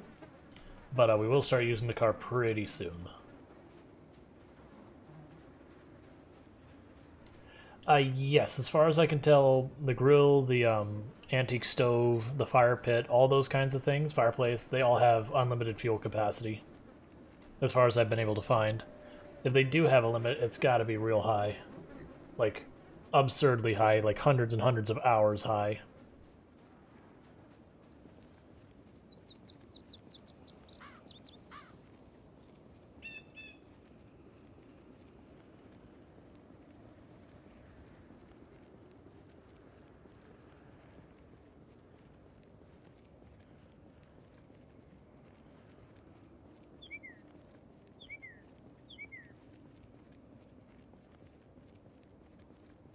Yeah, like this whole area is plenty clear enough to drive the car. Like for the rural supply shop, perfectly comfortable driving the car down here.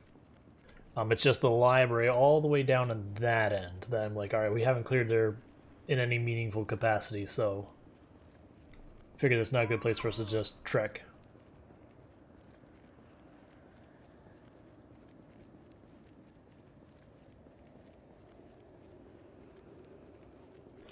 Yep, Carla drawn them, which is fine. We will kill them.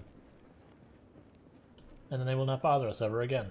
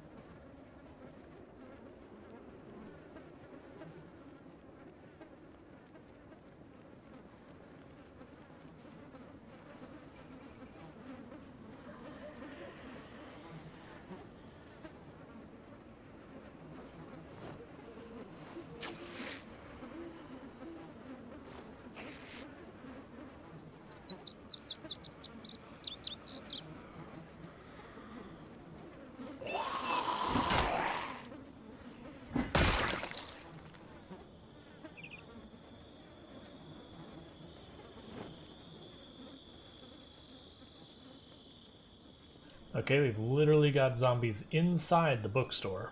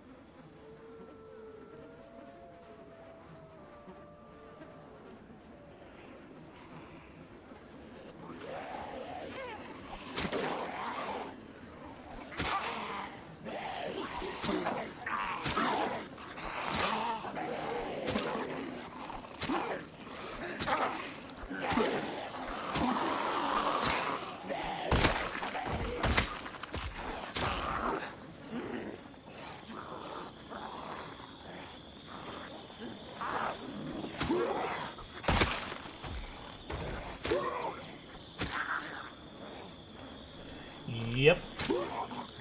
The knife has an excellent killing move.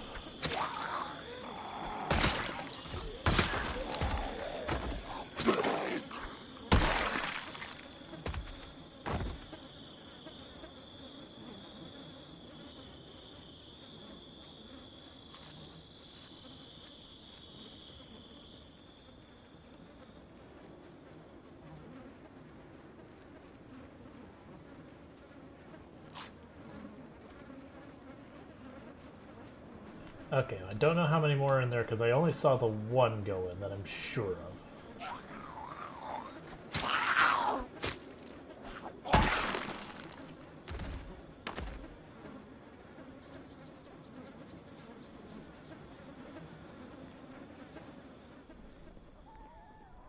Now we got one in the back. Gonna draw them outside just in case there's zombies over here. We aggro. I don't want to be inside and pinched between groups.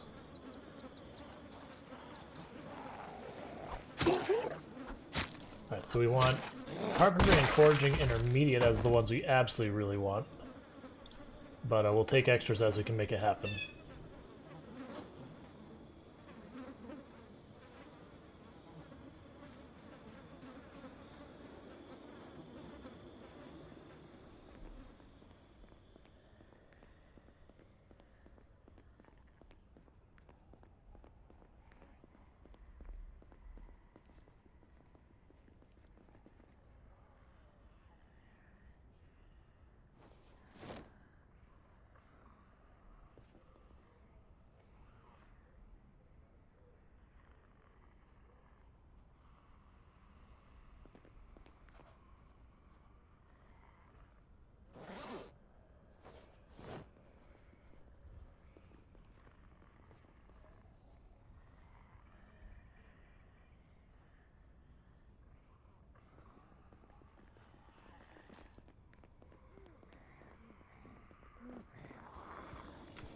Didn't like what I was seeing, just wanted to make sure it wasn't worse than I thought.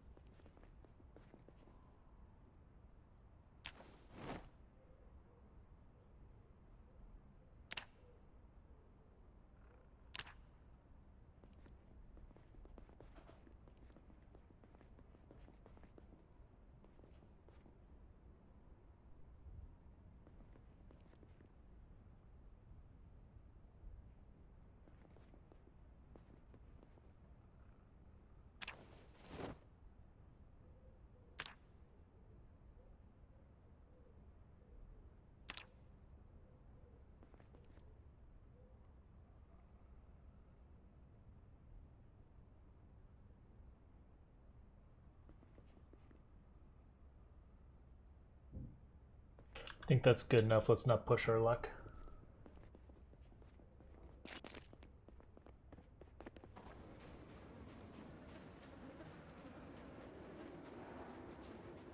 Cool, let's get out of here.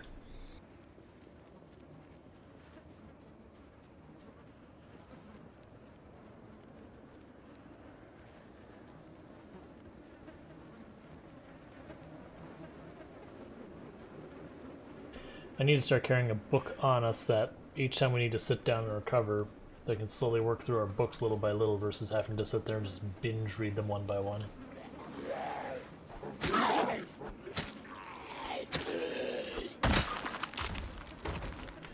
Alright, you found the cause of your problem?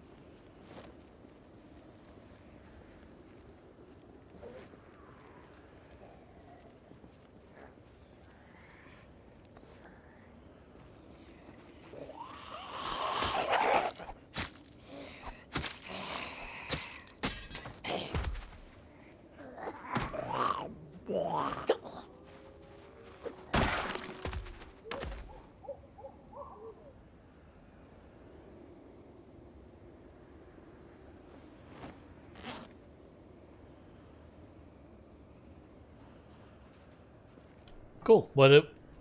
Yeah, was it one of your mods from what you're guessing?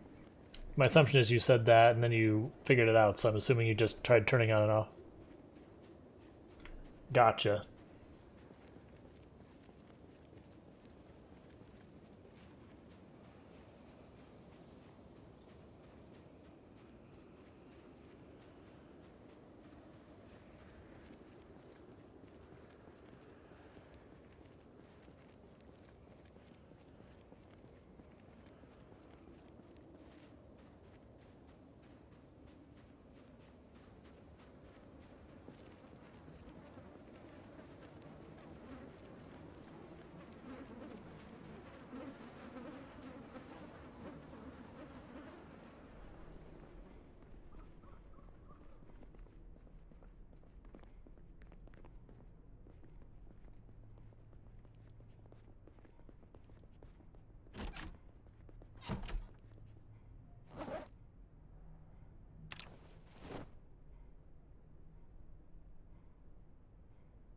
Cool, we've got all the beginner and intermediate books that were there moved over.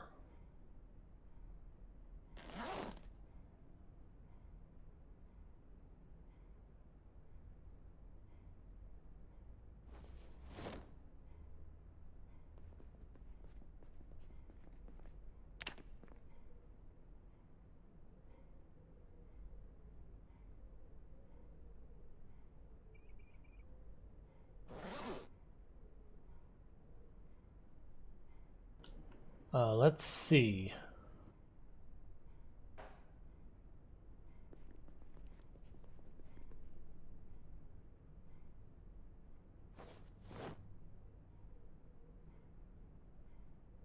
We should probably just read the farming book immediately because we're pretty close to having our first crop grow. And the carpentry intermediate one will be another one.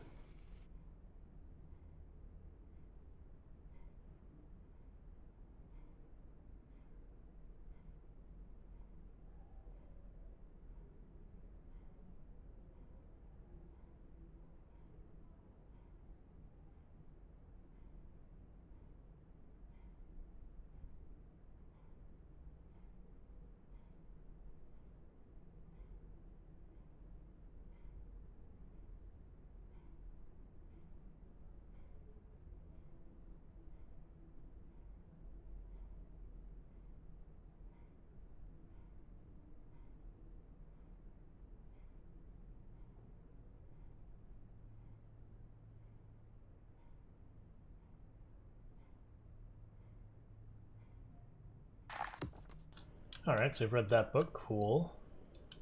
We can ditch the thread and all that for now.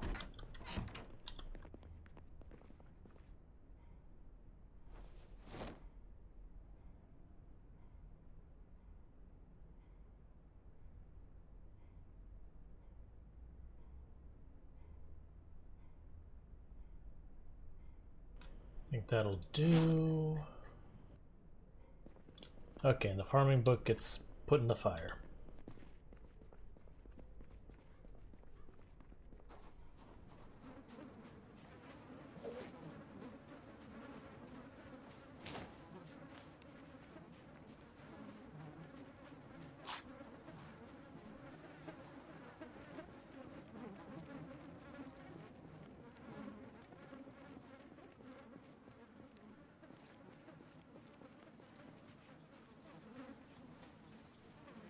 Right, those still aren't grown yet.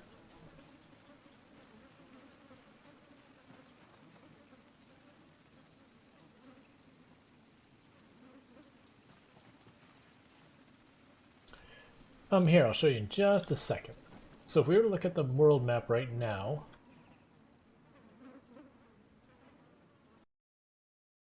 so we're the red dot right here. This would be Riverside, West Point, Muldrow, Midridge, and Rosewood.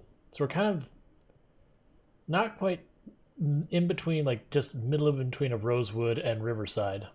So just a little bit west of center.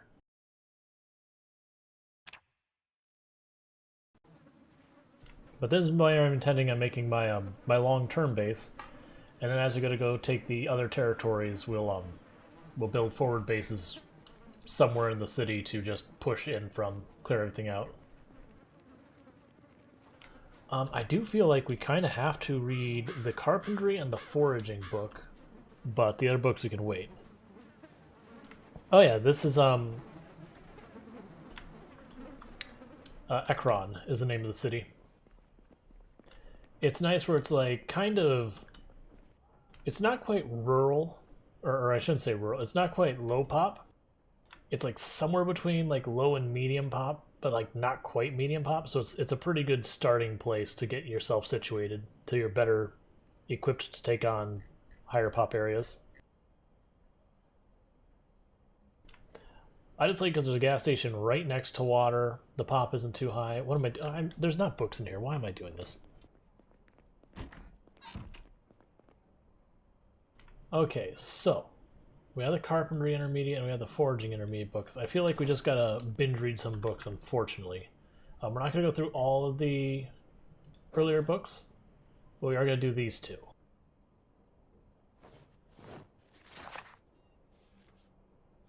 But we'll save a bunch of like the other beginner books and all that. We'll keep on our person, just like one or two of them. And as we need to sit down and rest, then we'll read them. That's also why I did the carpentry book first.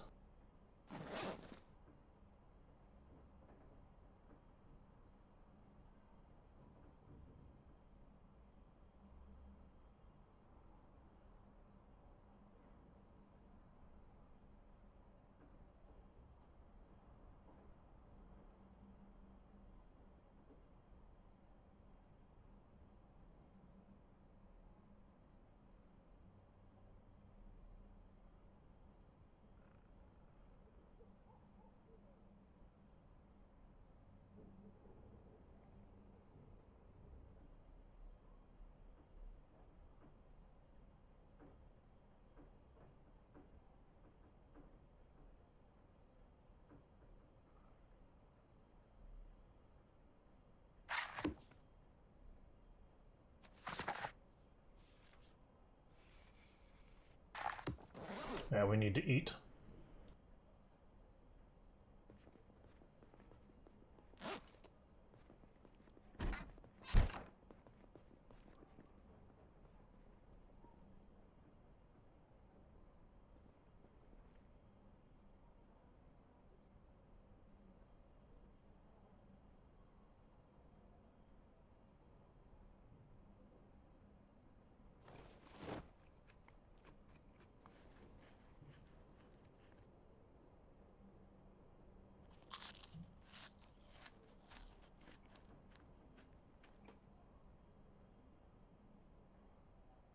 Yeah, food's getting pretty low. We can still do stuff with like the pasta and all that. That'll go a long way.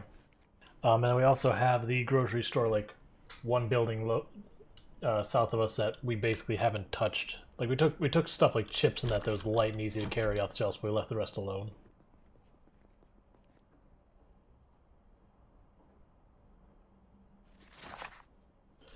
But after these books, what I'll probably do is I'll grab the electrical beginner book and we'll start reading that anytime we need to rest for stamina. After that, probably be the tailoring book. All right, we got bad weather rolling in.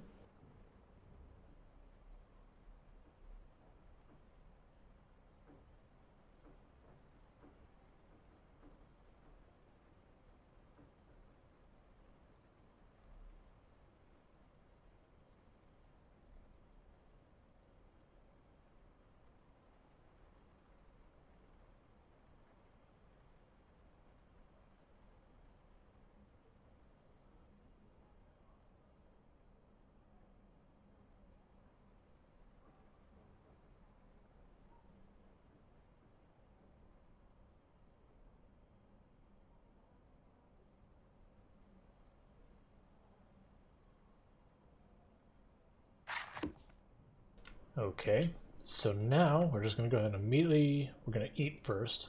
It's going to take at least half.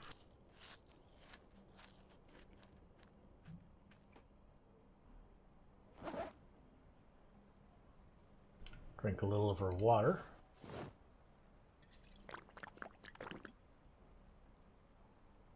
I'll sleep in there, honestly. And electricity for beginners will be the next one we grab. We're not going to read that right now. We're going to sleep. We're going to go out and get to work on the base. As we get tired, we'll read a little of our book. Rinse and repeat until the book's done, or, I mean, it's probably going to be till the book's done, because we'll keep going in and out dealing with that.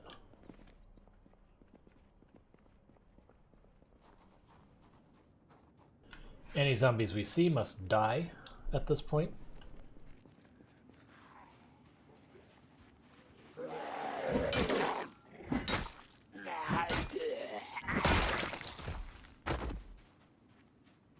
Because as you can see, where this whole area was just absolutely flooded with bodies before, now, just a few.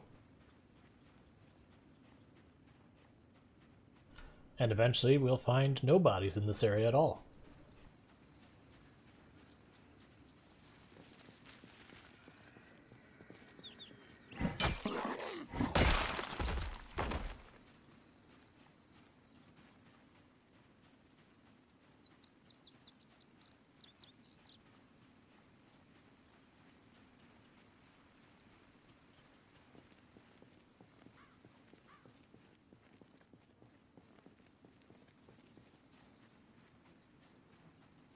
Zombies down here.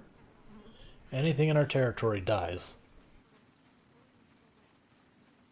None shall be spared.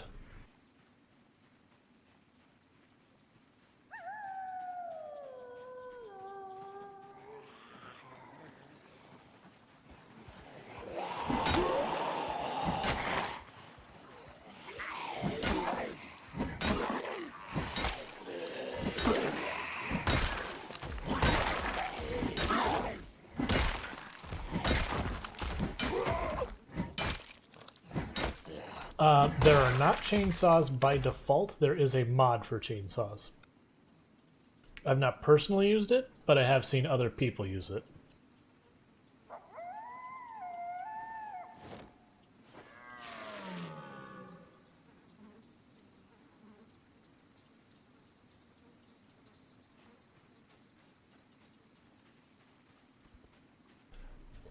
Yeah, no, it's like I said, it's a mod.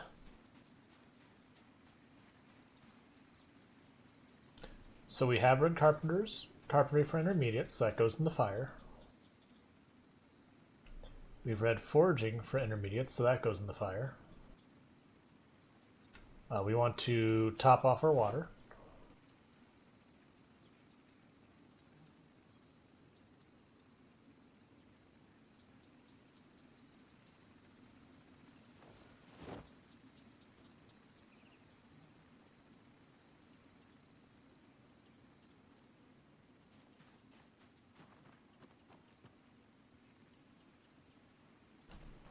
Let's see if they're up to full-blown seeds.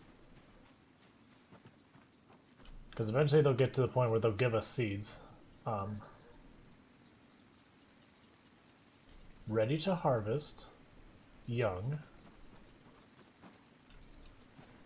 So I don't think ready to harvest is what I want yet. And they like all have disease.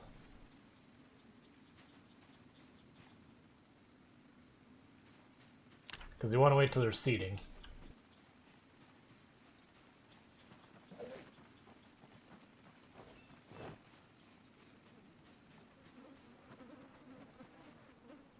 Because otherwise we'll, like, as long as we wait till they're seeding, we'll get a net positive seeds as we go along. So that's something we absolutely want.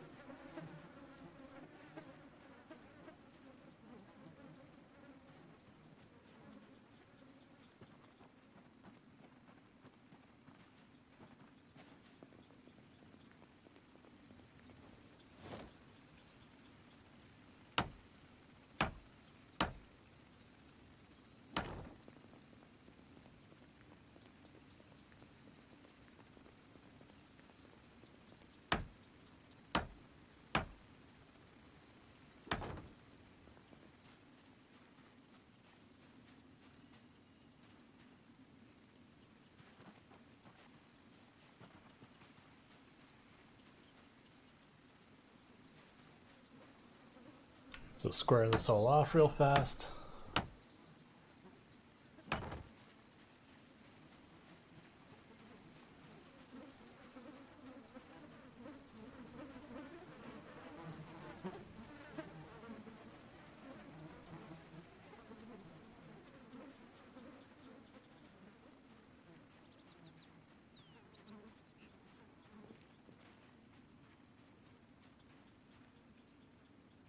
Alright, looks like we got some zombies nearby that probably need to get lost.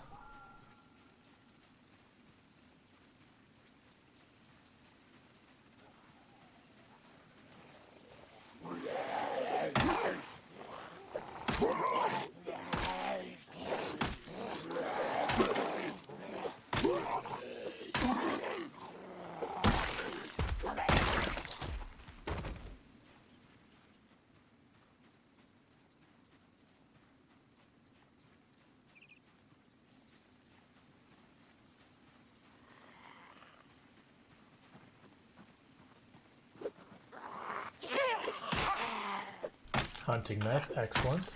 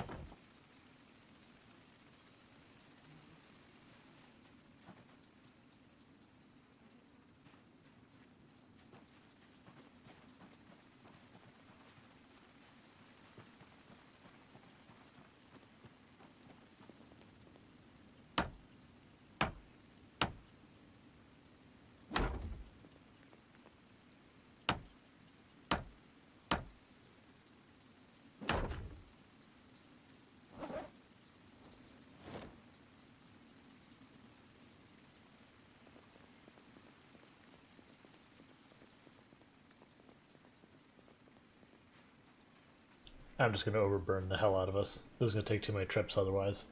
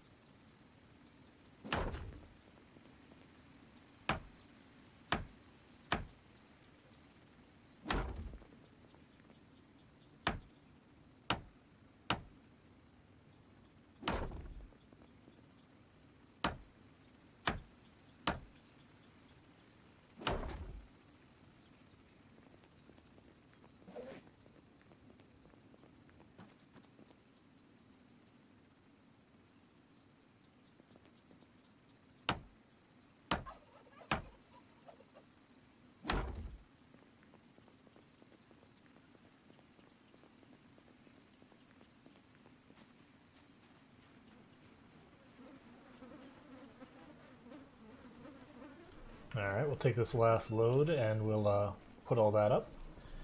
Then we're going to duck back into our place and read a book till our stamina's back up. Then we'll end up probably having to forge to make more axes. Rinse, repeat, do the cycle.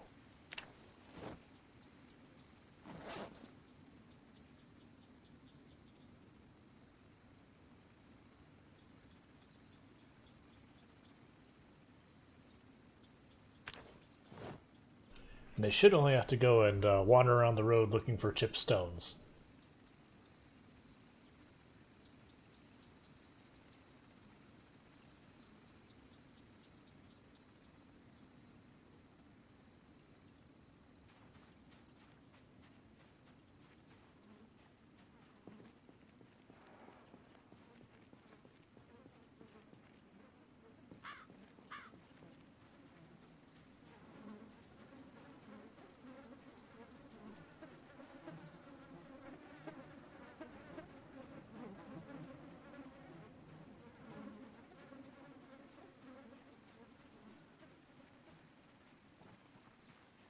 Alright, zombie down here. We don't want to fight him while we're so overburdened and tired though, so we'll build this and then we'll turn around and kill him once we're rested.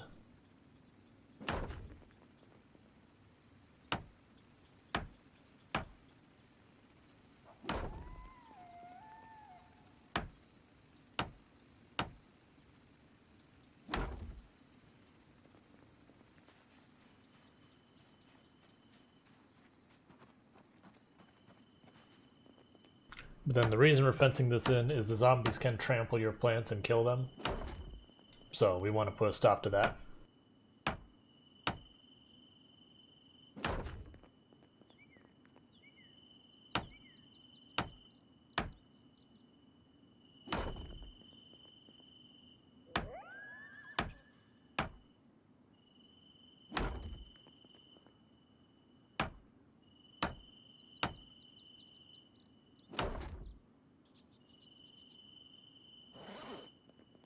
Alright, let's grab that last plank that was down here. Put up that last section of wall and get inside the station again and find our place to sit, recover, do all that stuff. We'll keep building, keep killing zombies.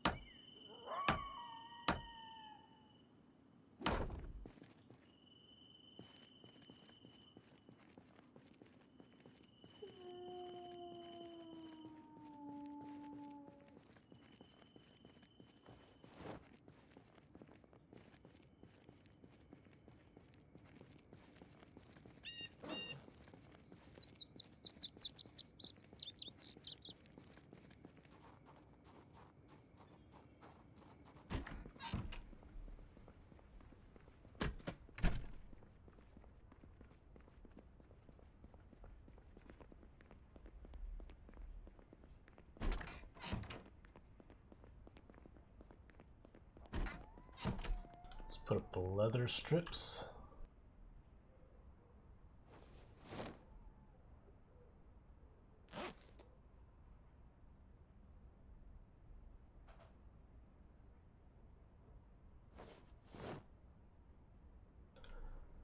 Anything else you should put up?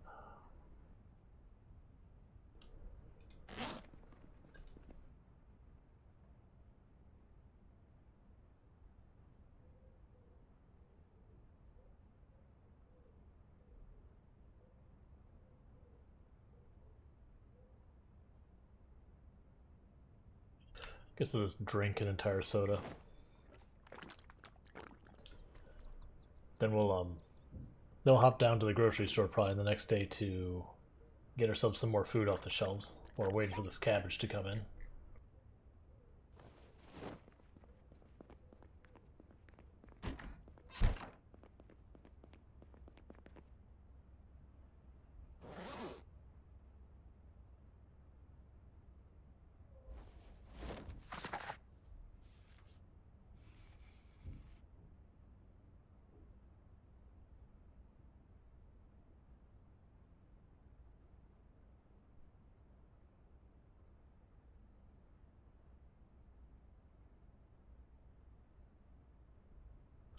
We will keep reading until we're tired enough that we'll wake up at daytime, since it's already dark. So that'll get us about halfway through this book, give or take.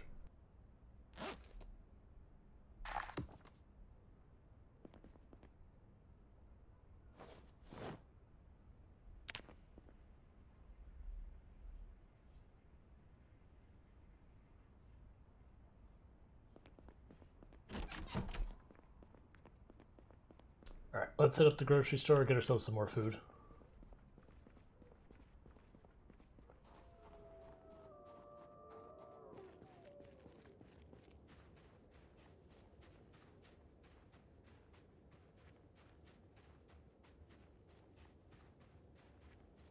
So we left a completely ridiculous amount of canned goods and everything in the grocery store.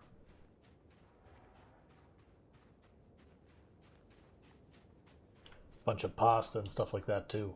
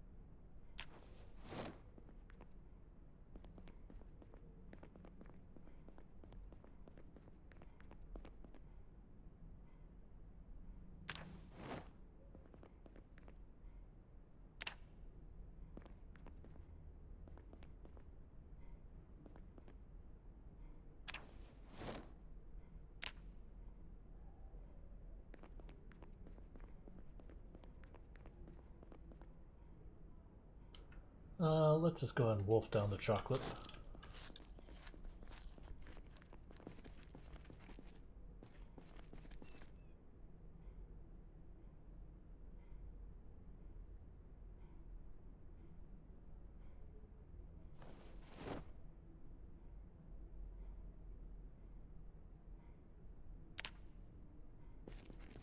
Alright, inventory's full. That's enough food for now.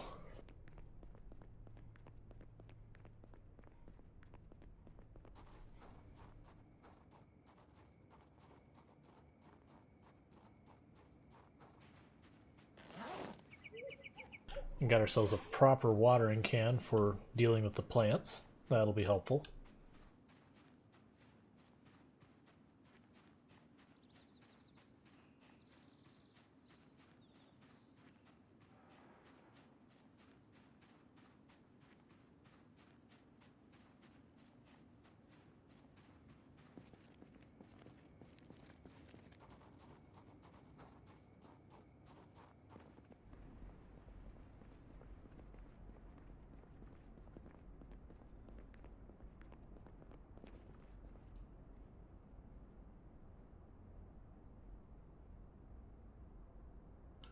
I didn't realize I had more stuff in here that was actually worth mentioning. Okay.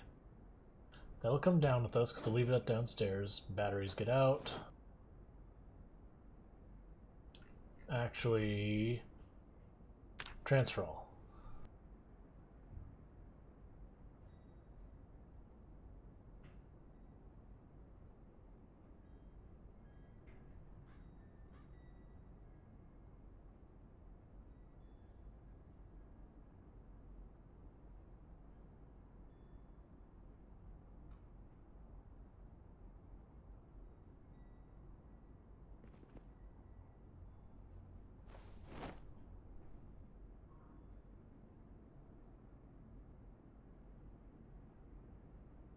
So grab those back.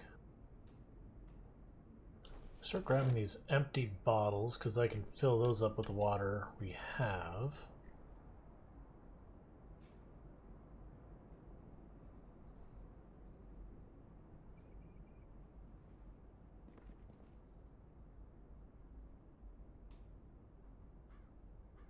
Can eat the mac and cheese. There's nothing much we can do with that.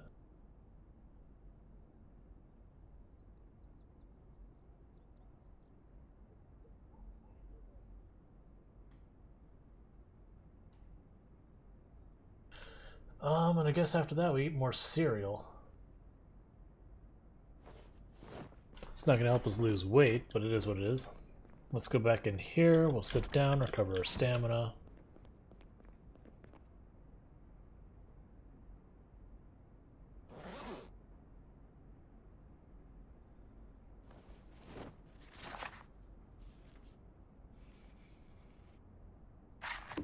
Okay.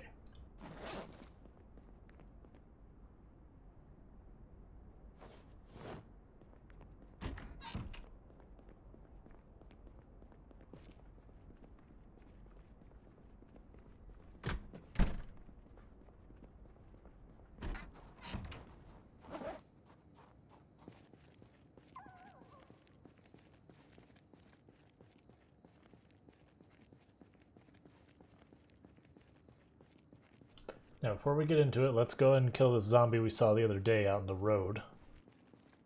Because then I want to start the generator, fill up these 2 more gas cans, put them in the car for the time being. There you are. We'll fill up all these water bottles using the water we have in there. If we run out of water, we'll just get more and boil more.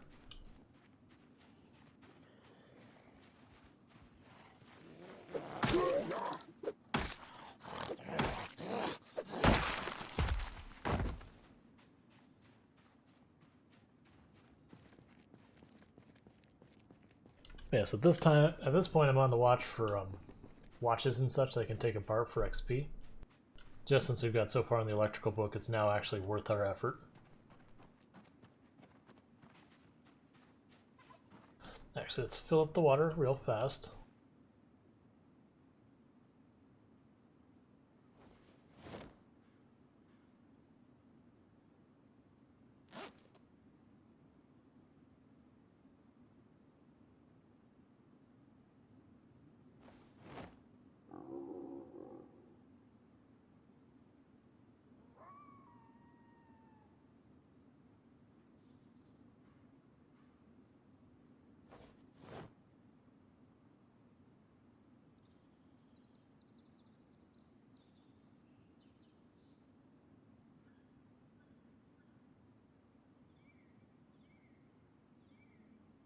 And eventually we'll get rent collectors, we'll pipe them, do all that kind of stuff.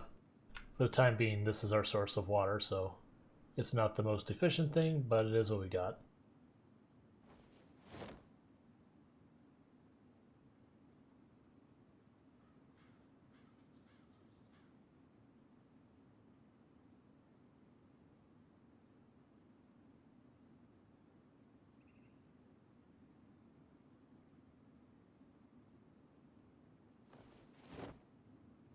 Alright, let's ditch the extra water bottles because we've got too many of them on us. Get our gas cans filled up. We'll go ahead and get some more water boiling. All that good stuff.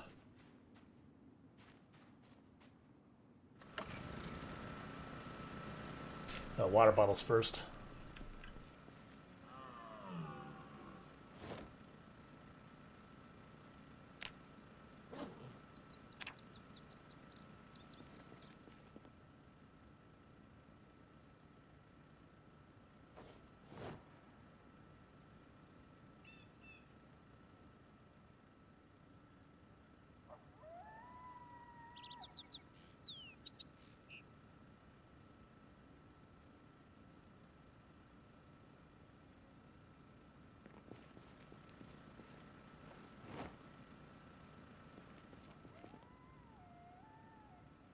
So yeah, gas cans are in good shape. We're on, what is it, 7 now?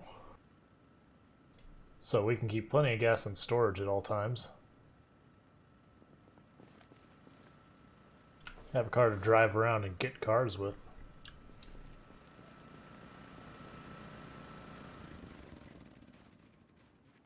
Alright, so let's see.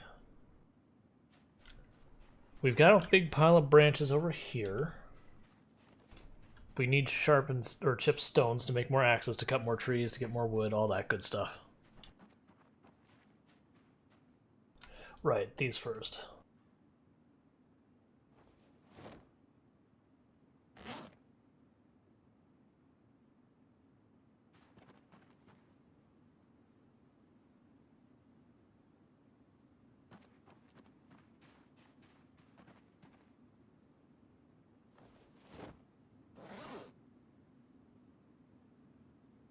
Just drop in our water bottles so we don't actually fill them with tainted water.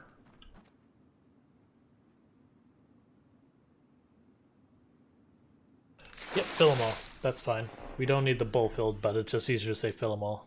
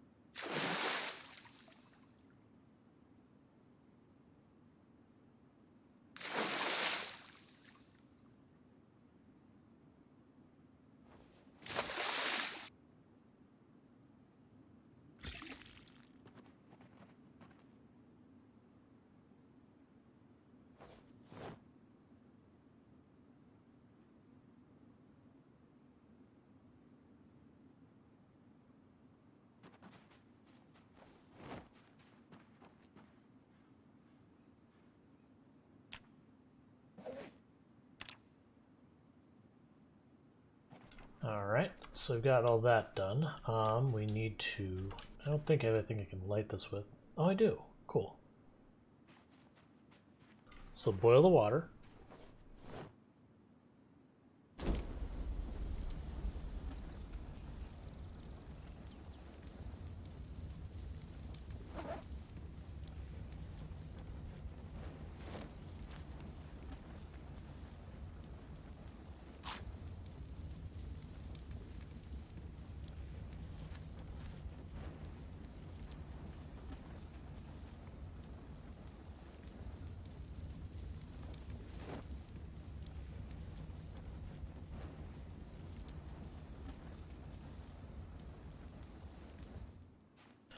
Alright, so we need chip stones.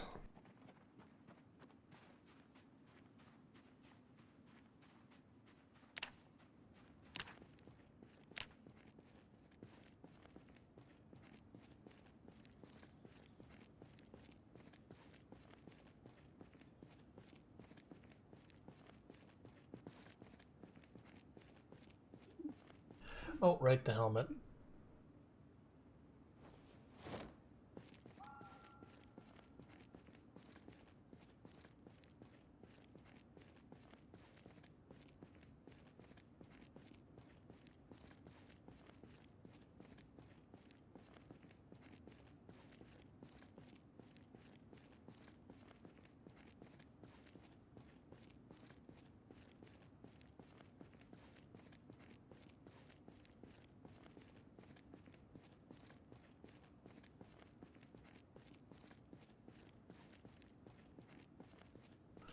I guess the other alternative would be we go down to the police department and grab that. You know what? Let's do that.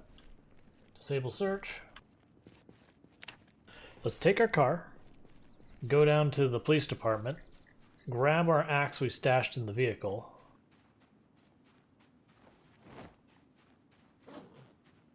and then just use that to chop a bunch of trees.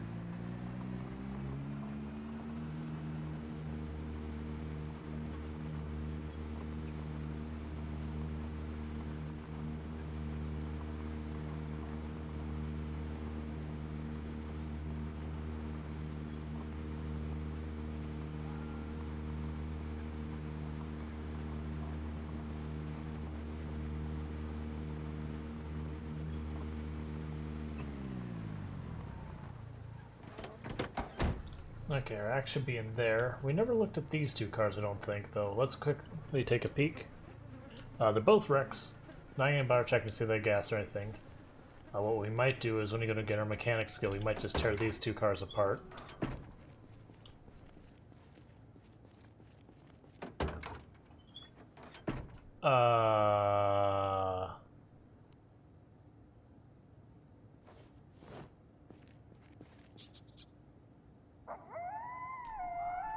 There was a corpse in the trunk of that car. And I sure didn't put it there.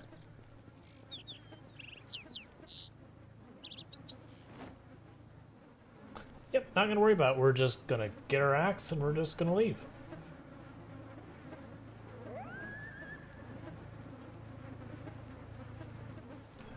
Ekron.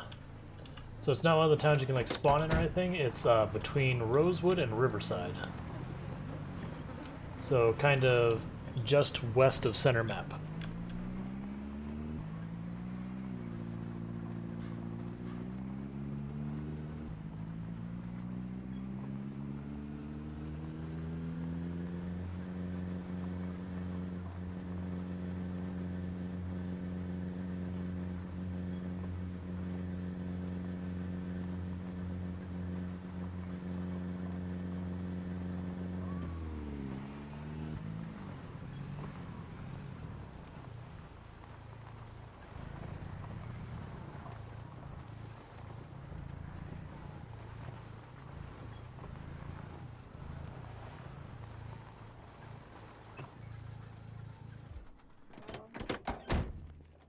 Alright, let's take a quick look, make sure there's no zombies back in these trees real fast, and then we're going to start knocking down some trees.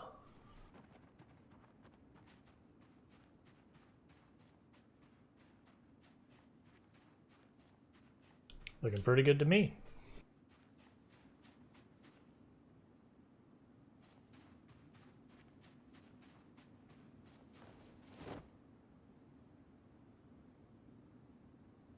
I'm sure someone can see me using a fire axe to chop down trees and just dying a little inside, but it'll get work done, and that's what I need done.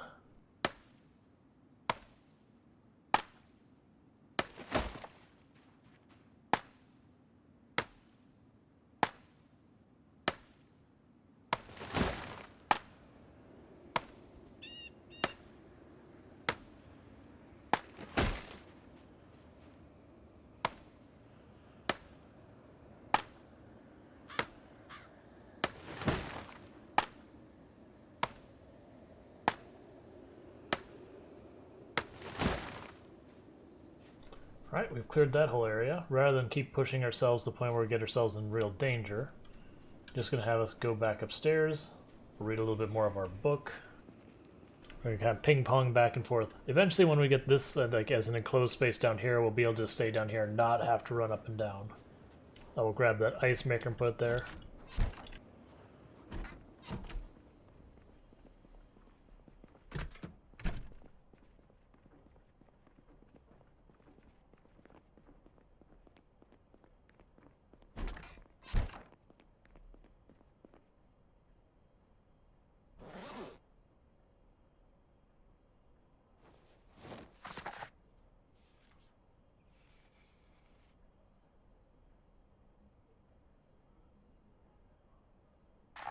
Alright, and we go back at it.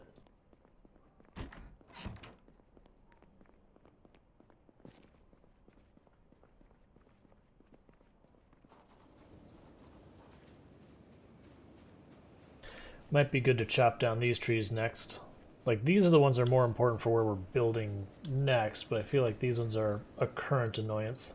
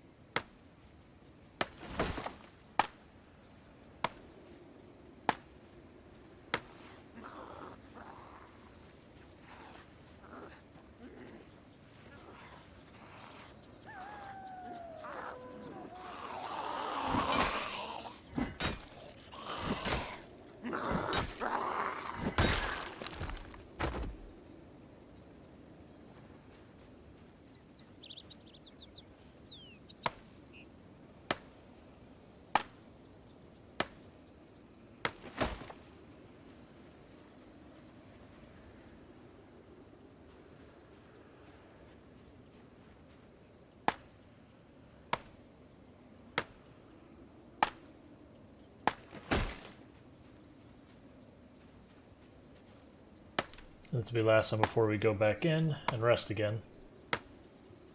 Especially where we had a zombie actually walk up on us.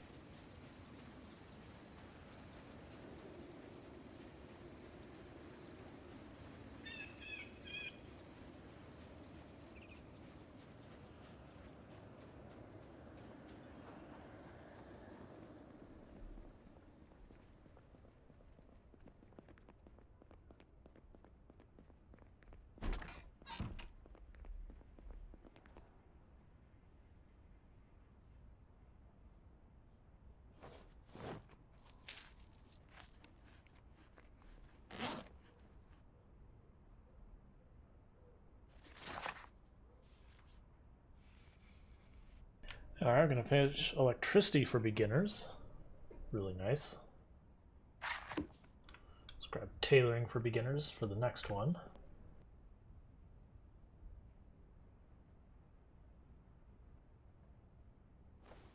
Just put that in our hands right now.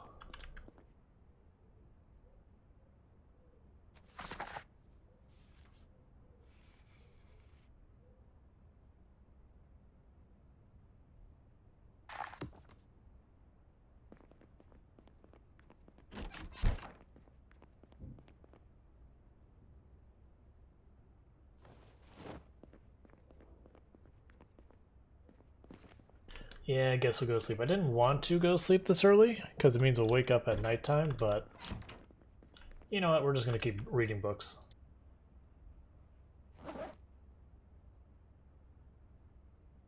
We'll do our time now, because I don't want us to go to sleep at like 5, 6 o'clock, because we'll wake up to basically be awake the entire night when we can't see, and that's not great. I'd rather just push an all-nighter reading and then go to sleep when we'll wake up at daylight.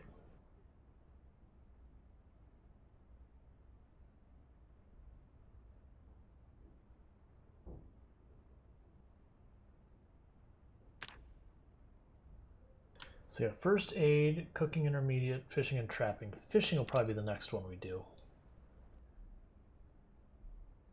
Because I want to start working on a little bit of fishing. Because like right now we're kind of hovering because we keep eating the stuff that's high density calories wise.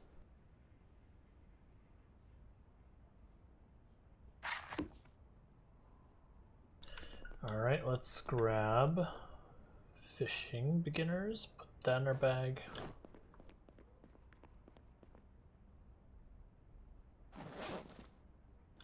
Finish off our mac and cheese.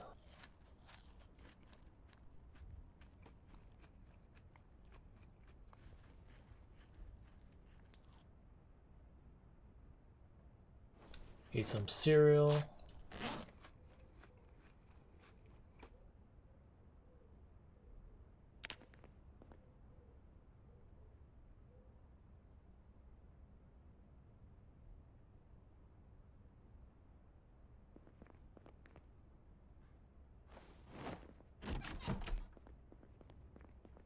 Alright, so heavy load, keeps that in mind until we can ditch these 2 books.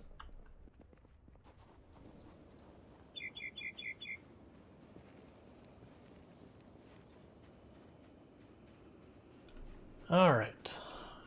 Ditch the 2 books in the fire, check for zombies, keep building our base, make the magic happen.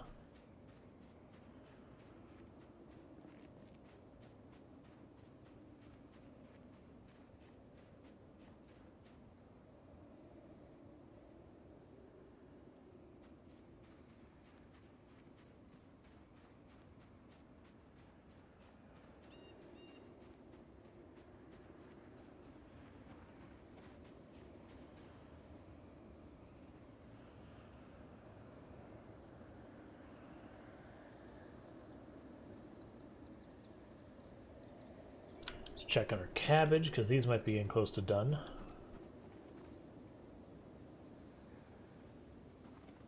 Because they're harvestable, but I want to make sure they will give us seeds before we actually pull them.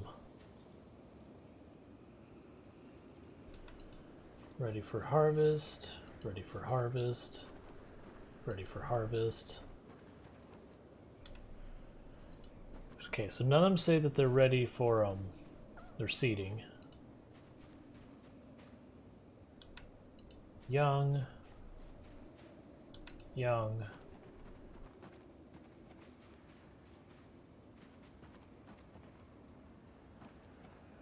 Okay, so nothing to pick there.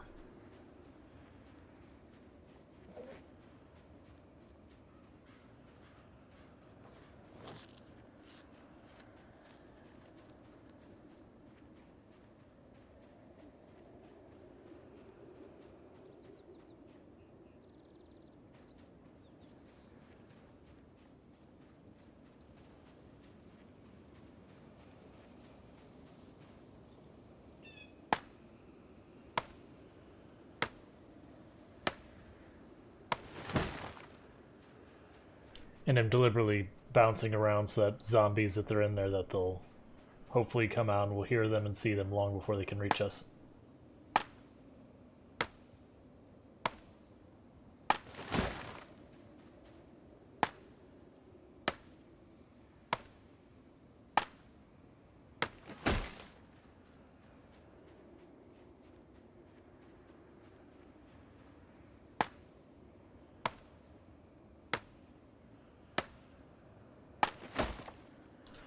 This axe is cutting down way more trees than I anticipated. So we should be good on planks by the time this is all done. And I got like 7 boxes of nails, so we should be able to build a lot of the base in just one quick go, just doing laps back and forth, sawing up logs, putting them in place, rinse and repeat. I may even sit there and after we cut down these 4, I may just put the axe up and get working on that, because we got a ton of logs laying around here now.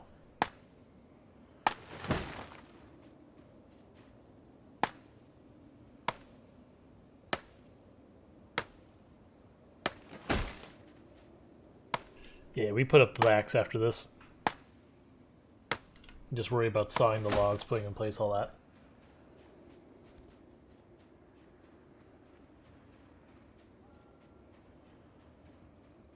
I believe at Carpentry 3 we'll start getting crates, so I'll make a storage room for us as well to start just dumping crap in.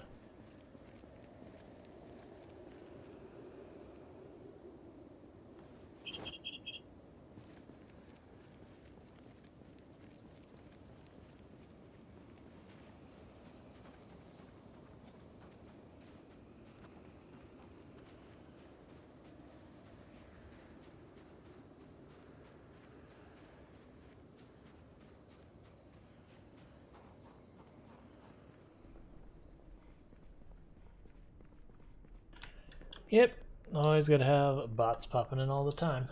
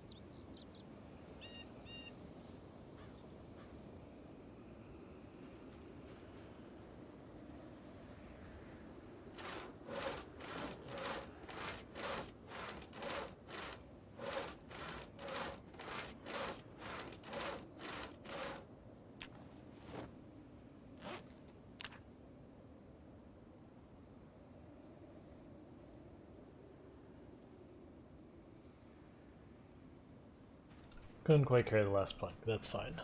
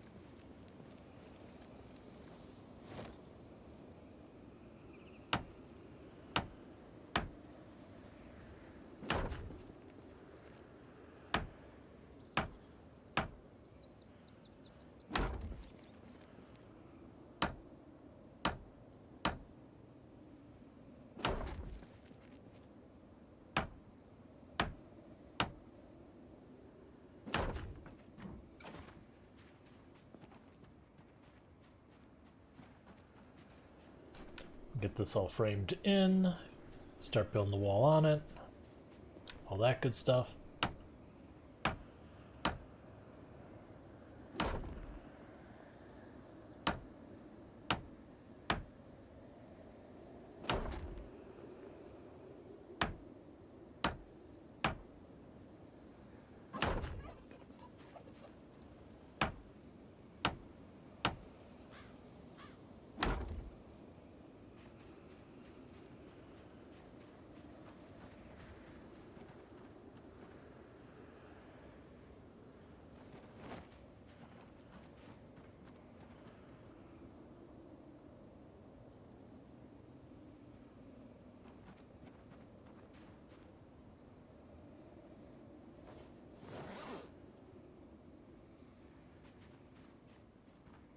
Alright, that's the first run.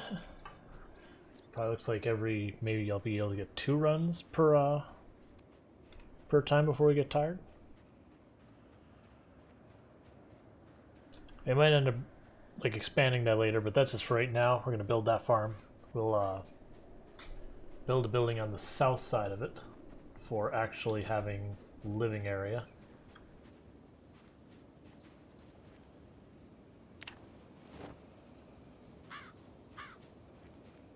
How much do you weigh? So you weigh 18. If I saw you up, you probably still weigh 18, if I'm gonna guess. Yep. I think I pretty much always check that, and every single time it's like, yep, it's still true.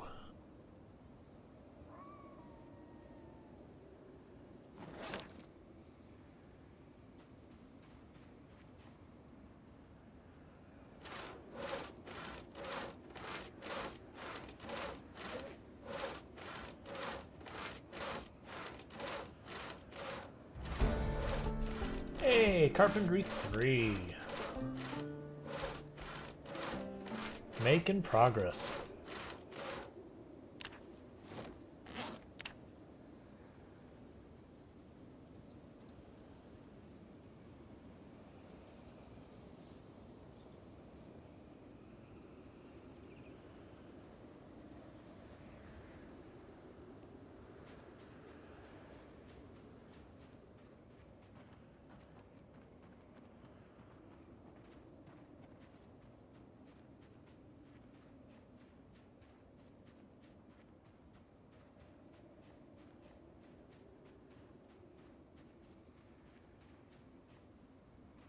And I'm going to put the entire frame up before I wall off any of it. That way we don't have to do quite as many upgrades.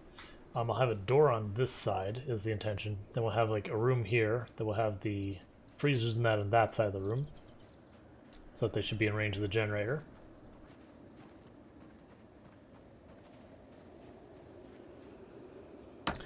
Those look seating to me. Like, as someone who garns, the way they have the little sticking out spot, that looks like they're seeding to me. Versus those ones don't look like they are.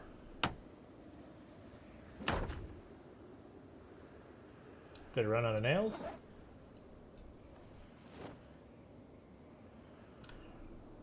I did. Luckily I got like 6 more boxes.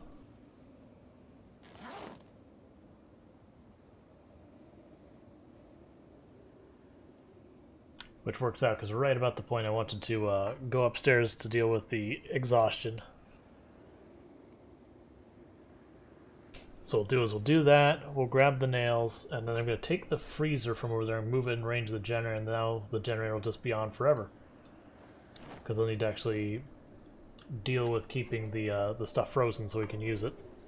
Or preserve it, I should say.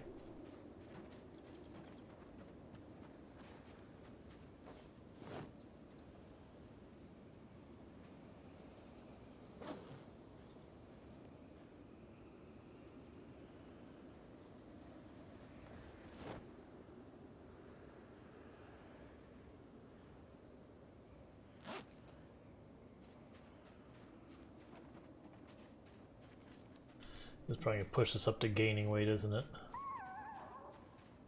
Yup.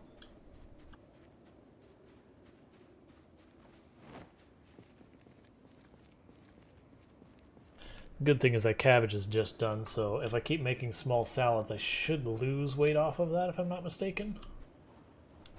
And if I were to binge eat it, I should be able to get cabbage to push us to gain weight, but that's not what we need right now. We need to be dropping.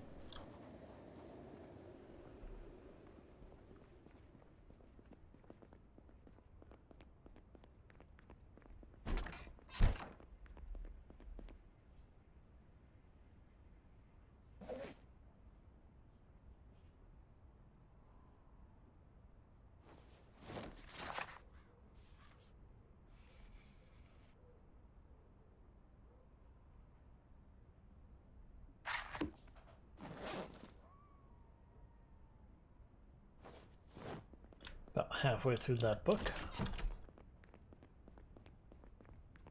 We need to refill our water. We're getting really sweaty from all the stuff we're dragging around.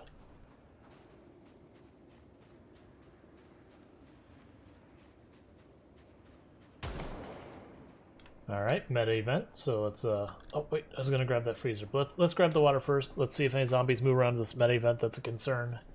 And then after that we'll grab the freezer. Just in case it draws zombies on top of us kind of thing, that we don't get ourselves in trouble.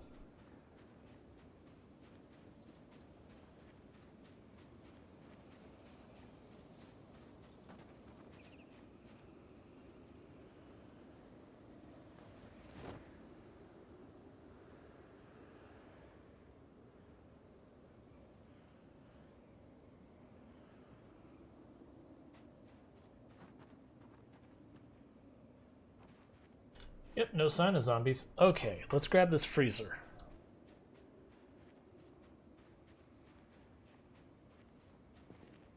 I wonder how far I can move it this... That's fine, we'll leave it there for now.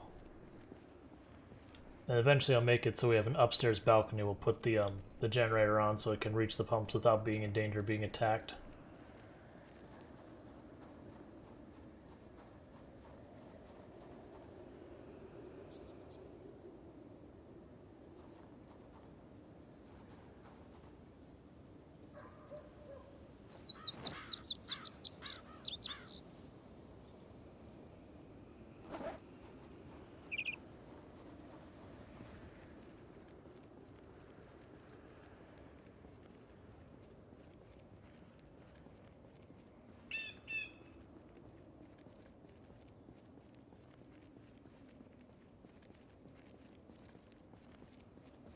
Alright, so I think we'll have like trash can and then the first freezer.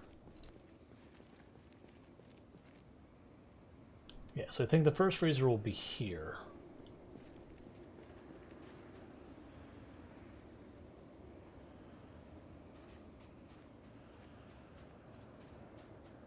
Alright, now the generator's on permanent freezer duty. Yep, has popsicle fridge in range. Cool. So now we definitely need to be working on our electrical skill, because I'll have to repair that generator.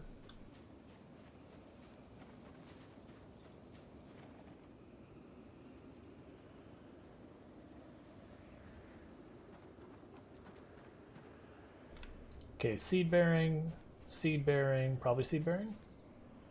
Ready for us. So these two we pull up.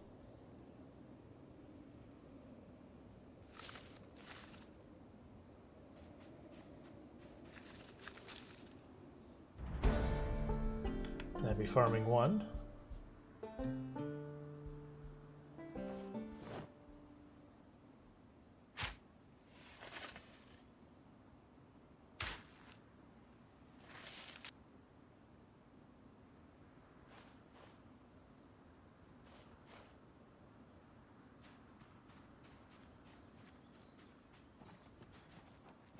Grab our watering can and water them.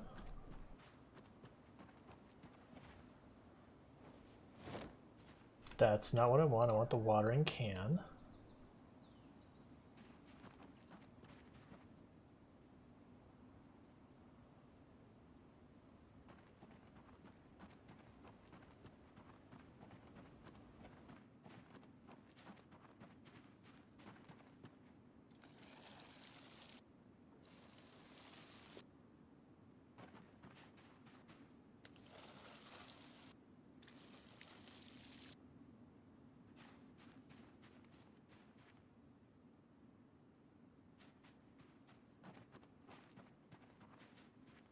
And that gave us 17 cabbages, so that's a nice start.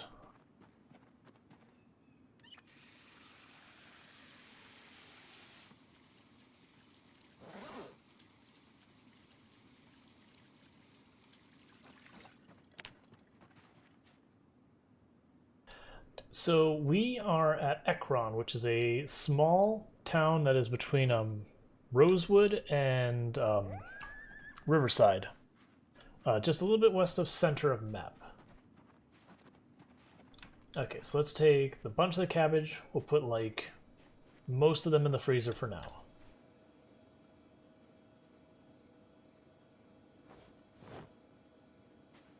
That'll work.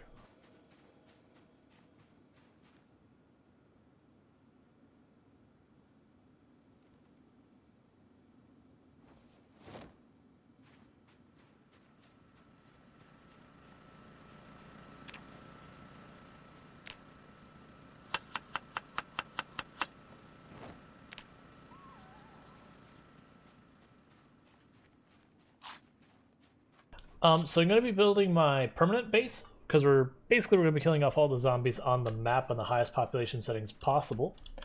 So we need a permanent base for where we keep most of our stuff that we're going to be moving from town to town, and I will build then forward bases at the other locations.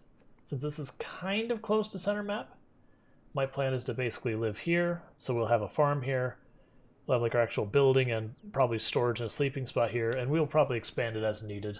You know, make it pretty with stuff we steal from the various cities as we do this. But right now we're just in the early phases of building it, because got to start somewhere. But we are 1 month in, and well, a little less than a month and a half, we're at 2,900 kills, which we've been around there for a good couple of days because we've been in base construction mode. But we were just a little bit shy of 100 zombie kills per day for a very long time. Ekron, which is the city we're in, we estimate there should be about 5,100 zombies here. So we've decimated more than half the population. A bunch of them, I think, migrated away from the city because we haven't been seeing too many until I get to the very far end of Ekron.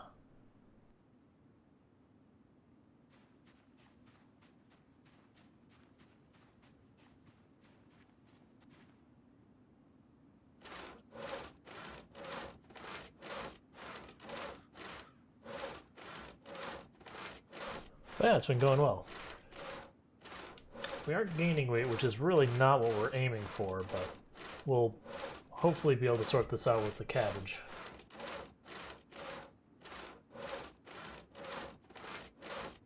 It's because we kept eating all sorts of like cereal and that we've been putting on weight. Didn't really get a choice in the matter, had to eat.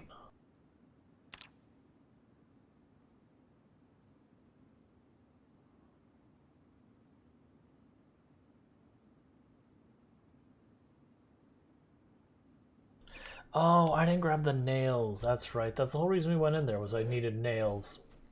Right. That's fine. We'll dump all the planks with the other planks, and we'll go grab our nails.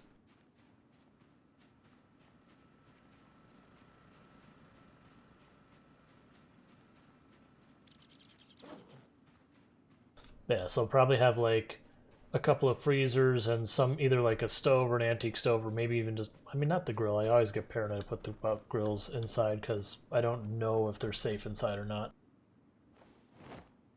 Sometime when I'm on a new run, I'd really just need to do that, is just grab a grill, put it inside, light it up, and see what happens. I'm imagining it's safe, but I'd really not like to find out I'm wrong.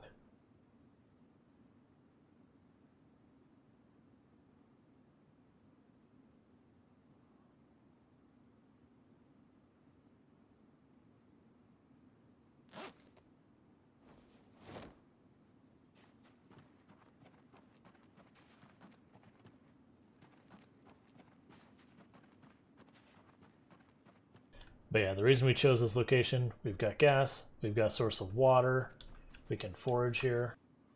It's vaguely center map. So for our purposes, it's a great location. Alright, let's go get those nails we meant to. Alright, so we're going to be sleepy, that's fine. So let's go grab our nails before I forget, then we'll go to sleep. Well, actually, we'll grab the nails, we'll read our book, then we'll go to sleep.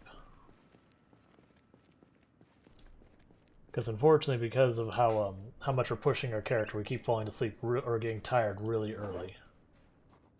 I'll also drop off the seeds and the worm. If it doesn't look like there's many zombies here, this place used to be just solid with bodies. It's just they've decayed at this point. Okay, we're no longer gaining weight. That's what I like to see.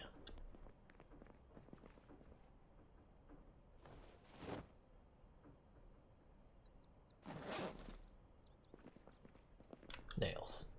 That's over here. Nails.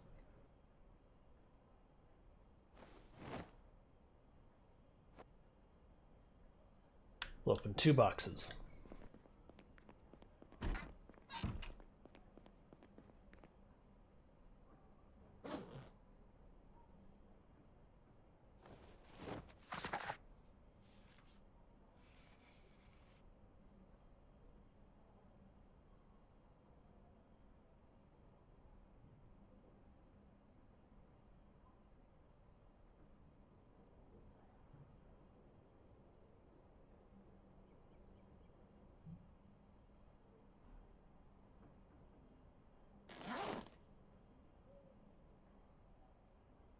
Yeah, by the time we finish up this book, it'll be right about good time to go to sleep. We can eat our cabbage salad.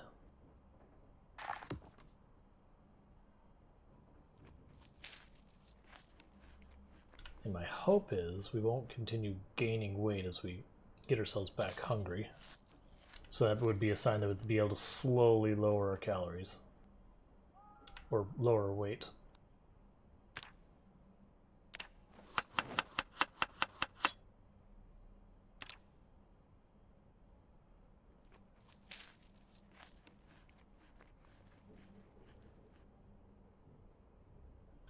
Alright, don't have an up arrow, because if we have an up arrow, that means I've miscalculated this. Cool.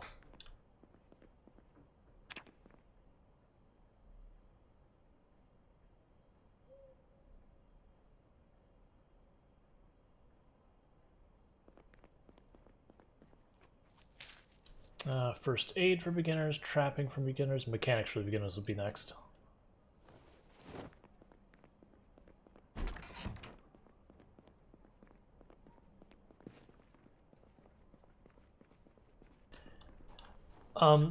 When you have stuff like overweight, you're more prone to illness and such. So generally you want to be kind of at your healthy weight. I want to say there's other consequences as well, but I don't know them off the top of my head. Oh yeah, we used to have a bunch of bodies here too, like I actually had to maneuver the car around, but they've just decayed. So that's good.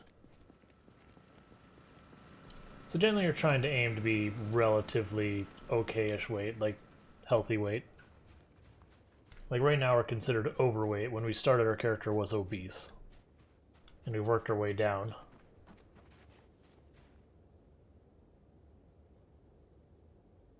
Once you've read a book, goes into the grill for fuel. Any of these seating?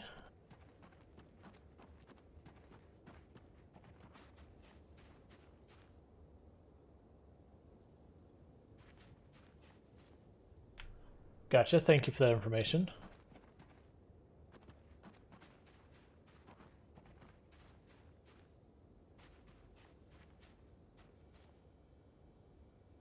Okay, so we got all these planks.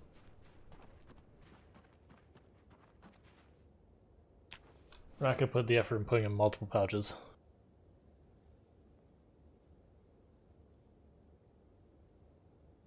I thought there was more of a penalty to it than just the tripping.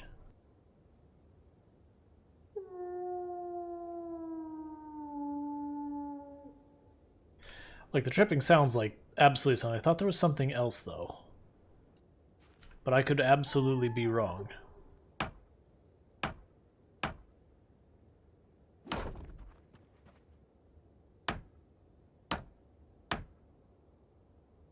Like, I want to say when you choose them, like obese and all that, it sits there and says, like, more prone to illness or something like that. So my assumption was that would apply if I picked up the trait naturally. I ate too much.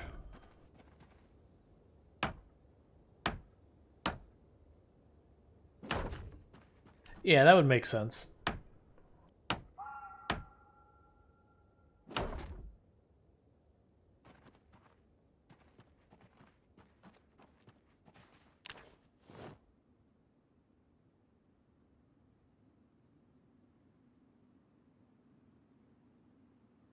Gotcha.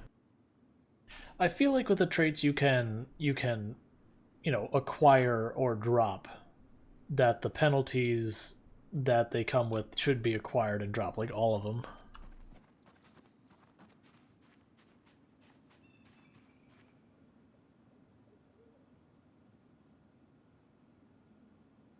So where do I want the door? I feel like I want the door up here, near the wall.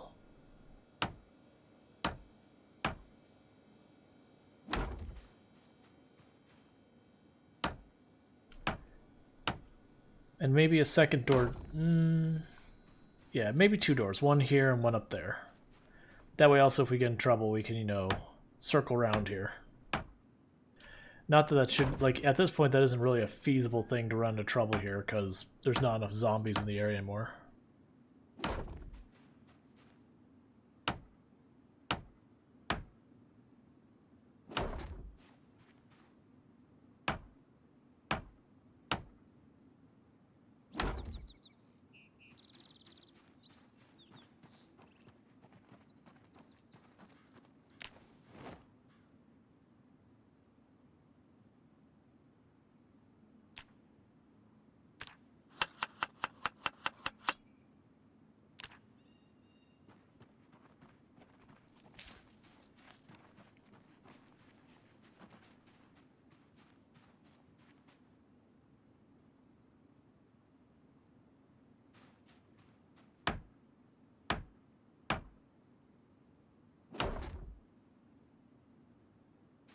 Oh, did I interrupt this pick? No, we picked up all planks. I got it. Cool.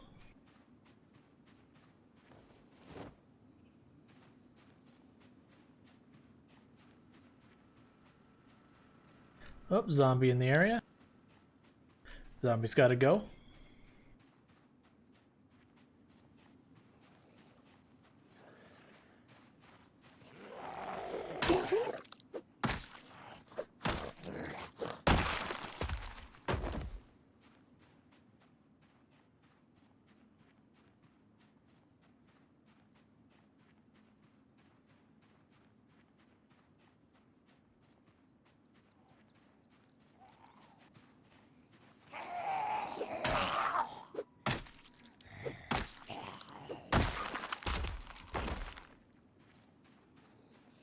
I want to take apart that watch.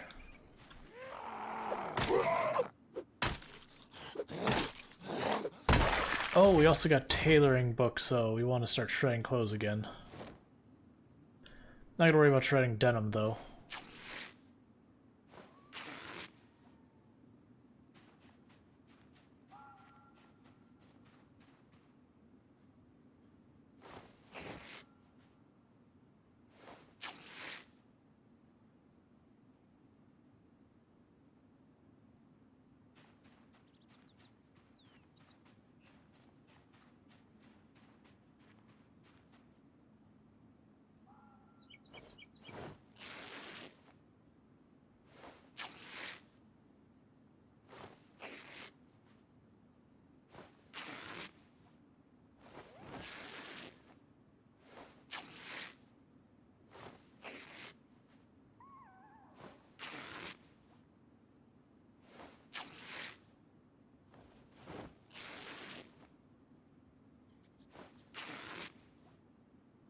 Um, let's see. If you leave stuff on the body, it will get rid of whatever's on the body. So, like, a lot of times you'll find I'll have a weapon break, and I go, okay, and I'll drop the weapon on the body to get rid of it. The bodies don't decay faster or slower, to my knowledge, regardless of what loot is or is not on them. When you start the game, you say, hey, I want the bodies to decay, I think it's 9 days might be the default. But he says, and say, hey, I would like the bodies to decay 9 days, and then after 9 days, the bodies will just decay. Like, I don't know if the way there's, like, to refresh the body or anything to keep it around longer. Like, that I don't know. But usually they will just decay after 9 days. I don't think there's a way to refresh by, like, I can pick up a body and dump it someplace else and it'll still go away. There's the last log we cut apart. The reason I'm tearing apart all the clothes is tailoring is extremely powerful. Oh, that's just logs over there. And I want to take full advantage of it. And to give you an idea why tailoring is so powerful, I'll show you here in just a second. Once you're done picking up planks. We'll go with the stack. We won't saw up the next logs and try and add it in. But if I go to, for example, let's see my Hawaiian shirt. So if I look at a Hawaiian shirt, it gives me no protection whatsoever. One thing I can do is I can add padding to it, of which you can use like cloth, you can use denim, you can use leather. And you notice by using the cloth, I get 1% scratch resistance on each individual part of this shirt. Now with leather, I get 1% bite, 2% scratch, 1% bullet. Okay, 1% per layer doesn't sound that good. When you get to tailoring 10, it's 10% scratch and bullet resistance, 20% bite.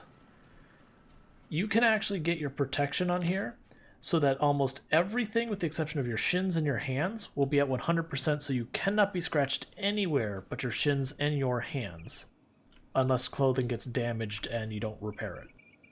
And you can get your bite resistance way up there. I think your head, your feet, there's someplace else you can get, oh, and I think your chest you can get to 100%. And then most of the others you can get them around 75% resistance. Something like in that ballpark.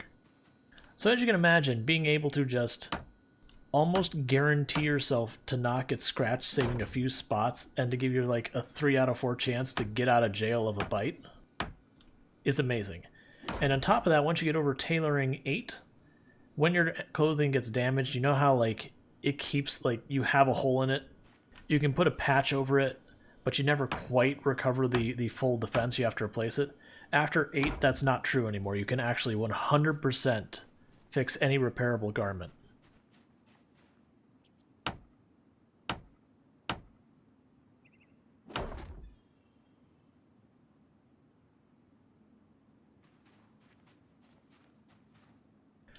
Yep. Yeah, I keep, like, I need to check, because I was like, I could have sworn it was 12, and then I was corrected, so I said, hey, it's 9, and I didn't verify their information, but, you know, the person who said it, I'm like, oh, that's a person, like, if they said it, I trust them. But I've gotten conflicting information on that, so I need to actually look and verify what it was.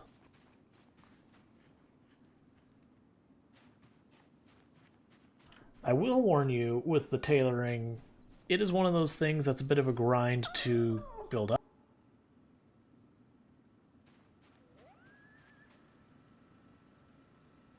Oh yeah, because you'll get the leather out, like, and it's when a piece of clothing says it's destroyed, you can still patch it up. For right now, I'm just gonna add just cloth to all this. Ultimately, I'm gonna leather it all up, but right now I don't really care. But yeah, so it's a bit of a grind to grind up tailoring, because basically you just do this. One nice thing about it is you can take a garment, like the leather jackets are really good for it, that you just take a leather jacket and say add it to all, remove it to all, add it to all, remove it to all, add it to all, remove it to all, and just wait for it. It's not entertaining to do, but You know, it is a way of doing it. I'm just doing this because we've got a bunch of thread on us, and thread's actually kind of heavy.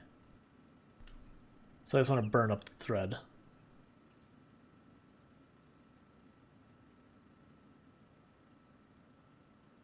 Like each spool of thread is 0.1, I believe. Not necessarily. Generally speaking, what I would do is for when I do this is when you get your hands in like the tailoring beginning book, you know, not necessarily sit here and grind it out, but, you know, you tear up some clothes, you get some thread, you know, put a couple patches on, you know, and do it little by little. Because you can just put the leather strips on, pull them off when you gain a level, and put them back on, and it'll, you know, reflect your newfound stats. Alright, and I'm not deleting this stuff, I'm just putting it here.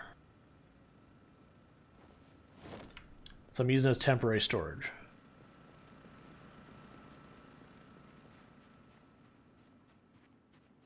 Oh yeah. Like, that's the reasons why I wasn't even worrying about it at all. It's like, oh, I'm going to be swimming in cloth and all that. Like, absolutely absurd level. Well, the one thing I found, so actually on the Deep Fried Brains sub-server, which is the multiplayer server I played on, I actually found very little trouble in training up my my tailoring, because one, I went off kind of my own in the middle of nowhere where I could actually find zombies for a little while, and I got a good couple of points out of it there. But then when people realized I was tailoring, because no one wants to grind it out, like, people were just bringing me materials. It's like, I would go, okay, here, I'll patch your stuff up, and they would just dump materials at my feet being like, hey, like, here, all of this is yours, thank you.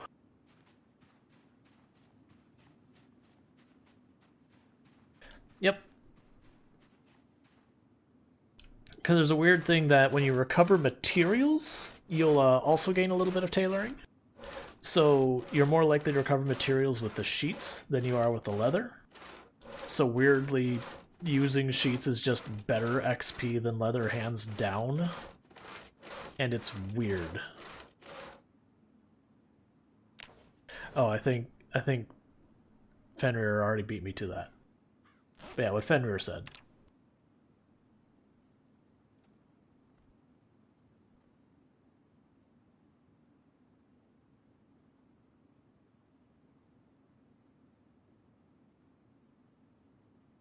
I wouldn't worry too much also about wasting leather, because the sheer number of zombies, like, as long as you're tearing stuff, you usually will sit in several hundreds.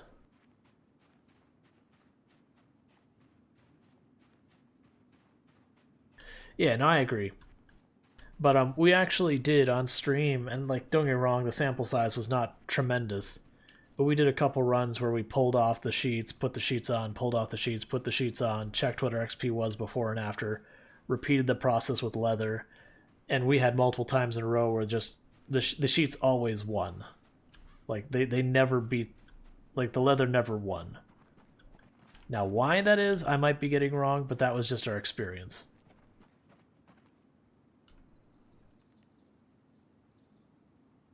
So now I'll put up our absolutely terrible wood walls.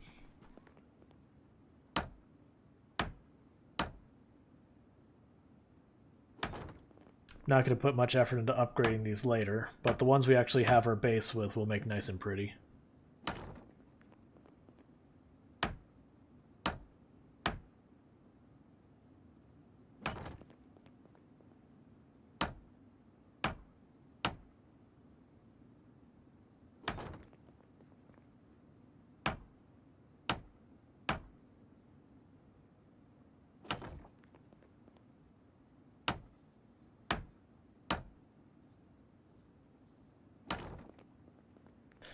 Pretty soon we'll have this walled off, so that when we have to take a break, we can just go into this box and sit down versus running all the way over there, upstairs and whatnot. Like, I'll drag a bar stool or something, plop it in the corner or whatever. Okay, that one is seeding. That one isn't seeding. Are you seeding? It's really hard to tell because of the tall grass. Seed bearing, and you're probably not.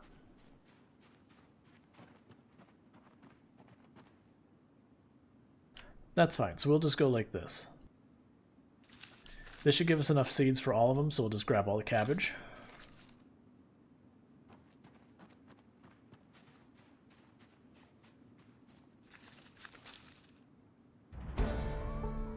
Alright, that's farming 2. Nice.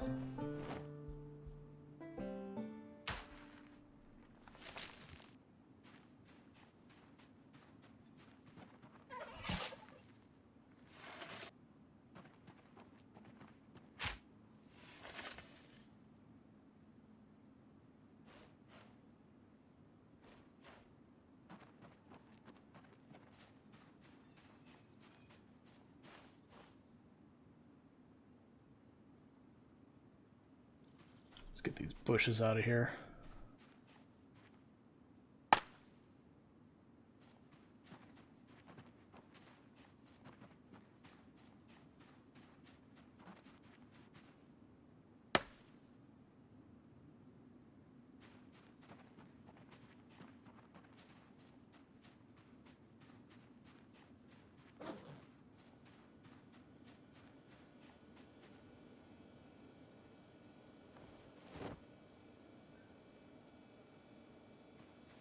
Cool, our food supply is going well.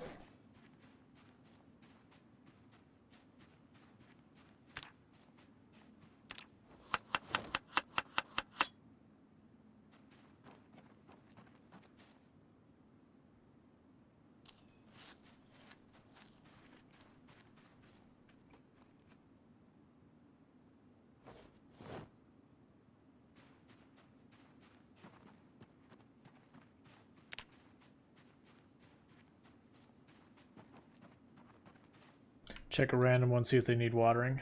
Well watered.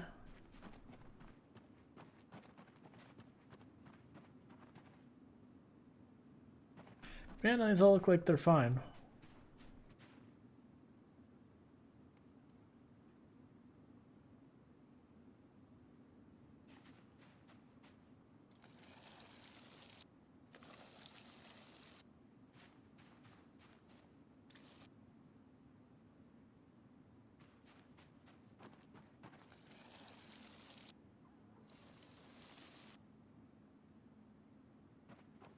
Alright, gotta fill up the water can again. Do another round.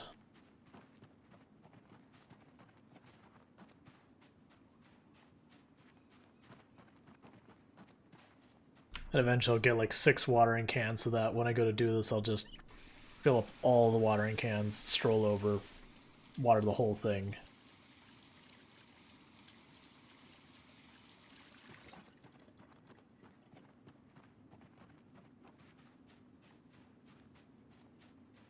Yep, the farm is going quite well. It's getting us plenty of cabbage, so now we're not dipping into our non-perishable food.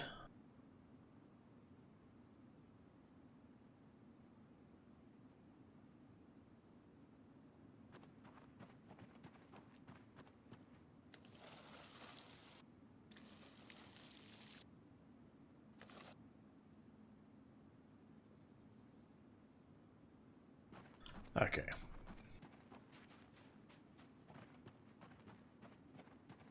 So I got our first full harvest of the cabbage, so that's good.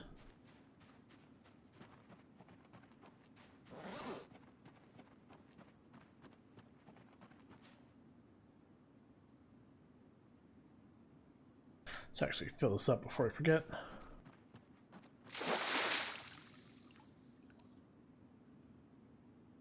So we don't know if we're getting livestock that I'm aware of. We do know the next update they've got on their roadmap. Roadmap's probably not the right word I'm using in this case. But their next major update that they want to add wildlife.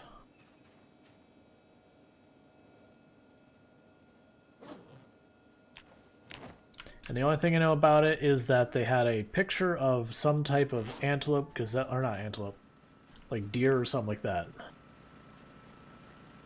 Yep, and they did say as part of it they were going to do a gun rework. People have said it's all combat rework, but I personally haven't read that, so gun is the only thing I can verify with a tentative more. I need to go and like read their information and verify that stuff.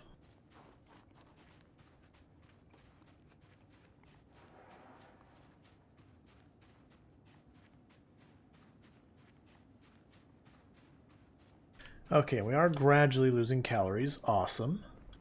Because that means we'll start losing weight again soon.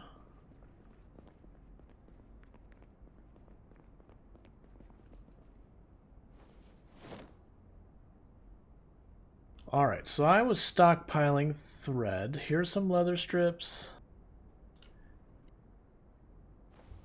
There's some thread. There's a singular ripped sheet.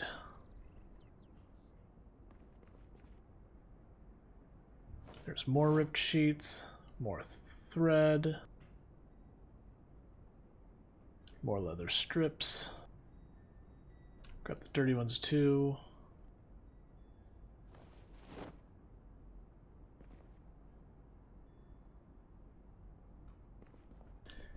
Okay.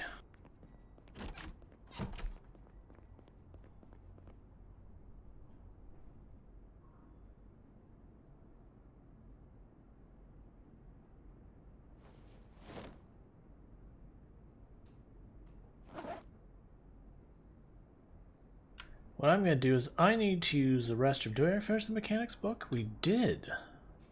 I didn't think we did. Alright. What book's next? We have first aid. Let's actually check the skill books. So, cooking, farming, first aid. Let's do the farming intermediates book next. And the reason is because as our plants grow, they're going to dictate the schedule, not us. So we want to be ready for when they're ready. All right, I'm going to keep it on normal time because I have to use the restroom in a bad way. So I'm going to quickly do that. In the meantime, make sure you are eating, drinking, stretching, and taking care of yourselves. And I will be back in a minute.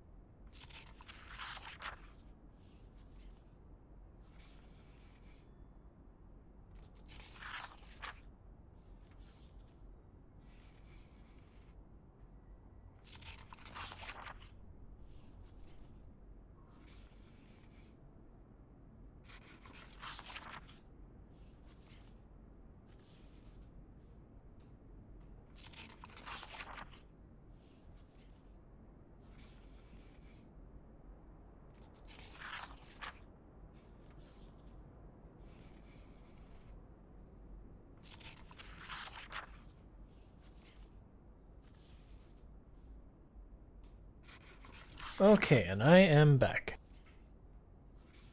So fast forward this. What time is it? Okay, I can go a little bit longer.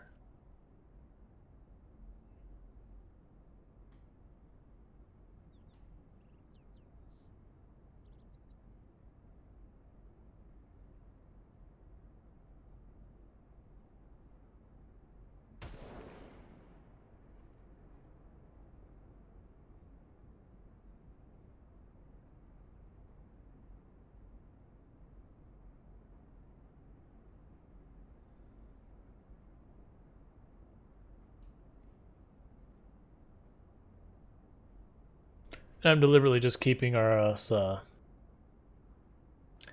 yes, I stream just about every single day from 5 p.m. EST until late. Most days it's probably around 4 a.m. EST is about when I wrap up, so 10, 11 hours later. Sometimes we wrap up earlier, depending on what's going on. But I do very long streams. We need to eat a lot of cabbage.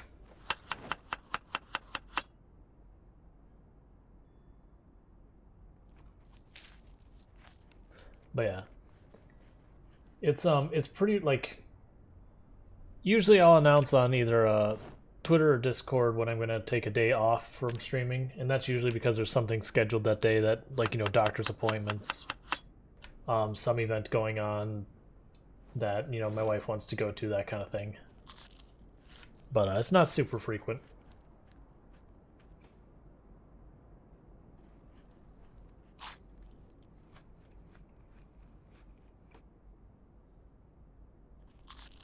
I do try to keep the schedule in the about section up to date.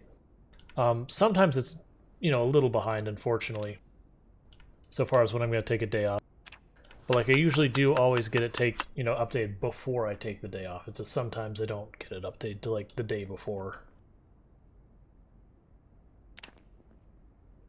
Okay, so we should be definitely waking up after sunrise, which is what we want.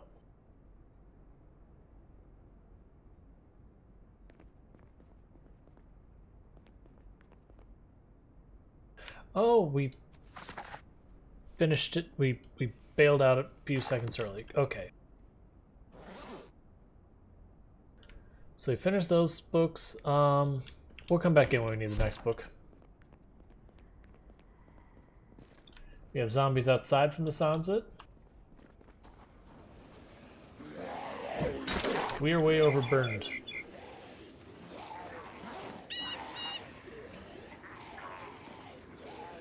Okay. That would have been a dumb way to die.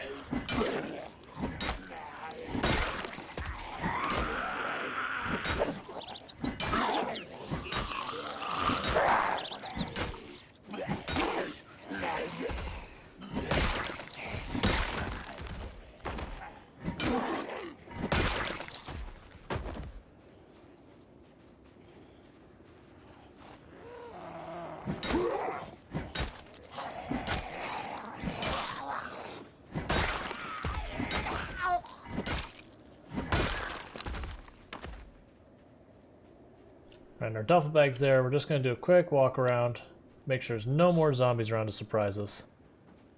Let's check the farm first, make sure we don't have zombies beating on our walls or anything. Pair of zombies down there, another set over here.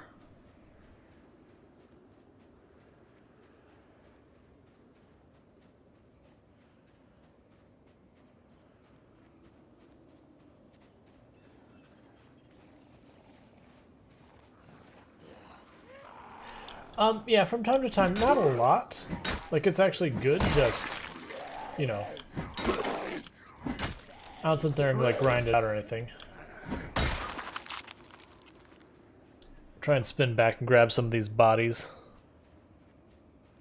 Like, it would stop and just rip up all the clothes and all that if we had the backpack on us, but I put way too many leather straps in, or strips in it. So it's weighing too much.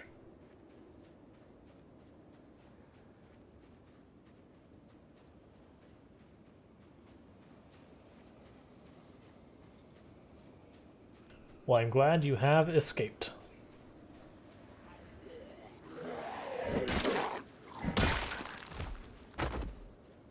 It is one of the challenging things in the game is like when you have that base built and you do get run out of it, that's like you don't want to give up on it, so you just keep fighting and fighting. And it's like, no, this is a lost fight. It's time to exit stage left.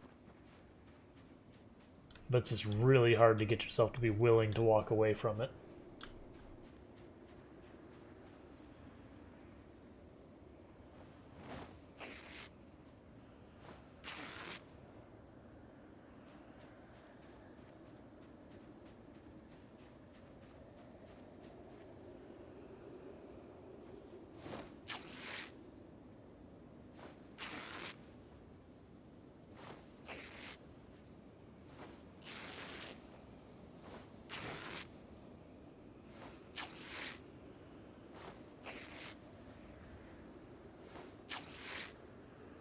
Oh yeah, the helicopter will drag stuff for miles. It's a rough time.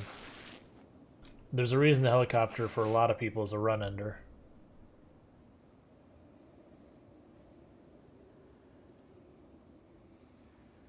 We'll just grab it. I want to disassemble them, but I don't have my stuff because it's in the duffel bag.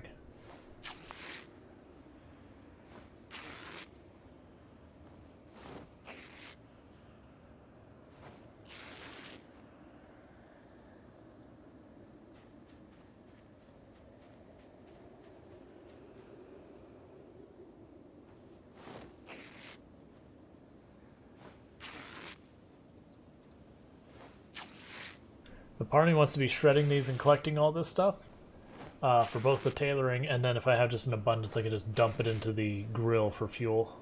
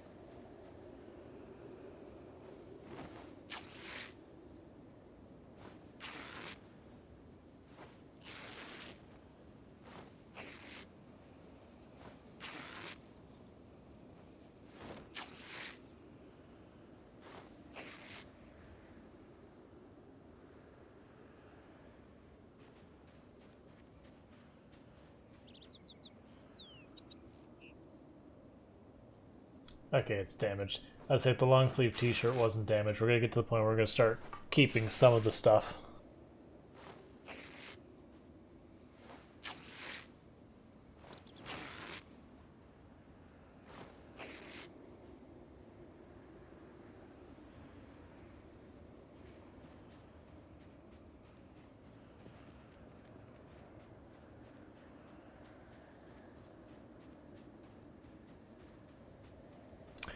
Riverside, if I'm going to be selecting where I start, is usually my go-to.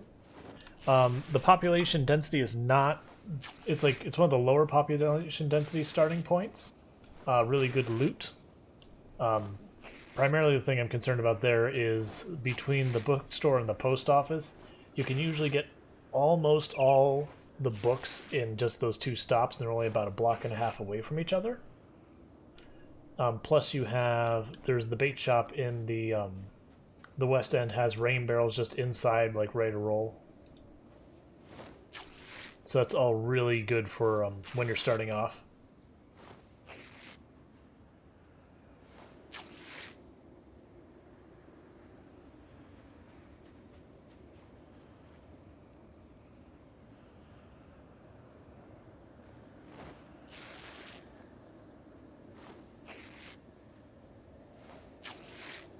Alright, there is a watch in there.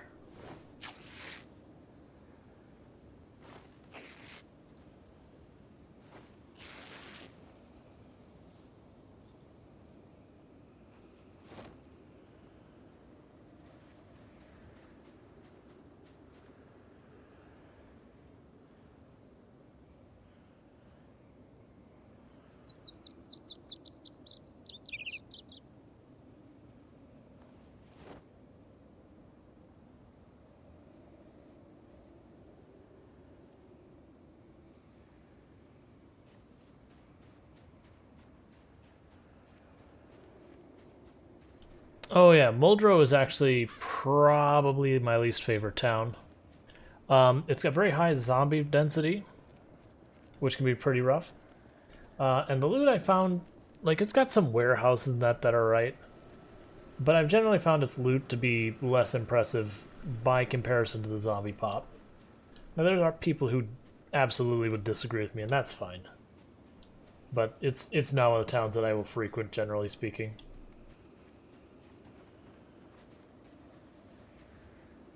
Alrighty here. So first of all, farming intermediates goes in here.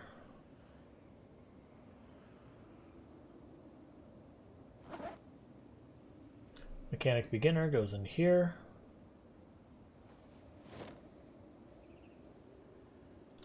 Twigs go in here. I don't think I can, so let's see. Do we have branches in here? On us somewhere? I don't think so. Where are we finding the twigs? I didn't see twigs on our person. Sure, whatever, I don't know.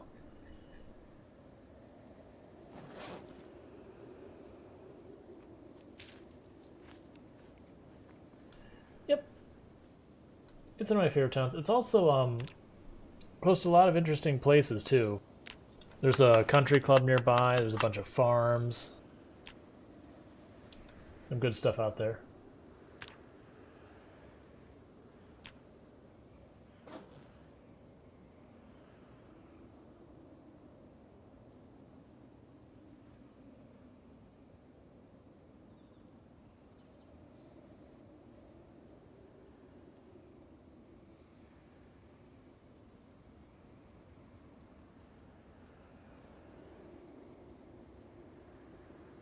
So I'm going to remove all the fabric ones, and I'm going to add leather.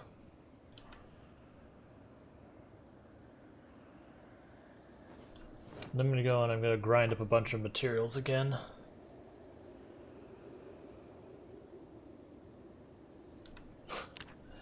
Yep, that's what happens.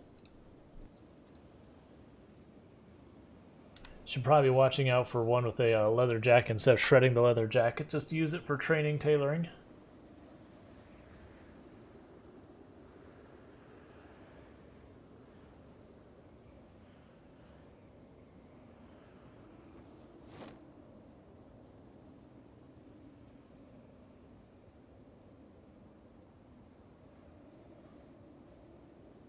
I also appreciate when you patch your clothes up like this, it does add graphics to your character. Like you can see on the pants where they've got like the little leather patches all over it. I know that annoys some people because they're looking for the aesthetic and all that, but it's like, eh.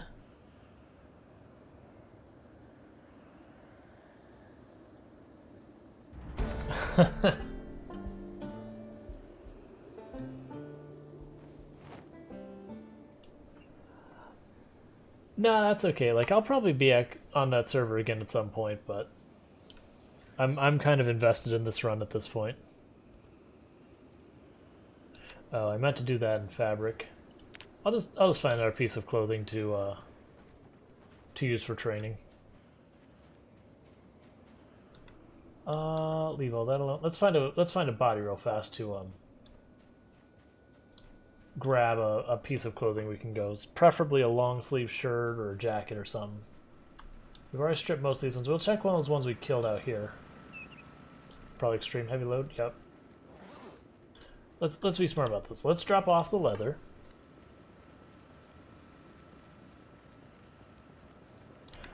So you need to use the appropriate fabric type to patch holes. So if you have jeans and the jeans get a hole in them, you will have to use denim to fix them. Fabric is good for training. I don't want to go and do a second trash can. These can just sit in the ground.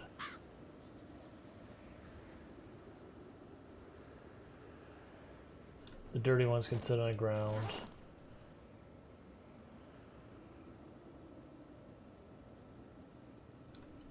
On the ground. Cool. But yeah, so like if I have a leather jacket, I get a hole into it, I can use the leather strips to fix the hole. Denim I can use on jeans, fabric on everything else. But yeah, when adding extra armor, if you're actually using it for the extra armor, you'll want to use leather. If you're using it just to skill up, you'll want to use the cloth. You just get better XP out of it that way. I probably should poke that without stamina, but I'm probably going to.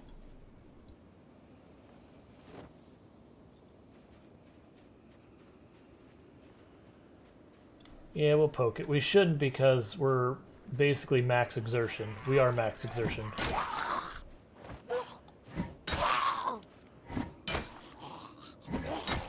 So you see how slow we're moving, and we're doing next to no damage. I shouldn't be doing this, but we're already committed at this point because I can't even run away. We're so exhausted.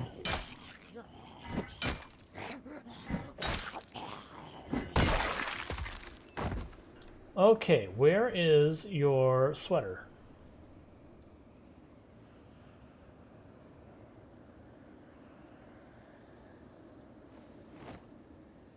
I can live with that.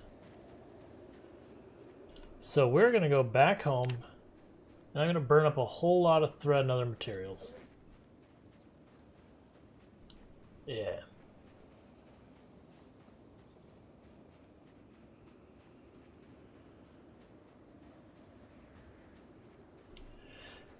Yep. But yeah, if you have the option of leather, leather always wins. So far as actually using it for stuff.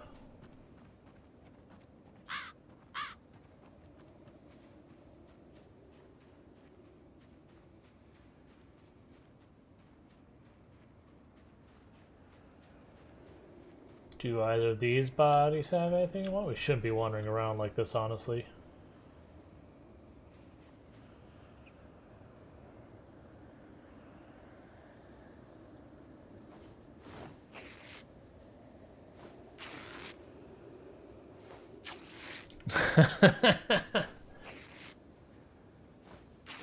Yeah, the helicopter pilot does that. Alright, so now we go upstairs and we just start burning thread. That was a broken nightstick. I put it there.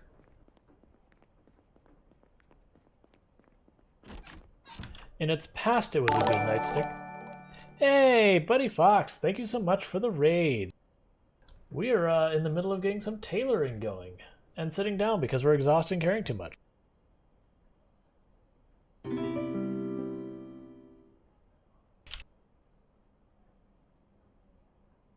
But how was your stream?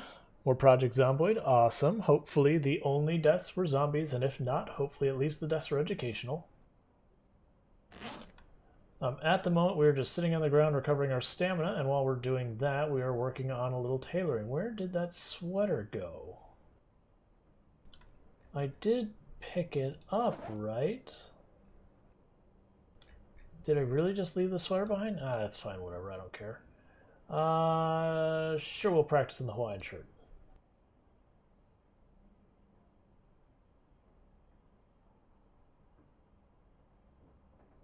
Nice. We actually got our generator up and running. Give me one moment.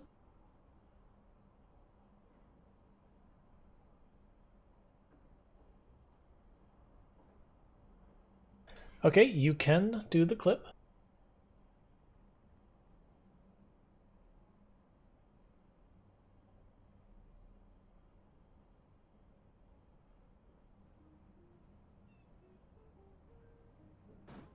Damn it all.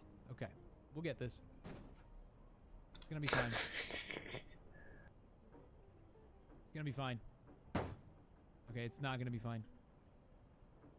Not even close to fine. Mm-hmm. Yep.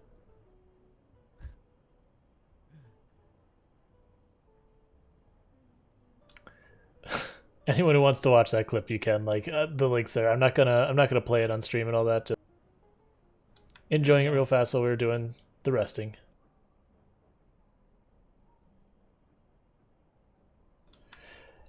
Yeah, I've actually I did similar, not quite as bad, but I did similar with a just the regular box fan, not like the modded ones, just the plain old like creepy white van.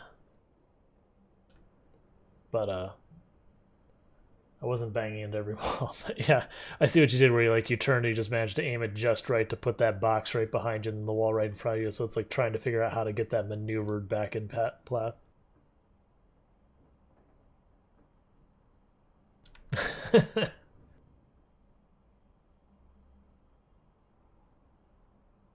Alright, I'm just basically burning through our cloth and are burning through our thread. We're trying to recover our stamina here. But we got things going pretty well. I can't see it. But we've got a generator right down here. We've got a farm going. We've got the farm's got the structure of a wall going around. We're still trying to pad it up.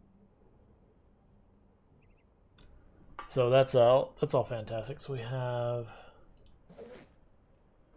Okay, yeah, we have a ridiculous number of sheets, so we don't have that much thread. And it's raining outside, lovely. Yeah, these aren't full spools. Like you look at most of these spools are actually pretty close to empty. Yep, just got rid of another spool. I wish we had a leather jacket because then this goes way faster.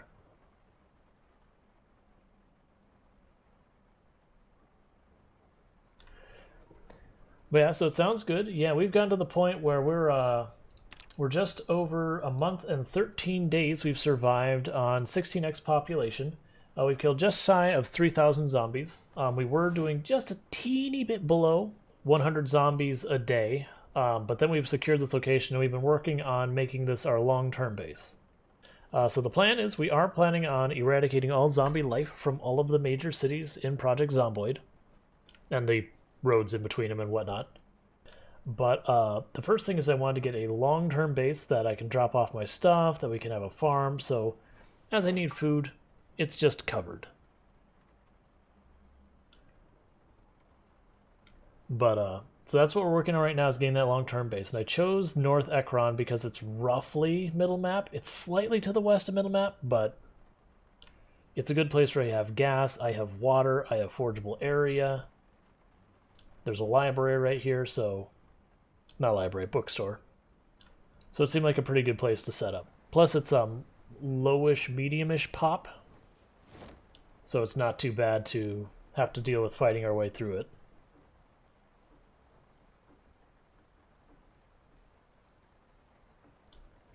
Yep, that's good. Yeah, at the moment we're just, we chop down trees for our wood.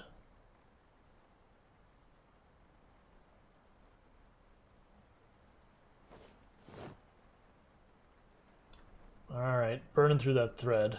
We're on the one thread spool that was full, which is the reason it's taking a while. Because I want to get to the point where I don't have to sit here and just grind it out. It's just, we kill a bunch of zombies, we rip it apart, put on some sheets, pull off some sheets, put on some sheets, and then we move on to the next group. We're not quite there yet. And no, I'm not going through all 156 sheets we have on us. I'm going to the threads gone, and those sheets are then going on the ground.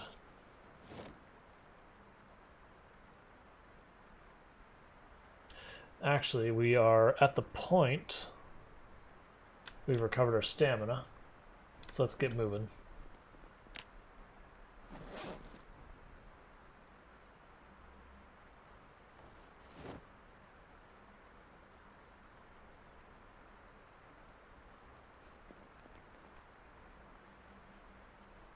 Just eating our delicious cabbage.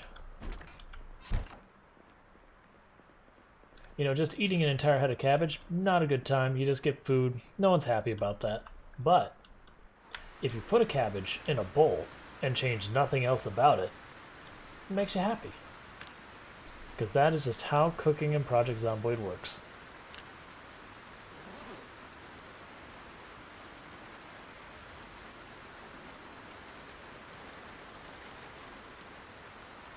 But yeah, so you can see our base is starting to form. We've got our grid here that we're starting to put a wall around for our farm. We've already got our first batch of cabbage we've grabbed out of here, so that's a good start.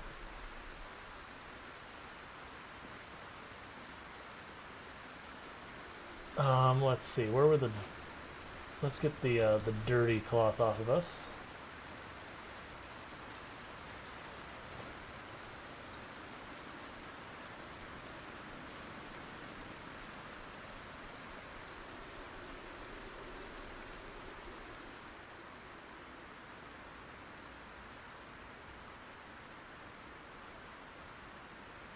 But yeah, earlier this whole area was just, like, you can see all the where the blood stains, and that's down to 10% of them, so we had like an absolute massacre over there. Right, let's find that sweater again, or something else that has a whole bunch of spots on it, because it's much easier to train your tailoring that way. Because we're still on extreme load, right? No, very heavy. Very heavy is not as bad. But still, okay, we got 2 zombies there. Let's be smart about this.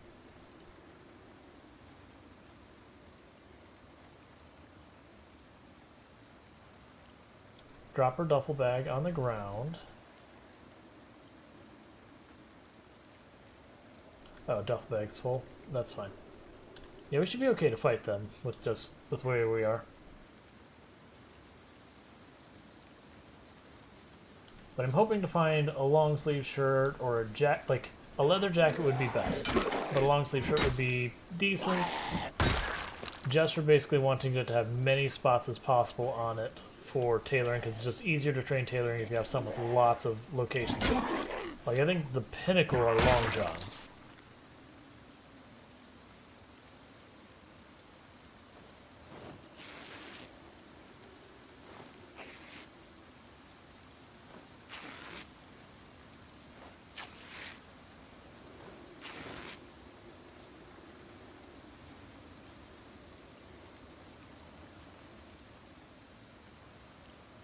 Let's check, see if I missed any bodies around here anywhere.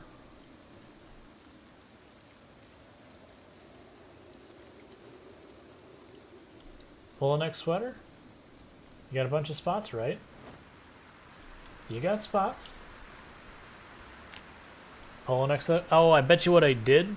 I bet you I grabbed that other sweater, and then I immediately went to tear up some other clothes and tore up the sweater too. I've done that before, plenty of times.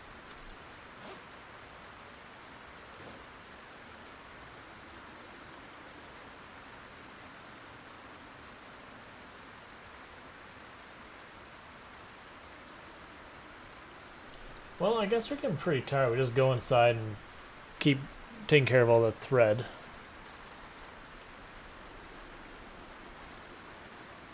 But yeah, once again, thank you so much for the raid.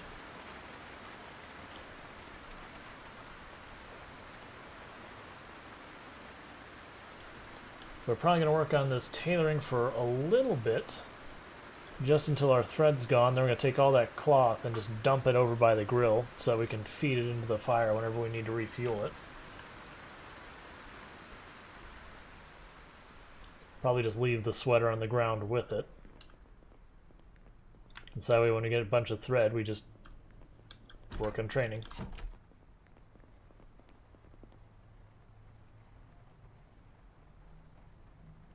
Yeah, so this should go a little bit faster just because there's more places to put stuff.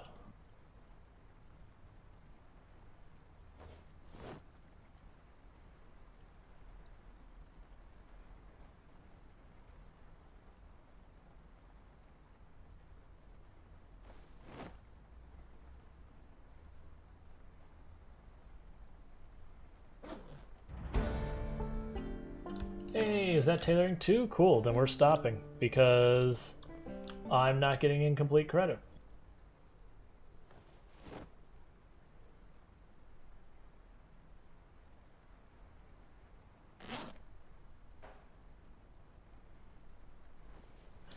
Cool, dismantle that.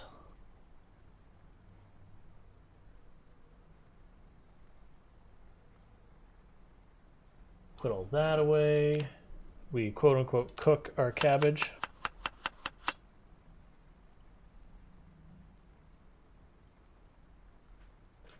Eat our entire bowl of cabbage.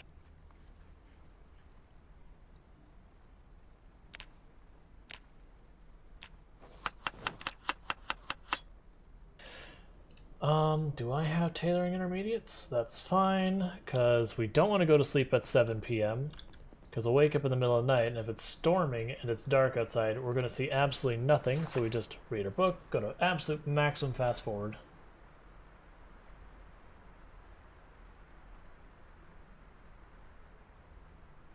Because it is nasty outside. The good news is it means I don't have to water any of the crops. So that's excellent.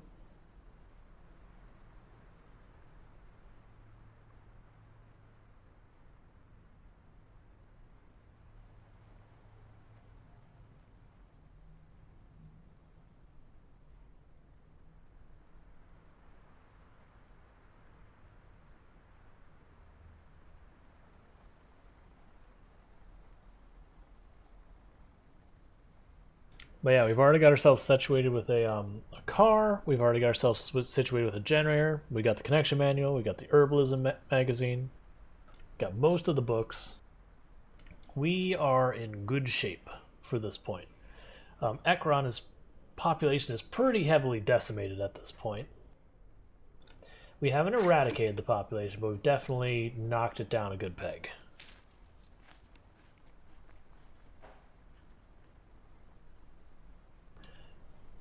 Honestly, that cabbage isn't even bad for water.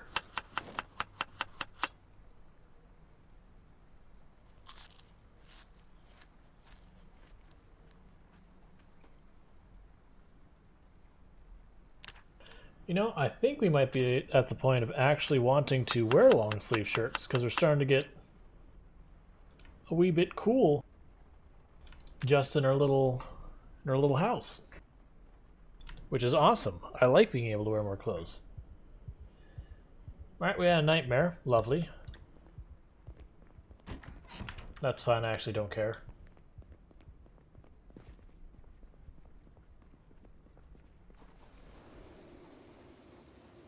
Let's check some of these bodies. Because what I'm looking for is I just want to find a long sleeve shirt. It's not really what I'm looking for. I'm just going to put the cloth back on them. I just want the thread.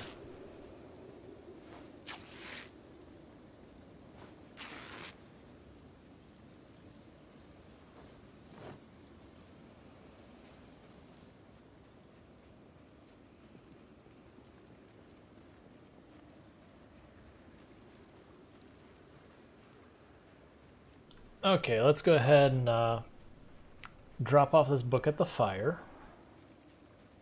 Wait, did we finish it? Yeah, drop off the book at the fire.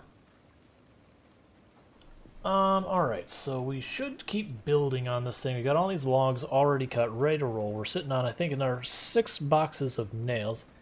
Hey, Dwayne, how's it going? Yeah, Laurel died a little while back.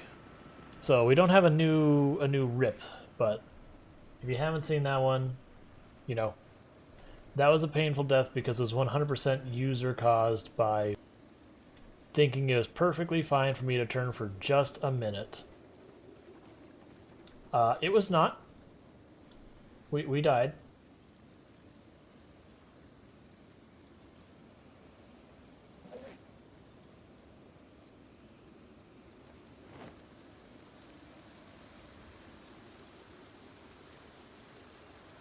That's where all the twigs are. They're in the bag. Gotcha.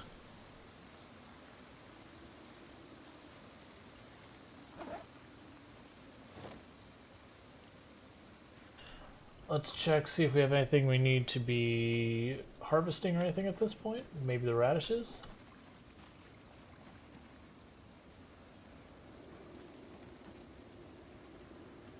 Ready to harvest. Don't care about the ready to harvest. I want them to be seeding ready. Those are definitely not ready. These are pretty certainly not ready. Yep, so nothing I gotta deal with here.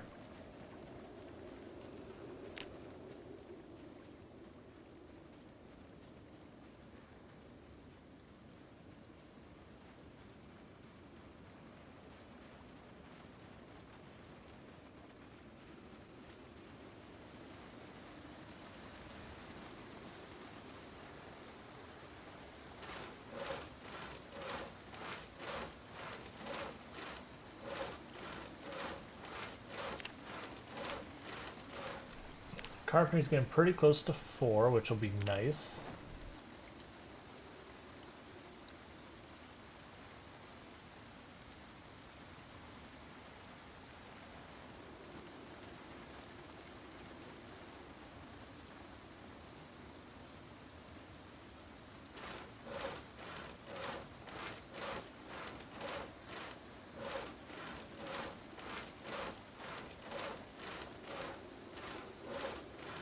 Would also be nice if we could find some large backpacks. It may be one of those things that, well, no, we probably should take the strategy, just keep clearing kind of thing. I was gonna say we could go and run up to like where there's the military outpost thing. I think it's north of Rosewood. I think so. I mean, we could drive there, but it's probably safer if we just keep clearing and killing and not try and target getting that kind of stuff. We'll find it when we find it.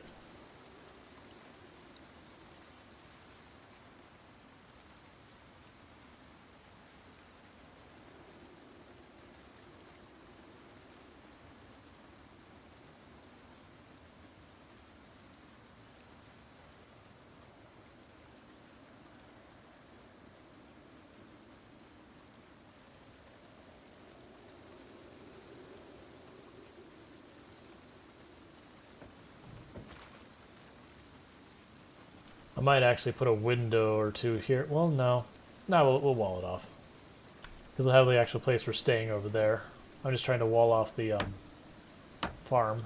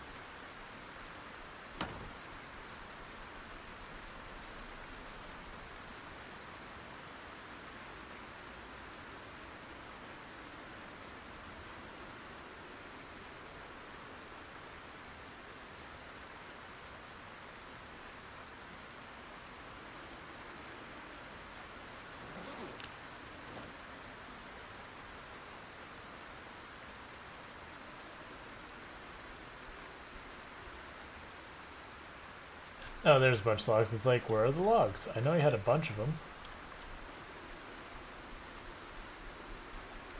Because we went through here with the fireman axe and just destroyed.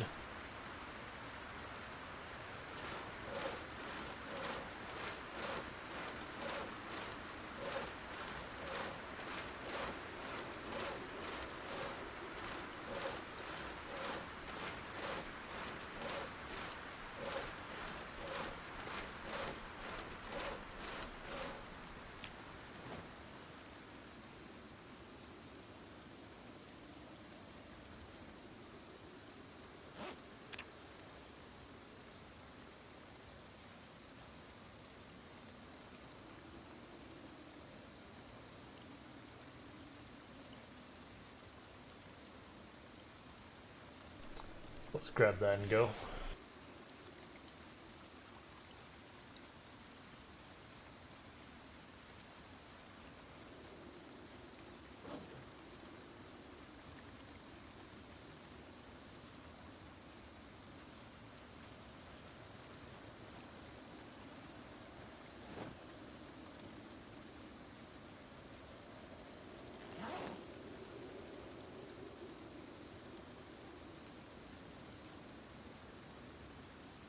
Gotta top off my water.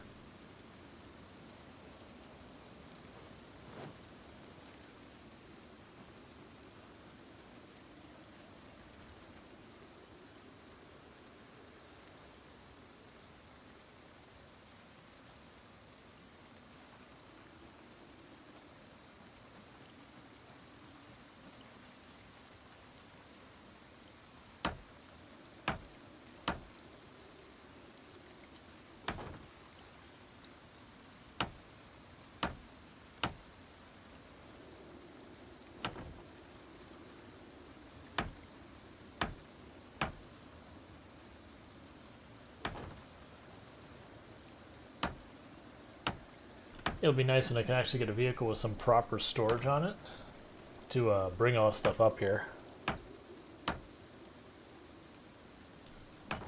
Versus having to carry it all by bag. It'd also be nice just to get some large backpacks, so I'd be able to carry just that much more per round and not have to do as many trips.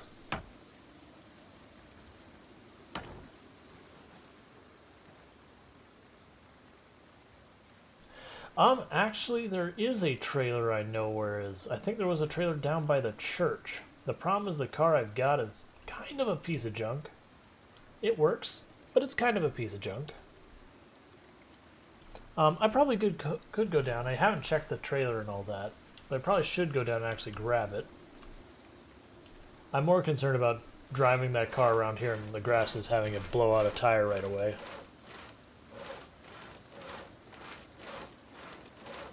But yeah, no, actually, now I think about it, there is a trailer. It's not too far from here either. Unfortunately, the cars it's attached to are a complete wreck, and they're big, so Might be tricky to get them out of the way so I can get the trailer.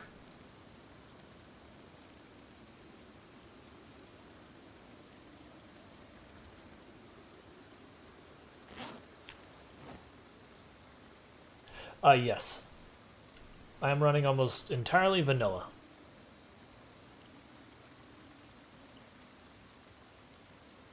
The only mod I have that affects gameplay in any way is simply the Pillows Random Spawn mod, which doesn't really change the gameplay, it just means I don't get to choose where I spawn.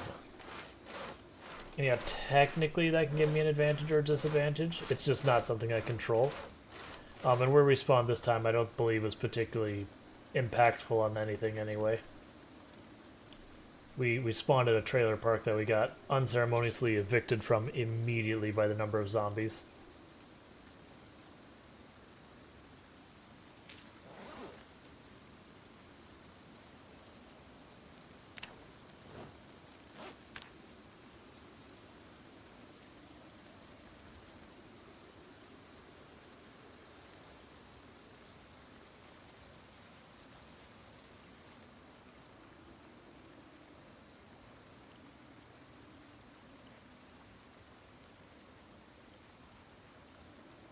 I like to try and keep it vanilla. It's like, I don't have problems with mods. Like, I've absolutely modded the crap out of a number of games. But generally speaking, usually the way I'll play a game is I'll play the game until it's like, okay, the game in its base form doesn't have much new to offer me. Now let me go mod the living crap out of it. So usually prior to that point, I'll just get like quality of life mods kind of stuff. Plus, I've also had a number of times where mods have had all sorts of stability issues, and those can get very frustrating very quickly. Yep. Like, we don't have it on this one, but I often run auto mechanic, just because to me the way mechanic works. Alright, that's carpentry 4, so I don't want to waste materials if I'm not getting full credit for them, so we're going to put all this on the ground.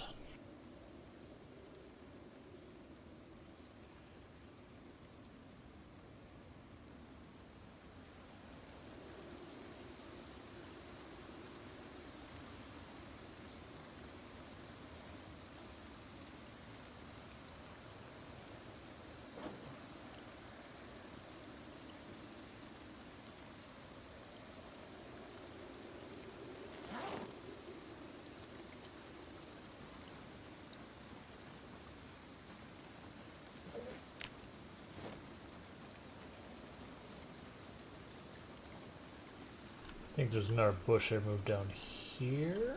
Yeah.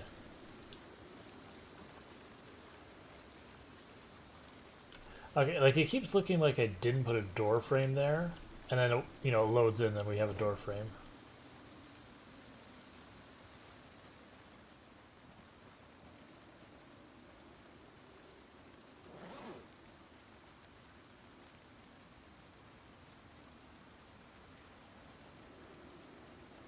Oh, let's put the scrap over here. How are you doing? Fuel 68%.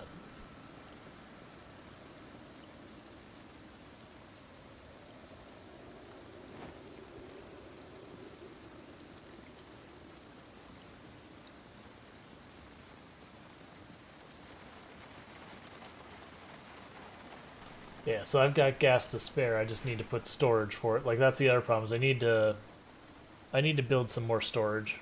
Like, and that's the thing. We're just base building to try and get all that stuff up off the ground.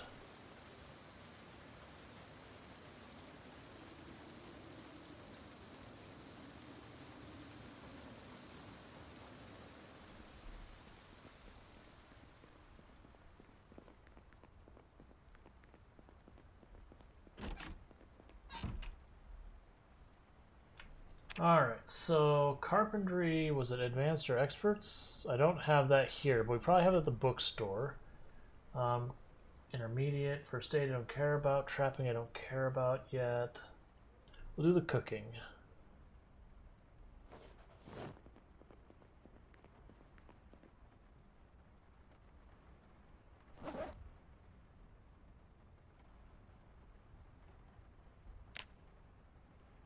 Ah, I need to get more cabbage out of the fridge, freezer, whatever it is. Let's actually do that now because it has to thaw. I need to start carrying probably like 5 cabbage.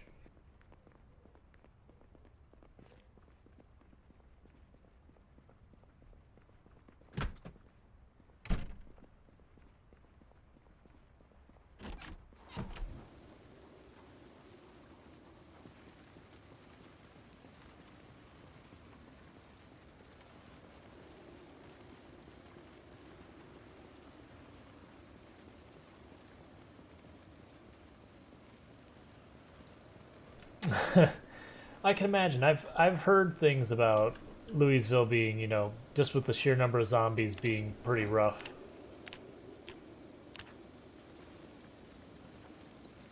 Alright, so we can't cook with those cabbage yet. But we'll get there.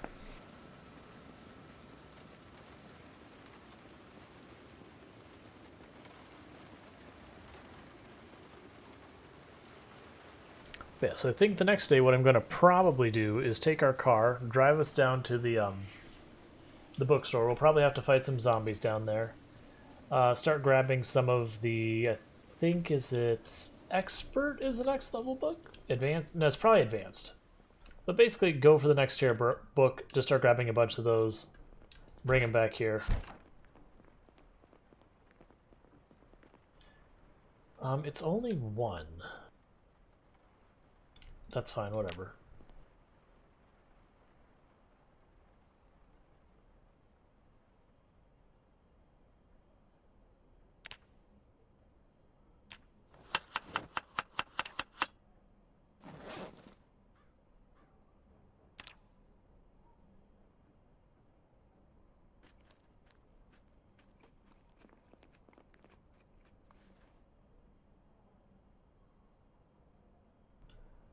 Gotcha.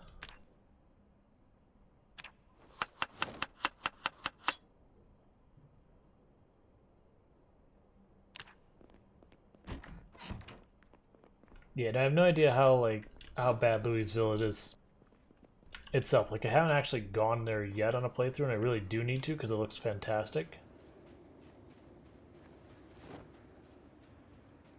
Alright, first let's make sure we got no zombies snooping about that could be busting up our stuff when we're gone. But then we go all the way down to the bookstore, and we go and grab some books.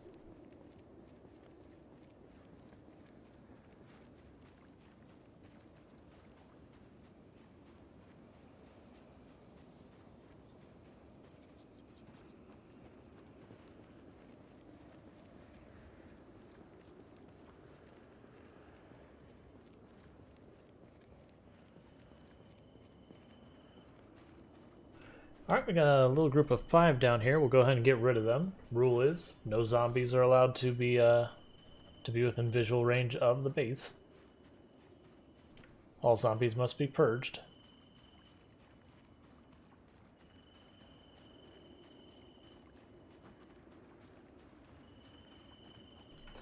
Maybe we'll get lucky and be able to find like an actually decent vehicle as well.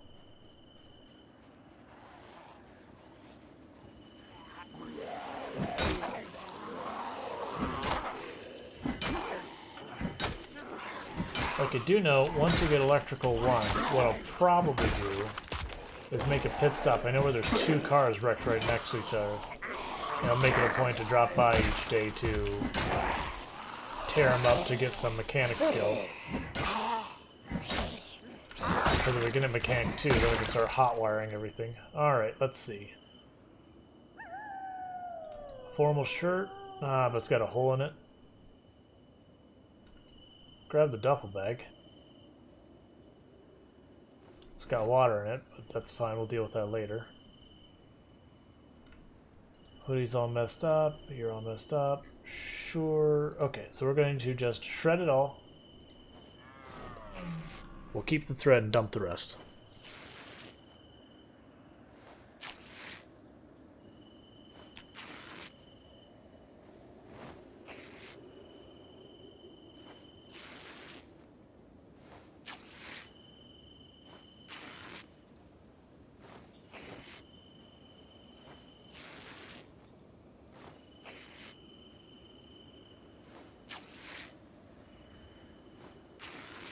And the other reason I'm actually also doing this is I can see what bodies I looted and which ones I haven't. And in addition to it also lets me make sure I didn't overlook anything loot-wise.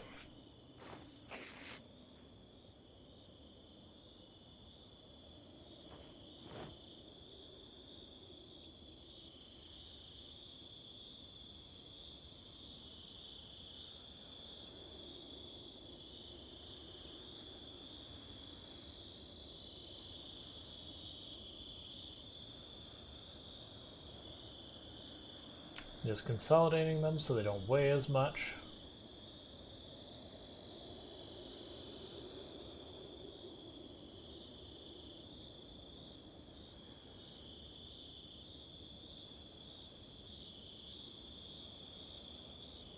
Cool.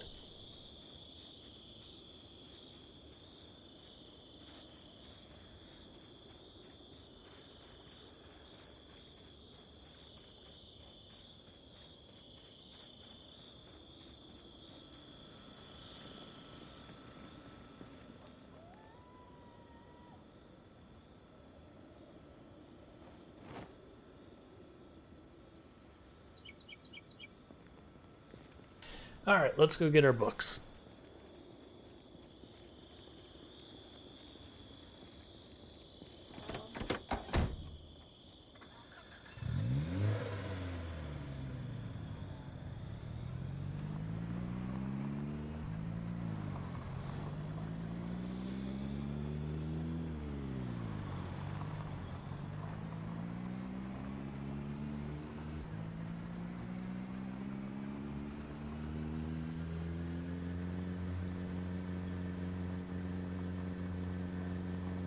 It used to be such a busy place. I got some zombies up here, so let's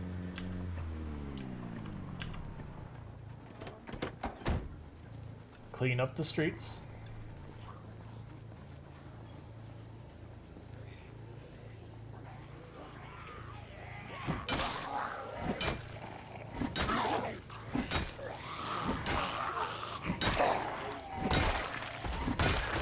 And these are just stragglers that were various places around the neighborhood that, you know, finally wandered out.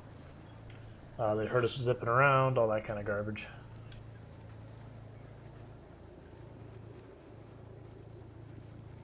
Alright. Yeah, these are two I was saying I'll probably just tear apart because they're wrecks. Ooh, where was the trailer? I think the trailer is back here. Let's see if we are able to get that trailer. Not here. Hi, zombie. I think it's over here.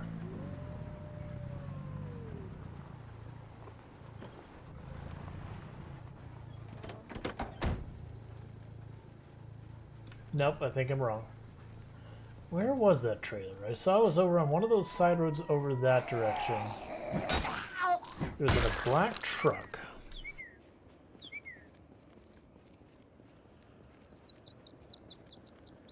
Or I should say, like, a black... When I say truck, like the big black covered truck kind of thing.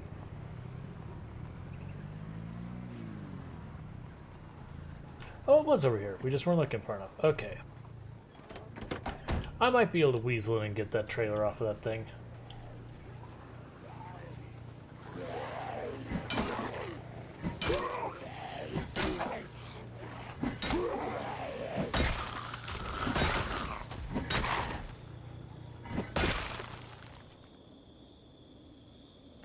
Yeah, the car keeps stalling out. Let's check out these two wrecks, see if they got anything for us. Maybe we'll get lucky there'll be keys near, so I could just put a tiny bit of gas in, move it out of the way.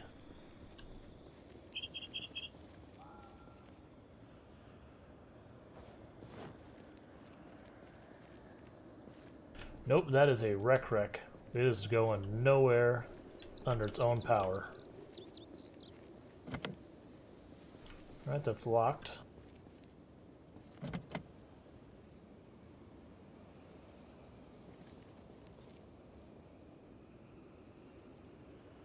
We'll see if I can snag that trailer. I should be able to.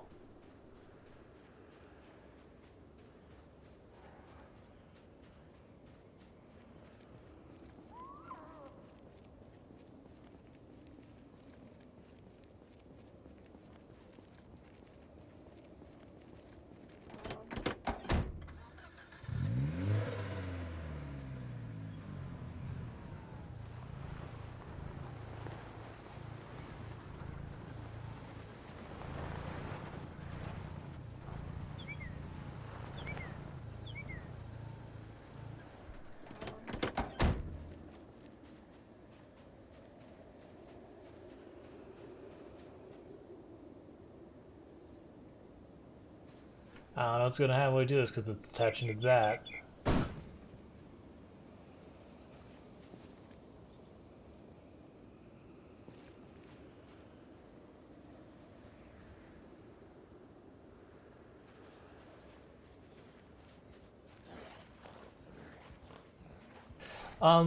You will get like minor fever in that, but once like the infection as a mechanic in the game, if it's not zombie infection, is pretty minor, in all honesty.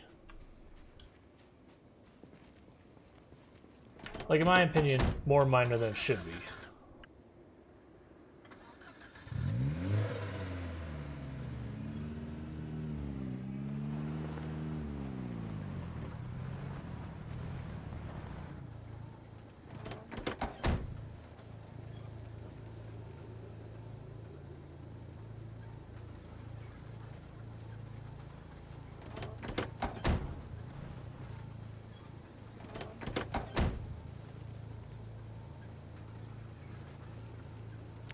We're gonna see if we can't pull this thing a little bit.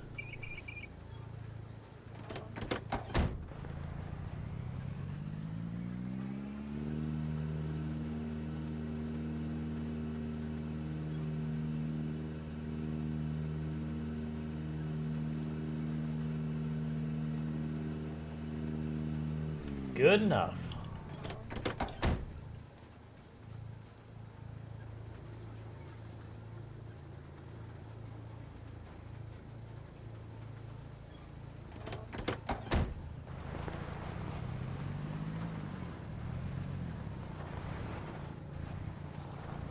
Oh yeah, if you got if you have infection and you're getting queasy and there's not like a bunch of bodies or you ate something you shouldn't have, there's a good chance that means zombie infection. And if that's the case, then you are dead.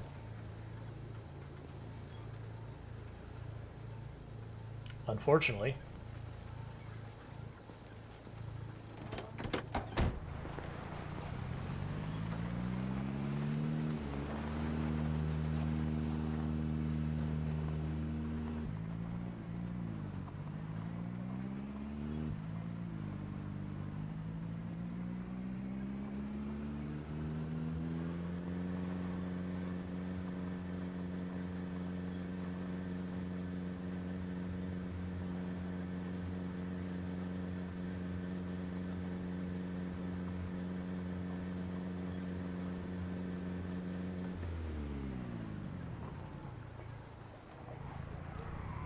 Alright, we got a bunch of zombies here. That's lovely.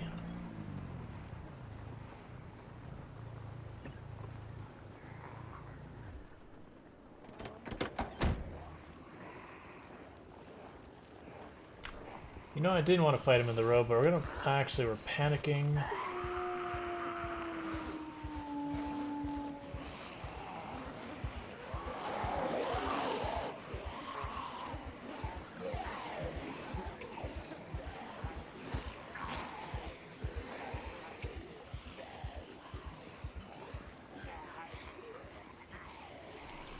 Okay.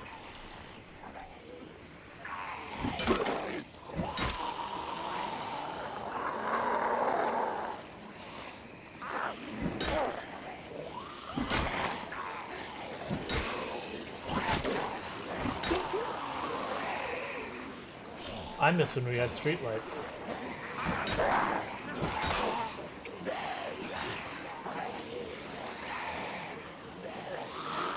Yeah, no, you'll never have it where it says zombie infection. It's just your character will start getting nauseous, they'll start getting anxious, they'll start getting sweaty, and then their life will gradually start draining, and then they'll die. But it takes a while for it to set in and actually do that. We got a couple of weapons here. We got a nightstick on this one here in white that we just killed. Hand axe on this guy.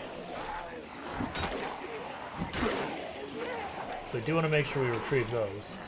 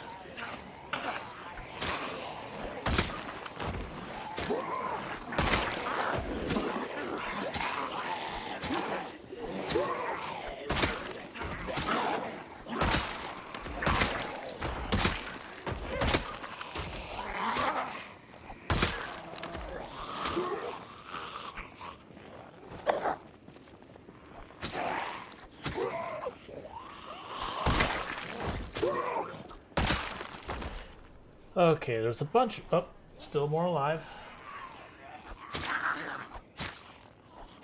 There was quite a few weapons in between the bodies that we'll want to find. There's a nightstick I saw, there was a hand axe I saw, there's a few other things.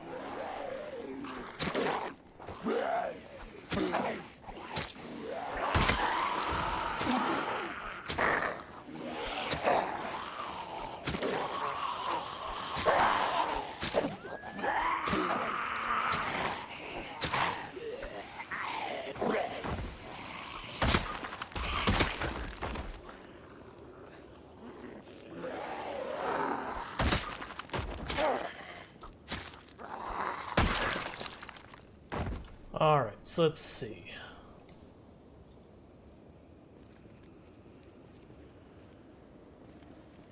Nothing in that set.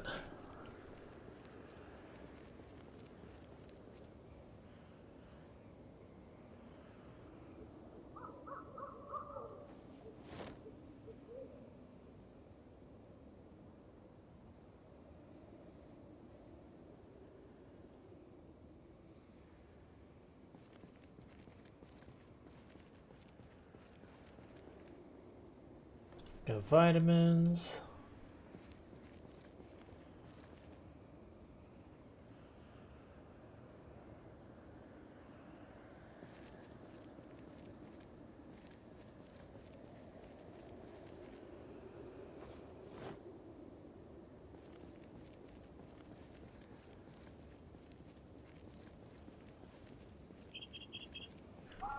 Yeah, regular infection will actually, if you just keep bandaging and all that, it will go away on its own over time. Like, you don't even have to disinfect it, no nothing. It'll heal up on its own. Like disinfecting it and bandaging it and being well fed, all that stuff will help it heal faster. It's just, it'll go away on its own. If you have slow healer, it'll take longer.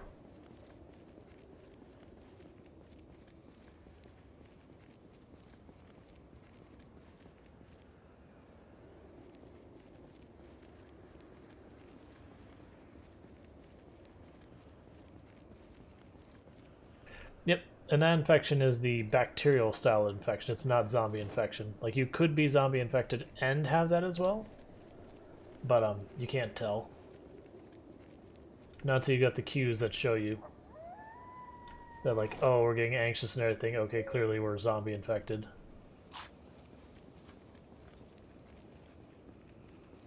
Where's the nightstick? Oh, you had the nightstick. That's right.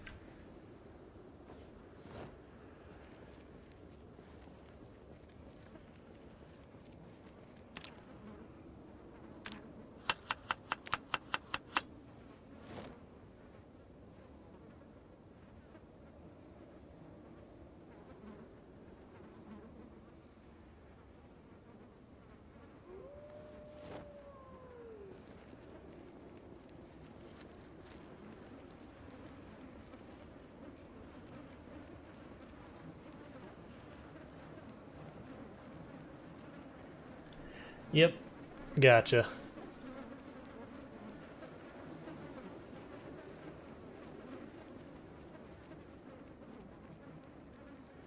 Alright, let's get back to the middle of the street so we don't get zombies wandering in where you can't see them.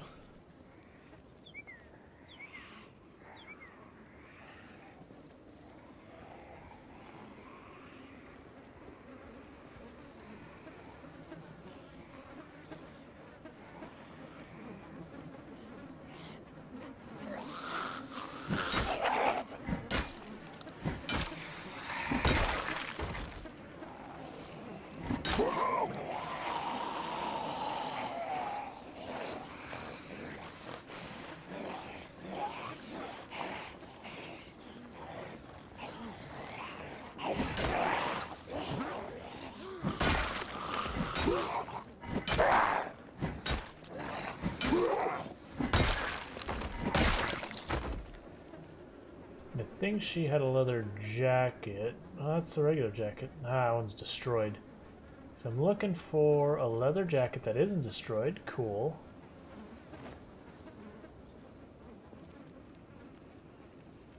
We'll just wear it. Because I know use that for tailoring later.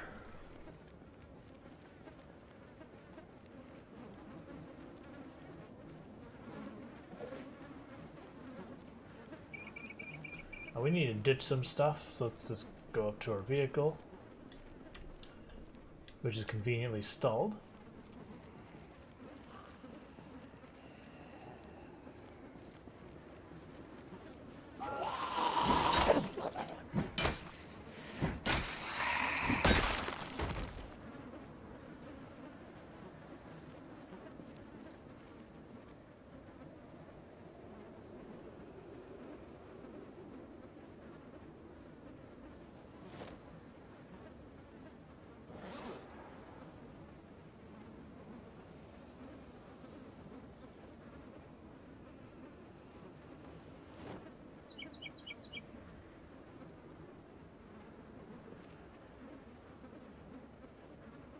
Let's see. We can leave the shovel behind for now. Our nightsticks and or not our nightstick. Our main weapon's in really good shape, so it's not breaking anytime soon. Get rid of the hand axe.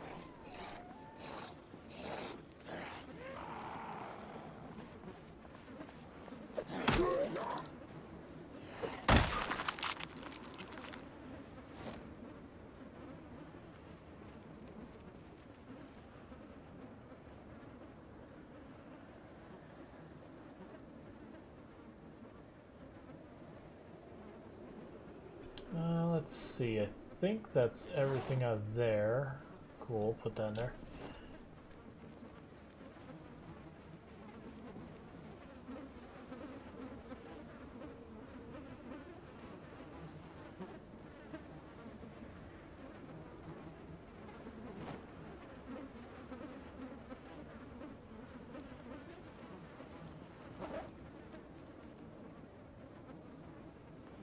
Grabbing useful stuff for us to wear later when it's cold.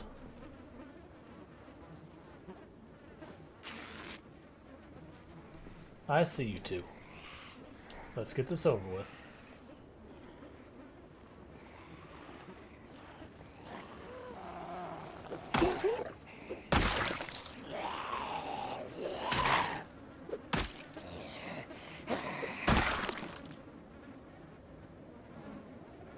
And I'm partly stalling because I don't want to go in that place while it's pitch black and I can't see. So, yeah. Yeah, I actually just don't do anything with bodies.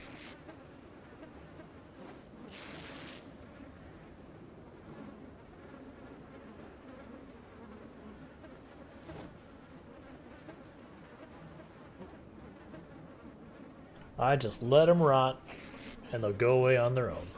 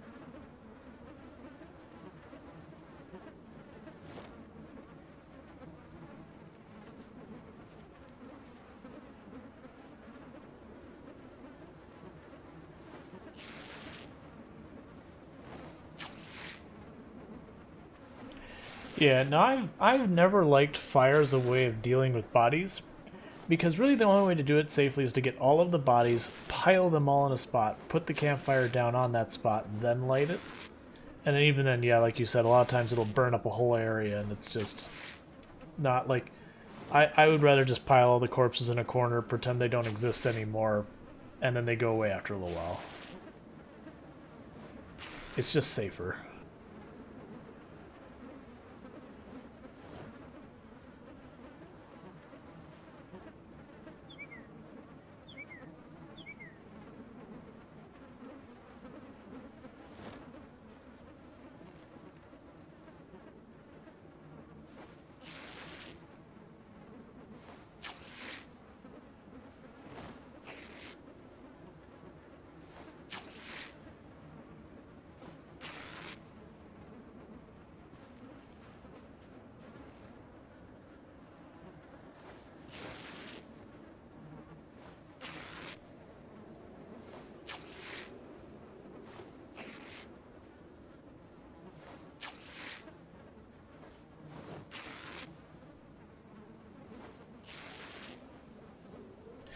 Yep. Nah, but at the same time, if you're dealing with 16 pop, there's just no way to deal with the bodies. Like, the fact that I'm even bothering to go around and tear up these clothing is, like, more than I would normally do because there's just too many bodies to deal with. If you didn't change it, then it should be 9 days.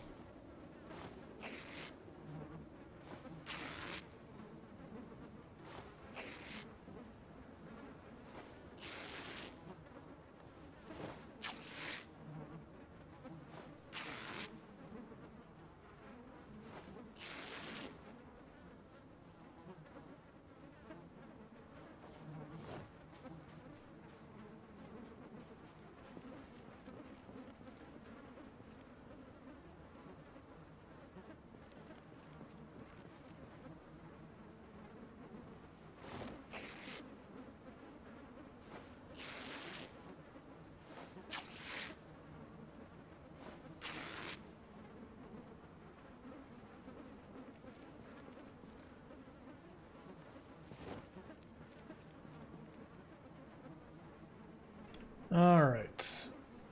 Eat more salad.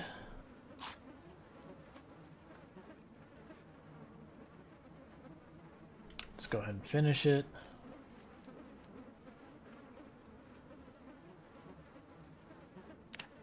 Sure. So, while there's a very subjective with a lot of it, the ones that generally people almost always agree on is if you look at keen hearing is one of the best positives you can get. So if you look at the... Here, let me turn so the road's kind of halfway. So you see how I've got this cone? And I can see the zombies over here, but I cannot see the zombies back here. You'll notice there's this circle behind me that's the same brightness as the cone. That's representing your hearing. And basically, you're aware that the zombies are behind you. So it's basically being able to see behind you. Keen hearing makes that circle bigger. So it is incredibly powerful for saving you, because even getting yourself like an extra half second to react to a zombie sneaking up on you can be the difference between life and the death. Another one is fast learning. You learn new skills and all that at just shy of twice the speed you normally would, so that's incredibly powerful. Another big one is lucky. The way to think about lucky is more loot. That's it. You just find more loot. There's like mechanics behind how it works and all that, but ultimately that's what it boils down to, is you get more stuff for the same effort.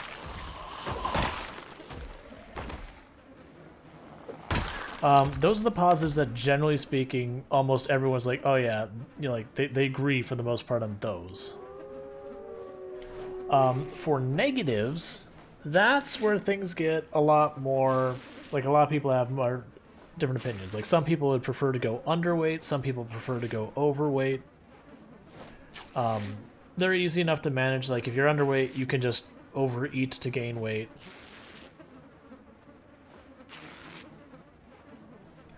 Yeah, I'm not sure about short-sighted with the new foraging system, because I know it has a penalty against the foraging system.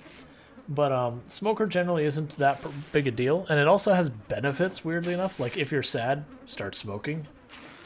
Other characters don't get that option, but they do. So, cool for them.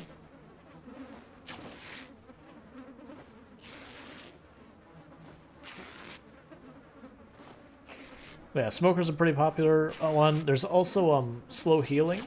If you're taking injuries, something's already going wrong. You're risking the zombie plague. So a lot of times slow healing is one that a lot of people will take because, again, if you're getting hurt, you're probably already facing death. So try not to do that.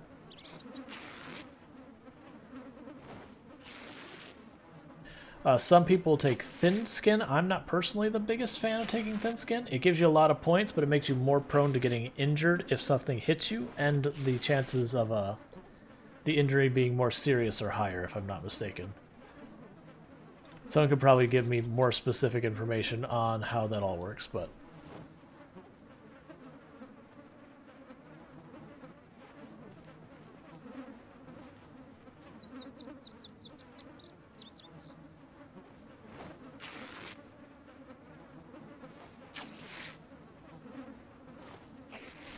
Yep. That's the reason I don't take it. A lot of people will, but yeah, the reason it makes you, if I'm not mistaken, the reason it makes you more prone to getting zombie infected is just you're more likely to get a more significant injury. The more significant injury, the more likely you are to get zombie infected. But yeah, so ultimately, basically, keen hearing, fast learning, those are huge. Lucky is huge. Like, those are just like universally good.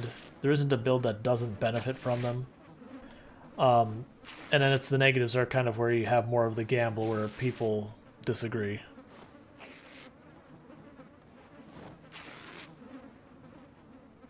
Yeah.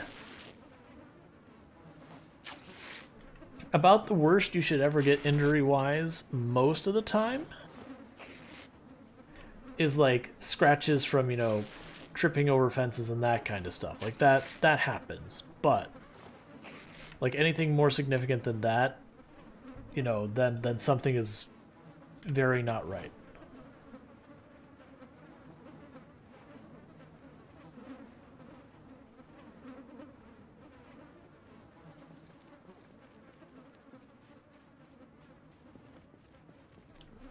Just shredding a whole bunch of clothes on those bodies, getting a whole bunch of thread. Alright, we got a single zombie just chilling at the car, doing zombie things. Yeah, no, it is. My point was more you should be taking only minor injuries from, like, tripping or stuff like that. And even then, they should be pretty rare. Like, you shouldn't be taking serious injuries or any zombie injuries. Like, if you're taking zombie injuries, it doesn't matter what's going on. Every single time you're doing that, a dice is rolled on whether you live or die. So, you definitely don't want to ever take zombie injuries if you can prevent it.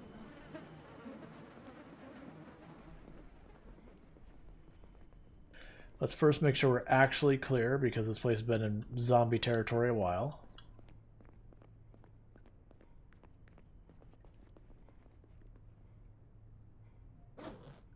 So 7-6, I don't want to deal with that. Advanced 5-6, so advanced first aid, advanced fishing, advanced trapping, advanced cooking.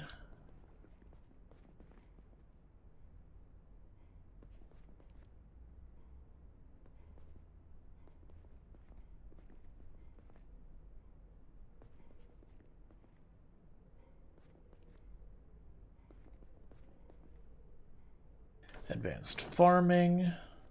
We might have to go someplace else for our other book. Advanced tailoring.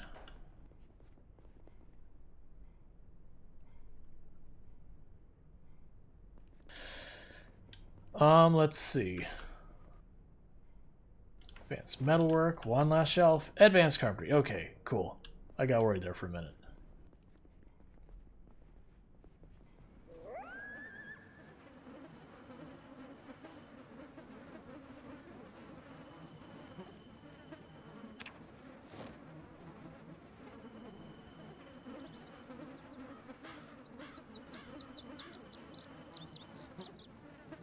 And to save us a trip later, we're already here. Let's look for expert stuff.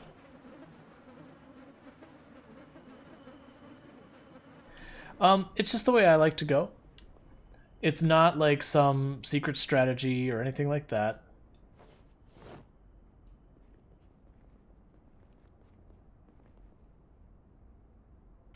I actually am being good with my posture, but thank you for checking. And I can do a hydrate.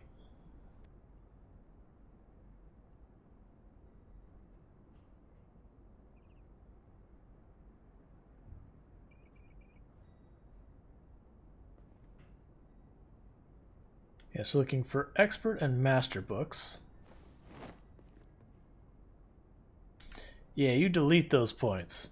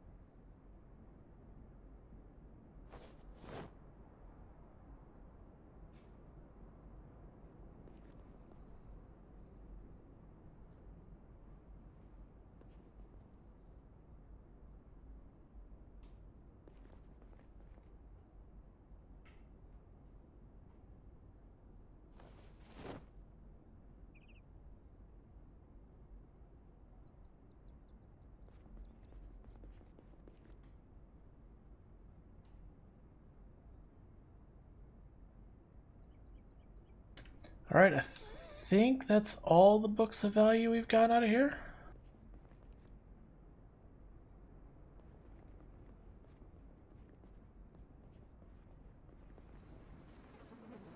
Oh, you got killed by the, it's not that it's unoptimized, it locks you in place. It's a deliberate thing, but it is super sketch when you get the execute animation close up.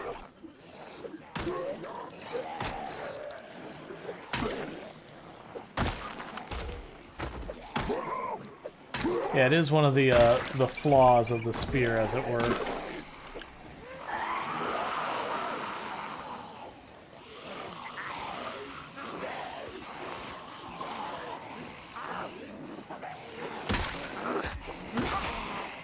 Yeah, no, and I agree with the thing of going either over or under, but not the full on.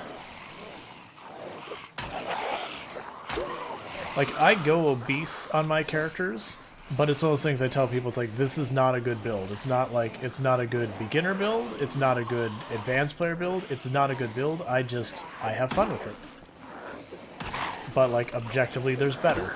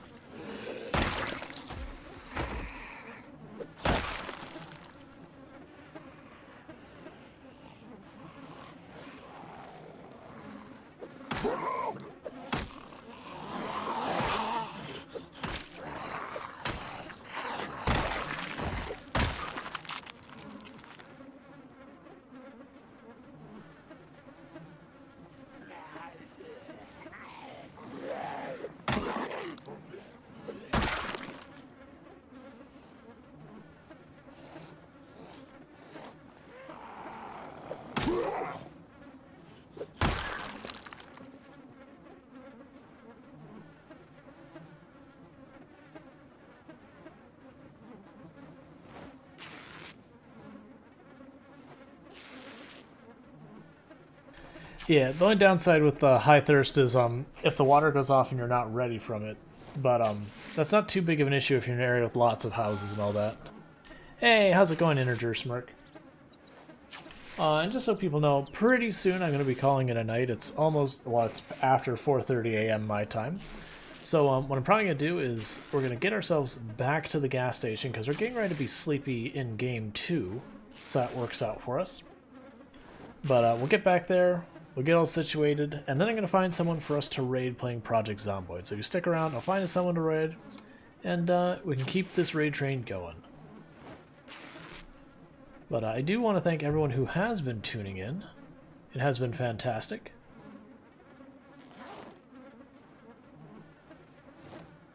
Let's get rid of all that. Okay, cool.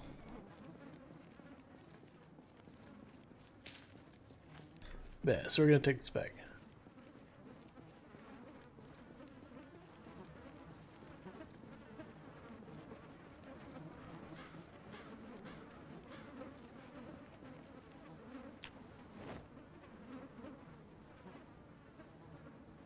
What did I just accidentally move over? Ah, crap. I shouldn't have... That's fine.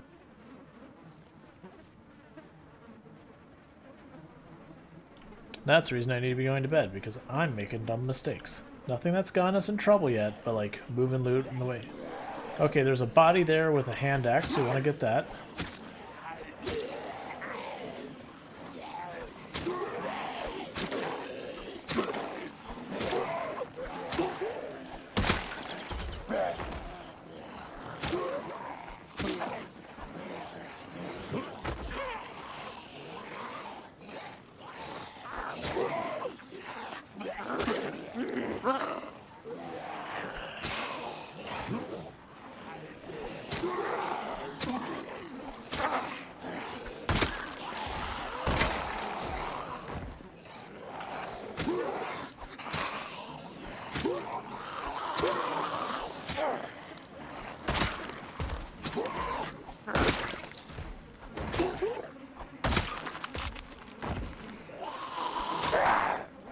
I saw the zombie in the bottom. I'll deal with her in a moment.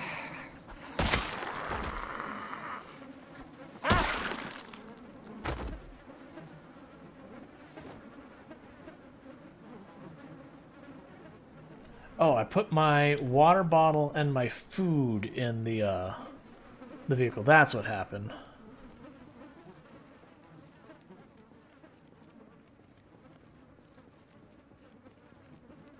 Gotcha. No problem.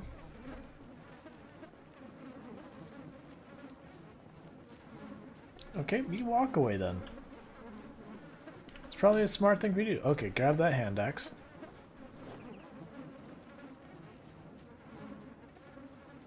Okay, so this time, first let's go in here, grab our empty bowl, grab one of our water bottles. Cool.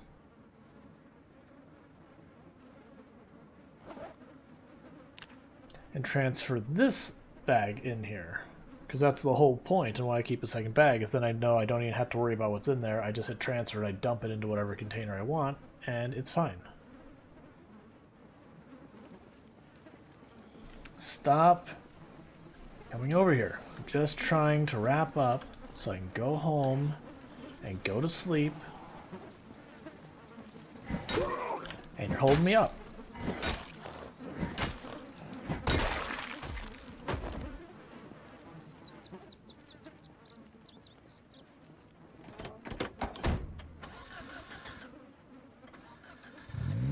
You have a good evening, and thanks again for tuning in.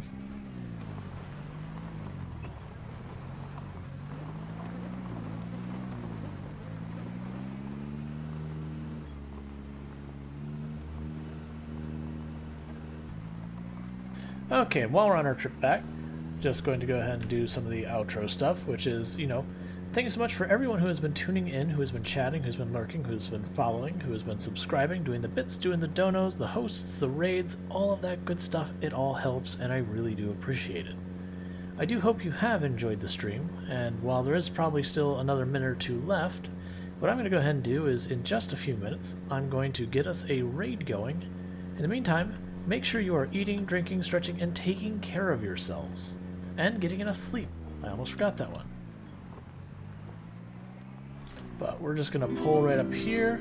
Thanks so much for the follow, Celergil. I don't know how you pronounce that. I apologize.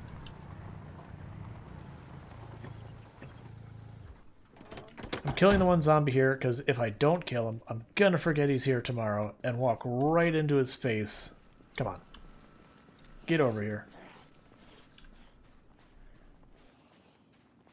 Yeah, thank you for that follow. But we're gonna kill this guy. I'm not gonna bother emptying out the trailer, because that's gonna take me a little while to deal with. And like, I'm hitting that point where in real life I'm legit getting kind of tired, which is the point where you start making really dumb mistakes in the game that'll get you killed. And that's not a good way to lose a character.